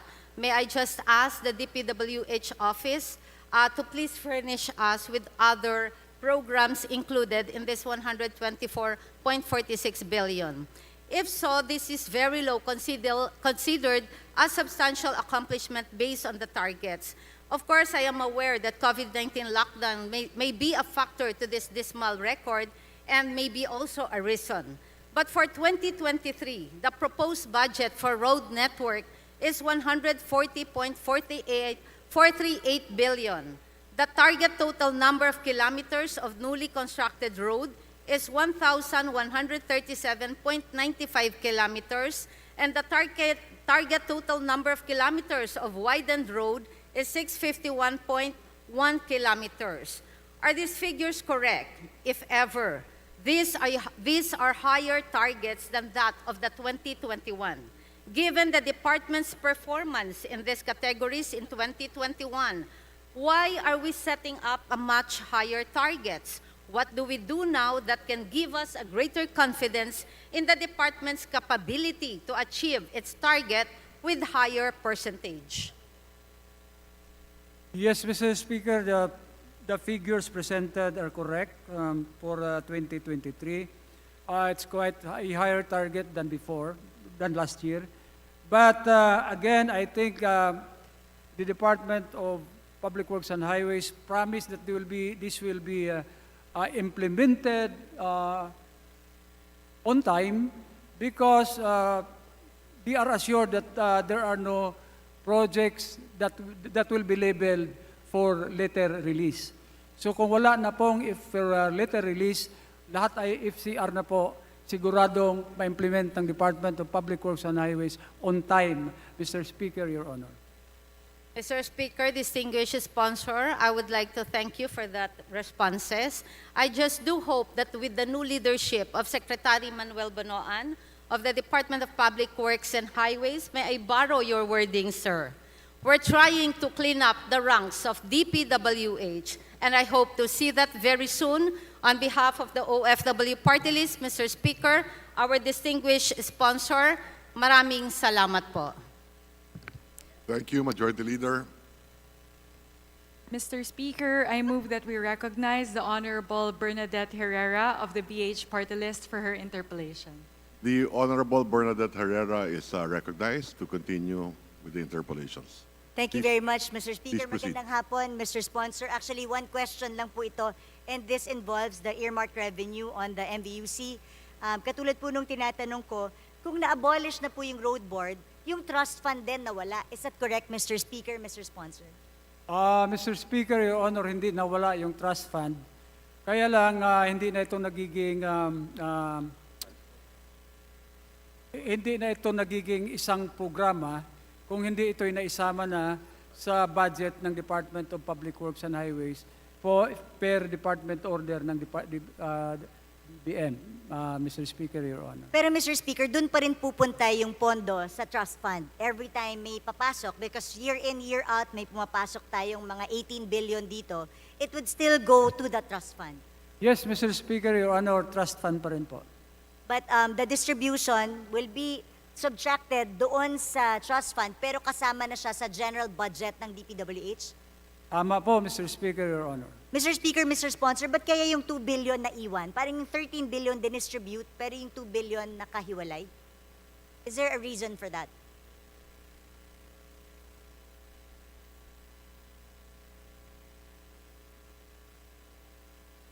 Mr. Speaker, Your Honor, yes, naka-specify yung dalawang 2 billion na yan, which is intended for road safety, Mr. Speaker, Your Honor. Thank you, Mr. Speaker. Ano po kaya ang dahilan ng DBM kung bakit palagi 13 to 15 billion lang ang nire-release sa D.P.W.H? Na-fully utilize nyo ba yung ibinibigay ng DBM sa inyo from the MVUC? Well, Mr. Speaker, Your Honor, I was informed that that was only the average collection per year ng MVUC, Mr. Speaker, Your Honor. Yes, Mr. Speaker, Mr. Sponsor, that's why tinatanong ko po, bakit kaya ganun lang ang ibinibigay po sa inyo ng DBM? Nauubos po ba yung pondo? For example, last year, 2021, nag-release ng 12 billion sa inyo. Naubos po ba ito?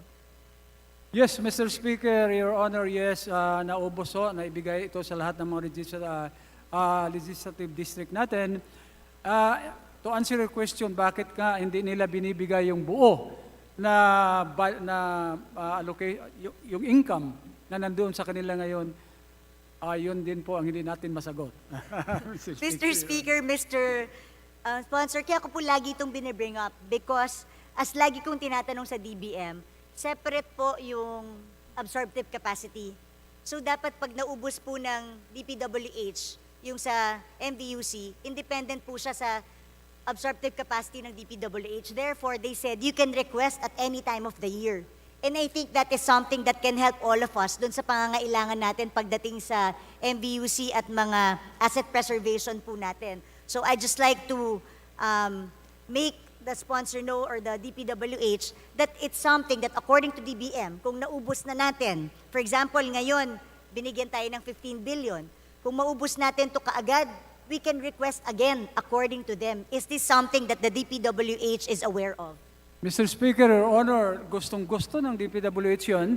At siguro nasa atin din yon dito sa Kongreso. Kung pwede nating gawa ng paraan, pag maubos yung na-release sa kanila, pwede na rin silang i-replenish, Mr. Speaker, Your Honor. Mr. Speaker, Mr. Sponsor, naka-record naman po yun from the D.P.W.H na sinabi nila, once maubos natin, kahit yung department, hindi magandang absorptive capacity, basta itong MVUC, magandang absorptive capacity, we can request. So, nasa records naman po yun. And for the record, ang alam ko po, tama po ba, halos nasa 95 billion na po ang total amount ng nasa trust fund po natin for MVUC. We agree, Mr. Speaker, Your Honor. So, yun lamang po, Mr. Speaker, Mr. Sponsor, para po mas marami po tayong pangangailangan sa kalsada. So, sana po, isa po itong bagay na matutukan po natin sa tulong po ng Kongreso. Maraming salamat, Mr. Speaker. Thank you, Mr. Majority Sponsor. Leader. To the D.P.W.H family, thank you. Mr. Speaker, I move that we recognize the Honorable Arlene Brosas for her interpellation. So move, Mr. Speaker. The Honorable Brosas is recognized to interpolate the sponsor of the D.P.W.H. Thank you, Mr. Speaker. Maraming salamat po, Mr. Speaker. Will the good sponsor yield to a few questions, Mr. Speaker? It's my honor, Mr. Speaker, Your Honor. Thank you, Mr. Speaker. Mr. Speaker, hinggil po ito sa Marikina Bridge projects, Mr. Speaker. We have received the requested blueprints of specific projects from the D.P.W.H, including the copies of agreements for the said projects. Salamat po sa pagtugon ng D.P.W.H sa aming request. Pero gusto sana namin malaman kung ilan din ang mga pamilya na mga magiging apektado ng mga sumusunod na proyekto, Mr. Speaker.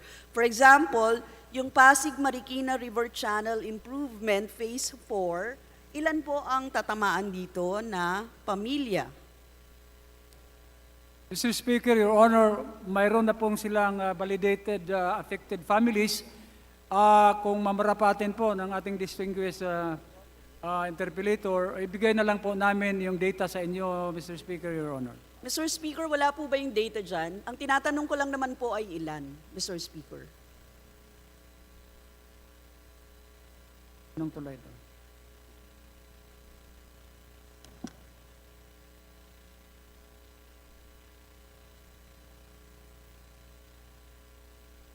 Mr. Speaker, Your Honor, for Marikina Bridge Project, the total affected families is 86, Mr. Speaker, Your Honor. 15? 86. 86 families. Okay. Thank you, Mr. Speaker. 86 families. What about yung Metro Manila Logistics Network po? Yung Pasig River and Manggahan Floodway Bridges Construction Project. Ilan pong pamilya maapektuhan dyan? Mr. Speaker, Your Honor, 1,200 affected families. 1,200. Yung JP Rizal to Lopez Haina Bridge po sa Marikina River.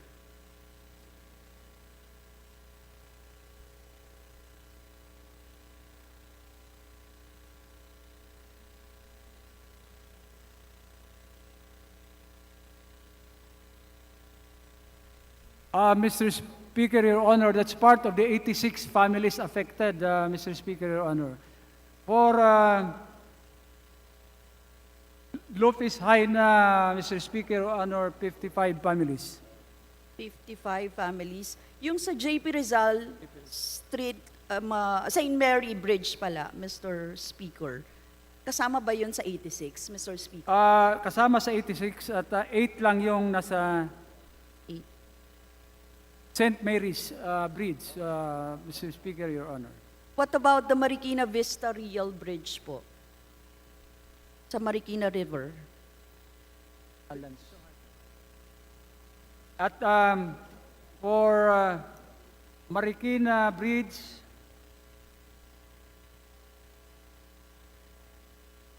$33 families, Mr. Speaker, Your Honor. So, I stand corrected, Mr. Speaker, Your Honor, 13 families. 13. 13 families. So, ito Mr.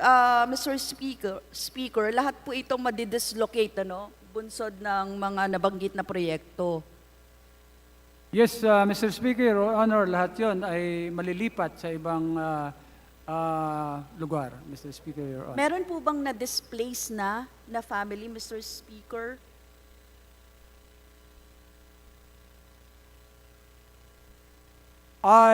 Mr. Speaker, Your Honor, lahat pala ng affected dito ay babayaran ng Department of Public Works and Highways. Mr. Speaker, ito ba ay manggagaling sa row? Sa right-of-way? Magkano po ang nakalaan for right-of-way nito, Mr. Speaker? For the projects?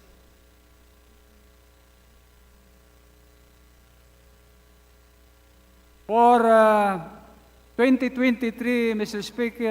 Speaker, Your Honor, 800 million is allotted for ROW for these particular projects, Mr. Speaker, Your Honor.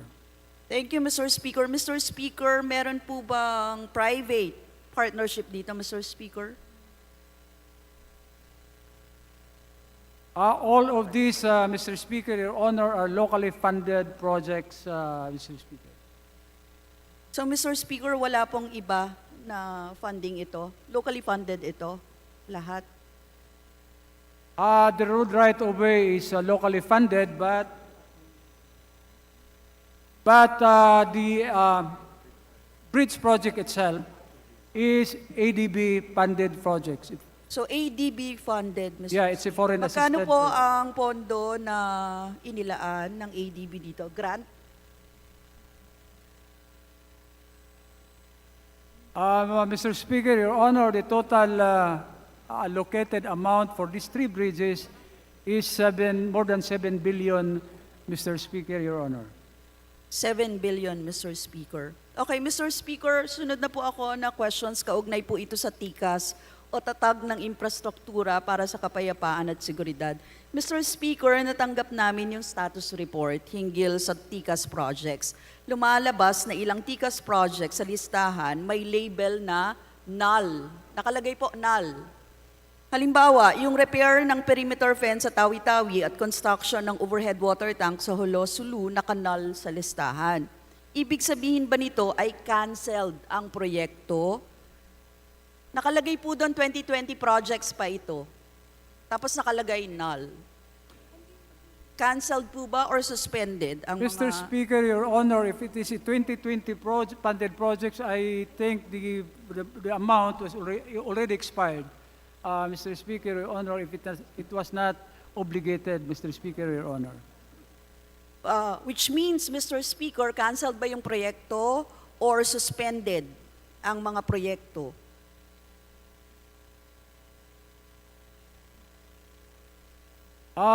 These projects are ongoing, Mr. Speaker, Your Honor, but because this was funded in 2020, because of the pandemic, the remaining amount unobligated were used for bayanihan to programs and projects, Mr. Speaker, Your Honor.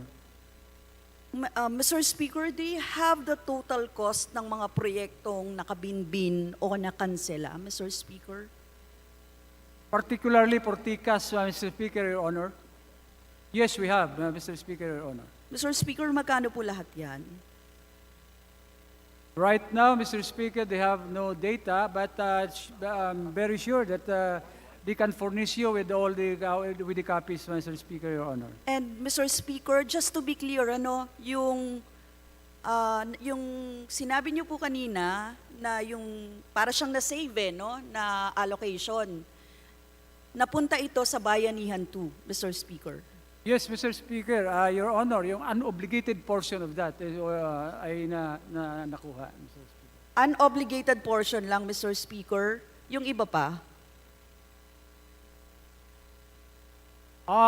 Yung ibang mga pondo, Mr. Speaker, Your Honor, dahil FLR ito, unreleased yun at hindi na na-release, Mr. Speaker, Your Honor. So unreleased.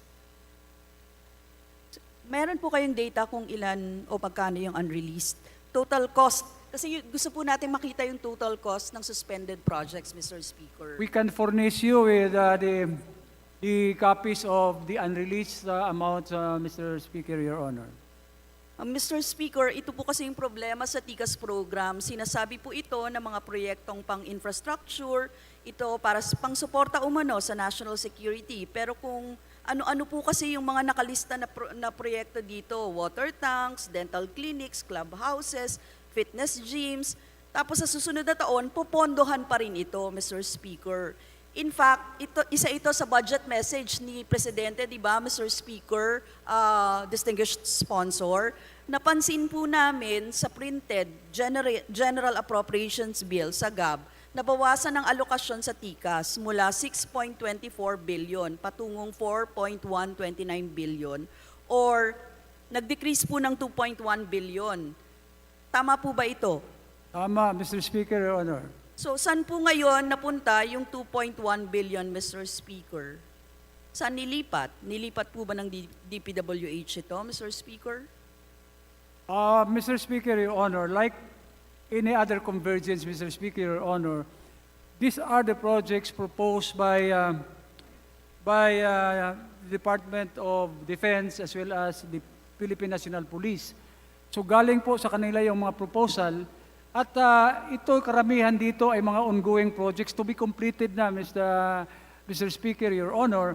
So siguro ang sa tingin namin, sa tingin ko, ito ay dahil tapos na yung iba, kaya hindi na nila sinama ang sa mga request natin. So sa mga request nila. So itong amount na ito are the amount that is needed to finish and complete the projects that were ongoing sa lahat ng mga Philippine National Police at saka Philippine Army headquarters, Mr. Speaker, Your Honors. So, Mr. Speaker, AFP, PNP ito na mga proposals, Mr. Speaker. Opo, Mr. Speaker, Your Honor. Tama po. Silang namamahala dito sa TICAS program, Mr. Speaker. At ang sinasabi niyo po, yan ay mga pinondohan na dati, pinagpapatuloy ngayon, kaya yan lang po ang inilaan na proposal for now, Mr. Speaker. Totoo po, Mr. Speaker, Your Honor. Bagamat positibo po na nabawasan yung pondo para sa TICAS program, nananatiling tanong po sa amin kung bakit kasama ang ilang mga proyekto na kailangan siguro ng paliwanag, Mr. Speaker. Halimbawa, bakit nakalista sa TICAS ang sports complex sa Malacanang Park worth 10 million? Tinanong ko po yan kasi yung allocation yan dati 50 million. Ngayon, may 10 million na naman ngayon na idaragdag, Mr. Speaker.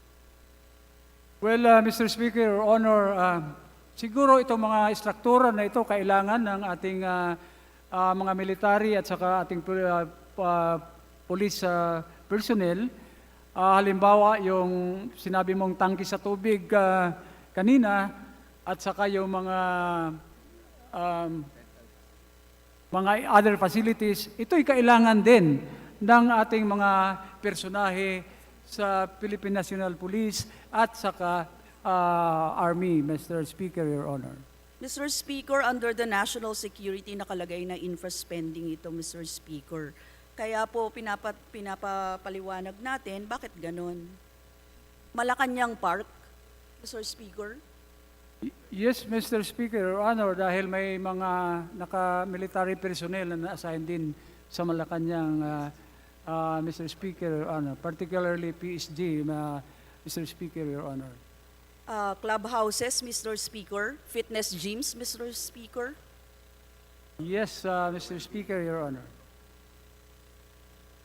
Anyway, Mr. Speaker, nakasaad din po ang Cyber Battalion and Network Enterprise Technology Battalion Admin Building with parking lot and outside development phase 2 worth 10 million. Ano po itong Cyber Battalion na ito at Network Enterprise Technology Battalion, Mr. Speaker?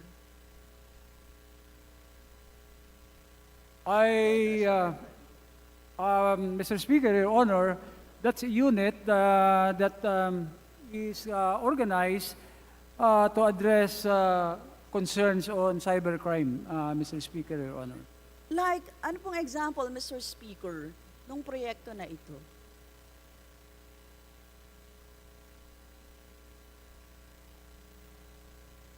All related cybercrimes such as text, scam, hacking, and so on, Mr. Speaker, Your Honor. Hacking, Mr. Speaker, saka text scam, hindi po ba ito ay gawain ng NTC sa regulation, sa D.I.C.T? Mr. Speaker, bakit po tayo may pondong ganito dito? When a crime is committed, I think nasa police na at saka police personnel na yan, Mr. Speaker, Your Honor. So, Mr. Speaker, ano tong Cyber Battalion and Network Enterprise? Mr. Speaker, Your Honor, I cannot really elaborate what is Cybercrime Battalion. This is, of course, the area of the Philippine National Police. I cannot really explain further what is Cyber Battalion, Mr. Speaker, Your Honor. Thank you, Mr. Speaker. Mr. Speaker, pangamba po natin dito, Troll Army. No, Mr. Speaker, bakit natin kailangan ng ganito, Mr. Speaker? Baka pwedeng pong humingi ng paliwanag sa PNP, Mr. Speaker, kung ano itong Yes, Mr. Speaker, cyber. Yes, Mr. Speaker, ating itanong sa Philippine National Police or sa Army kung ano ito, Mr. Speaker. Finally, Mr. Speaker, ito pong tikas popondohan natin ng 4.13 billion sa susunod na taon, Mr. Speaker. Ito po yung mga sinabi ko sa inyo, yung 10 million sa National Park, sports complex sa Malacanang Park, water tanks, dental clinics, clubhouses, fitness gyms. Pero, Mr. Speaker, ang alokasyon natin sa pabahay, alam nyo ba kung magkano? 2.5 billion lang. At kulang na kulang po ito para tugunan ang 6.8 million housing backlog natin, Mr. Speaker. Anyway, Mr. Speaker, in the proper time, we will move for the realignment of the TICAS budget to state finance, kahit man lang po yung housing programs na kailangan natin, Mr. Speaker. Mr. Speaker, siguro last na tanong ko ay yung ano-ano po ba yung mga dinevolve na programs sa LGU, Mr. Speaker, ng D.P.W.H.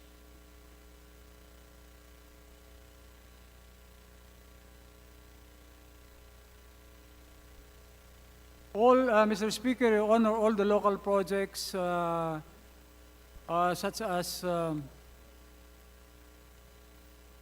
multipurpose building,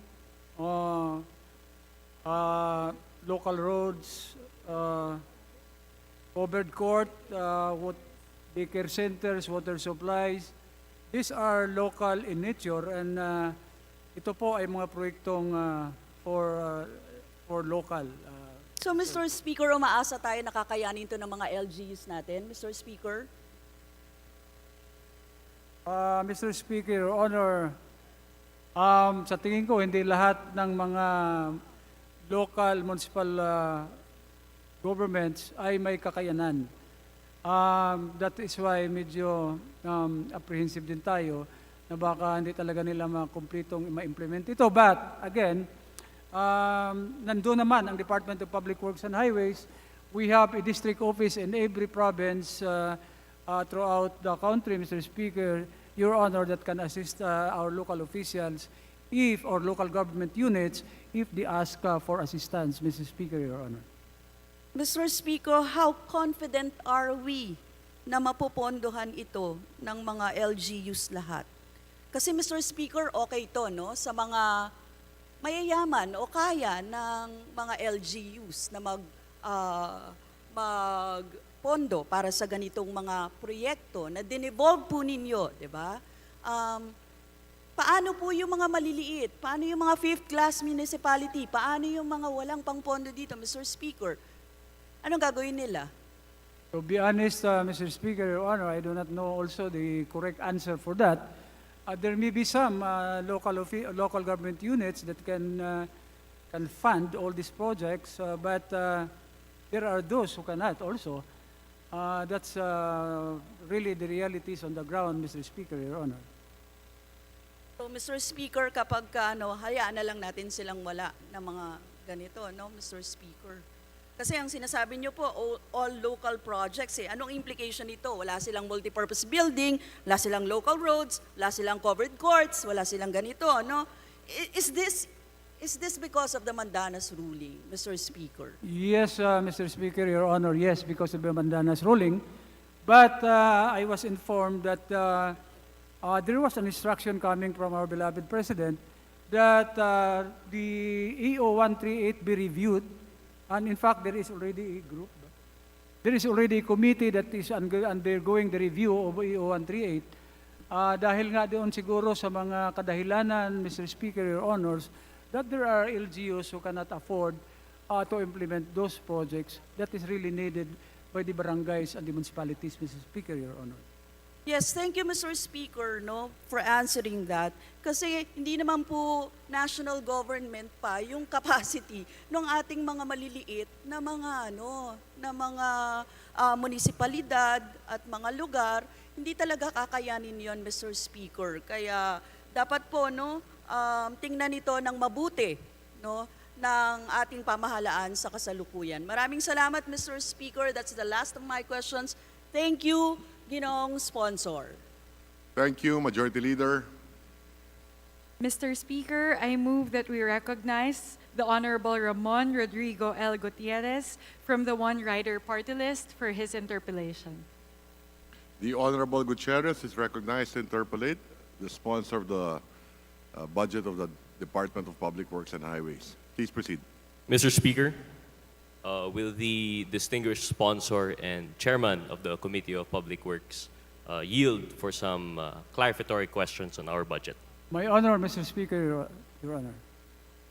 Mr. Speaker, and before everything, good evening to our Honorable Secretary and the rest of the officials of the D.P.W.H.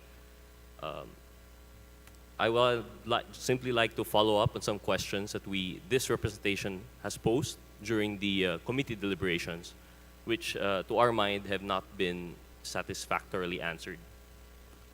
By way of a background, Mr. Speaker, we'd just like to bring up that this House, in its wisdom, during the 17th Congress, decided to abolish the road board through RA 11239. With its abolishment, and again in the wisdom of this House, it decided to retain the special fund known as the MBUC, or Road Fund. For this representation, it is important that we maintain this trust fund because road safety is a primary concern for a lot of our citizens. But on the contrast, it is also a burden that the constituency carries because they are made to pay extra compared to the non-motoring citizens. So it is of great import to this representation to question now how exactly it is being used. So, Mr. Speaker, I would like to ask our distinguished sponsor, is D.O.32 series of 2020 the current governing department order on the use of MBUC?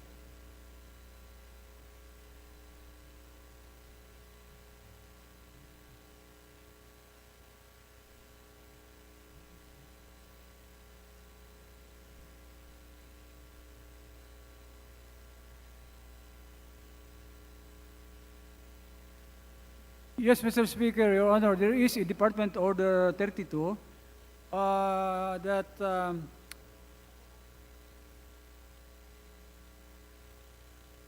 that determines the distribution of the road users or motor MBUC fund. No, this one is I think this establishes.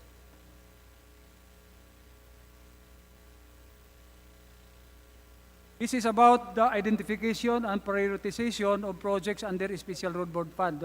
Mr. Speaker, Your Honor. Mr. Speaker, is it correct to state that this department order is the sole basis for the department to implement the MVUC?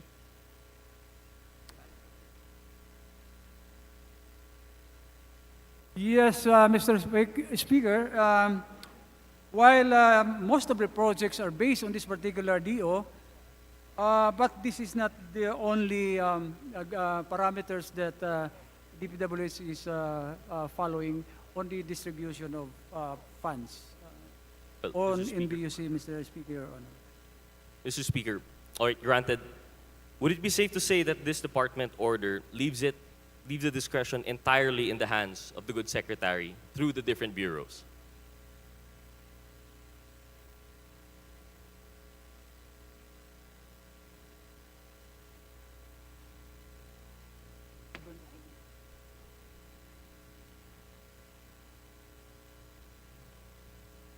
Yes, Mr. Speaker, in the past, yes, this is governed by this particular department order.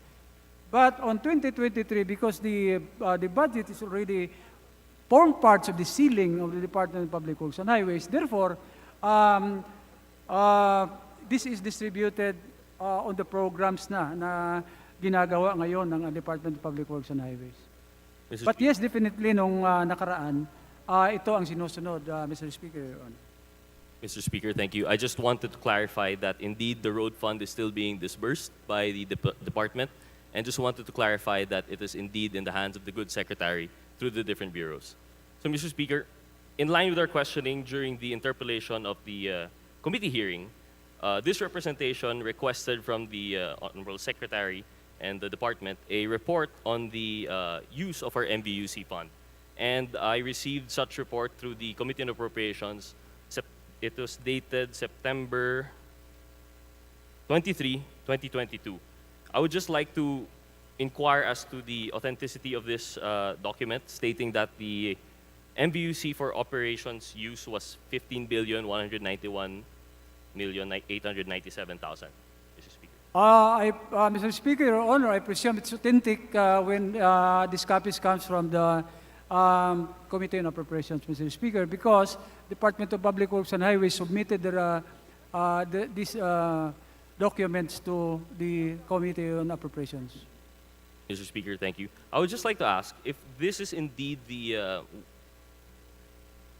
breakdown of the disbursement of such MBUC, how come we have a separate portion under Convergence and Special Support Program for Special Road Fund, Motor Vehicles User Charge, as per RA 11239, 2,127,937,000?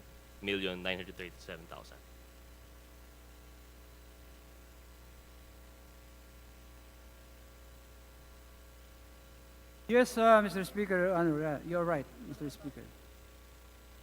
Mr. Speaker, sorry, to clarify, my question is why we have a separate breakdown for the MVUC if indeed this whole document is supposedly the disbursement of the MVUC. Yes, Mr. Speaker, Your Honor, as I answered the previous interpellator, the 2 billion allocation were solely dedicated to road safety, Mr. Speaker, Your Honor. Mr. Speaker, okay, so to this representation's mind, I suppose the explanation is that the separate portion on Special Road Fund speaks solely of installation of safety devices and Yes, such. Mr. Speaker, But Your Honor. also the 15 billion that came prior, which is also contained within the same document, refers to other types of projects that could be considered under the disbursement of the MBUC. In furtherance of this line of questioning, Mr. Speaker, I would like to ask if this disbursement of 15 billion on the operational part under 001 and 002. What is our proof that this was disbursed out of the MBUC, given that is this an earmark revenue, Mr. Speaker? Mr. Speaker, just to clarify, because I believe to this neophyte's understanding of the NEP or the budget that was submitted, this was mixed in with all the other operational disbursements, Mr. Speaker. Mr. Speaker, Your Honor, this amount was already obligated, but allocated to the different projects, as is stated in that report.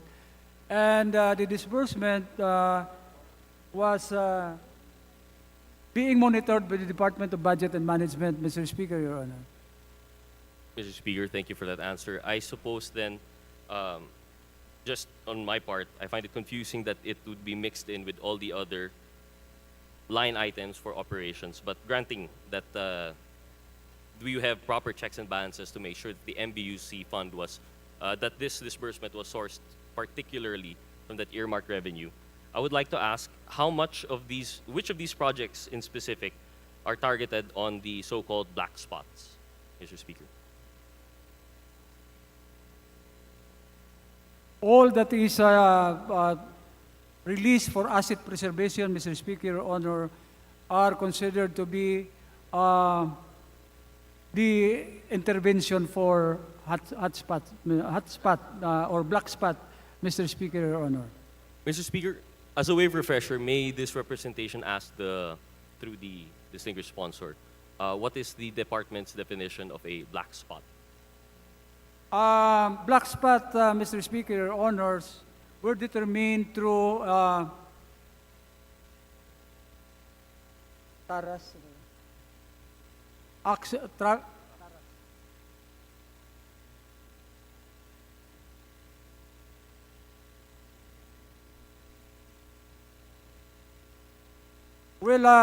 this hotspot is being determined through the report, through ITARAS. That's a traffic accident report system that is being generated by the district and the regions. One of the bases for this are the accident reports that were being lodged in the police stations in each municipalities. Lahat ng mga report na yan under these traffic accidents were gathered by the Department of Public Works and Highways. At ito ay isa sa mga basis to determine the hotspot. The frequency of accidents in one area, Mr. Speaker, Your Honor. Mr. Speaker, I would just like to ask, does my memory serve me well when I remember there's a component of that definition which states that there should be a minimum number of deaths resulting from the accident? Am I correct? Was it 2 or 3, Mr. Speaker? Yes, Mr. Speaker, Your Honor, this is the criteria for identifying black spot.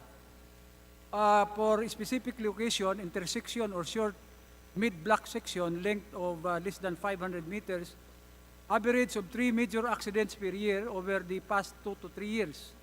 And for section longer than 500 meters, average of 3 major accidents per year per kilometer of road length over the past 2 to 3 years. It does not mention death, Mr. Speaker, Your Honor.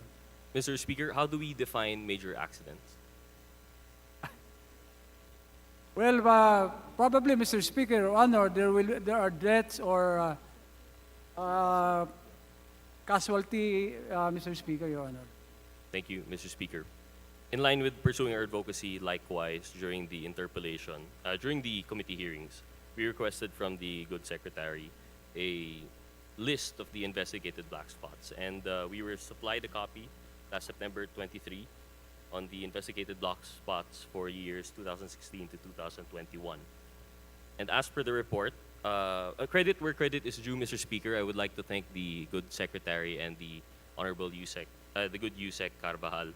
Although the initial report that was furnished to this office was bare in that it only mentioned region and road intersection name, the newer report now includes the recommended road safety treatment estimated cost of treatment and project status. Although we would have been wanting for more information, for the purposes of this interpellation, this document would have to do. Now, Mr. Speaker, as I was mentioning, this report that was given to us, upon review, we found that there are still 713 black spots that are for funding, and that the total would only amount to 1,105,350,525.42 pesos. Is that correct, Mr. Speaker? Yes, Mr. Speaker, Your Honor, that's right. That's correct. Mr. Speaker, is it correct to say that this amount is less than half than the 2 billion that was allocated, to be allocated for next year, Mr. Speaker? Mr. Speaker, Your Honor, yes, that's right. That's less than half of what is really needed. Mr. Speaker, this representation would like to ask the department, why are we not funding these black spots? Mr. Speaker, before we get the answer, we'd just like to manifest that in this report, these suggested interventions are as simple as traffic signs, lane markings. Some of them go for as low as 200,000 peso projects. Yet our budget couldn't find it in the 700 billion plus budget to fund these black spots, which, remember, the definition says that it includes 2 to 3 major accidents, Mr. Speaker. Mr. Speaker, Your Honor, the district offices or the implementing offices, either district or regions, they are allowed to include this engineering intervention in their program of works on projects that is implemented in that particular area, Mr. Speaker, Your Honor. So therefore, it does not need any additional funding requirements already, Mr. Speaker, Your Honor, because they are allowed to use their current allocations to program, to include this in their program of works, Mr. Speaker, Your Honor.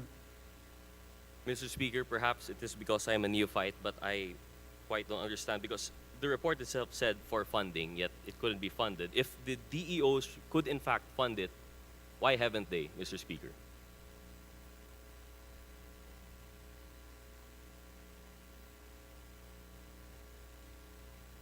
Mr. Speaker, Your Honor, yearly, the Department of Public Works and Highways releases funds for the improvement of certain projects.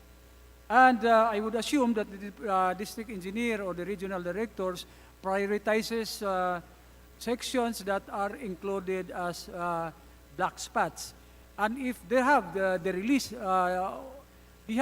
for this particular year, 2023, then they are allowed to include in their program engineering intervention that will address to the needs of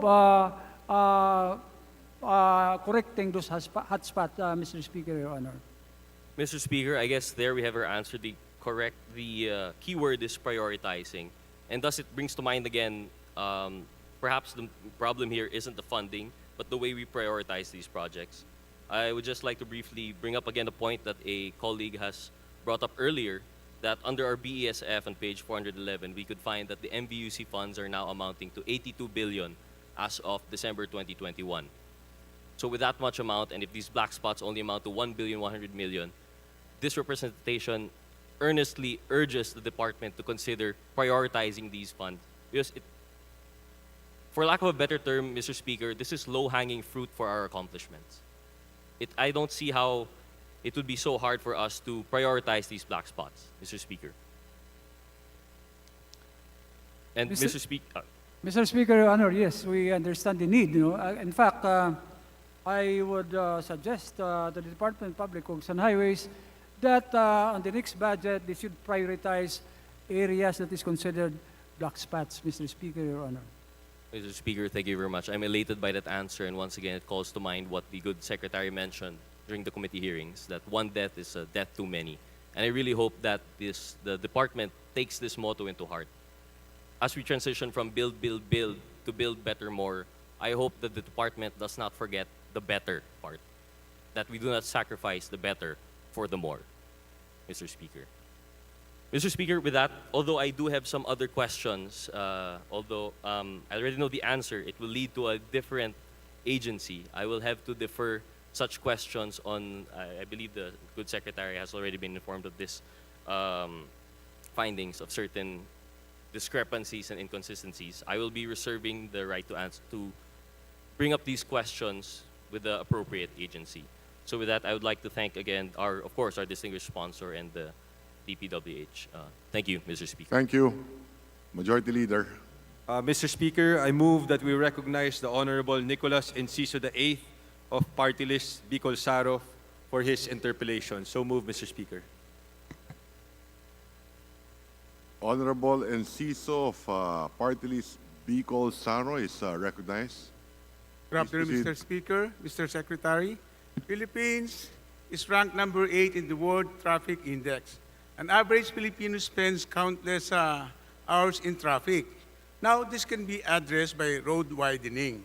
Ang problema sa road widening natin, yung mga poste halos nasa gitna ng kalye. Ang daming motorist na halos araw-araw may aksidente o may namamatay. Naka-witness pa ako niyan. Kaya sana naman magawa natin ng paraan to. Nasa poste. Saka yung mga puno may puno. Pwede siguro natin kausapin ng DNR, pakiusapan na kung sino man na magputol nun mapakinabangan yung mga punong yun at tapos magtanim. Kung sinong puputol nun, magtanim ng 1,000 puno para sa kapalit nun. Ano po ba magagawa natin dito? Tama po, Mr. Speaker, Your Honor. Actually, ang ginawa ng Department of Public Works and Highways, pinasok nila yung budget sa 2023 amounting to 1 billion para pag-relocate ng mga poste na nandun sa national highways natin ngayon. Ang problema lang po dahil ang Memorandum of Agreement signed between Department of Public Works and Highways and the National Electrification Administration states that it is the cooperatives, electric cooperatives will prepare the program of work reviewed and approved by NIA. Sa ngayon po, sa listahan ng Department of Public Works and Highways, may mga local roads po na naisama doon sa listing nila. Kaya pina-validate nila ngayon, ongoing ang validation for those proposed project to be relocated by different electric cooperatives throughout the country. At pag matapos po ang validation nito, ay umpisa na nilang bayaran yung pag-relocate ng mga poste na nandun ngayon sa sa tabi ng ating mga daan. Mr. Speaker, Your Honor. Ako, maraming salamat po at na-action na. Maraming na-aksidente dyan. Kaya maraming salamat po sa inyo at a-actionan ninyo. Yun lang po, Mr. Speaker. Maraming salamat po. Thank you, Majority Leader. Mr. Speaker, I move that we recognize the Honorable Sergio C. Dagook from APEC Party List for his interpellation. Honorable Dogook of the APEC Party List is recognized. Yung relocation na yan. Please proceed.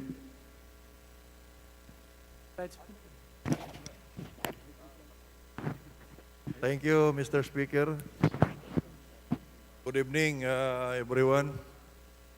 I would distinguished sponsor yield to only one issue. Yes, Your Honor, Mr. Speaker.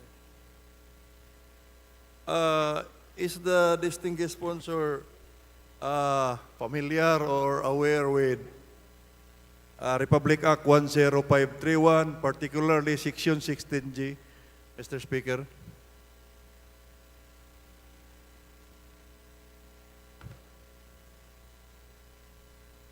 Mr. Speaker, I'm not familiar with this. If the distinguished interpellator can further enlighten us, Mr. Speaker, Your Honor.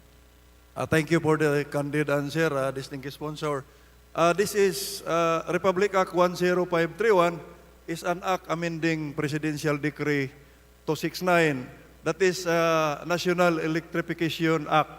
So it is under Section 16G, wherein electric cooperatives can construct transmission and distribution lines along all roads, highways, thoroughfares, over and under causeways However, if the government will use that area for any government projects, the poles can be relocated.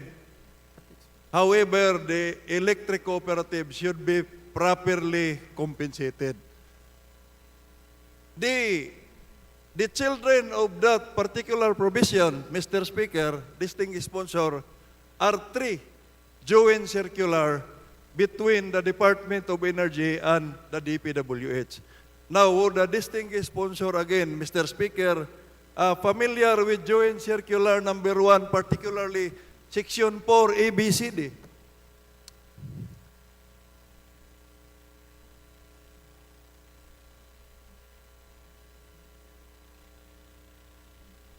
Mr. Speaker, again, kindly enlighten us on that particular ABC, Mr. Speaker. Mr. Speaker, distinguished sponsor, that's why I am asking this.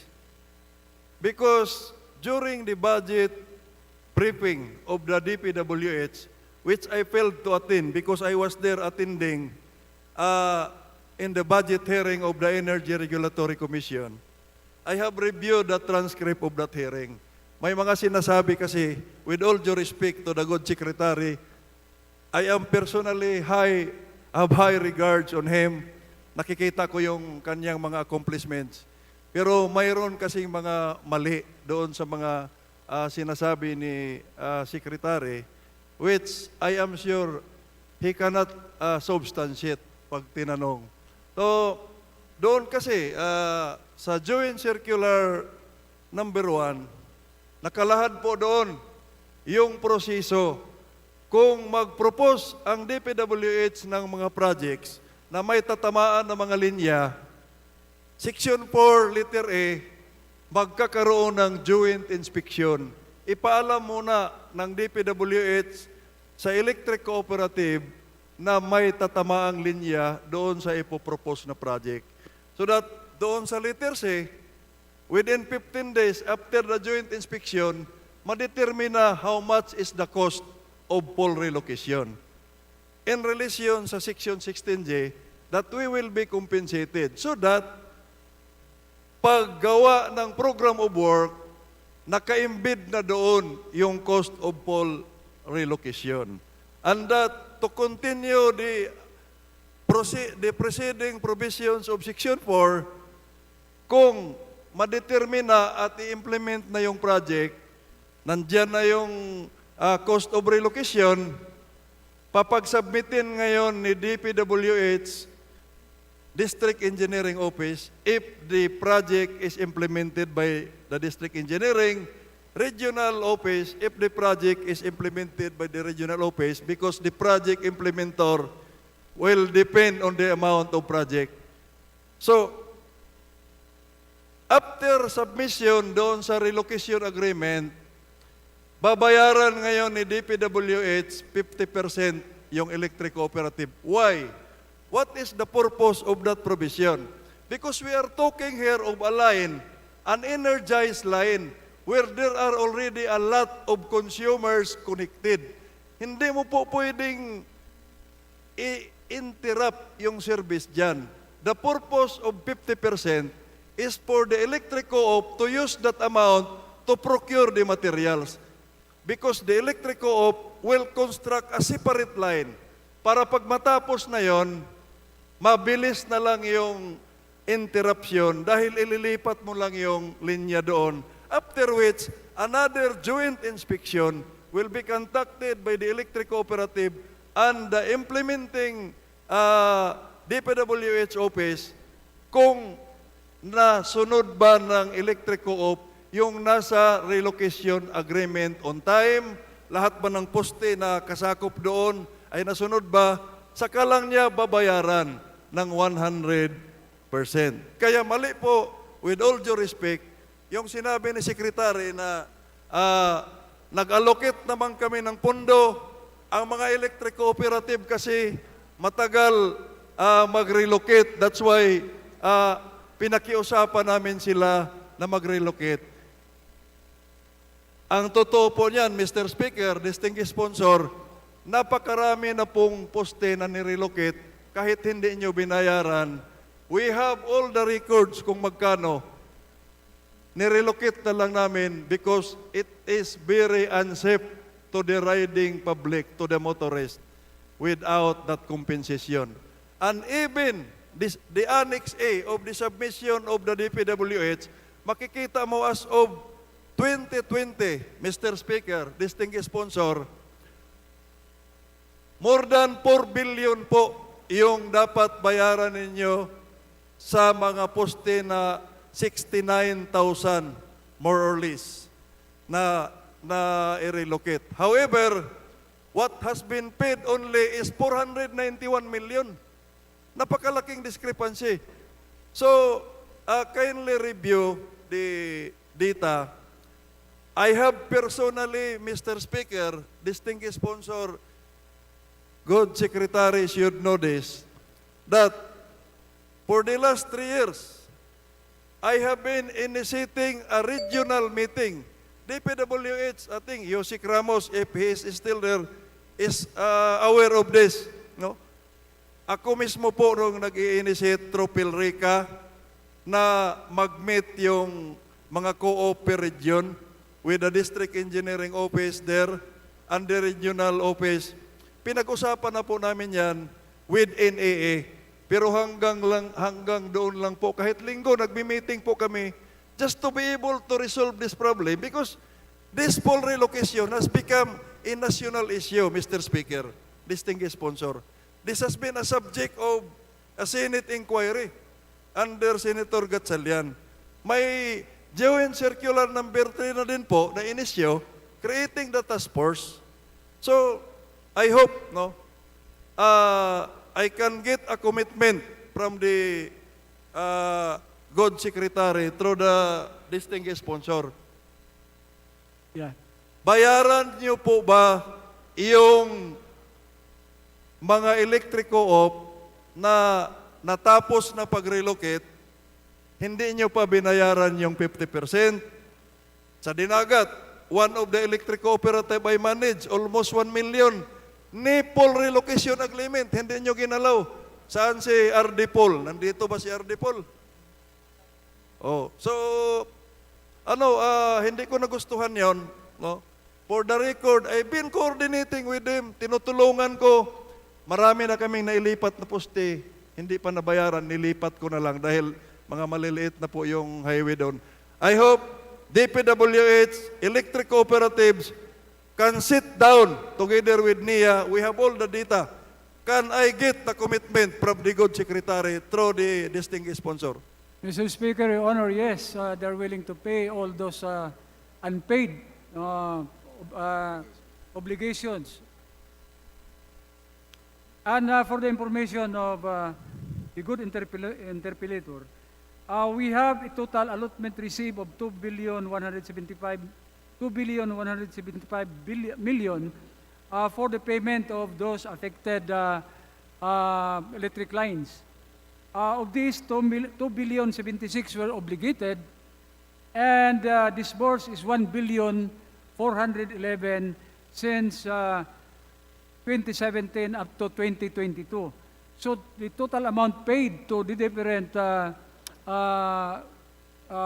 cooperatives is 1,411,238,000. There is an unpaid obligation of 664 million. This is because the electric cooperatives were not able to submit the requirements for payment and disbursement, Mr. Speaker, Your Honor.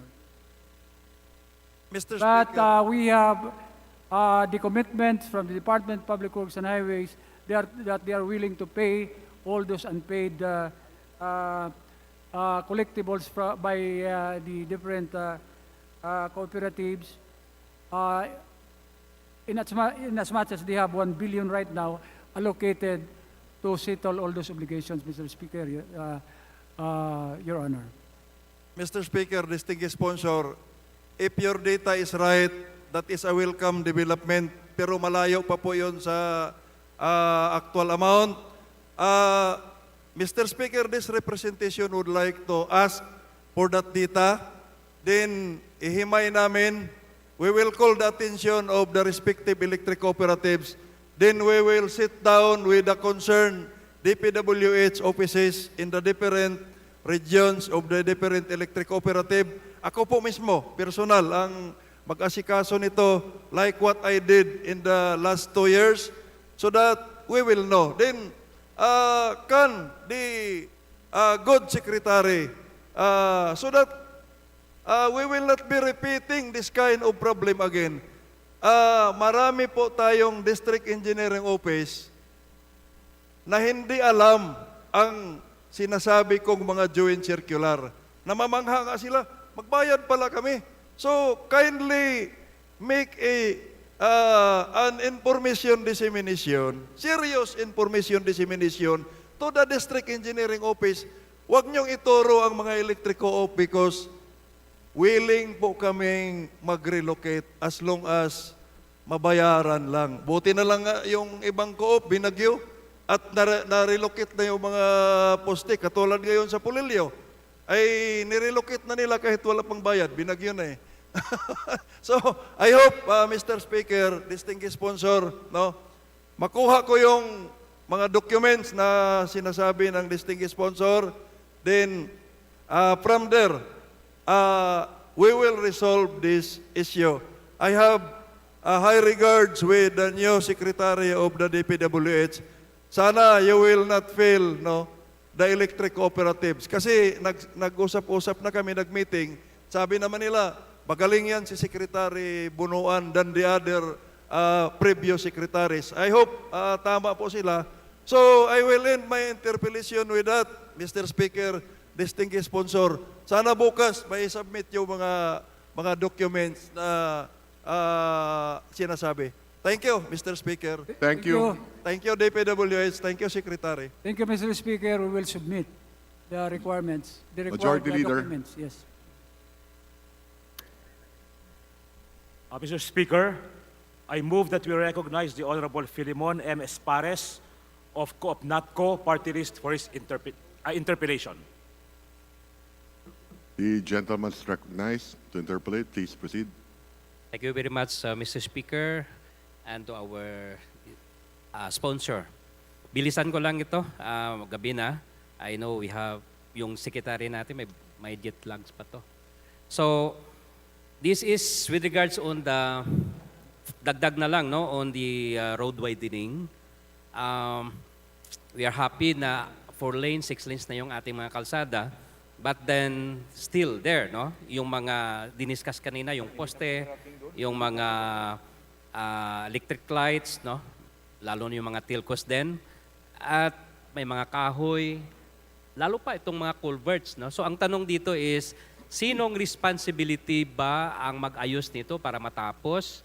D.P.W.H ba or yung contractor na gumawa on that roads?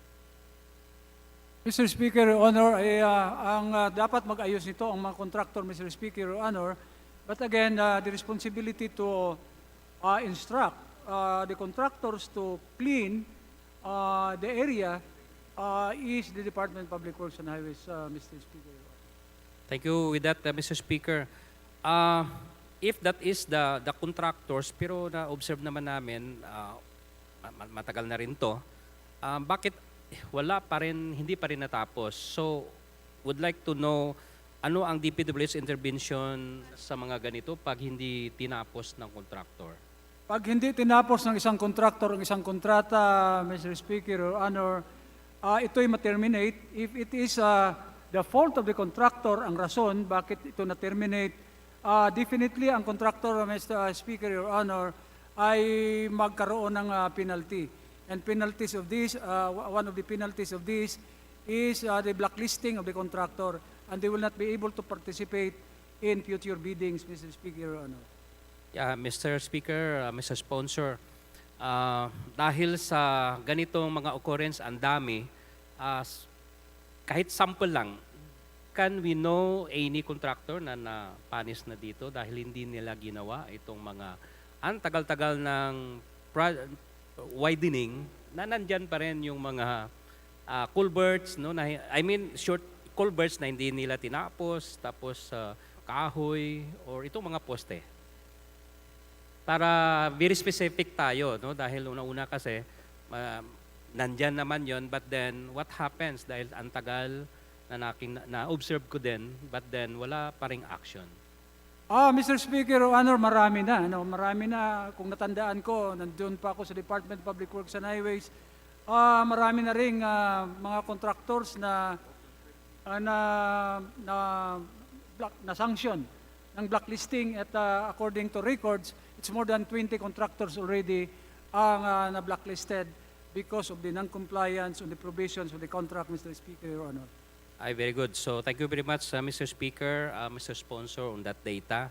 So we will be really expecting na yung mga matatagal na, so we can have this report also. But then, dahil nandyan pa yung mga existing, hindi pa rin na-clean, no? Kahit in our area lang, doon sa Region 6, between Antique and Iloilo. May time frame ba dito si D.P.W.H para talagang tapusin na at saka linisin to? Dahil I observe minimum around mga 3 to 5 years na rin na nakatiwangwang itong mga ganitong kalsada na puno pa rin ng obstructions. Mr. Speaker, Your Honor, the Department of Public Works and Highways committed to clean the areas, especially on Antique and other parts of Region 6. Okay, so what is the specific time frame, Mr. Speaker, Mr. Sponsor? Mr. Speaker, Your Honor, by tomorrow they will start already cleaning those areas, Mr. Speaker, Your Honor. Okay, so thank you very much on that. But then, pwede umpisahan by tomorrow, but then it will end at what particular, I think, particular period?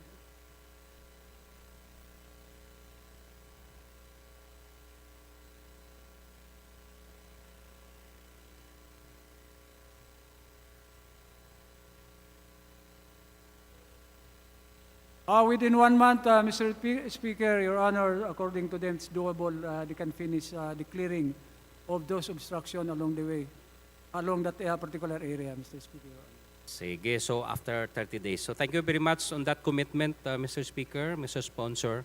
Now another one, another question dito sa paggawa ng ating kalsada, yung mga repairs, no, or any tawag nito, yung pagpalit ng mga concrete roads natin.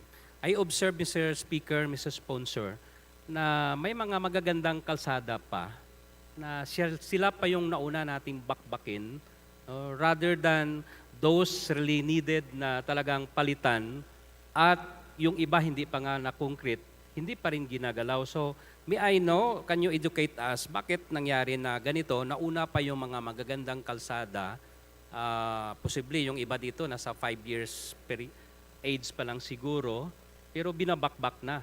Pero ang daming kalsada tayo na sira na, hindi pa rin ginagalaw. So, can you educate us or tell us what is really the directions and the reason why those things happened in our country? Yes, Mr. Speaker, Your Honor, that I think that is under the program of asset preservation, preventive maintenance. These are the section that were identified through its D.F.A, Mr. Speaker, and therefore these are the areas that are being demolished and then replaced by a new concrete. Actually, Mr. Speaker, the purpose of this particular program is to lengthen the lifespan of that particular road. Because according to study, if by pabayaan po natin ito na hindi natin ito makorek, mas malaki po ang gastusin natin pag restoration na po ang gagawin natin. So ito ay preventive maintenance. The word itself is to prevent further deterioration. So ang ginagawa nito po ay tinatanggal natin yung mga areas identified through its DM4 system, Mr. Speaker, Your Honor. Okay, so in a way, thank you very much for that, Mr. Speaker, Mr. Sponsor. Dahil medyo ubos na tayo sa oras, I will end my interpellation. And thank you very much, D.P.W.H. Whatever support we could have, nandito lang kami to really support the agency. Thank you very much. Thank you, Your Honor. Mr. Speaker. Majority Leader. Mr. Speaker, I move that we recognize the Honorable Mujib Hataman for his interpellation. The Honorable Hataman is recognized for his interpellation. Please proceed. Maraming salamat, Mr. Speaker. Magandang gabi po sa ating lahat. Thank you, distinguished sponsor. Yes, Mr. Speaker, Your Honor. Sa pagkakaalam ko po, ang D.P.W.H. meron silang Road Information Network System, tama? Yes, Mr. Speaker, Your Honor, meron. Ilang kilometro ho ang kabuuan na napapalaman yung national road natin sa Road Network Information System ng D.P.W.H?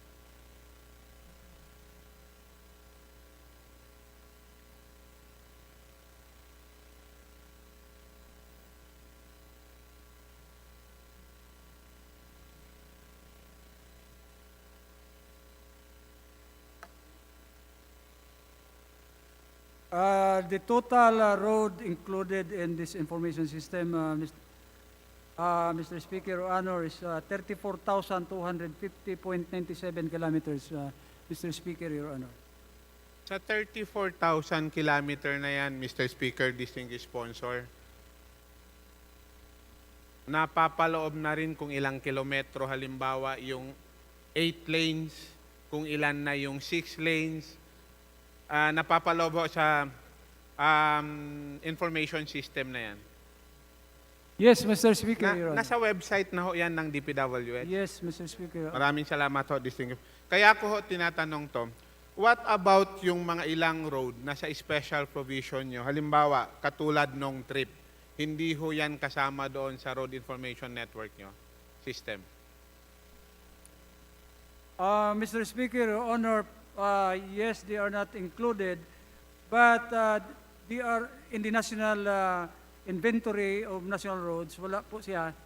Pero on the local road, I think this is included in the inventory of the local roads, Mr. Speaker, Your Honor.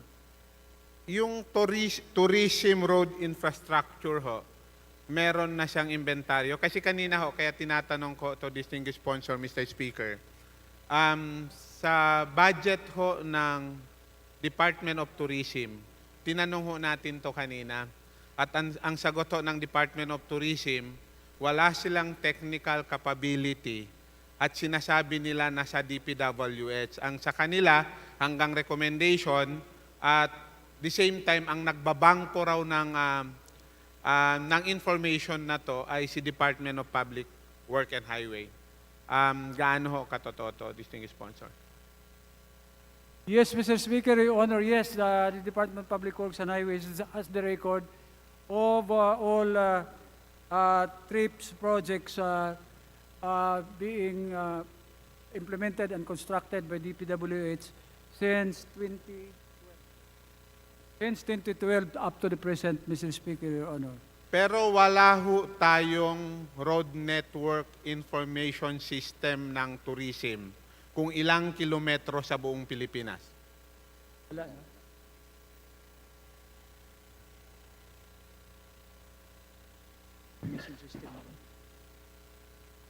Not yet, Mr. Speaker, Your Honor, not included in the system, but these projects, specifically each project, naka-geotag na po sila. Pero ano ho yung basehan ng convergence mechanism? Halimbawa ni D.P.W.H. at ni D.O.T.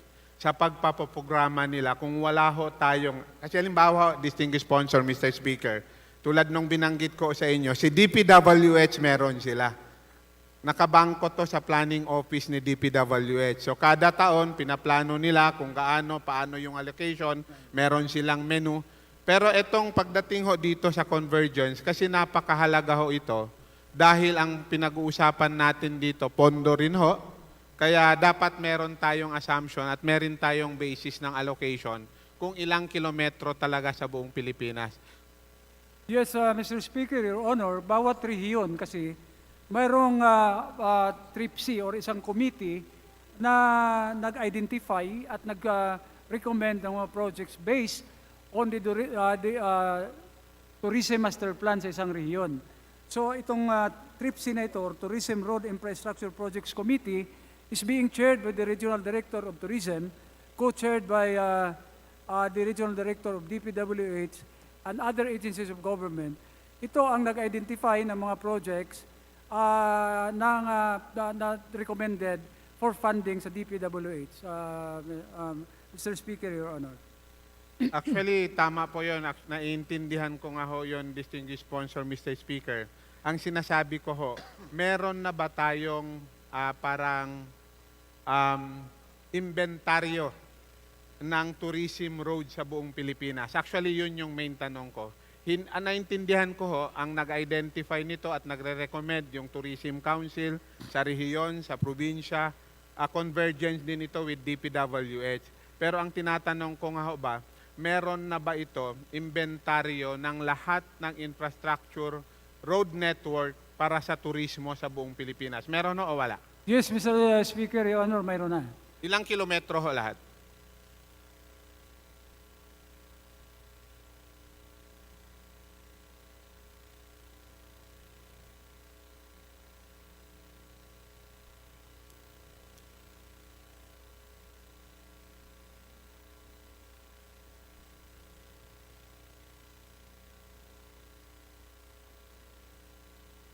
From 2012 to 2022, a total of 10,870.92 kilometers were constructed. Mr. Speaker, Your Honor. Ito ho yung constructed distinguished sponsor, Mr. Speaker. What about yung hindi pa ho nako-construct? Ilan pa? For 2023, may proposed na 776.36 kilometers, Mr. Speaker, Your Honor. So sa kabuuan ho, wala pa tayong fix kung ilan talaga yung road network ng tourism sa ating bansa. Wala pa, Mr. Speaker, Your Honor. Maraming salamat ho for your candid response. Kasi kaya ko tinatanong to, baka walang katapusan yung pag-allocate natin pagdating sa tourism road. Maliban lang, ibig sabihin nun, depende sa recommendation kada taon ng Tourism Council mula sa mga rehiyon. Pero ang tingin ko, ang suggestion ko dito, Mr. Speaker, distinguished sponsor, baka pwedeng pag-usapan na rin ni D.P.W.H. at ni D.O.T. na dapat inventaryo na rin natin. Kung meron mang developing in the near future, ang mahalaga, meron tayong fix at klaro sa atin kung ano yung road network information system ng turismo natin sa buong bansa. For purposes of consideration doon sa mga planning ng D.P.W.H. at ng Department of Tourism. Mr. Speaker, distinguished sponsor.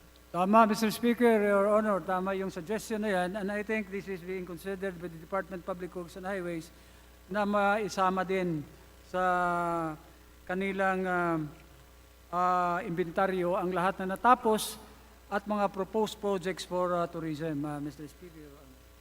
Pagdating ho sa farm to market road, kasi si D.P.W.H. din ang gumagawa nito, meron din ba ho pag-uusap, halimbawa si D.P.W.H. at si Department of Agriculture, kung meron silang inventaryo ng production area to market na road network?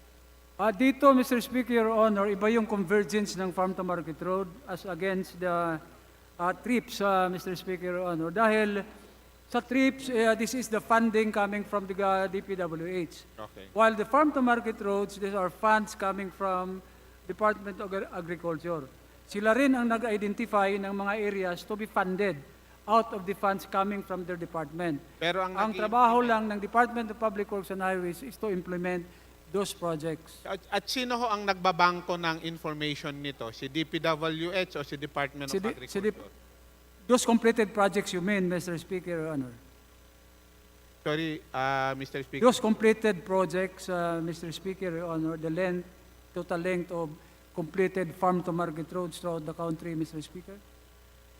Sa D.P.W.H. Sa D.P.W.H. mayroon sila. So kung kayo ho ang nag-i-implement, ilang kilometro na ang farm-to-market road na natapos natin mula nung D.P.W.H. ang assigned na nag-i-implement nito?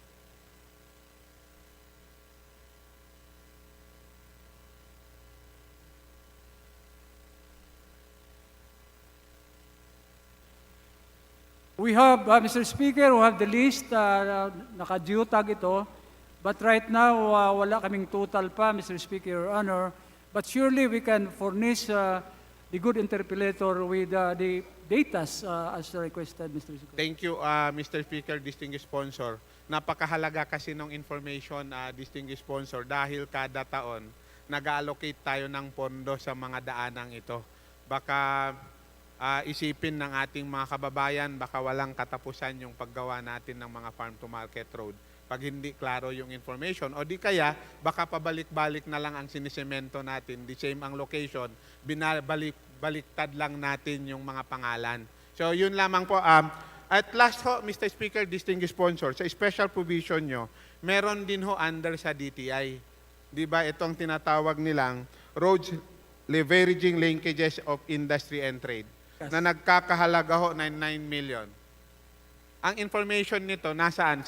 Ito sinabi rin ho ni D.T.I kanina, Mr. Speaker, distinguished sponsor, ang sabi nila nasa D.P.W.H din ang may say nito. So ang bangko ba ng data nito nasa D.P.W.H din or nasa... Yes, Mr. Speaker, nasa D.P.W.H din ito. But again, the one that identifies the project is the Department of Trade and Industry, D.T.I, Mr. Speaker, Your Honor. Sila ang nagde-determine?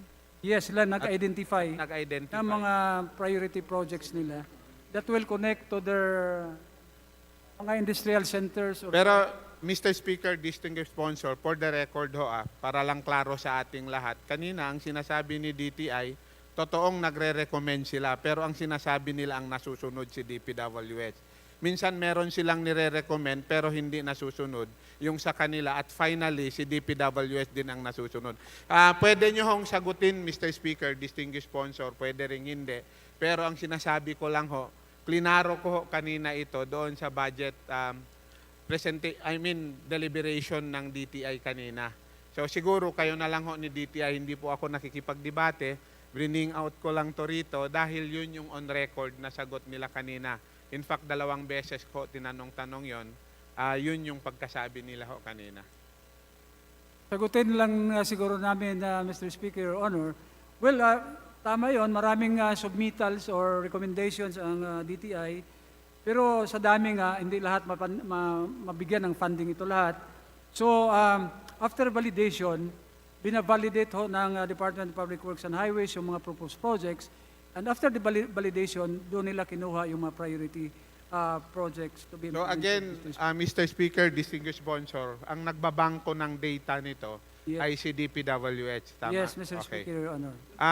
Ganon din ho, Mr. Speaker, distinguished sponsor, baka pwede ring isuggest, baka pwede ring pag-usapan ho ni D.P.W.H. at ni D.T.I, baka pwedeng mas proactive na ina-identify na natin kung ano yung mga network at linkage na to in relation sa trade and industry na road network ho, Mr. Speaker. One last question, distinguished sponsor. Dito ho sa sources of fund, tama ba meron kayong 77 billion na continuing appropriation and unused fund? O mali itong data na hawak ko?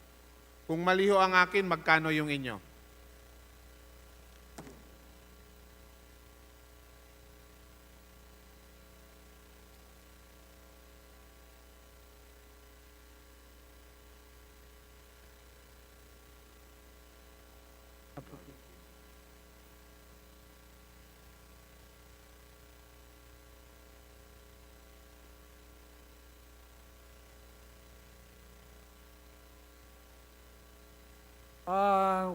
One minute suspension, Mr. Speaker. Session suspended for a minute.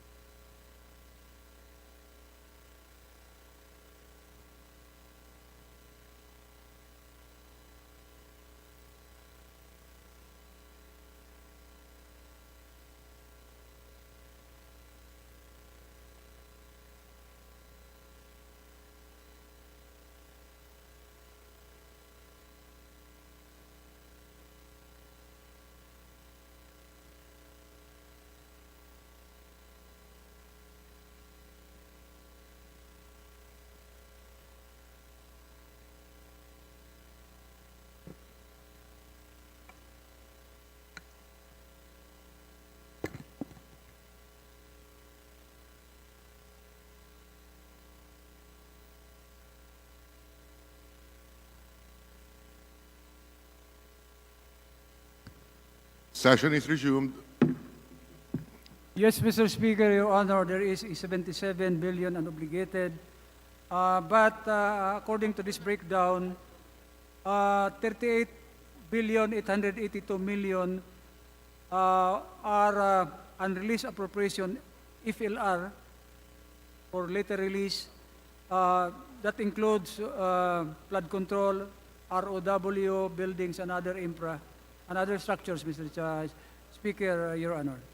Mr. Speaker, distinguished sponsor, can you just furnish this representation through the Committee on Appropriation, the copies of items under this unused appropriations? Yes, Mr. Speaker, Your Honor. We will furnish you a copy of this. Ito, sure na po ako na one last question. Current year. Gusto ko lang intindihin ang process kasi this is my fifth term and never I experienced this kind of situation. Nung sinabmit ang GAB dito, ito pwedeng parokyal, pwede rin policy question. Gusto ko lang alamin kung saan to nangyayari. Merong allocation inapprove ng Tourism Council ng Region 9 na worth, parang nirecommend nila worth 146 million. Tig 73 for road portion. At ang sinabmit ng Region 9 D.P.W.H at pumasok sa NEP is 73 million. Pero paglabas ng GAA, ang lumabas na lang is 13 million. Gusto ko lang maintindihan saan nangyayari yung ganitong situation. Mr. Speaker, Your Honor, nasa NEP, nasa HGAB ba yun? Nasa GAB na rin. Ibig sabihin nasa BICAM nangyari ang pag na-reduce. Sa tingin ko, Mr. Speaker, during the BICAM baka na-reduce yun. Di ba ho minsan kahit nasa BICAM, kinoconsult pa rin ang D.P.W.H? Unfortunately, Mr. Speaker, during the BICAM, wala na po sila doon sa BICAM. Kasi lagi namang kinoconsider lagi pag merong binabawas. Mr. Speaker, kahit sila magtataka na rin dahil nabawasan rin yung mga items na sinabmit nila, Mr. Speaker. At least, Mr. Speaker, on record na sinasabi nyo ho, minsan ginagawa na lang yan sa BICAM, gusto ko lang i-put on record, at hindi ho nakonsulta ang D.P.W.H kaugnay nito. Para lang ho malaman natin. Do you confirm that, distinguished sponsor, na hindi nakonsulta ang D.P.W.H for that matter? Para Yeah. ako na rin ho ang maghanap sa kanya. Yes, Mr. Speaker, hindi sila daw nakonsulta. With that, I end my interpellation. Thank you, Mr. Speaker. Thank you, distinguished sponsor. Thank you. Majority Leader. Mr. Speaker, I move that we recognize Senior Deputy Minority Leader Paul Daza for his interpellation. The Honorable Dasa is recognized to continue with the interpellations of the D.P.W.H. Good afternoon, Mr. Speaker. Thank you. Will my esteemed colleague yield? Yes, Mr. Speaker, Your Honor. Thank you, Mr. Speaker. Good afternoon to everyone, to my colleagues. Good afternoon to Secretary Manny Bonoan and the undersecretaries who are here, USEC Bobby Bernardo, USEC Emil Sedayan, USEC Kathy Cabral, and the other officials of D.P.W.H. Thank you for your presence here today. We're here already 7 o'clock at night, so I will make this as short as possible. Mr. Speaker, are you familiar with Republic Act 6713, Code of Conduct and Ethical Standards for Public Officials and Employees? Yes, Mr. Speaker, Your Honor, yes. There's a particular section that I'm very interested in. It's Section 5A. It requires government employees to reply to letters, telegrams, and other communication sent by the public to the agencies, and they should respond within 15 days. Are you familiar with that, Mr. Speaker? Yes, Mr. Speaker, Your Honor, yes, we're familiar with that. Okay, and do you agree with that? With the Republic Act 6713, that government agencies should respond within 15 days? Do you think that's good law? I agree with that, Mr. Speaker, Your Honor. Thank you very much. Republic Act 9485, the Anti-Red Tape Act, essentially continued the principle of transparency and response to the public in a timely manner. In fact, no less than the President in the previous administration, President Duterte, signed a memorandum circular number 44 requiring all agencies and GOCCs to basically restate RA 6713, which is to respond within 15 days. Do you support that, Mr. Speaker? Yes, Mr. Speaker, Your Honor, yes, we support. Well, in my particular case, I wrote August 24, 2022, requesting certain reports and documentation from the Department of Public Works and Highways, duly received by no less than 2 officials from the department, and they haven't responded. It's all 30 days, more than 30 days. What's the response of my esteemed colleague? Should they respond within 15 days?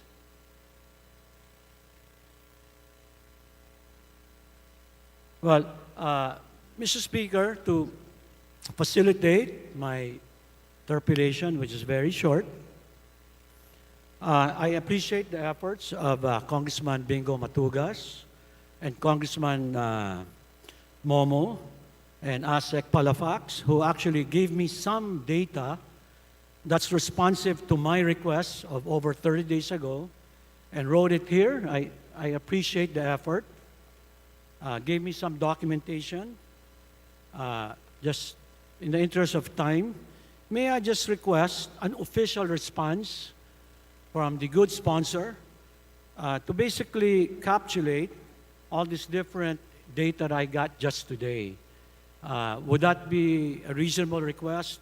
If I can get that within the next 3 days, they have a copy of my request of reports. Essentially, similar queries by other members of the House, the usual unused appropriations, unobligated allotments, and all of that. Could I request that within the... They already gave me the index cards. They wrote it. I appreciate the effort, Mr. Speaker. So my request now is, could they give that within the next 3 days officially to respond to my request for reports? Yes, Mr. Speaker, Your Honor, they will comply within 3 days. Thank you very much, Mr. Speaker. That will end my interpellation to give way to, I think, the last person who will be called. Thank you very much to Congressman Momo for that assurance, and thank you to my colleagues. Thank you, Majority Leader.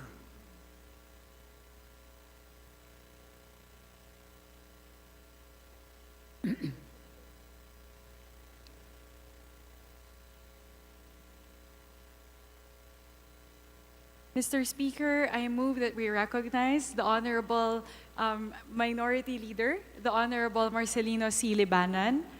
The Honorable Libanan, Minority Leader, is recognized. Please proceed. Thank you. Mr. Speaker,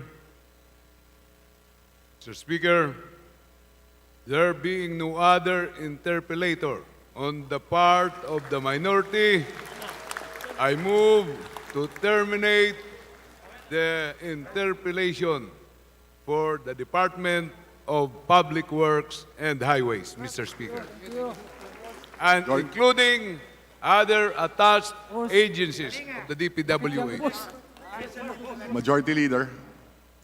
Mr. Speaker, on the part of the majority, we join the minority to terminate the budget deliberation of the Department of Public Works and Highways and its attached corporation. There is a joint motion to terminate the interpellations of the proposed budget of the Department of Public Works and Highways together with its attached agencies. Is there any objection? There being none, motions approved. The interpellations of the proposed budget of the D.P.W.H. and its attached agencies is hereby terminated. Majority Leader. Mr. Speaker, I move that we suspend session for a few minutes. Session is suspended.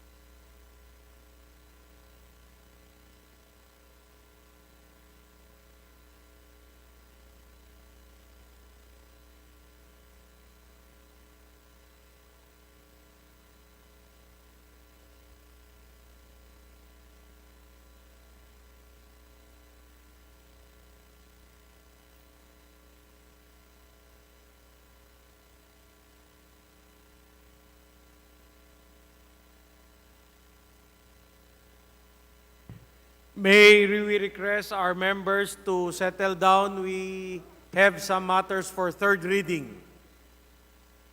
Tatapusin na natin to. May mga third reading lang tayo. Thank you very much, D.P.W.H family. Maraming salamat. Congratulations.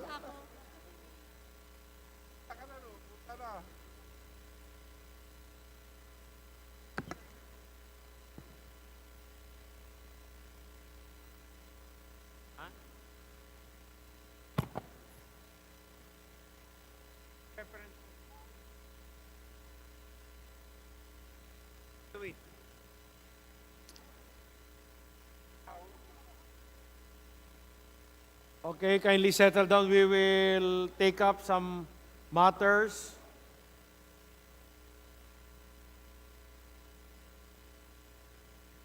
Okay, clear? Okay na? Okay.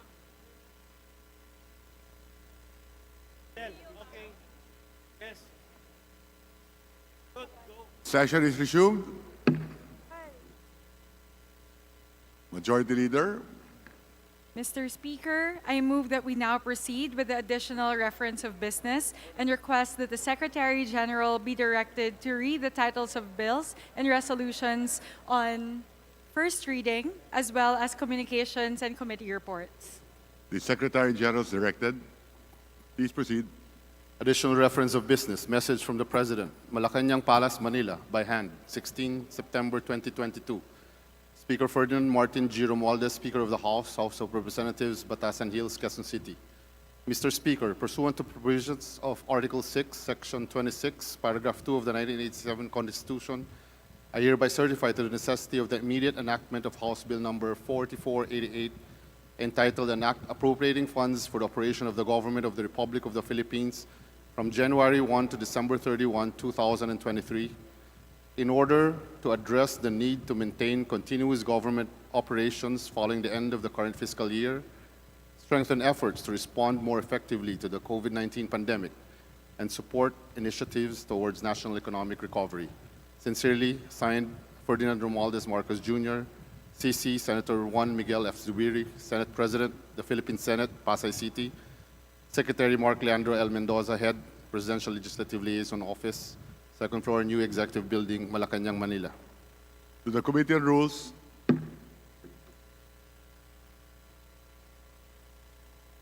Majority Leader. Mr. Speaker, I move that we suspend the consideration of House Bill number 4488. Is there any objection? There being none, motion's approved.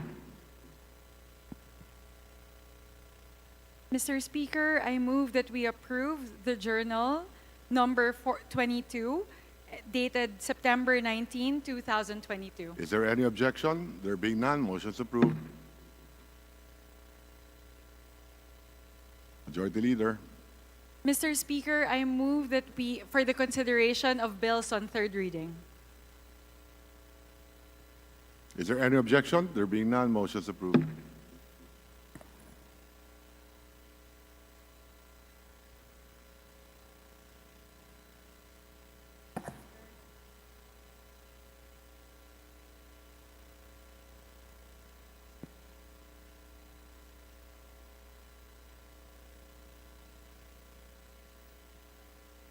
Mr. Speaker, I move for the consideration on third reading of House Bill numbers 4125, 4896, and 4125, and for this purpose, may I request that the Secretary General be directed to read the title of the bill and thereafter call the roll for nominal voting. Yes, we're now considering House Bill 4125 only. Secretary General directed to read the bill. Title of the bill, please. House Bill 4125, an act introducing administrative tax reforms, amending sections 21, 22, 51, 56, 57, 58, 77, 81, 90, 91, 103, 106, 108, 109, 110, 112, 113, 114, 115, 116, 128, 200, 235, 236, 237, 245, and 248, and adding sections 312, 313, and 314 of Republic Act Number 8424, otherwise known as the National Internal Revenue Code of 1997 as amended. Roll call of members in consideration on third reading of House Bill Number 4125. Abalos, Abante, Abunda, Acharon, Asidre, Acop, Adyong, Advincula, Agrao, Alba, Albano, Almario, Almonte, Alonte, Alvarez Jose, Alvarez Mercedes, Alvarez Pantaleon, Amante, Amatong, Angara, Aquino, Arbison, Arenas, Arrogancia, Asistio, Ataide, Aumentado, Balindong, Barba, Barbers, Baronda, Barzaga, Bascug, Bautista, Bautista Lim, Benitez, Bernos, Billones, Biron, Bolilla, Bondoc, Bongalon, Bordado, Bosita, Buriones, Brosas, Buhain, Bulot, Begtang, Bustos, Cabredo, Cagas, Kahayon Uy, Calderon, Calixto, Campos, Kawagdan, Cardema, Cari, Castro France, Castro Jane, Celeste, Chan, Chato, Chua, Chungalaw, Ko Angelica Natasha, Cor Elizaldi,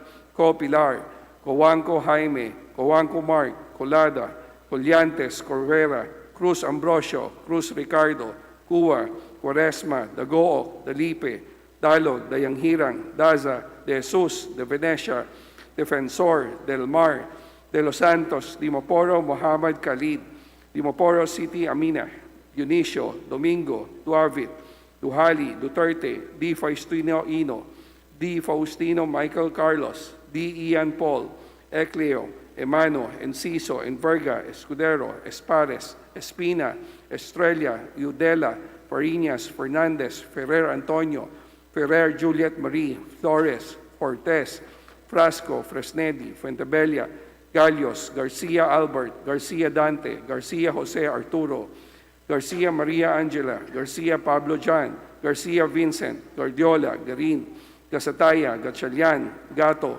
Go, Ed Christopher, Go, Mark, Goles, Gomez, Gonzaga, Gonzales Aurelio, Gonzales Neftali, Gonzales Sandro, Goriseta, Huico, Ginto, Gulyas, Gutierrez, Hagedorn, Haresco, Ataman, Hernandez, Herrera, Puribata, Javier, Ko Olga Ara, Ko Ricardo, Ko Wilton, Kong Hun, Labad-Labad, Lacson, Lacson Noel, Lagman, Lagon Daphne, Lagon Sani, Lara, Lazatin, Lee, Legarda, Libanan, Limkaychong, Loyola, Luistro, Lumayag, Makapagal Arroyo, Maceda, Madrona, Magsino, Malapitan, Mangawang, Maniques, Manuel, Mariñon, Marcoleta, Marcos, Mariano Hernandez, Marino, Marquez, Martinez, Mastura, Matibag, Matugas, Mendoza, Mercado, Mercado Revilla, Miguel, Momo, Morden, Nava, Nisay, Noel, Nograles Juan, Fidel Felipe, Nograles Margarita,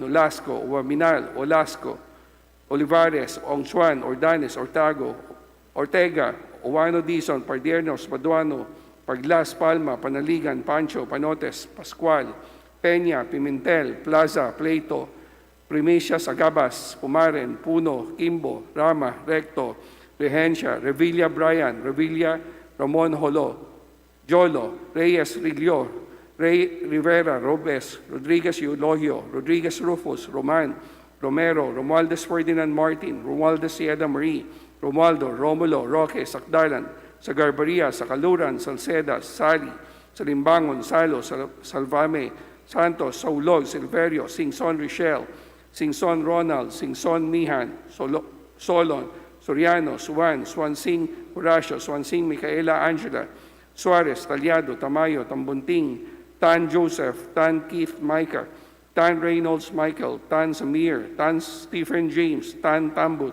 Tan Chay, Tan Huatco, Tariela, Teodoro, Teves, Arnolfo, Teves Jose, Chango, Tieng, Tolentino, Tulfo, Jocelyn, Tulfo, Rafael Wendell, Tupas, Tutor, T, Umali, Unabia, Ungab, Valeriano, Valmayor, Vargas, Vargas Alfonso, Velasco, Veloso Tuazon, Vergara, Verzosa, Villa, Villafuerte Luis Raymond, Villafuerte Miguel Luis, Villanueva, Villar, Villarasa Suarez, Villarica, Villago, Yap Christian Tel, Yap Christopherson, Yap Edvic, Yap Eric, U. Divina Grace, U. Jazel Victoria, Yulo, Zamora Amparo Maria, Zamora Maria Carmen, Zamora Isabel Maria, Zubiri.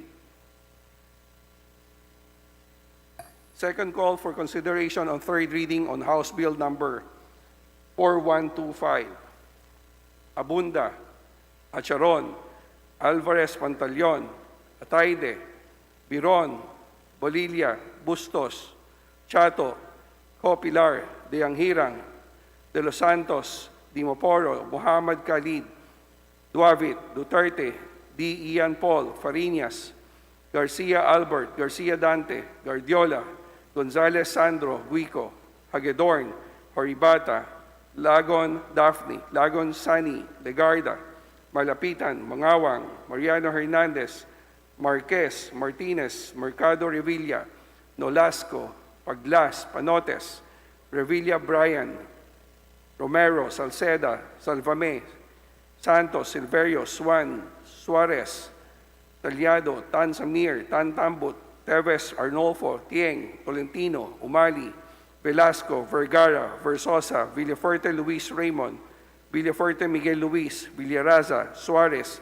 Yap Christopherson, Yap Edvic, U. Divina Grace, U. Jazel Victoria, Zamora Maria Carmen.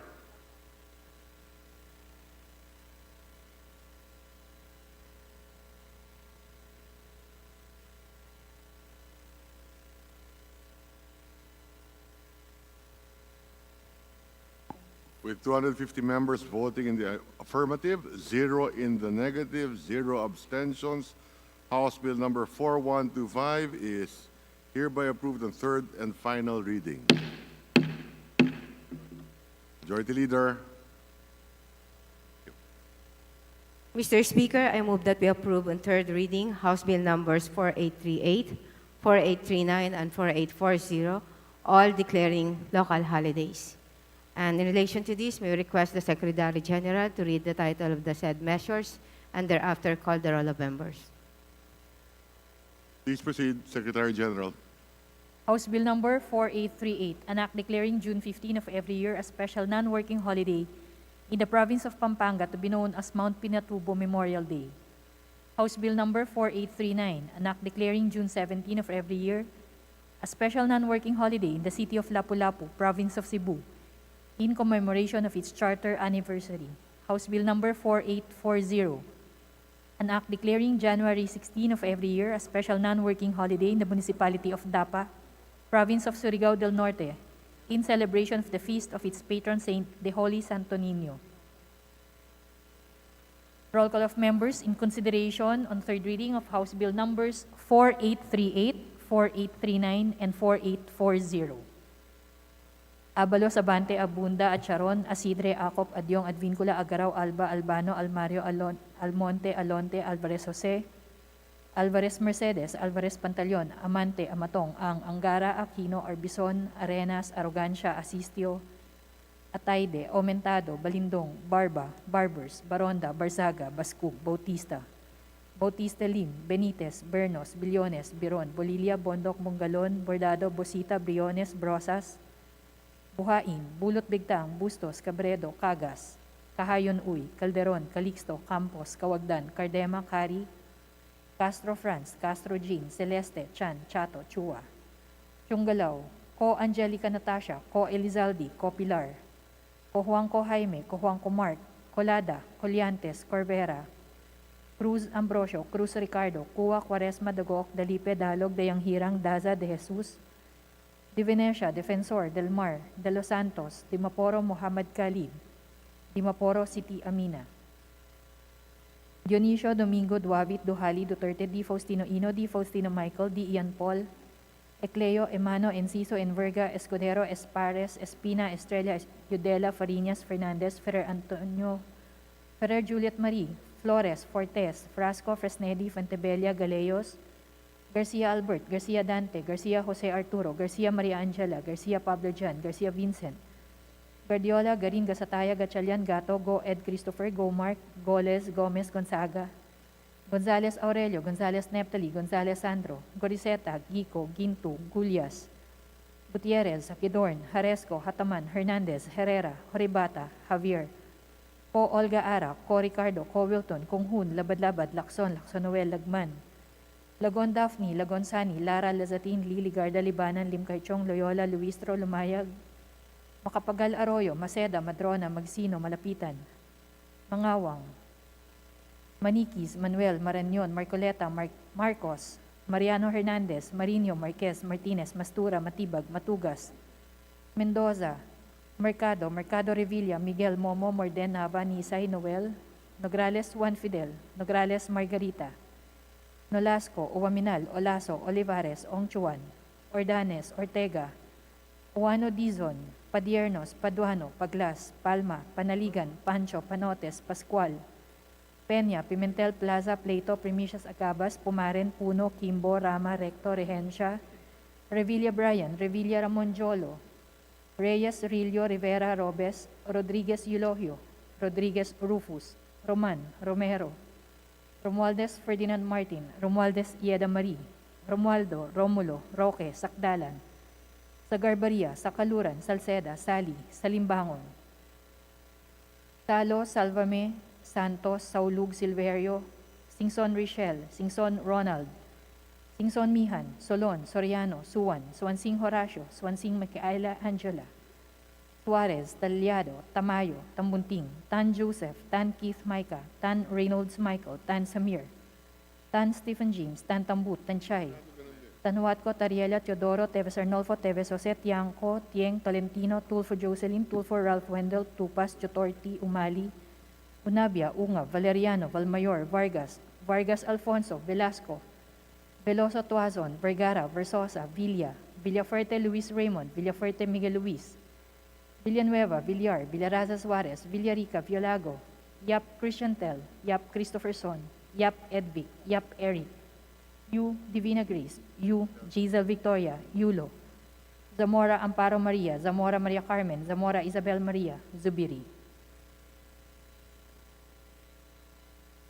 Second call for consideration of third reading of House Bill numbers 4838, 4839, and 4840. Abunda, Acharon, Alvarez Pantaleon, Atayde, Biron, Bolilia, Bustos, Popular, Dayang Hirang, De Los Santos, Dimaporo Muhammad Khalid, Duavit, Duterte, D. Ian Paul, Farinas, Garcia Albert, Garcia Dante, Guardiola, Gonzales, Gico, Hagidorn, Horibata, Lagon Daphne, Lagon Sani, Legarda, Malapitan, Mangawang, Mariano Hernandez, Marquez, Martinez, Mastura, Mercado Revilla, Nolasco, Paglas, Panotes, Revilla Brian, Romero, Salceda, Salvame, Santos, Silverio, Suwan, Suarez, Talyado, Tan Samir, Tan Tambut, Teves Arnolfo, Tieng, Tolentino, Umali, Velasco, Vergara, Versosa, Villafuerte Luis Raymond, Villafuerte Miguel Luis, Villaraza Suarez, Yap Christopherson, Yap Edvic, Yu Divina Grace, Yu Giselle Victoria, Zamora Maria Carmen.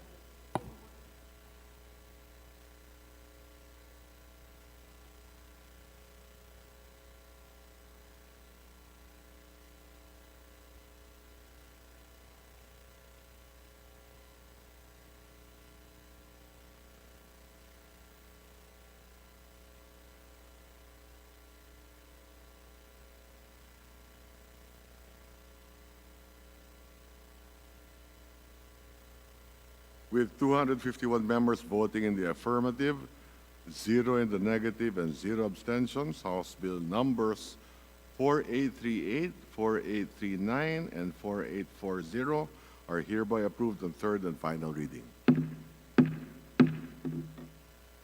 Majority Leader. Mr. Speaker, I move for the consideration and third reading of House Bill number 4896. And for this purpose, may I request that the Secretary General be directed to read the title of the bill and thereafter to call the roll for nominal voting. Please proceed. Secretary General. House Bill number 4896, an act declaring the 16th day of May of every year a special working holiday to be known as the National Education Support Personnel Day. Roll call of members in consideration on third reading of House Bill number 4896. Abalos, Abante, Abunda, Sharon, Isidre, Acop, Adyong, Advincula, Agrao, Alba, Albano, Almario, Almonte, Alonte, Alvarez, Jose, Alvarez, Mercedes, Alvarez, Pantaleon, Amante, Amatong, Angara, Angino, Arbison, Arenas, Argoncia, Asisio, Atayde, Aumentado, Balindong, Barba, Barbers, Baranda, Barzaga, Bascog, Bautista, Bautista Lim, Benitez, Bernos, Billones, Biron, Bolidia, Bondok, Bugalon, Bordado, Busita, Briones, Bosas, Buhain, Bulot, Begtang, Bustos, Cabredo, Cagas, Cahayon, Uy, Calderon, Calixto, Campos, Kawagdan, Cardema, Cari, Castro France, Castro Jane, Celeste, Chan, Chato, Chua, Chungalao, Co Angelica, Natasha, Co Elizaldi, Co Pilar, Coanco Jaime, Coanco Mark, Colada, Juliantes, Corvera, Cruz Ambrosio, Cruz Ricardo, Cua, Quaresma, Dago, Badilipe, Dialog, De Anghirang, Daza, De Jesus, De Venecia, Defensor, Del Mar, Del Santos, Dimaporo, Mohammed, Khalid, Dimaporo City, Camina, Dionisio Domingo, Duavit, Duhali, Duterte, D. Faustino Ino, D. Faustino Michael Carlos, D. Ian Paul, Ecleo, Emmanuel Enciso, Enverga, Escudero, Espares, Espina, Estrella, Udela, Feriñas, Fernandez, Ferrer, Antonio, Ferrer, Juliet Marie, Flores, Fortes, Frasco, Fresnedi, Fuentebella, Galios, Garcia, Albert, Garcia, Aldante, Garcia, Jose Arturo, Garcia, Maria Angela, Garcia, Pablo John, Garcia, Vincent, Gordiola, Green, Gasataya, Gachalian, Gato, Go, Ed Christopher, Go, Mark, Gole, Gomez, Gonzaga, Gonzales Aurelio, Gonzales Neftali, Gonzales Andro, Riseta, Huico, Guinto, Gulias, Gutierrez, Agidorn, Haresco, Hataman, Hernandez, Herrera, Horibata, Javier, Co, Olga, Aria, Co, Ricardo, Co, Wilton, Conghun, Labad-Labad, Lacson, Lacson Noel, Lagman, Lagon, Daphne, Lagon, Sani, Lara, Lazatin, Lee, Ligarda, Libanan, Limkay Chong, Loyola, Luis Ro, Lumayag, Makapagal, Arroyo, Maceda, Madrona, Magsino, Lepita, Mangawag, Maniques, Manuel, Mariñon, Marcoleta, Marcos, Mariano Fernandez, Marino, Marquez, Martinez, Mastura, Matibag, Matugas, Mendoza, Mercado Revilla, Miguel, Momo, Orden, Nava, Nisay, Noel, Nograles, Juan Fidel Felipe, Nograles, Margarita, Nolasco, Waminal, Olaso, Olivares, Ongchuan, Cordanes, Ortega, Juano, Dizon, Padiernos, Patuano, Paglas, Palma, Panaligan, Pancho, Panotes, Pascual, Peña, Pinmendel, Plaza, Plato, Primicias, Agabas, Pumaren, Puno, Kimbo, Ramar, Erecto, Regencia, Revilla, Ryan, Revilla, Ramon, Cholo, Reyes, Rillo, Rivera, Robes, Rodriguez, Eulogio, Rodriguez, Rufus, Roman, Romero, Romualdez, Ferdinand Martin, Romualdez, Sieda Marie, Romualdo, Romulo, Roque, Sacdalan, Sagarbaria, Sacaluran, Salceda, Sally, Salimbangon, Silo, Salvame, Santos, Saulog, Silverio, Singson, Michelle, Singson Ronald, Singson Mihan, Solon, Soriano, Swansing, Horacio, Swansing, Micaela, Angela, Suarez, Talyado, Tamayo, Tambunting, Tan Jose, Tan Kit, Micah, Tan Reynold, Michael, Tan Summer, Tan Stephen James, Tan Tambut, Tan Chay, Tan Huatco, Tariela, Teodoro Teves, Arnolfo Teves, Jose, Tianco, Tieng, Tolentino, Tulfo, Jocelyn, Tulfo, Ralph Wendell, Tupas, Tutor, T. Umali, Unabia, Ungad, Valeriano, Valmayor, Vargas, Alfonso, Velasco, Veloso, Tuazon, Vergara, Versosa, Villaferte, Luis Raymond, Villaferte, Miguel Luis, Villanueva, Villarasa, Suarez, Villarica, Villago, Yap Christian Tel, Yap Christopherson, Yap Edvic, Yap Eric, Yu Divina Grace, Yu Yasel Victoria, Yulo, Zamora, Amparo, Maria Zamora, Maria Carmen, Zamora, Isabel Maria, Zubiri.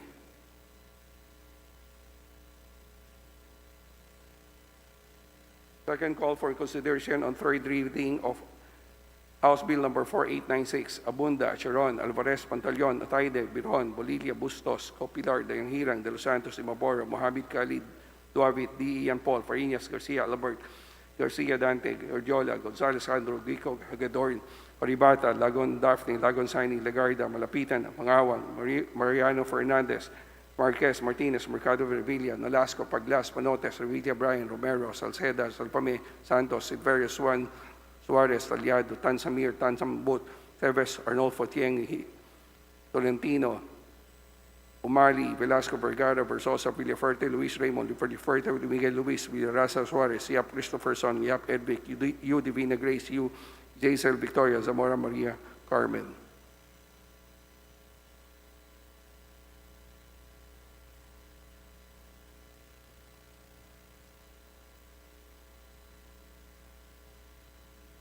With 251 members voting in the affirmative, 0 in the negative, and 0 abstentions, House Bill number 4896 is hereby approved on third and final reading. Party Leader. Mr. Speaker, I move for the consideration on third reading of House Bill number 5001.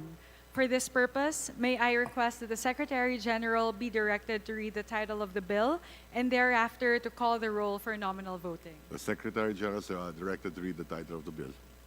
House Bill number 5001, an act mandating private higher education institutions to waive the college entrance examination fees to underprivileged graduating high school students and high school graduates belonging to the top 10% of their graduating class. Roll call of members in consideration on third reading of House Bill number 5001.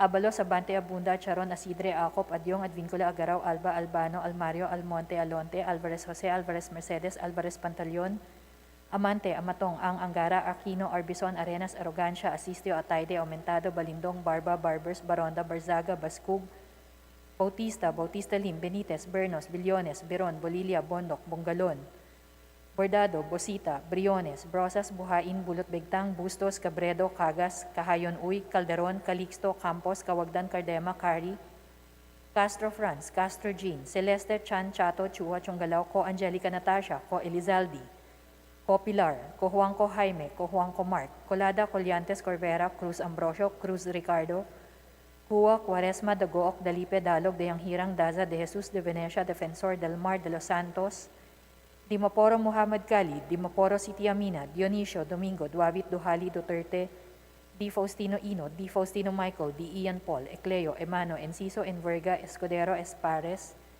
Espina, Estrella, Yudela, Farinas, Fernandez, Ferrer Antonio, Ferrer Juliet Marie, Flores, Fortes, Frasco, Fresnedi, Fuente Belia, Galeos, Garcia Albert, Garcia Dante, Garcia Jose Arturo, Garcia Maria Angela, Garcia Pablo John, Garcia Vincent, Guardiola, Garin, Gasataya, Gatchalian, Gato, Goed Christopher, Gomart, Goles, Gomez, Gonzaga, Gonzales Aurelio, Gonzales Neptali, Gonzales Sandro, Goriseta, Gico, Gintu, Gulyas, Gutierrez, Hagedorn, Haresco, Hataman, Hernandez, Herrera, Horibata, Javier, Ko Olga Ara, Ko Ricardo, Ko Wilton, Kunghun, Labad-Labad, Lacson, Lacsonoel, Lagman, Lagon Daphne, Lagon Sani, Lara, Lazatin, Lili, Garda, Libanan, Limcaychong, Loyola, Luistro, Lumayag, Macapagal Arroyo, Maceda, Madrona, Magsino, Malapitan, Mangawang, Maniquis, Manuel, Marañon, Marcoleta, Marcos, Mariano Hernandez, Marino, Marquez, Martinez, Mastura, Matibag, Matugas, Mendoza, Mercado, Mercado Revilla, Miguel, Momo, Morden, Nava, Nisay, Noel,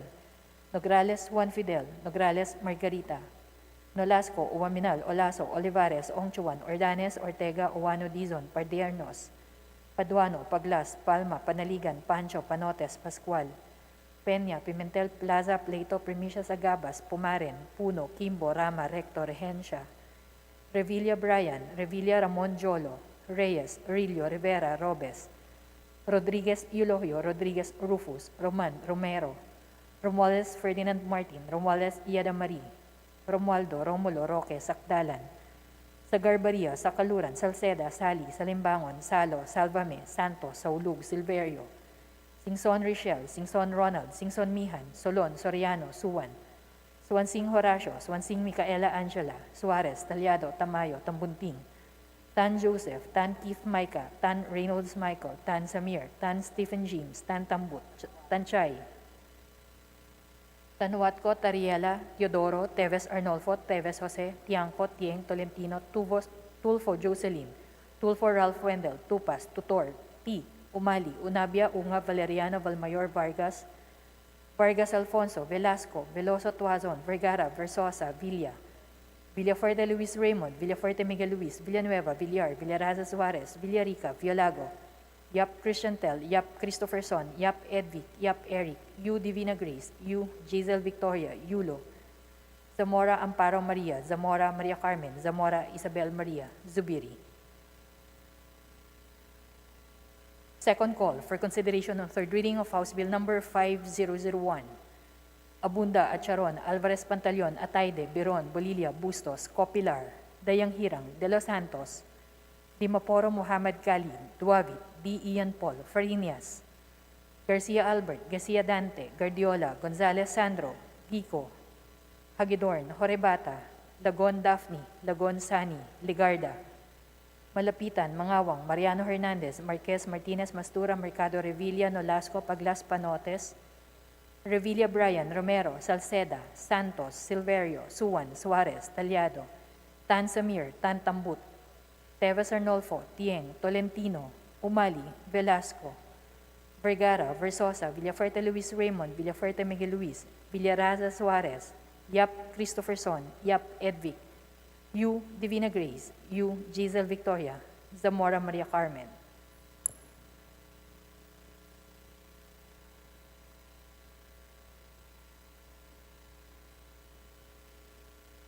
With 252 members voting in the affirmative, 0 in the negative, and 0 abstentions, House Bill number 5001 is hereby approved on third and final reading. Majority Leader. Mr. Speaker, I move that we approve on third reading House Bill numbers 4841, 4842, 4843, 4844, and 4845, all local bills on the creation of barangays. And in relation thereto, Mr. Speaker, may I request that the Secretary General be directed to read the titles of the said measures and thereafter call the roll of members for nominal voting. The Secretary General so directed, please. House Bill 4841, an act creating barangay in the city of Taguig to be known as Barangay Tanyag. House Bill 4842, an act separating the sitios of 11 New Polayo Village, Inama, and Nambaran, Daya from Barangay Nambaran in the city of Tabuk, province of Kalinga, and constituting them into a distinct and independent barangay to be known as Barangay Nambaran East. House Bill 4843, an act creating barangay in the municipality of Carmen, province of Surigao del Sur, to be known as the Barangay Hinapoyan. House Bill 4844, an act creating a barangay in the municipality of Borawo, province of Surigao del Sur, to be known as Barangay Ginhalingan. House Bill 4845, an act creating a barangay in the municipality of Nambuturan, province of Davao de Oro, to be known as Barangay Bukal. Roll call of members in consideration on third reading of House Bill numbers 4841, 4842, 4843, 4844, 4845.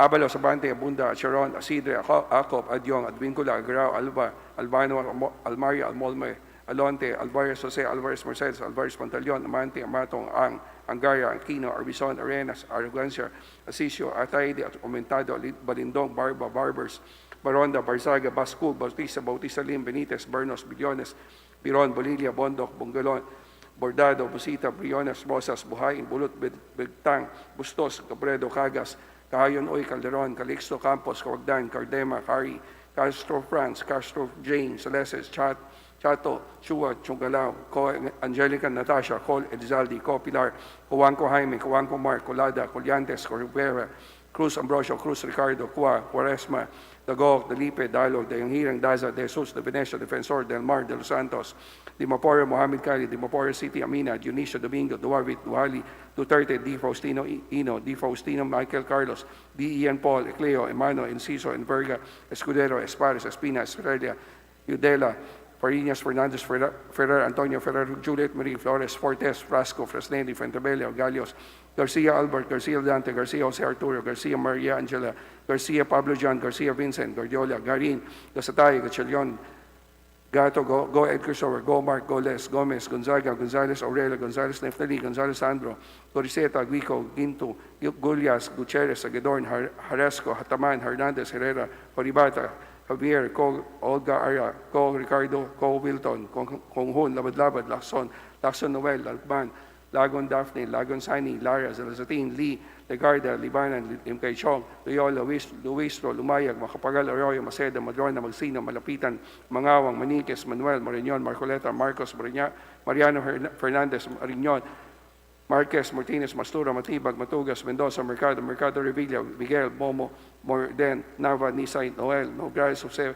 Juan Felipe, Fidel Felipe, Nogales, Margaritian, Olasco, Waminal, Olasco, Lipares, Ochoan, Ordanes, Ortega, Oano Dizon, Padiernos, Paduano, Paglas, Palma, Panaligan, Pancho, Panotes, Pascual, Peña, Pimentel, Plaza, Plato, Primicia, Sagabas, Pamarin, Puno, Kimbo, Rama, Rector, Regencia, Revilla, Brian, Revilla, Ramon, Cholo, Reyes, Rilio, Rivero, Robes, Rodriguez, Iloyo, Rodriguez, Rufos, Roman, Romero, Romualdez, Dinan Martin, Romualdez, Eda Marie, Romualdo, Romulo, Roque, Sacdan, Sagarbaria, Sacalura, Salceda, Sali, Salimbangon, Salos, Albami, Santos, Saulog, Silverio Singson, Rochelle Singson, Ronald Singson, Mihan, Solon, Soriano, Suwan Sing Horacio, Suwan Sing Micaela, Angela, Suarez, Aliado, Tamayo, Tambunting, Tan Joseph, Tan Keith, Micah, Tan Reynolds, Michael, Tan Samir, Tan Stephen James, Tan Tambut, Tan Chay, Tan Wato, Tariela, Teodoro, Teves, Arnolfo, Teves, Jose, Tiangco, Tieng, Tolentino, Tulfo, Jocelyn, Tulfo, Ralph, Wendell, Tupas, Tutor, Tin, Umari, Unabia, Ungad, Valeriano, Val Mayor, Vargas, Alfonso Velasco, Veloso, Tuazon, Vergara, Versosa, Villafuerte, Luis Raymond, Villafuerte, Miguel Luis, Villanueva, Villar, Villarasa, Suarez, Villarica, Villago, Yap, Christian Tel, Yap, Christopherson, Yap, Yap, Eric, U. Divina Grace, U. Jazel, Victoria, Yulo, Zamora, Amparo Maria, Zamora Maria Carmen, Zamora Isabel Maria, Zubiri. Second call for consideration on third reading of House Bill numbers 4841, 4842, 4843, 4844, and 4845. Abunda, Charon, Alvarez, Pantaleon, Aide, Biron, Bolilla, Bustos, Copilar, De Anghirang, De Los Santos, Imapora, Mohammed Khalid, Duavit, D. Ian Paul, Farinas, Garcia, Albert, Garcia, Dante, Guardiola, Gonzalo Alexandro, Guico, Helgador, Horibata, Lagon, Daphne, Lagon, Signing, Legarda, Malapitan, Mangawa, Mariano, Fernandez, Marquez, Martinez, Mercado, Revilla, Nolasco, Paglas, Manotes, Revilla, Brian, Romero, Salcedo, Santos, Silveros, Juan, Suarez, Taliado, Tansamir, Tambo, Teves, Arnolfo, Tieng, Tolentino, Umali, Velasco, Vergara, Versosa, Villafuerte, Luis Raymond, Villafuerte, Miguel Luis, Villarasa, Suarez, Yap, Christopherson, Yap, Edvic, U. Divina Grace, U. Jazel, Victoria, Zamora, Maria Carmen.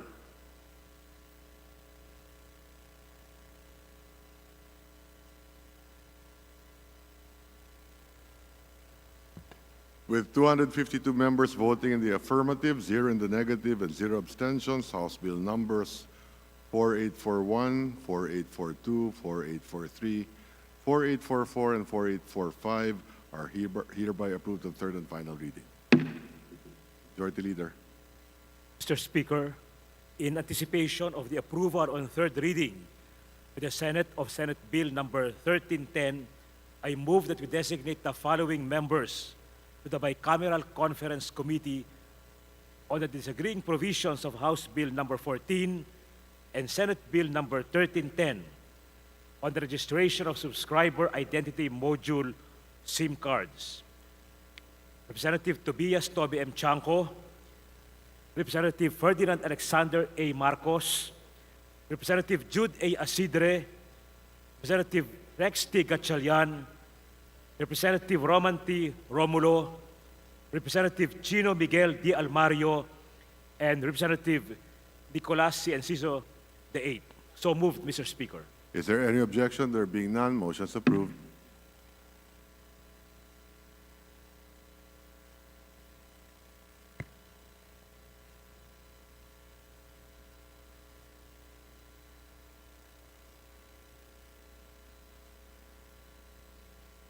Majority Leader.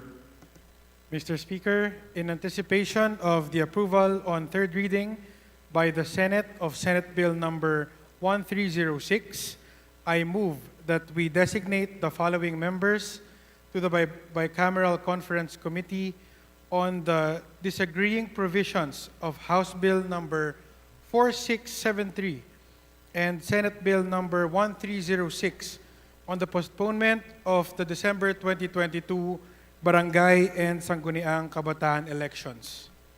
Representative Maximo Y. Dalog Jr., Representative Elpidio F. Barzaga Jr., Representative Juliet Marie De Leon Ferrer, Representative Edwin L. Olivares, and Representative J.C. Abalos. So moved, Mr. Speaker. Is there any objection? There being none, motion is approved. Majority Leader. Mr. Speaker, I move that we direct the Secretary General to immediately transmit to the Senate the House bills that we have approved earlier on third reading. The Secretary General is so ordered.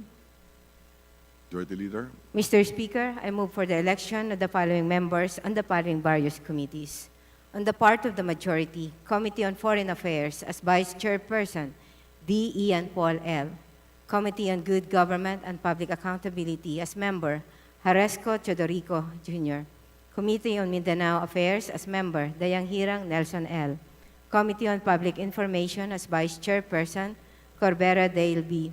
As members, Imano Jevgeny Vicente B., Arenas Maria Rachel J., Labad-Labad Lona G., Salo Ron P., Gatchalian Rex, Lara Joseph Jojo L., Bautista Lim Claudine Diana D., Delmar Rachel Margaret B.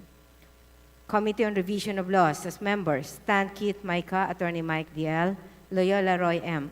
Committee on Science and Technology. As members, Salceda Joey Sarte, Mangawang Allen Jess, Umali Alfonso Jr. V., Lim Kai Chong Jocelyn C., Gato Seriaco Jr. B., Tutor Christine Alexi B., Saloron P., Flores Jonathan Keith T., Matibag Maria Rian Ann Lourdes G., Pancho Agustina Dominic Tina C., Mercado Luz B., Almario Chino Miguel D. Committee on Welfare of Children. As Vice Chairpersons, Mariano Hernandez Ruth, Saolog Irene Gay F., Bersosa Samuel Jr. S. Social Committee on Senior Affairs. As member ko, Pilar Marivic Maria Victoria C. Special Committee on West Philippine Sea. As Vice Chairperson, Horibata Choyosi Anthony G. As member, Villaferte Miguel Luis R. Is there any objection? There being none, motion is approved. Majority Leader. I move for suspension. Session suspended.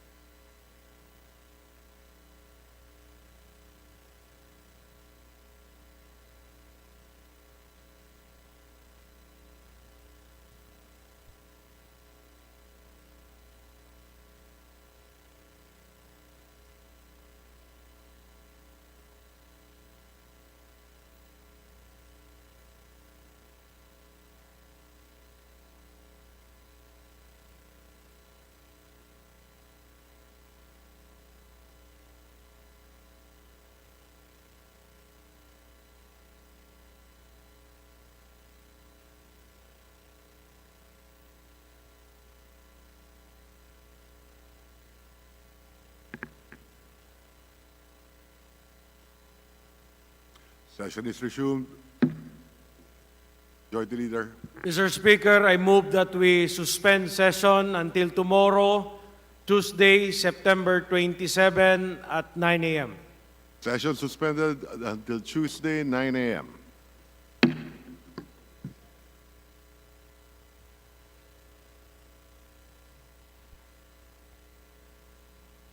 Yes, sir.